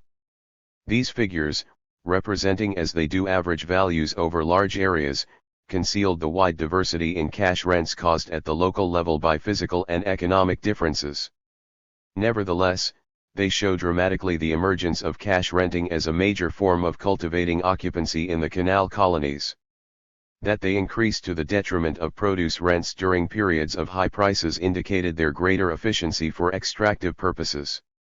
Though price movements of agricultural commodities dictated the general pitch of cash rents, several specific factors were responsible for divergence in rental rates at the local level. The quality of the soil accounted for one source of differentiation in cash rents. Variations of up to 300% could exist within the same assessment circle between villages with good and poor quality soils. 92 Location was an important factor. Cash rents tended to exist on lands where the more valuable crops could be cultivated. Such rents were concentrated in areas with stronger soils or with better marketing facilities. They were uncommon on poorer lands, though during years of high prices they did spread to such areas. Cash rents were often the consideration for a loan, and they could be affected by the relations between debtor and creditor. Such transactions were in effect quasi-mortgages, with the rent written off against the balance due. The debtor usually continued to cultivate on behalf of the creditor, to whom the land was leased. The level of rents also depended on whether the grantee was resident or not. Many absentee Nazarana grantees had to settle for unsatisfactory terms, for they were not prepared to frequent their grants often enough to ensure suitable tenants and adequate rents. More competitive rents prevailed where the grantee was resident, or himself cultivated a part of the grant. 93. Competition for land was a major influence on the level of rents. The pressure of population and the quality of subtenants available in each locality, as well as the degree to which grantees were selective about the social origins of their subtenants, could affect the pitch and incidence of cash rents. Grantees who were unable to obtain central Punjabi tenants had to fall back on the less efficient cultivators from the western districts, or on the floating population of indigenous inhabitants. 94. Extractive proficiency too varied among different types of grantees. Sikh Jats, who were regarded as the most efficient and market-oriented of agriculturists, were also the ones who sought the most profitable rates from their subtenants. A higher level of competition for land existed in their villages, and this induced a greater degree of commercialism among them. Their predilection for profit could even cut across the bonds of blood. In the mid-Punjab, Chucks tenants who have developed a grant are usually turned out when a grant is fully cleared and levelled, and are eager to take up land on even more stringent terms. The Amritsar Jats take rents even from their fathers, brothers, and sons where there are numerous in the family. 95. On the other hand, many Muslim grantees, not so commercially inclined, often allowed non-economic considerations such as kinship or customary ties to influence their dealings with their subtenants. 96. This provided for lower rents, as also did the unwillingness of certain proprietary groups to allow strangers to reside in their villages. Thus the degree of extraction varied in different localities and among different groups. The several forms that it took, and the various aspects of agrarian life on which it had a bearing, revealed that the extractive process was very much an integral part of social and economic relationships in the canal colonies. The structure of tenancies and rents discussed above prevailed in a colony that had a more egalitarian basis of land distribution than any of the other major canal colonies.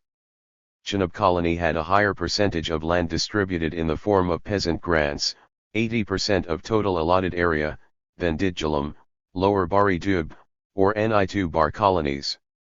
Though these small holdings were meant to be self-cultivated, the large proportion of land in Chenab colony rented to subtenants signified that even peasant grantees had become rentiers, and thus unproductive consumers of the agricultural surplus. In the other major colonies, grants of such small size composed a much lower proportion of total allotted area, and the incidence of extractive relations must thereby have been greater in them than in Chenab colony. In Jhelum colony, the dominant form of tenure, the peasant horse breeding grant, was 55 acres in size. This would have induced most grantees to sublet the greater proportion of their land, if 12 to 18 acres is to be taken as the average size of a family farm. The higher incidence of subtenancy in Jhelum colony was confirmed during assessment investigations in the early 1910s. Of the assessment circles of the colony, the Barabar circle had a self-cultivated area of 40%, the Sargadha Barutia circle of 32%, the Birchanab circle 31%, and the Barigalam circle 42%. 97 Well over half the cultivated area in each of the assessment circles was rented to subtenants.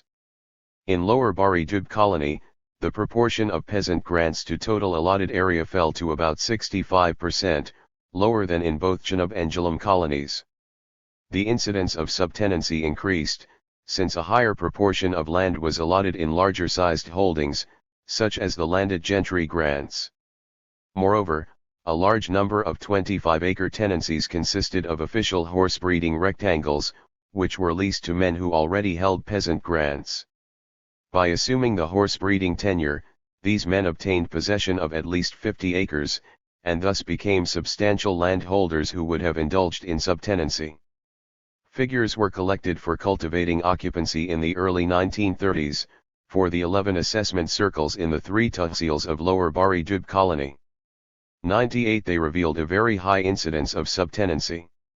In no circle did the self-cultivated area exceed 55%, and in 2 circles it stood as low as 20 and 22%. Subtenancy was, therefore, widespread in this colony as well. It had become even more common than self-cultivation. In Ni2 Bar colony, peasant grants had shrunk to below 50% of the perennially irrigated land. Approximately half the perennial area in the COL Oni was reserved for auction sales, but since auctions were disrupted by the economic depression, no clear picture of cultivating occupancy had emerged by the 1940s. The utilization of the vacant land through temporary leases turned the state itself into the largest rentier in the province. The system of temporary cultivation relied very largely on the subletting of land by lessees, for most of the land was leased in large holdings of hundreds of acres. This dramatic move toward temporary latifundias created a politically unstable situation, with the severe rental demands on subtenants by lessees leading to an agitation in the colony in the mid-1930s. As a consequence, the government began to place upper limits on rents charged by lessees, and also to devote more area to smaller-sized leases. 100 But the move away from regular peasant grants stood in marked contrast to the solid investment in small holdings in the earlier colonies, providing even greater opportunity for rentier extraction. Clearly, extractive processes were deeply entrenched in the social structure. The landholders, where they were not self-cultivators, were more inclined to rent out any surplus land than farm it themselves through hired labor. The failure to convert to capitalistic agriculture, and the reversion instead to the kind of rentier roles that existed traditionally, led to the neglect of reinvestment and improved techniques in farming. The grantees of land became intermediaries between the ruling and productive elements. They absorbed most of the surplus from agriculture, and the rate of extraction increased as market production intensified with the rise in prices, as shown by the incidence of cash rents. The extractive aspect was an essential economic ingredient in the consolidation of the existing class structure. Overall profits from agriculture formed the true economic measure of such consolidation, but the substantial proportion of land not self-cultivated meant that rental payments diverted a major part of the total surplus. Indeed, it could be said that the potential for agricultural development was largely vitiated by the extractive processes that beleaguered production. It could be that purely economic factors can account for the proclivity toward subtenancy and rack renting in the canal colonies. Perhaps this indicated the weakness of market demand, which might not have been sufficiently buoyant to induce such economistic behavior as profit-maximizing self-cultivation, the optimal employment of factors of production, and the cut and thrust of marginal utility. Marketing might well have stemmed more from the need to pay rent and tax, from extractive considerations, than from any fundamental commercial orientation of producers. But if this was so, then it was not any more powerful than the other dynamic behind subtenancy, that of cultural and power relationships. The strong impulsion toward the dominance of man over man, which subtenancy allowed, was deeply rooted in traditional practice and consciousness, whose mainsprings lay in semi-feudal rather than capitalistic urges. Chapter 6. Production. The extension of canal irrigation to the western Punjab provided a real opportunity for the economic development of this region. New resources were made available which, if utilized properly, could have led to sustained agricultural progress. That structures did not emerge to exploit this potential adequately is evident from the foregoing chapters. 1. The impact this had on agriculture in the canal colonies needs to be examined more closely, as does the notion that major constraints remained on agrarian development, though not necessarily on agrarian change. The discussion here will focus first on specific attempts at agricultural improvement, and second on more general aspects of agricultural practice and production. An examination of agricultural change in the canal colonies over several decades would justify a work on its own, and only a representative cross-section of issues relevant to agricultural improvement, and to agriculture in general, will be discussed here. In the first part of the chapter, dealing with developmental aspects, the problems of seed provision, cattle breeding, arboreal development, land reclamation, and the application of higher technology to irrigation are examined, and in the second part, some of the salient features affecting cropping and cultivation. Improvement through proxies. Seed supply. The provision of high-quality seed was important for agricultural improvement in the canal colonies. Improved crop varieties, especially with such major cash crops as wheat and cotton, were important for the commercialization of agriculture. Traditional crop strains, apart from providing generally lower yields, were less competitive as marketable commodities. Long staple cottons, for instance, commanded both a better price and a greater demand as an export commodity than indigenous strains. There was also a much lower demand for indigenous varieties of Punjabi wheat in the world market than for certain improved hybrids. Furthermore, to prevent any deterioration in the quality of existing varieties, it was important to ensure that the cultivator had access to fresh seed. The government's role could prove crucial for this input. Since the great majority of production units in the canal colonies, whether self-cultivated or subtenanted, were in the form of small holdings, the cultivators could not be expected to rely entirely on their own resources for the provisioning of new seed. Nor could they be expected to have a grasp of the technical and scientific aspects of seed deterioration, or a knowledge of hybridization that might have enabled them to produce better seed on their own. The need existed for governmental action to facilitate the development and diffusion of new seeds, and of maintaining the quality of existing varieties. 2. These aims could have been achieved through experimental agricultural stations and seed farms.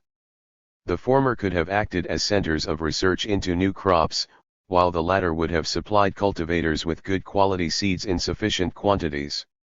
In fact, seed farms and experimental stations, wherever they were established, were extremely limited in size.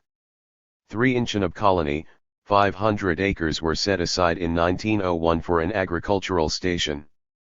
Of this, only 150 acres were directly managed by the Department of Agriculture, and by 1907, even this was transferred to the newly established Agricultural College at Lyallpur for its own work. 4. The remaining area was rented to subtenants, with the Agricultural Department obtaining seed either as rent or through purchase options. It rejected direct management of the land through a European official because of the high salary costs involved, while it feared that Punjabi officials would indulge in corruption and misappropriation. This left little alternative but to use groups of subtenants for supplying seed improvements to a colony of over 2 million acres. Despite their limitations, similar practices were adopted in other colonies as well. In Jhelum colony, a 600-acre seed farm, allocated in 1904, was reduced to 150 acres in 1910-5, and this too remained mostly subtenanted. 6. In a colony where over 65% of allotted land was reserved for military purposes, only 0.026% was used for seed farms. 7. In Lower Bari Dub colony, 2, state seed supply resources remained meager. There were only 2 seed farms totaling 500 acres, and they were again predominantly subtenanted. 8. Other methods were tried in Lower Bari Dub colony for securing seed. The government contracted with some large grantees for supplying seed, and similar arrangements with smaller cultivators that proved less reliable. 9. In addition, 2 large farms had specific seed supply conditions. These were allotted in 1919 to Sardar, later Sir Jogendra Singh, 2,000 acres, and Mr. H. T. Conville, 3,000 acres.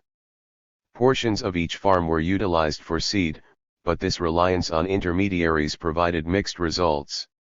Jogendra Singh's grant, whose other function was to test mechanized agricultural implements, was not run properly. In 1926 its management was handed over to the British Cotton Growing Association, which was involved with cotton production in the colony. The BCGA ran the grant till 1939, when Jogendra exercised his option of acquiring proprietary rights, thus ending his seed supply obligations. 10. This patchy performance did not impair his public career. He was knighted and in the 1940s served as Minister of Railways in the Government of India. Conville's grant proved more successful. It continued to supply large amounts of seed, with regular crop experiments and use of farm machinery. Even during the difficult years of the 1930s, official reports on Conville's estate were consistently favorable. 12. The few such grantees of European origin seemed to make a success of their ventures, not only Conville, but Venranen and Cole in horse breeding, and F. W. Mitchell in fruit farming. But for political reasons, Europeans could not be given much land. The state had to rely on Punjabi grantees as proxies for improvement, though they seemed more interested in the social and extractive benefits of colony land. The circulation of new and hybridized seeds was of much importance to agricultural development, and the inadequate provisions made for the supply of seeds in the canal colonies must have acted as a retarding influence. Cattle breeding. The opening up of the canal colonies provided an ideal opportunity for the development of cattle breeding on systematic lines. This industry could have been spurred on by the greater demand for plough and dairy cattle with the extension in cultivated area. Though livestock from private suppliers would undoubtedly have remained the major source of procurement for colonists, the state could also have stimulated cattle breeding by allotting colony land on service tenures for this purpose, on the lines of the horse and camel breeding schemes. Indeed, in the pastoral society of the Jangli there already existed the animal and human resources for creating a large network of peasant grants based on the breeding of livestock. This could arguably have been of greater benefit to agriculture than the investments made on animals of military use. Alternatively, the government could have established sizable cattle runs under its own management, or allotted large grants for cattle breeding, on the lines of the horse breeding grants of Venranen and Cole. The cattle of the Jangli in the western Dubs of the Punjab, rather than flourishing under the transition to a hydraulic society, became one of its greatest victims. The traditional grazing areas of these breeds disappeared. Under canal irrigation, and the only source of subsistence for the cattle remained the meager Jangli grants of half to 1 square per family. From these small holdings the Jangli were hard put to provide for their own subsistence as well as meet the state's revenue demand. The retention of the cattle herds no longer remained feasible, for their dependence on fodder crops entailed a low economic utilization of commercially valuable colony land. The Jangli did continue to maintain more cattle than other grantees, but these became increasingly an economic liability that prevented their owners from growing the more profitable crops. The Jangli may well have marketed dairy products, but official records are silent on this as an alternative source of income. The demand from towns for such products was largely met by buffalo-keeping Gujars who lived on the urban fringes, rather than by Jangli settled in outlying rural tracts. Colonists, too, normally maintained sufficient livestock for their own needs, further reducing the potential market for the Jangli cattle-based goods. Yet the Jangli had enjoyed a thriving pastoral economy in pre-colony days, exporting dairy products such as ghee to neighboring regions, and their cattle herds were strong and resilient. They could undoubtedly have improved on these assets had their potential been tapped. One reason why the state had failed to make proper tenurial provision for Jangli cattle was the disorganized and confused process of settlement of these pastoralists. The indigenous tribes were displaced from their original habitats to make room for immigrant colonists. It was only later, when there appeared to be no other means of their reabsorption, that land was made available to them on the fringes of colonies. In the atmosphere of mistrust and grievance produced by this upheaval, there appeared little prospect of devising and successfully maintaining service tenures for the upkeep of cattle. But the failure to utilize the livestock wealth of the Jangli really originated only in part from the lateness of allotment to them. The neglect stemmed also from the lack of military and revenue contributions from these pastoralists in any way comparable to those of the agricultural castes of central Punjab, whom the state in turn gratified with favored treatment as colonists. Only in Lower Bari Dub colony did a section of Jangli receive cow-breeding grants, in a local area near Shergarh. 13 rectangle per family was allotted in the 1920s on cow-breeding terms, but supervisory functions were assigned to a family of Syed pairs, to whom as an additional favor 10 rectangle grants were allotted. These pairs enjoyed much influence over the local Jangli because of their control of the Shergarh shrine, and agricultural development now provided a further context for their dominance.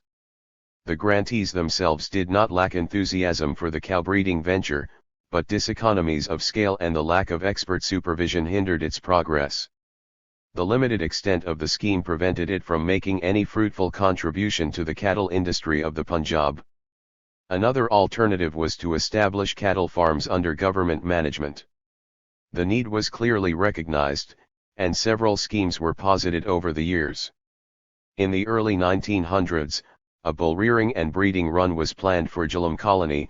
In 1920 to 1921, a buffalo breeding farm was proposed for Lower Bari Dub colony and a dairy farm for Jhelum colony, and in the late 1920s 3 cattle farms were planned for Ni2 Bar colony.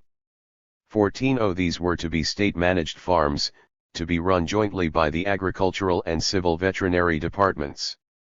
However, not one of these schemes was implemented. The land for the Jhelum colony bull run was allotted to a local Punjabi landlord.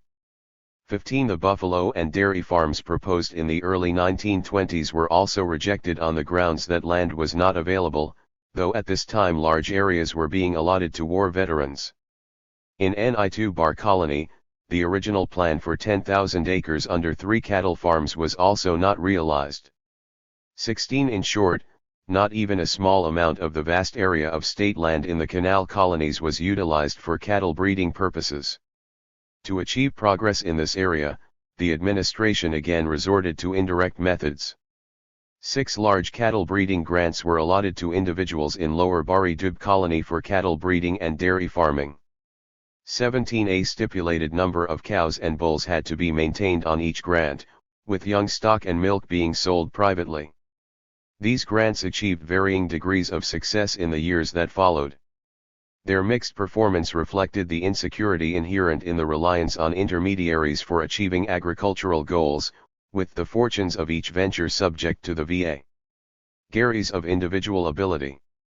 18 Although one farm was deemed successful by officials, 2 others proved abortive, with their leases not renewed at expiry after 20 years.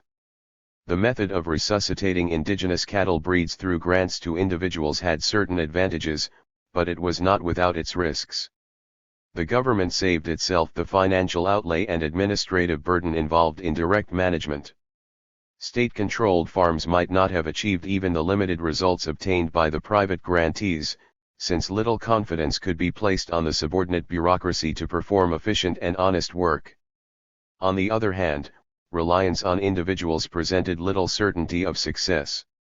The cattle breeding lessees were, not unnaturally, interested primarily in financial gain, and the extent of their contribution to cattle breeding was constrained by the need to ensure adequate profit margins, which could only be obtained by cultivating cash crops. Their preference for commercial agriculture incurred repeated warnings from officials, but violations of stipulated ratios for fodder and non-fodder crops could not be eradicated. Modern methods of husbandry have been neglected and too much attention concentrated on the profits of agriculture. 19. The grantees did continue over the years to supply buyers with livestock and meet other tenurial requirements, but their degree of success varied, and their impact remained inconclusive. The unwillingness of the government to operate self-managed farms had left no alternative but to use these proxies. That this option too was impracticable was emphasized by the decision not to continue with such grants in subsequent colonization projects. Despite the extensive landed resources that became available in the canal colonies, neither the state through its administrative effort nor its intermediaries through their entrepreneurial abilities were able to make a significant contribution to the livestock industry of the region. The maintenance of arboreal wealth is important for any agrarian society. In the canal colonies, this feature acquired special significance with the rapid and extensive conversion of existing wooded areas to cultivated land. Colonization also caused a rise in the demand for wood for such diverse uses as housing material, implements, and fuel. The Forest Department of the Punjab government met with little success in its efforts to preserve existing forest reserves in the western Doabs, and depletion followed rapidly upon the spread of canal irrigation. 20. The failure to maintain adequate forested areas was especially marked in the earlier colonies. To this the irrigated plantation at Chaingamanga near Chinean colony was the only notable exception. The situation was to some extent rectified in the later colonies with the establishment of irrigated timber plantations on 7,200 acres in Upper Jhelum colony and 30,000 acres each in Lower Bari Dub and Ni2 Bar colonies. 21. Owing to the many demands on colony land, priority could not be placed on forestation. Nor could it be expected that the timber requirements of colony tracts would be met solely from reserved state forests. Much depended on the ability of the colonists themselves to develop and maintain arboreal resources at the local level. Rather than leave this to the voluntary initiative of the colonists, in which case little might have eventuated, the administration undertook to achieve such aims through tenurial regulation. In several instances, clauses for the maintenance of trees and copses were either included in the tenurial conditions of existing grants, or else separate grants were made for this purpose. These arboreal ventures reflected the extent to which colonists responded to an impetus toward the improvement of their agrarian environment. They also revealed the degree to which the state was successful in achieving such improvements through the implementation of tenurial requirements. With the rapid clearance of timber to make way for cultivation, and the consequent shortage of wood, the government realized that in the case of the earlier colonies it had not made any formal provisions for the retention and maintenance of trees. 22. After 1900, an effort was made to rectify this situation. For Jhelum colony and the later tenancies of Chenab, Chinean, and Sahagpara colonies, provisions were included that obligated grantees to plant and maintain 2 trees for every acre of their holdings. This promised to lead to an appreciable increase in arboriculture in the canal colonies, with at least 50 trees on every peasant grant of 25 acres, and scores of trees on the larger grants. Unfortunately, the tenurial clauses pertaining to arboriculture proved highly unpopular. Along with several other measures of agricultural improvement included in tenurial conditions in this period, they created much friction between grantees and officials. Landholders resented interference in agrarian matters, and so effective was their resistance that the government was largely unsuccessful in enforcing compliance with the tree planting obligations. 23. State-sponsored agriculture received further setbacks after the political agitation of 1907. The Punjab Colonies Committee deprecated the inclusion of tree planting clauses in tenurial conditions, and these were subsequently removed as part of the concessions made to colony landholders. With this, the prospects of a concerted drive for arboricultural development in the canal colonies receded permanently. In tree planting, too, the government tried the alternative of using intermediaries to achieve results. Nursery, or Zakara, grants of 5 to 10 acres were allotted to village lambardars and others in Chenab, Jhelum, and Lower Bari Dub colonies. 24. Though trees were planted, their maintenance remained a problem. In the search for proper management, control of the nurseries fluctuated between individuals, village communities, and district boards. Finally, in the 1930s they were either auctioned off or converted to ordinary grants. Another effort at arboreal development consisted in the tree planting, or Darakpal, grants, for the provision and maintenance of roadside trees. 25 These grants in Lower Bari Dub colony were allotted on about 20,000 acres, and were normally 12.5 acres in size. By and large, the stipulated trees were successfully planted along avenues in the colony. The administration then insisted that the grantees were still obligated to maintain them. This created much discontent, because the grantees expected the district boards to take them over, but the latter lacked the resources to do so. The Public Works Department was delegated this task in Ni2 Bar colony and admission of the impracticability of obtaining trees through land grants and local bodies. Indeed, the efforts at arboriculture in the canal colonies served as an example of the difficulties faced by the state in generating improvements through indirect methods. The reclamation of inferior lands. The reclamation of lands with soils of inferior quality posed a major challenge to the existing state of agricultural organization and technology in the canal colonies. In the course of colonization, many areas were encountered that appeared unsuitable for settlement. Grantees either did not agree to accept such land, or after initial allotment they succeeded through the process of exchanges in transferring to better land. Inferior soils were often bypassed in the earlier stages of settlement of a colony. They either remained unutilized or were allotted after the better lands had been taken up, when the remaining candidates had no choice but to accept them. Such methods proved effective in colonies where marginal lands were either not significant in area or where they were below average in quality but were still cultivable. This proved to be true for the earlier projects. In Chenab colony, land was generally of good quality and in relatively abundant supply, so that grantees could move off the weaker soils through exchanges. The presence of soil variations was recognized by the government through differential revenue assessment rates, but such variations were not so excessive as to preclude either cultivation or state extraction. A larger proportion of inferior land was encountered in Jalam colony, but this too did not present any major inconvenience.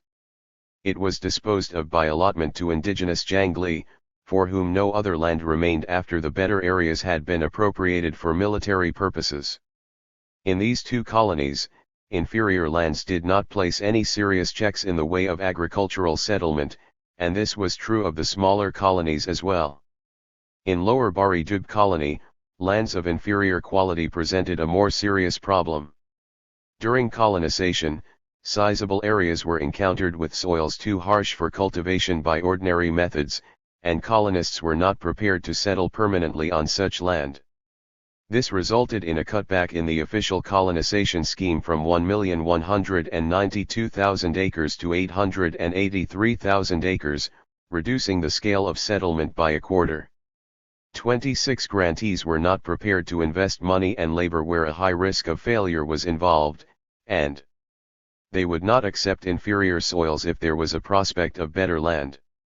Yet, given sufficient time, attention, and careful husbandry, much of this low-quality area was reclaimable, and from as early as 1914 the administration undertook reclamation work on it. Characteristically, the means adopted for such improvement lay not through direct, official management of reclamation projects, but through the indirect method of leases and grants to individuals for the purpose of soil improvement. 27 As the better areas were absorbed, it became easier to find candidates for the inferior lands. These came largely from the host of unsuccessful applicants for ordinary grants. Clearly the reservation of extensive areas for military purposes and larger grantees was creating an excess demand for land within the civilian peasantry. The reclamation grants grew from small and tentative beginnings to assume a substantial position in the colonization of the lower Bandub. Initiated in 1914 with only 1,000 acres, they expanded in the next decade to an allotted area of 150,000 acres. They comprised lease terms of 1 to 5 years on concessionary revenue rates. 28 Since better land also had to be given as an incentive, however, the lessees were found to concentrate on it at the cost of reclaiming the inferior soils. With time, a modified tenurial form took up most of the area under trial. These were leases on half-resumable terms, with lessees allotted 2 rectangles each, one of which they could retain after reclamation, with the other passing to the state for further allotment as a normal grant. Within a few years, it became clear that little soil improvement could be achieved. 29 Even the immediate aim of demonstrating that these soils could produce crops was difficult to fulfill. Reclamation was certainly possible. Relevant options included use of fresh soils, effective cropping patterns, green manuring, and proper washing and drainage of land. But the lessees, being smallholders, were either disinclined or unable to make the patient investments in labor and capital required for soil rejuvenation. They continued to cultivate the better areas and neglect the inferior patches. Larger grantees might have proved more effective, and a few that were tried did perform well. 30 But these leases were, beyond the ostensible aim of reclamation, a means of accommodating smallholders on a canal project where relatively greater areas had been allocated to the military and larger landholders. The unfavorable performance of these reclamatory leases forced the government to devise methods to terminate them. 31 By 1925, the soil improvement requirements had been dropped, and the holdings converted to ordinary tenures. The half-resumable leases were subdivided, if a co-sharer could be found. By 1930 over 40,000 acres were thus converted. Another recourse was sale by auction or tender. Between 1925 and 1927, 73,000 acres were sold at land values inflated by some years of high agricultural prices. Financial conditions changed dramatically after 1930, and with collapsing rents and prices the auction purchasers were unable to meet their installment payments. The state first reacted through confiscations, but such draconian measures were politically unwise. As part of general fiscal remissions, these holdings were commuted to peasant tenancies, with a uniform purchase price of 100 rupees per acre. Even this was difficult to meet during the depths of the Depression. These auction purchasers seemed unlikely to achieve soil reclamation. They were reported to be highly unsatisfactory colonists, unwilling to reside on their holdings and able to attract only the worst of subtenants. The administration had not long remained faithful to the original purpose of soil improvement. In the face of early failures to achieve the desired goals, it had shown little hesitation in either foregoing tenurial contracts or profiting from selling land at speculative rates. Within a decade of their initiation, the prospects of any contribution from these service tenures to agricultural development had been forsaken. The state showed much greater resilience in maintaining service schemes oriented toward military needs. The facility with which the service clauses in the inferior land leases were removed casts doubt whether soil improvement was their real motive. These allotments arose from the great demand for land from the peasantry. 32 The heavy concentration of small holdings on these harsh lands was too impracticable a proposition to suggest any explanation other than the need to placate land hunger. 33 About half the lessees were hereditary agriculturists from the central Punjab, whose compatriots had received large areas in other colonies. The rest were jangli of the Bari Dub, who had been dislodged from their old habitats and had no other means of subsistence. Within the ostensible framework of agricultural improvement, an underclass of grantees was created in the canal colonies, men who suffered various vicissitudes and failures because colony land of better quality was being redirected to meet the military and political imperatives of the ruling authority. Lift and tube well irrigation, river water dispersed through a network of canals and distributaries, was a highly cost-efficient method of irrigating large tracts of land. Both the capital outlay and working costs of canal irrigation were low enough in relation to net returns to render this undertaking profitable to state and cultivator alike. The hydraulic system of the canal colonies depended almost wholly on flow irrigation, which brought under cultivation lands commandable by the natural flow of water from the irrigation network. There also existed some lands that could not be commanded by gravitational means, either because of elevation or because the irrigation design made them inaccessible. Supplementary forms of irrigation to bring such areas under cultivation entailed more advanced irrigation technology than that of flow methods.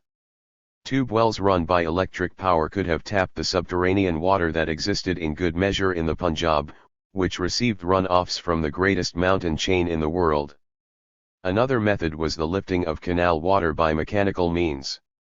Such alternatives could raise the intensity of cultivation through both an increased and a more flexible application of water.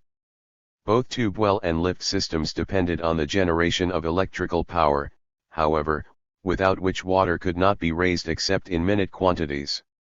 A significant extension of such irrigation facilities was severely constrained in the Punjab during British rule by the absence of any large-scale development of electrical energy. The one large plant that was established, at Mundi in eastern Punjab, was too distant to provide electrical energy to the canal colonies. As a consequence, there never was a basis for any major investments in tube well and lift irrigation. Alternatively, localized power generation, through plants placed at gravitational falls on canals, could have serviced nearby lift and tube well networks.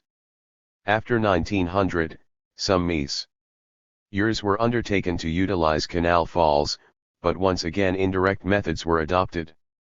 The state did not itself establish power stations and tube wells, but instead utilized proxies for this purpose, requiring such services from individuals as a condition for obtaining colony land. The foremost personality involved with lift irrigation methods was Rai Bahadur, later Sir Gangaram, an ex-government engineer who took up large areas of land in the canal colonies. In 1902 to 1903 he was granted in Chenab colony a high plot of 2,800 acres that was not commanded by flow. Ram provided lift irrigation to his land, known as the estate of Gangapur, by obtaining hydroelectric power from his own generating plant at a nearby canal falls.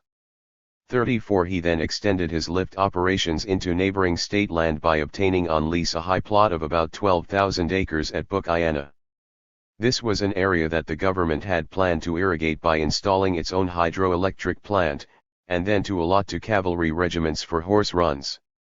The official project never eventuated, and Ram's lease continued until 1921, when a remodeling of the canal system brought this area under flow irrigation.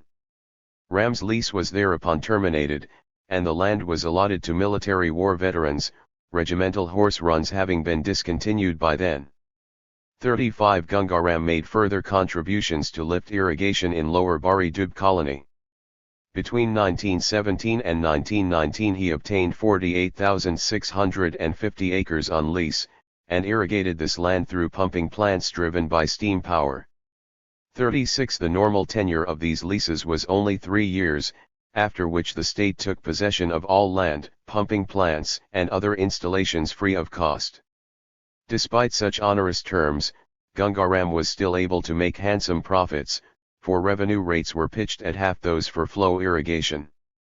For its part, the government obtained interim income from land that would otherwise have remained unutilized, and after repossession it received installations gratis and could then levy revenue at normal rates. So mutually advantageous were these tenures that they came to be known as Gangaram terms, when applied to some other lessees who took up land on similar conditions. 37 During the 1920s Gangaram made further advances in the cultivation of elevated lands. After complicated negotiations stretching over 4 years, he obtained in 1923 a lease on a large area of around 70,000 acres near Reenala in Lower Bari Dub colony. The lease was of 7 years' duration, during which time Ram undertook to build and maintain a full-scale hydroelectric power station to provide lift irrigation to the leased area. Once again, all land and installations were surrendered to the government at the expiry of the lease period in 1930. 38 While Gangaram obtained only transitory benefits from his enterprise, a family of Syed Pirs in the vicinity, who controlled the Shergarh shrine, enjoyed more permanent gains. Despite Gangaram's protests, they persuaded the government that he should share irrigation from his lift works with them. Their loyal involvement with local administration, army recruitment, and the Unionist Party won them this handsome compensation. 39 Like the military grantees at Bukayana, their lien outlasted that of the man who had pioneered these innovations. The state had shirked from the introduction of higher levels of irrigation technology from its own resources and on its own accord. In order to economize on capital and management costs, it had left these important initiatives to its proxies. Such an approach seemed to work well in the case of lift irrigation, owing primarily to the abilities of one man, Gangaram. But the reliance on intermediaries could also abort technological progress, as the case of tube wells illustrated. Tube well irrigation could achieve both greater intensity and flexibility of cropping, and also help to control the rising water table that by the late 1920s threatened large areas with water logging and salinity. 40 Yet the absence of a generally available source of energy constrained the spread of tube well technology in the canal colonies. Tube wells remained confined to localized experiments that relied on small-scale energy generation. As with lift irrigation, the state did not involve itself directly with any major tube well schemes, but instead tested their feasibility through grants to individuals. Such grants were limited in size and number. Under the British, tube well irrigation in the Punjab remained at an experimental stage. 41 An opportunity to promote tube well technology presented itself in Upper Chenab colony, once again through the innovative Gangaram. In 1912. 3. Ram proposed that a high plot of 5,000 acres, at Kuthiala, be leased to him, where he would develop a network of 50 tube wells to be run by power generated at a nearby canal falls. 42 By 1915, negotiations with the government had broken down, with disagreement over the eventual purchase price and interim irrigation facilities. The lieutenant governor at the time, Sir Michael O'Dwyer, was not well disposed toward commercial enterprise and the middle classes, and he inspired the government's uncompromising stand. 43 Gangaram ceased further efforts with tube well leases, and the entrepreneurial ability, financial resources, and technical expertise of this talented man went unutilized.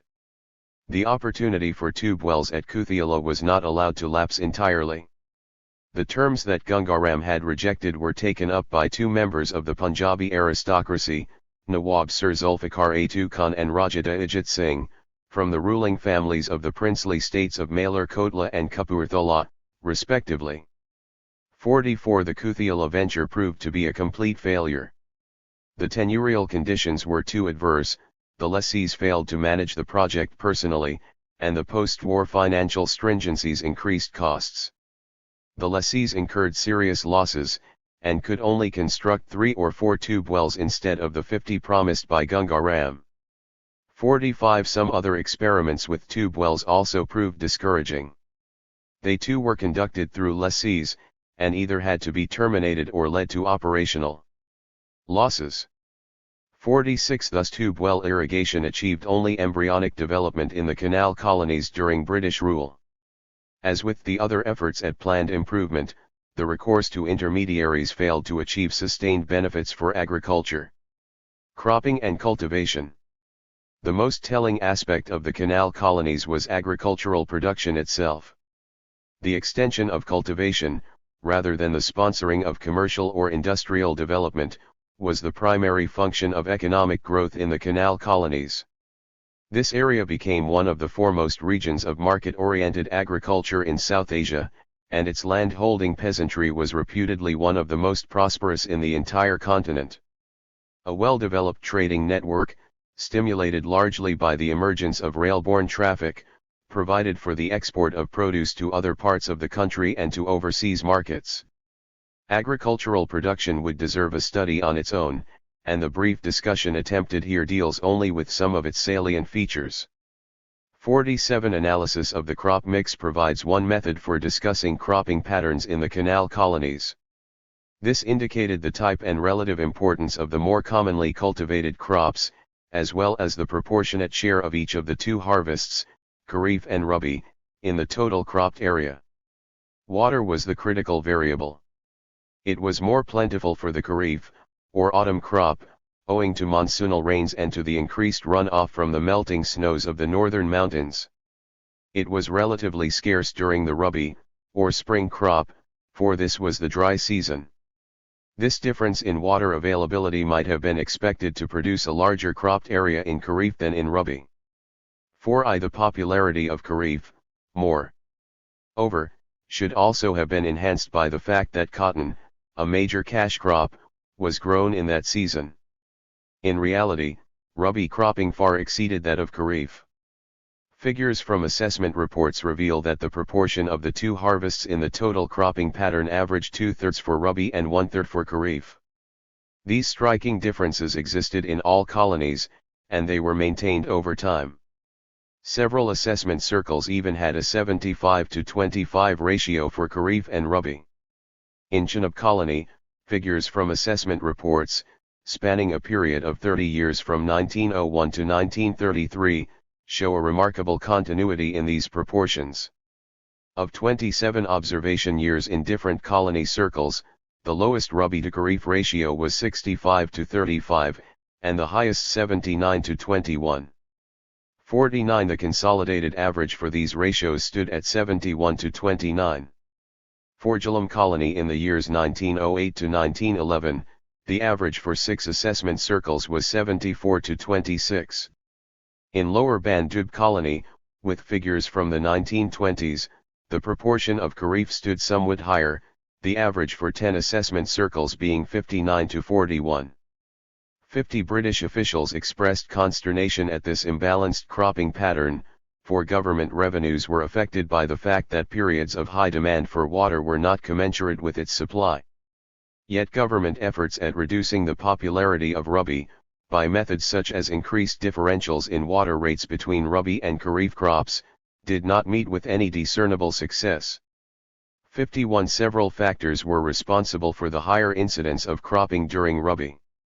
It was found that even though less water was available, the Rabi harvest had a greater degree of reliability than the Kharif.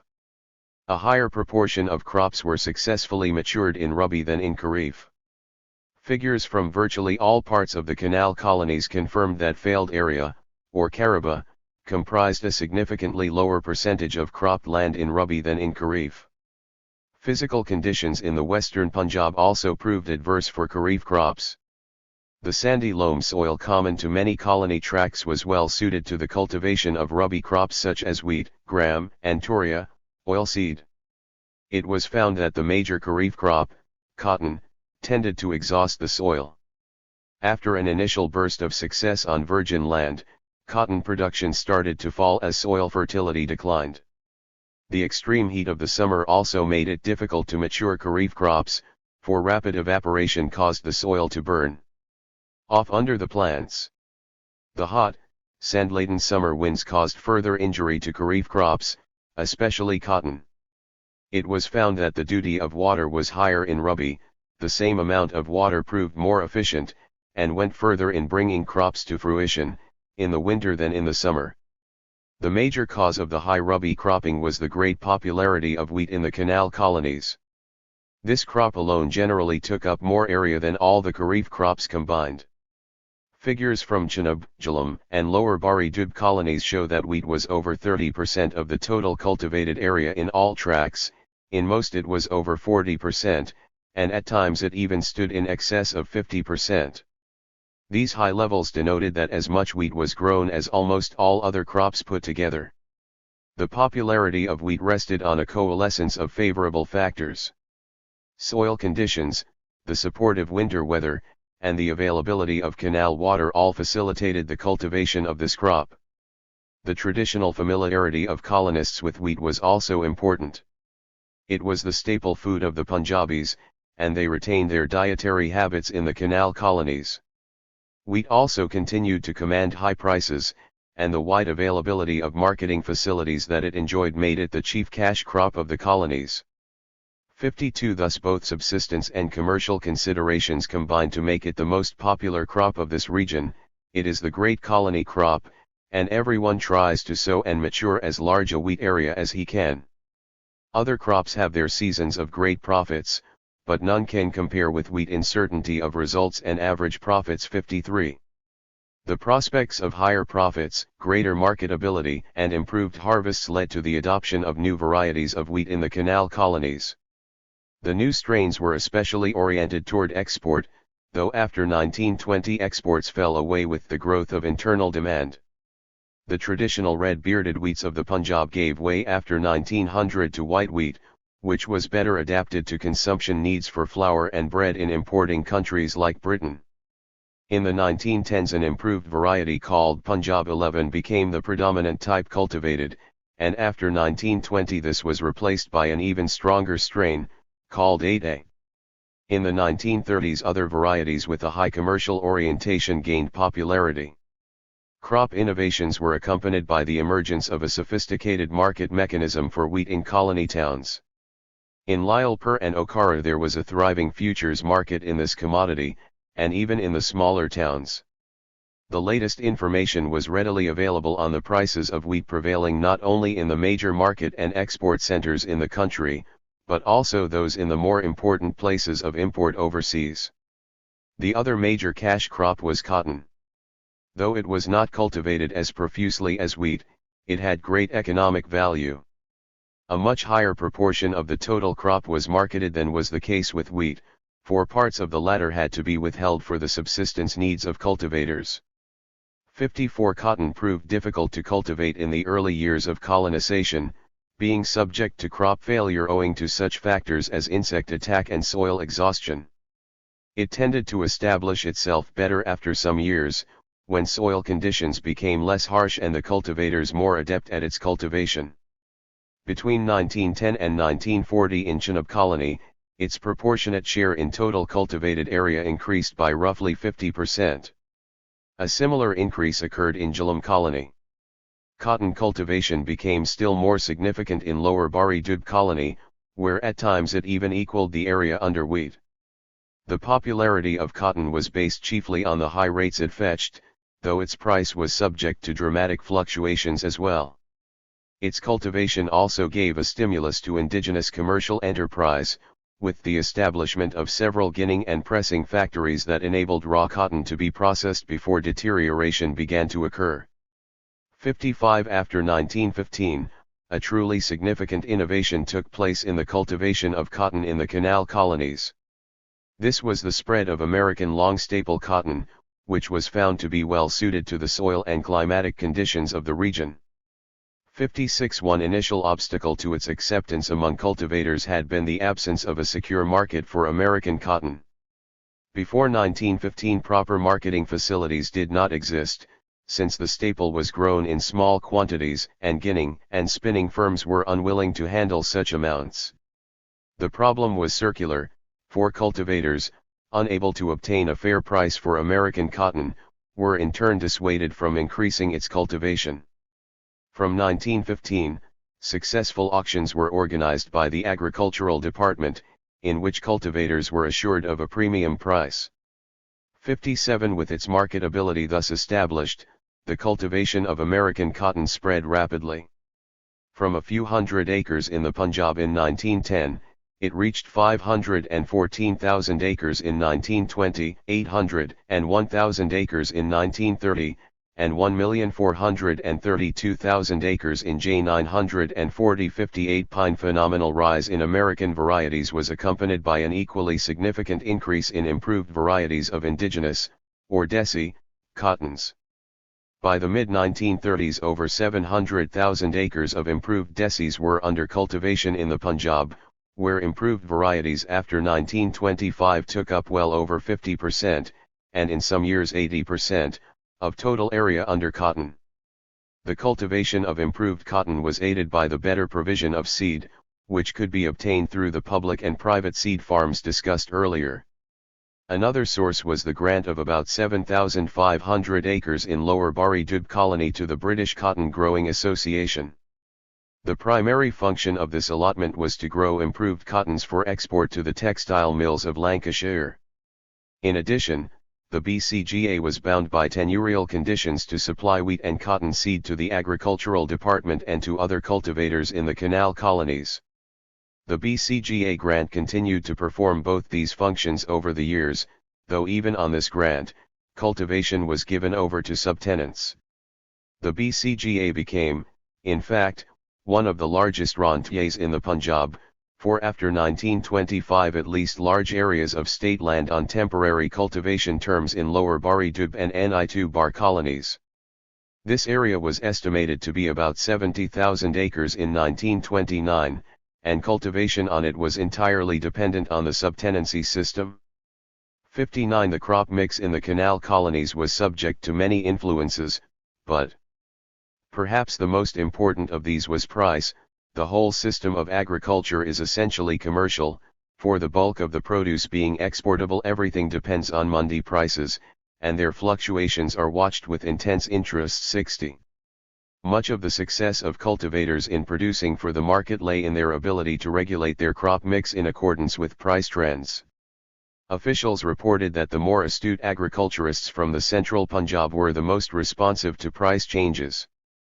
The more backward cultivators, like the Jangli, maintained more inflexible cropping patterns, presumably more closely aligned to subsistence needs. The more commercialized cultivators concentrated on the more marketable cash crops, marking a move away from food grain production. The heavier emphasis on cash cropping led to a declining per capita output of food grains in the Punjab. This trend, despite the great extension in agriculture, became increasingly perceptible after 1921. 61. One example of the influence of prices on crop mix was sugarcane. Though it was the sole source of sugar, its cultivation never rose above 4% of total cropped area, and in most colony tracts it stayed below 2%. A valuable crop, being a monoculture, it was nevertheless unsuited to double rotation systems, such as a combination with either wheat or cotton. As long as high profits could be obtained from rotational cropping, there was a disincentive to cultivate sugarcane. This also accounted for the neglect of other forms of monoculture, of which the most conspicuous by their absence were fruit orchards. Nevertheless, a rise in the price of sugar after 1918 led to an increased area under sugarcane. The price of cotton also caused fluctuations in sugarcane cultivation. A fall in the price of cotton caused the area under sugarcane to rise by 11% in 1927 and 1928, and 11.5% in 1932. 62. Thereafter, the sugarcane area contracted in the face of a rise in cotton prices and a fall in the rate for gur, or unrefined sugar. And though price remained very important, other factors also influenced cropping decisions. Sugarcane cultivation, for example, was constrained because the crop suffers from diseases, severe cold, lack of rain, and temporary failings of canal supply. 63. Individual crops retained their popularity as long as their prices remained competitive. This was illustrated by the contrasting fortunes of Toria and maize. The oilseed crop of Toria was delicate and prone to failure from insect attacks and excessive cold. Though its cultivation was a gamble, it remained popular because it commanded high prices in overseas markets. And in some colony tracts it took up at times as much as 15% of total cropped area. Toria completely overshadowed sarshaf, the great oilseed crop of central Punjab, and it can be regarded as an important crop innovation in the canal colonies. In contrast to Toria, maize was grown primarily for subsistence needs. The low value of maize as a cash crop placed effective constraints on its cultivation, displaying again the diversion of land from food grain production. In Chenab colony it varied from 3 to 7% of total cropped area prior to 1910, but by the early 1930s its cultivation did not exceed 3.5%. In other colonies, too, maize remained insignificant. In 2 of the 3 Tasi of Lower Bari Dub colony it did not figure at all as a percentile in the crop mix. Apart from price, there were factors of state policy that also influenced the cultivator's choice of crops. Irrigation patterns were of considerable importance in determining the crop mix. Rotational systems were dependent on the timely availability of water. Successful husbandry depended on the cultivator's awareness of the periods in which he could obtain access to canal water, and on his ability to make precise calculations as to the best way of utilizing the water allocated to him. The irrigation department was responsible for the supply of water to the cultivator, but beyond this he was free to deal with it as he pleased. He could concentrate the water on a small area, and hope to obtain reliable results. Alternatively, he could distribute it over a larger area, and try for a higher output through less intensive but more speculative cultivation. The method of assessment adopted by the state also influenced the amount of area colonists wished to cultivate. The major levy, the water rate, varied with different crops, being higher for the more valuable ones. Cultivators had to decide whether differentials between revenue extraction and prevailing prices warranted the choice of a particular crop. Cultivation was also affected by the government's decision on whether to assess the gross, sown, or net, matured, area. Up to 1912, under the system of holding-to-holding Caraba, assessment was only on the area matured, whereas areas of failed crops were not subjected to taxation. This encouraged excessive and careless cropping, and also allowed for graft and corruption by assessing officials. In 1912, the Caraba system was abolished, and assessment thereafter was on the sown area, which included failed crops. 64 This induced colonists to cultivate more carefully.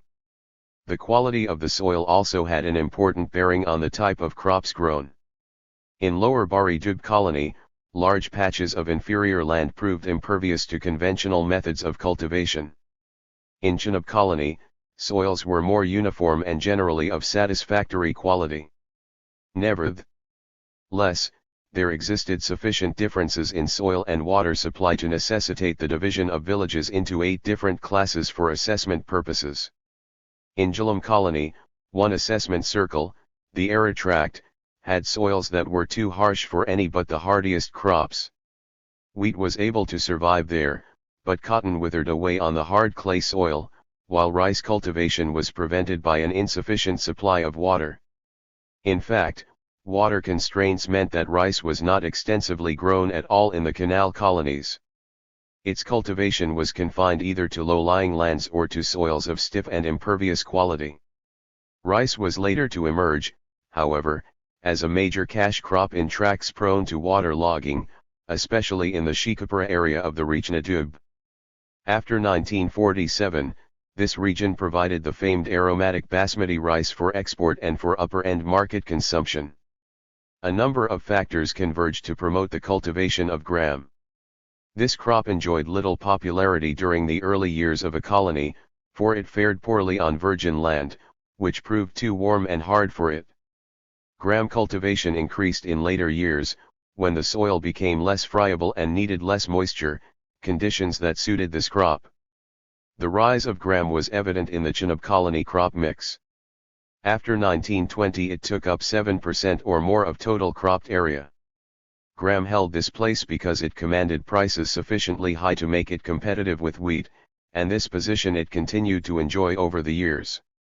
Gram also required minimal amounts of irrigation water, and could often be sown and matured barony, with rain water.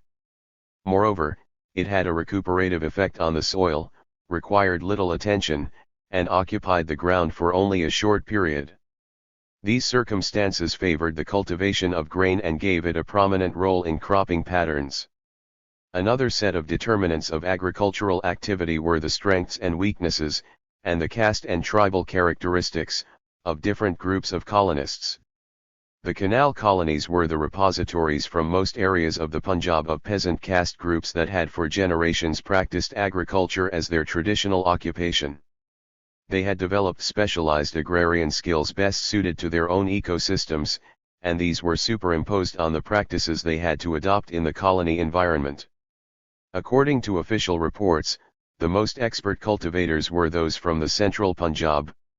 Officials spoke highly of the agricultural skills of Sikh and Muslim Jats from central districts such as Amritsar, Jalandhar, Gurdaspur, Ludhiana, Hoshiarpur, and Sialkot. The Irans were also highly efficient cultivators.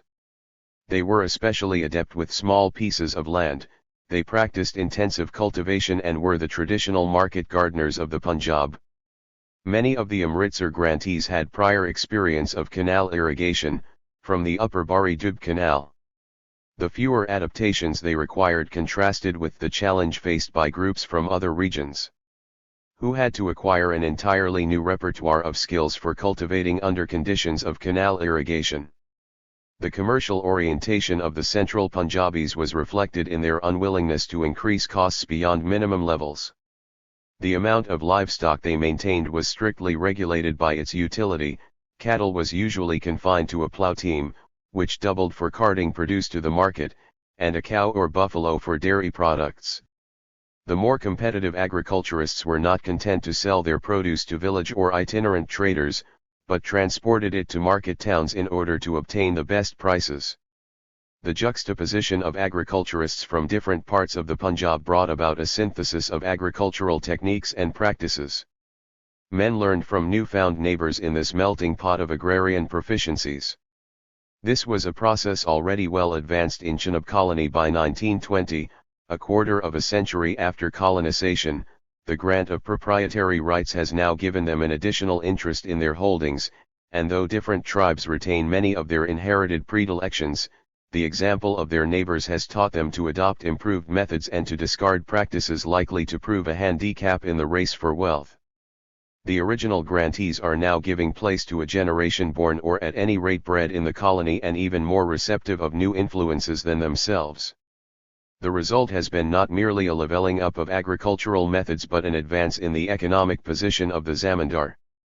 65. Not all colonists were efficient, and many failed to be successful.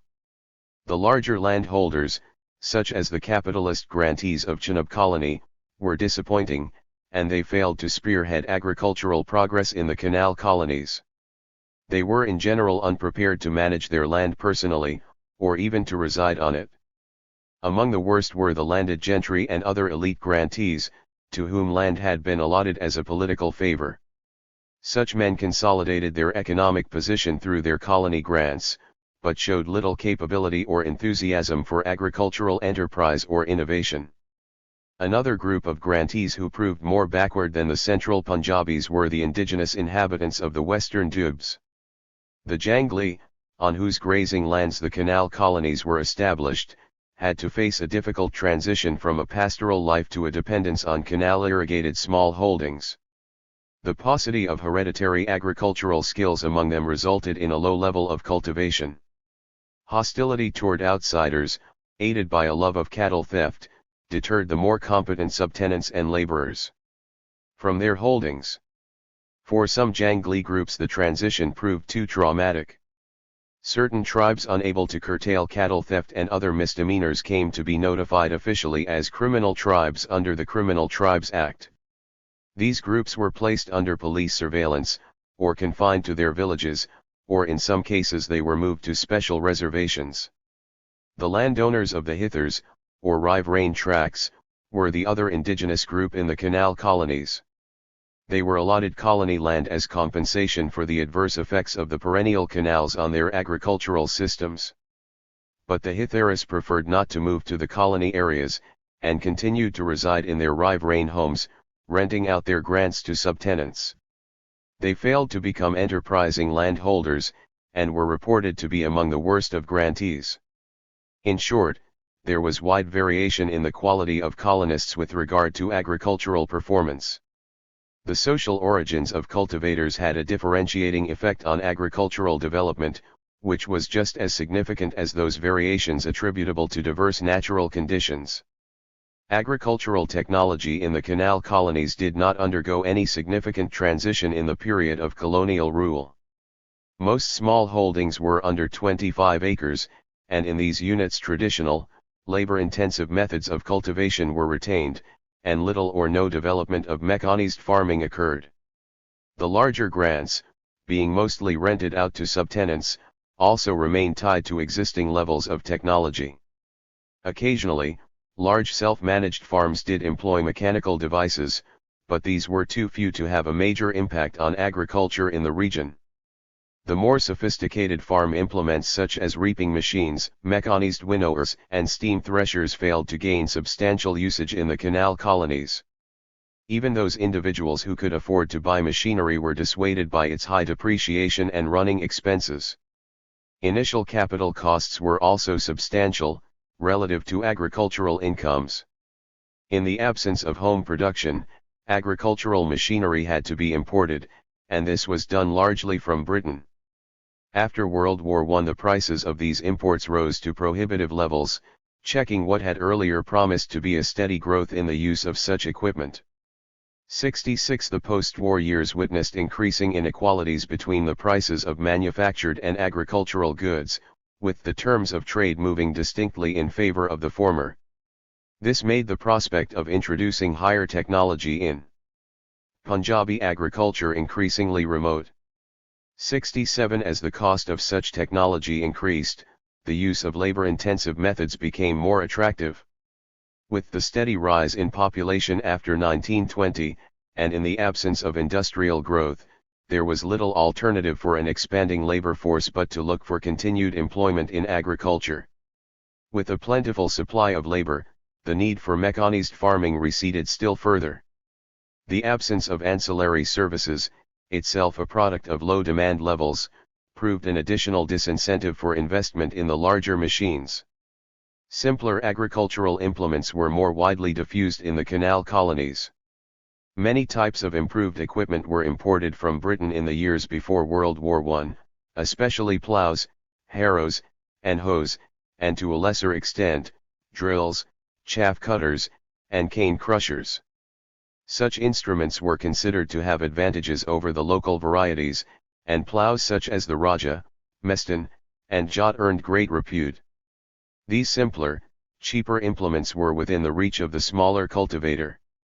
They did not require elaborate maintenance, and could usually be repaired locally. But after World War I even the price of these goods became inordinately high. Partly as a result, such implements increasingly came to be produced by indigenous manufacturers, most of whom were based in the town of Batala in Gurdaspur district. Within a decade, Indian-made implements began to outsell imported ones. In 1929, for example, 14,207 Indian and 7,120 imported implements were sold in the Punjab. By 1930, Batala had 26 iron foundries, with a total output of over 19,000 machines valued at 537,000 rupees. 68 The use of only these smaller implements, although a promising sign, provided a contrast to the advances in agricultural technology that were taking place in the more industrialist parts of the world. Moreover, in the majority of cases cultivators in the canal colonies continued to use their traditional implements, and did not convert to the new improved ones. No major changes occurred in cropping techniques in the canal colonies. Double cropping was practiced where the water supply permitted, and a number of crop combinations were extant. The strength of a particular village in agriculture could be measured by the proportion of annually matured area to allotted area. A combination of good water supply and skilled agriculturists could result in the regular maturing of over 100% of allotted area. This was often achieved, though a matured area in excess of 110% was rare. Poorer villages matured 80 to 90%, and some as little as 70%. Several rotational systems were practiced, each village, and indeed each cultivator having its own idiosyncratic sequences. These were invariably arranged around the two staple crops of wheat and cotton. Crop rotations normally included regular periods of fallow, the usual pattern being a period of rest after every two crops. Tillage systems intensive enough to do away with the fallow were not in vogue, nor is there any evidence that such systems were being evolved over the years. There were major lags in the diffusion of other improvements as well. Chemical fertilizers, though known, were used only in isolated cases. The two most common sources of fertilizer remain town sweepings and farmyard manure, and the use of these did not mark a departure from traditional practice. The cultivators were well aware of the advantages of obtaining good seed, and did not hesitate to adopt new crop varieties wherever these promised to be more marketable or profitable. 69 In several other respects, however, cultivation continued to be carried out in a careless and slovenly manner. Grass and weeds were a common sight in fields, and these not only taxed the soil but also prevented the intercultivation of different crops. Even the more important cash crops, such as cotton and wheat, were sown broadcast rather than in lines or with drills. Such methods reduced output, yet they continued to persist over time. The failure of the majority of cultivators to adopt improved techniques of farming was revealed in a survey conducted in Montgomery District in the mid-1930s. A settlement officer, working at the time on the reassessment of Lower Bari Dub colony, drew up 6 points representing elementary requirements for an improved form of agriculture. 70 Some big farms did meet these standards, but inquiries revealed that their observance was sadly lacking among peasant cultivators. The villages surveyed were divided into 3 classes according to the proportion of the 6 stipulations that they fulfilled. It was found that of the 386 villages surveyed, only 7 were in the first class, 22 in the second, and 54 in the third. The rest of the villages, 303 in number, did not meet any of the 6 standards. They kept entirely to traditional ways of cultivation. Such methods could be quite effective, but agricultural technology and techniques were bound to remain backward as long as they continued in their unreformed state. There was no leading commodity in the canal colonies whose production might have led to a series of innovations in agriculture. Cotton could have been expected to fulfill this role, but on the contrary its cultivation amply demonstrated the constraints that were imposed on agricultural progress. Cotton vied with wheat as the chief cash crop of the canal colonies, and in certain areas it replaced wheat as the chief money earner for the cultivator. The spread of improved varieties of cotton linked the canal colonies to the world market, for long staple cotton provided one of the basic raw materials for the textile industry. Yet the cultivation of cotton did not prove an unmixed blessing for the canal colonies. An inordinately large area under cotton did not make for balanced farming. Not only did cotton tend to exhaust the soil, but it replaced the fodder crops, which had a rejuvenating and replenishing effect on arable land. In devoting larger areas to cotton, cultivators were guided more by the attraction of immediate profits than by concern for the quality of the land in the long term. This was especially true of subtenants, who held a large area but had no permanency of tenure. In 1920, the colonization officer described the situation in Lower Bari Dub colony as follows. Good land is being overtaxed by continued croppings of cotton, and inferior land, which is capable of bearing good fodder crops, is being made weaker still by attempts to grow cotton on it. The zamindar is reducing his acreage of kharif fodder crops to a dangerous minimum, and if the failure of cotton on inferior land together with a fall in the price results in a reduction of the area under cotton, it would be no bad thing for the general condition of farming in the colony. 71 Nor did the growth of cotton lead to any major innovations in cultivation techniques. It was not part of any improved rotational system, which might have increased productivity or dispensed with the fallow. The cotton seed was generally sown broadcast, and rather than develop a more intensive form of farming through interculture, cultivators generally allowed the crop to remain interspersed with weeds and grasses. The colonization officer of Lower Bari Dub colony reported in 1923 that, the standard of farming improves very, very slowly. I do not know that the increased area under American cotton is a matter for high congratulation.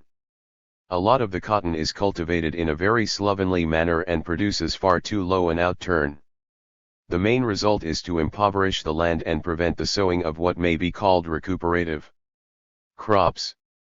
It is perhaps a pity in the interests of good farming and the maintenance of the colony's reputation for high-grade cotton that legislation to restrict the area under cotton is outside practical politics. 72 The impact of the profit motive, too, was not altogether beneficial for agriculture. The profitability of the improved American cottons led to nefarious practices that could only harm the reputation of the canal colonies as a cotton-producing region. From the early 1920s, within a few years of its establishment as a profitable crop, American cotton was being adulterated with the indigenous Desi varieties. The sale of such mixtures was motivated by considerations of short-term gain. The problem was almost impossible to eradicate, it being difficult to trace whether the impurities had been added by cultivator, middleman, or ginner. The practice was ultimately a self-defeating one, for a decline in the standard of the staple harmed the interests of all concerned.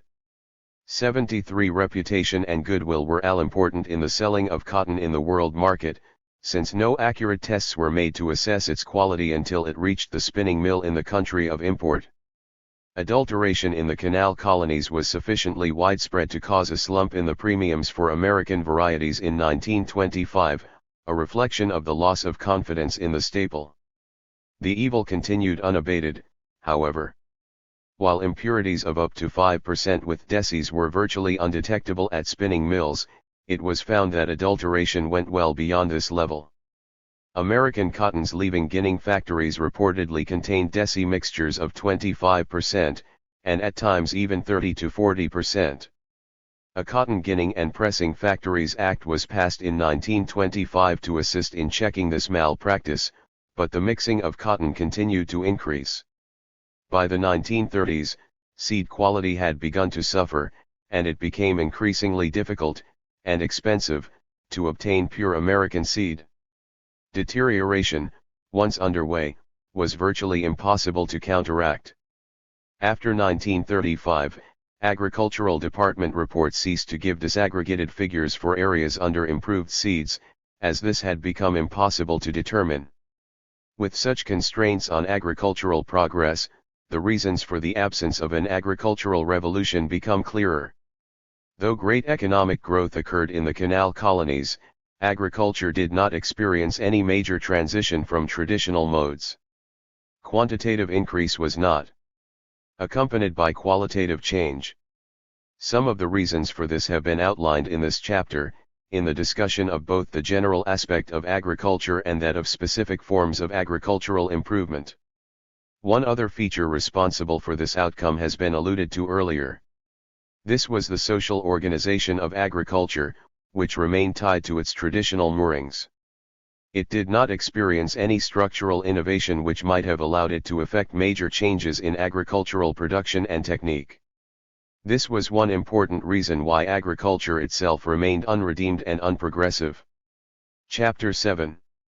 Growth and Underdevelopment. Agricultural colonization produced significant economic growth in the Punjab. An assessment of agriculture in the canal colonies, measured with such indices as cultivated area, output, marketing, and trade, would indicate an impressive process of growth. In the space of 50 years, human settlement spread over the hitherto barren and sparsely populated dubs of the western Punjab. The process transformed this region into one of the most important areas of commercial farming in Asia. Agricultural produce was marketed not only in other parts of South Asia, but commodities such as cotton, wheat, and oilseeds were exported overseas. The rural population of the Punjab benefited from the more favorable ratio between land and man, and many thousands migrated to the canal colonies in response to new labor opportunities. The canal colonies represented the most extensive form of socio-economic and demographic engineering attempted by the British in South Asia. The gains that accrued from agricultural colonization made the Punjab appear to be the success story for British rule in India. The British regarded the agricultural prosperity that they had brought to the Punjab as one of the crowning achievements of their participation in Indian history.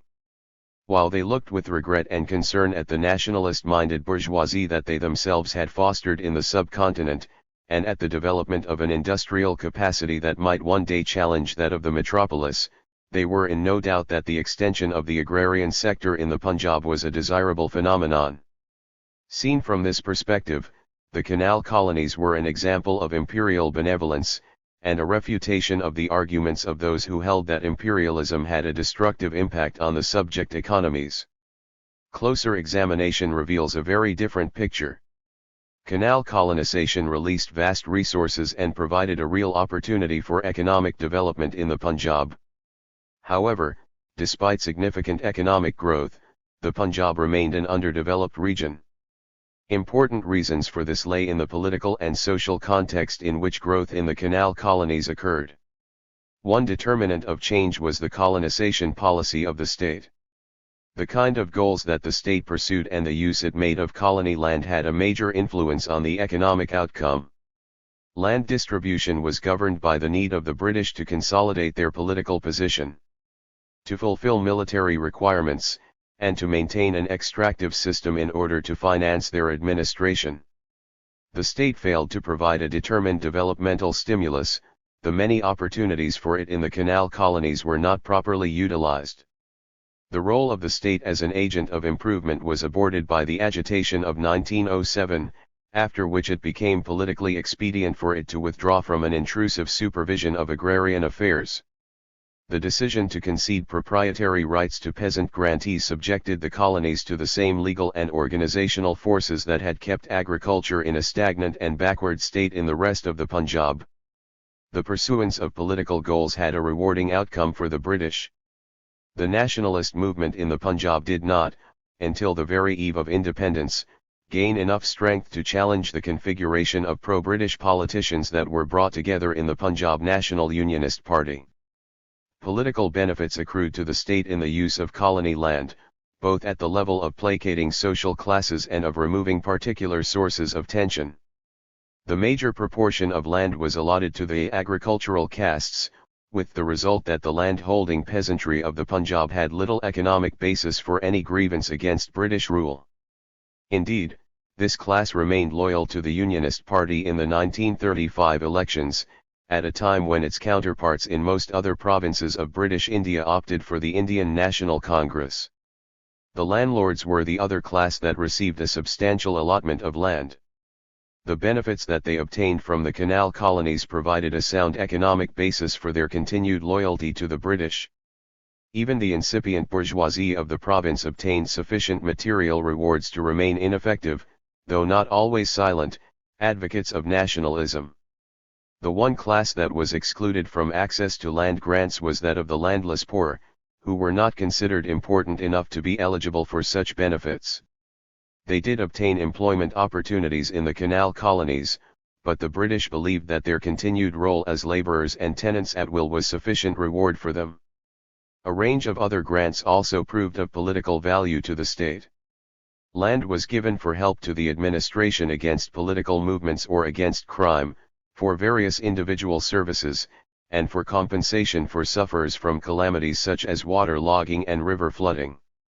Land distribution made it possible to avoid or overcome tensions in agrarian society. Dislocation from physical and economic crises might have led agrarian groups in other provinces into opposition to the British, and eventually into the nationalist movement. In the Punjab, owing to the availability of new lands for settlement, the outlet for such tensions became the basis for consolidating the bonds between the state and the agrarian structure. A very large amount of land in the canal colonies was reserved for the fulfillment of military requirements.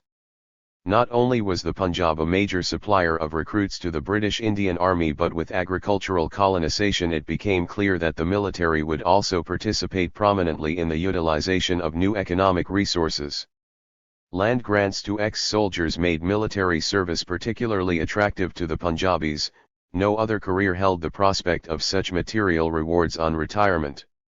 The substantial allotment to veterans of World War I was of special benefit to the British, for it encouraged war recruitment. The large human contribution of the Punjab to the war effort could be matched by a more remunerative scale of rewards than any other province of British India could offer to its soldiers. The other significant form of military involvement was the breeding of animals by colony grantees for army use. This constituted a major diversion of economic resources toward an activity that could be of little benefit to agricultural development. Horse breeding schemes were important enough to dominate two large colonies, Jhelum and the Lower Bari Dub, though their only function was to provide young stock for the cavalry. During the 20th century the cavalry horse ceased to have a military value, in terms of conventional warfare, yet the schemes continued. Cavalry horses were still useful for action against civilian mobs and for counterinsurgency operations, and it may be surmised that the British had such purposes in mind in maintaining a horse supply for their army in India. Had the resources devoted to military needs been utilized instead for purposes of agricultural improvement, the economy of the Punjab might well have assumed a life-rent shape by the mid-20th century. The canal colonies proved to be financially profitable to the state. Extractive needs were one of the foremost considerations in government policy, and much of the administration was involved with revenue work. Annual net profits of as much as 40% on capital outlay were obtained from the more remunerative canal works, and this was after all maintenance and interest charges had been met. There is no evidence that developmental expenditure played any significant part in the state's utilization of this surplus. Part of the revenues from the canal colonies were sent to the center, where they were utilized for military expenditure and for the maintenance of the imperialist political and administrative superstructure. The rest was used for administrative expenses within the Punjab, largely on the irrigation, revenue, and police departments. Though aggregate profits from the canal colonies seemed impressive, the revenue system was in fact quite inefficient, and was riddled with corruption. Despite repeated efforts, the government did not succeed in reforming revenue procedures. It was unable to introduce fixed assessment, which was practiced in the rest of the province, and it had to continue with the highly inconvenient system of fluctuating assessment. Nor was the govern. 240 growth and underdevelopment meant successful in adopting a method whereby water could be sold by measurement. Consequently, cultivators felt little need to economize on this scarce resource. These reforms could not be carried out because of opposition from colonists. Such measures would have been politically inexpedient, though they would have reduced revenue losses and inefficiencies in water usage. The corruption of the lower, native bureaucracy also went largely unchecked. Here too the political costs of reform were allowed to outweigh the need for administrative efficiency. An effective and orderly bureaucracy would have been essential had the state wished to play an active role as an agent of transformation. The extent to which the subordinate staff was able to manipulate official procedures for its own pecuniary gain made it difficult for the state to involve itself productively in agrarian affairs. The agitation of 1907 was proof of the friction that corrupt subordinate officials could cause between the government and the colonists. On the other hand, collusion between the lower bureaucracy and landholders seemed to compromise numerous state initiatives.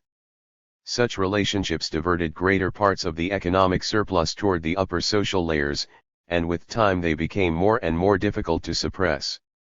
A state that coexisted with such malpractice risked having its capacity for reform seriously undermined, just as the non-beneficiary social classes stood to be further deprived of rights and resources when the perquisites of their superiors went unregulated.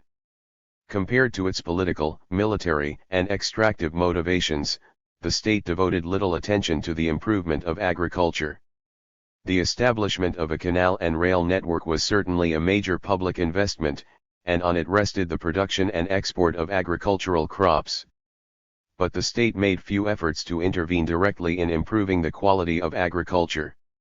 To achieve results in features such as the provision of seed, cattle farming, arboreal development, land reclamation, and lift and tube well irrigation, the government preferred to use indirect methods. These were based on service tenures, under which the fulfillment of specific agricultural goals was made a tenurial obligation. This proved by and large to be an awkward and ineffective method of achieving agricultural improvement, for a successful outcome depended on the willingness and ability of individual grantees to fulfill their conditions of tenure. In the case of the larger service grants, the prospects of success were further reduced, with the selection of many of the grantees not for their professional or entrepreneurial qualifications but as a reward for political services rendered to the government. Small-sized grants were allotted for objectives such as land reclamation and tree planting, although larger units might have been more effective for this purpose. The government declined to participate directly in 1. The application of higher technology to irrigation in such matters as electrical energy, tube wells, and lift works. This prevented the adoption of more intensive forms of cultivation, and consequently agriculture remained at the levels permissible only under simple flow irrigation from canals. The extent to which the Punjabis themselves were amenable to change had a vital influence on the prospects of development. Some colony land was obtained by men from the non-landed elite of the Punjab, such as retired public servants. The rest was allotted to men who belonged to land-holding groups. The fact that those who already held land were also the ones who acquired colony land was highly significant. Such men might have been the only ones capable of organizing agricultural operations on the vast scale that was entailed in the canal colonies. Their actual achievement lay in bringing large areas of virgin soil under cultivation. Yet the grantees of land proved to be unprogressive farmers. The larger holders, belonging mostly to the landlord stratum, became absentees and rentiers. Their reliance on subtenants rather than on their own capital and entrepreneurial skill indicated that they had little interest in raising agricultural productivity. The tenants from whom they extracted rent were most often smallholders who lacked both means and incentive for improved farming. The peasant grantees, drawn from the land-holding peasantry of the Punjab, were more apt to cultivate the land themselves. They proved to be more enterprising than their larger counterparts, though in agricultural methods they too were of a conservative disposition. Rather than exploit the potential for improvement and innovation that was possible in the canal colonies, they preferred to revert to the agrarian and social conditions with which they were familiar in their old homes. With the Colonization Act of 1912 they gained the rights of proprietorship over their grants, and with this it became impossible to avoid the shortcomings, such as subdivision, from which peasant agriculture suffered in the old districts. In the canal colonies, even peasant grantees preferred to become rentiers. Extra land tended to be rented out rather than be brought under self-managed cultivation through paid labor. Capitalistic forms of agriculture, therefore, did not emerge on any significant scale. The impact of agricultural colonization on the social structure of the Punjab was of crucial importance in determining whether the backward economy of this region could be modernized. Colony land was allotted predominantly to land-holding groups, and this had the effect of strengthening the position of the dominant classes in society. Those who were already landlords, and those who belonged to the land-holding sections of the peasantry, acquired further economic resources in the canal colonies. This enabled them to maintain and consolidate the dominance that they already enjoyed, with the result that the social structure became more rigid. The landless. 242 Growth and underdevelopment poor obtained employment opportunities in the canal colonies, but they were denied access to land. Their position grew weaker as their superiors monopolized the new resources. Even the bourgeoisie, the class that in other regions had spearheaded the capitalist revolution, suffered a process of ruralization in the Punjab. Agricultural expansion tied this class more closely to the values of agrarian society, thereby weakening the impetus to diversify its economic activity. Agricultural expansion did not produce a social base conducive to rapid change. Indeed, the reinforcement of the existing class structure created, through the very process of economic growth, a situation that was hostile to an economic transformation. The impact of the processes discussed in this work extended well beyond the termination of British rule. The state of Pakistan has experienced major continuities from the colonial period. One example lies in the impediments placed on political development. The retardation of nationalism was undeniably linked to agricultural colonization, with the British retaining loyal legislatures till the very point of independence and partition. This meant that Pakistan did not inherit any widely based and well-entrenched political organization along the lines of the Indian National Congress. One consequence has been the lack of success of legislative politics. Pakistan has been unable to sustain an electoral process based on adult franchise and competitive party politics. In India, on the other hand, legislative institutions have managed to survive since 1947. This is largely because political organizations like the Congress Party have prevented authoritarian or undemocratic forces from subverting the electoral system. The absence of such checks in Pakistan has afforded greater prominence to some other institutions that matured with agricultural colonization. It would be all too obvious to suggest linkages between the political role of the military after 1947 and its growing claims to canal colony land under the British. The undeniable eminence that the military attained in colonial Punjab could well have facilitated its assumption of political power in the new nation. The bureaucracy too has enjoyed much arbitrary privilege in Pakistan. It could be argued that its position was strengthened to such an extent while managing the hydraulic society of the canal colonies that it came to wield unfair power in the post-colonial era. Finally, the landlords, without doubt strengthened economically through agricultural colonization, have exercised continued eminence in Pakistani politics. They have strongly articulated their class interests through effective opposition to such redistributive policies as land reforms and an agricultural income tax. Can the lineages of authoritarianism in Pakistan be traced to a ruling triad of landlords, bureaucracy, and military, and are these so prominent because of their propitiation in the canal colonies? Such notions must remain in Growth and Underdevelopment 243 intriguing hypotheses until further investigation and interpretation can differentiate cause from effect more clearly. The present work has opened up a number of questions that might provide an agenda for further research. The intention has been to throw light on some of the more important themes in the study of significant economic growth under colonial rule. The broader perspective of the development of the canal colonies as a whole has precluded detailed discussion of particular processes, which will now require closer attention. One example of this lies in the selection of grantees. It was assumed that the British were able to decipher the major sociological categories of the Punjab, and to replicate them in the canal colonies. More focused investigation could show with what sociological theories they approached the problem of conservative replication, whether their methodology of selection entailed use of the census, or revenue records, or consultation with village officials or local leaders, or of conducting village tours. These questions can be addressed properly only in a separate exercise.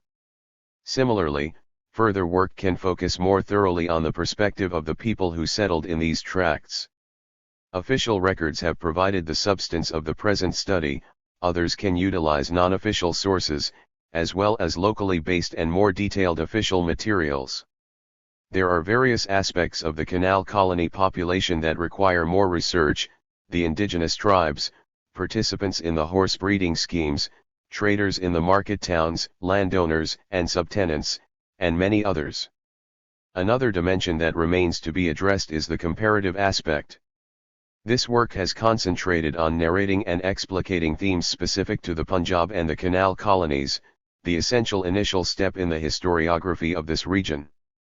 Now comparison with similar processes in other parts of India, or in other colonial economies, would provide a useful perspective on developments in the western Punjab. Among areas that might provide fruitful insights would be the corruption of the native bureaucracy and the inequitable results of the conduct of amoral actors in the water distribution system. The issue of the British as agents of change also needs to be examined further. The Punjab can be an important case study of what the colonial state attempted to do. The question remains whether British rule can be excoriated for what it never set out to achieve, namely, the transformation of Punjabi society. Such goals were not normally part of the economic policy parameters of Victorian and Edwardian governments, and still less of any European colonial system. It could be argued, on the other hand, that questions of economic development are not only of central importance to economic history, but they provide valid criteria for assessing the performance of any state, even a colonial one. This would be especially appropriate.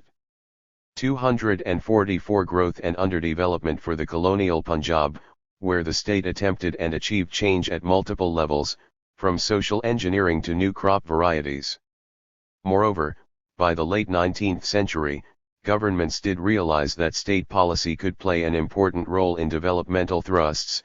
Two of the more successful examples were Germany and Japan. The British in the Punjab themselves claimed that they were bringing about major change, leading to the prevailing assumption that the Punjab was a long-term beneficiary of colonial rule. In providing a corrective to that assumption, this work could open an important debate on the methods and criteria for assessing colonial rule in general, and British rule in South Asia in particular. Such a debate can become as significant as the older one on the drain theory, and it will incorporate the new research on regional histories, much of which might need to be re-examined in the light of new and different questions.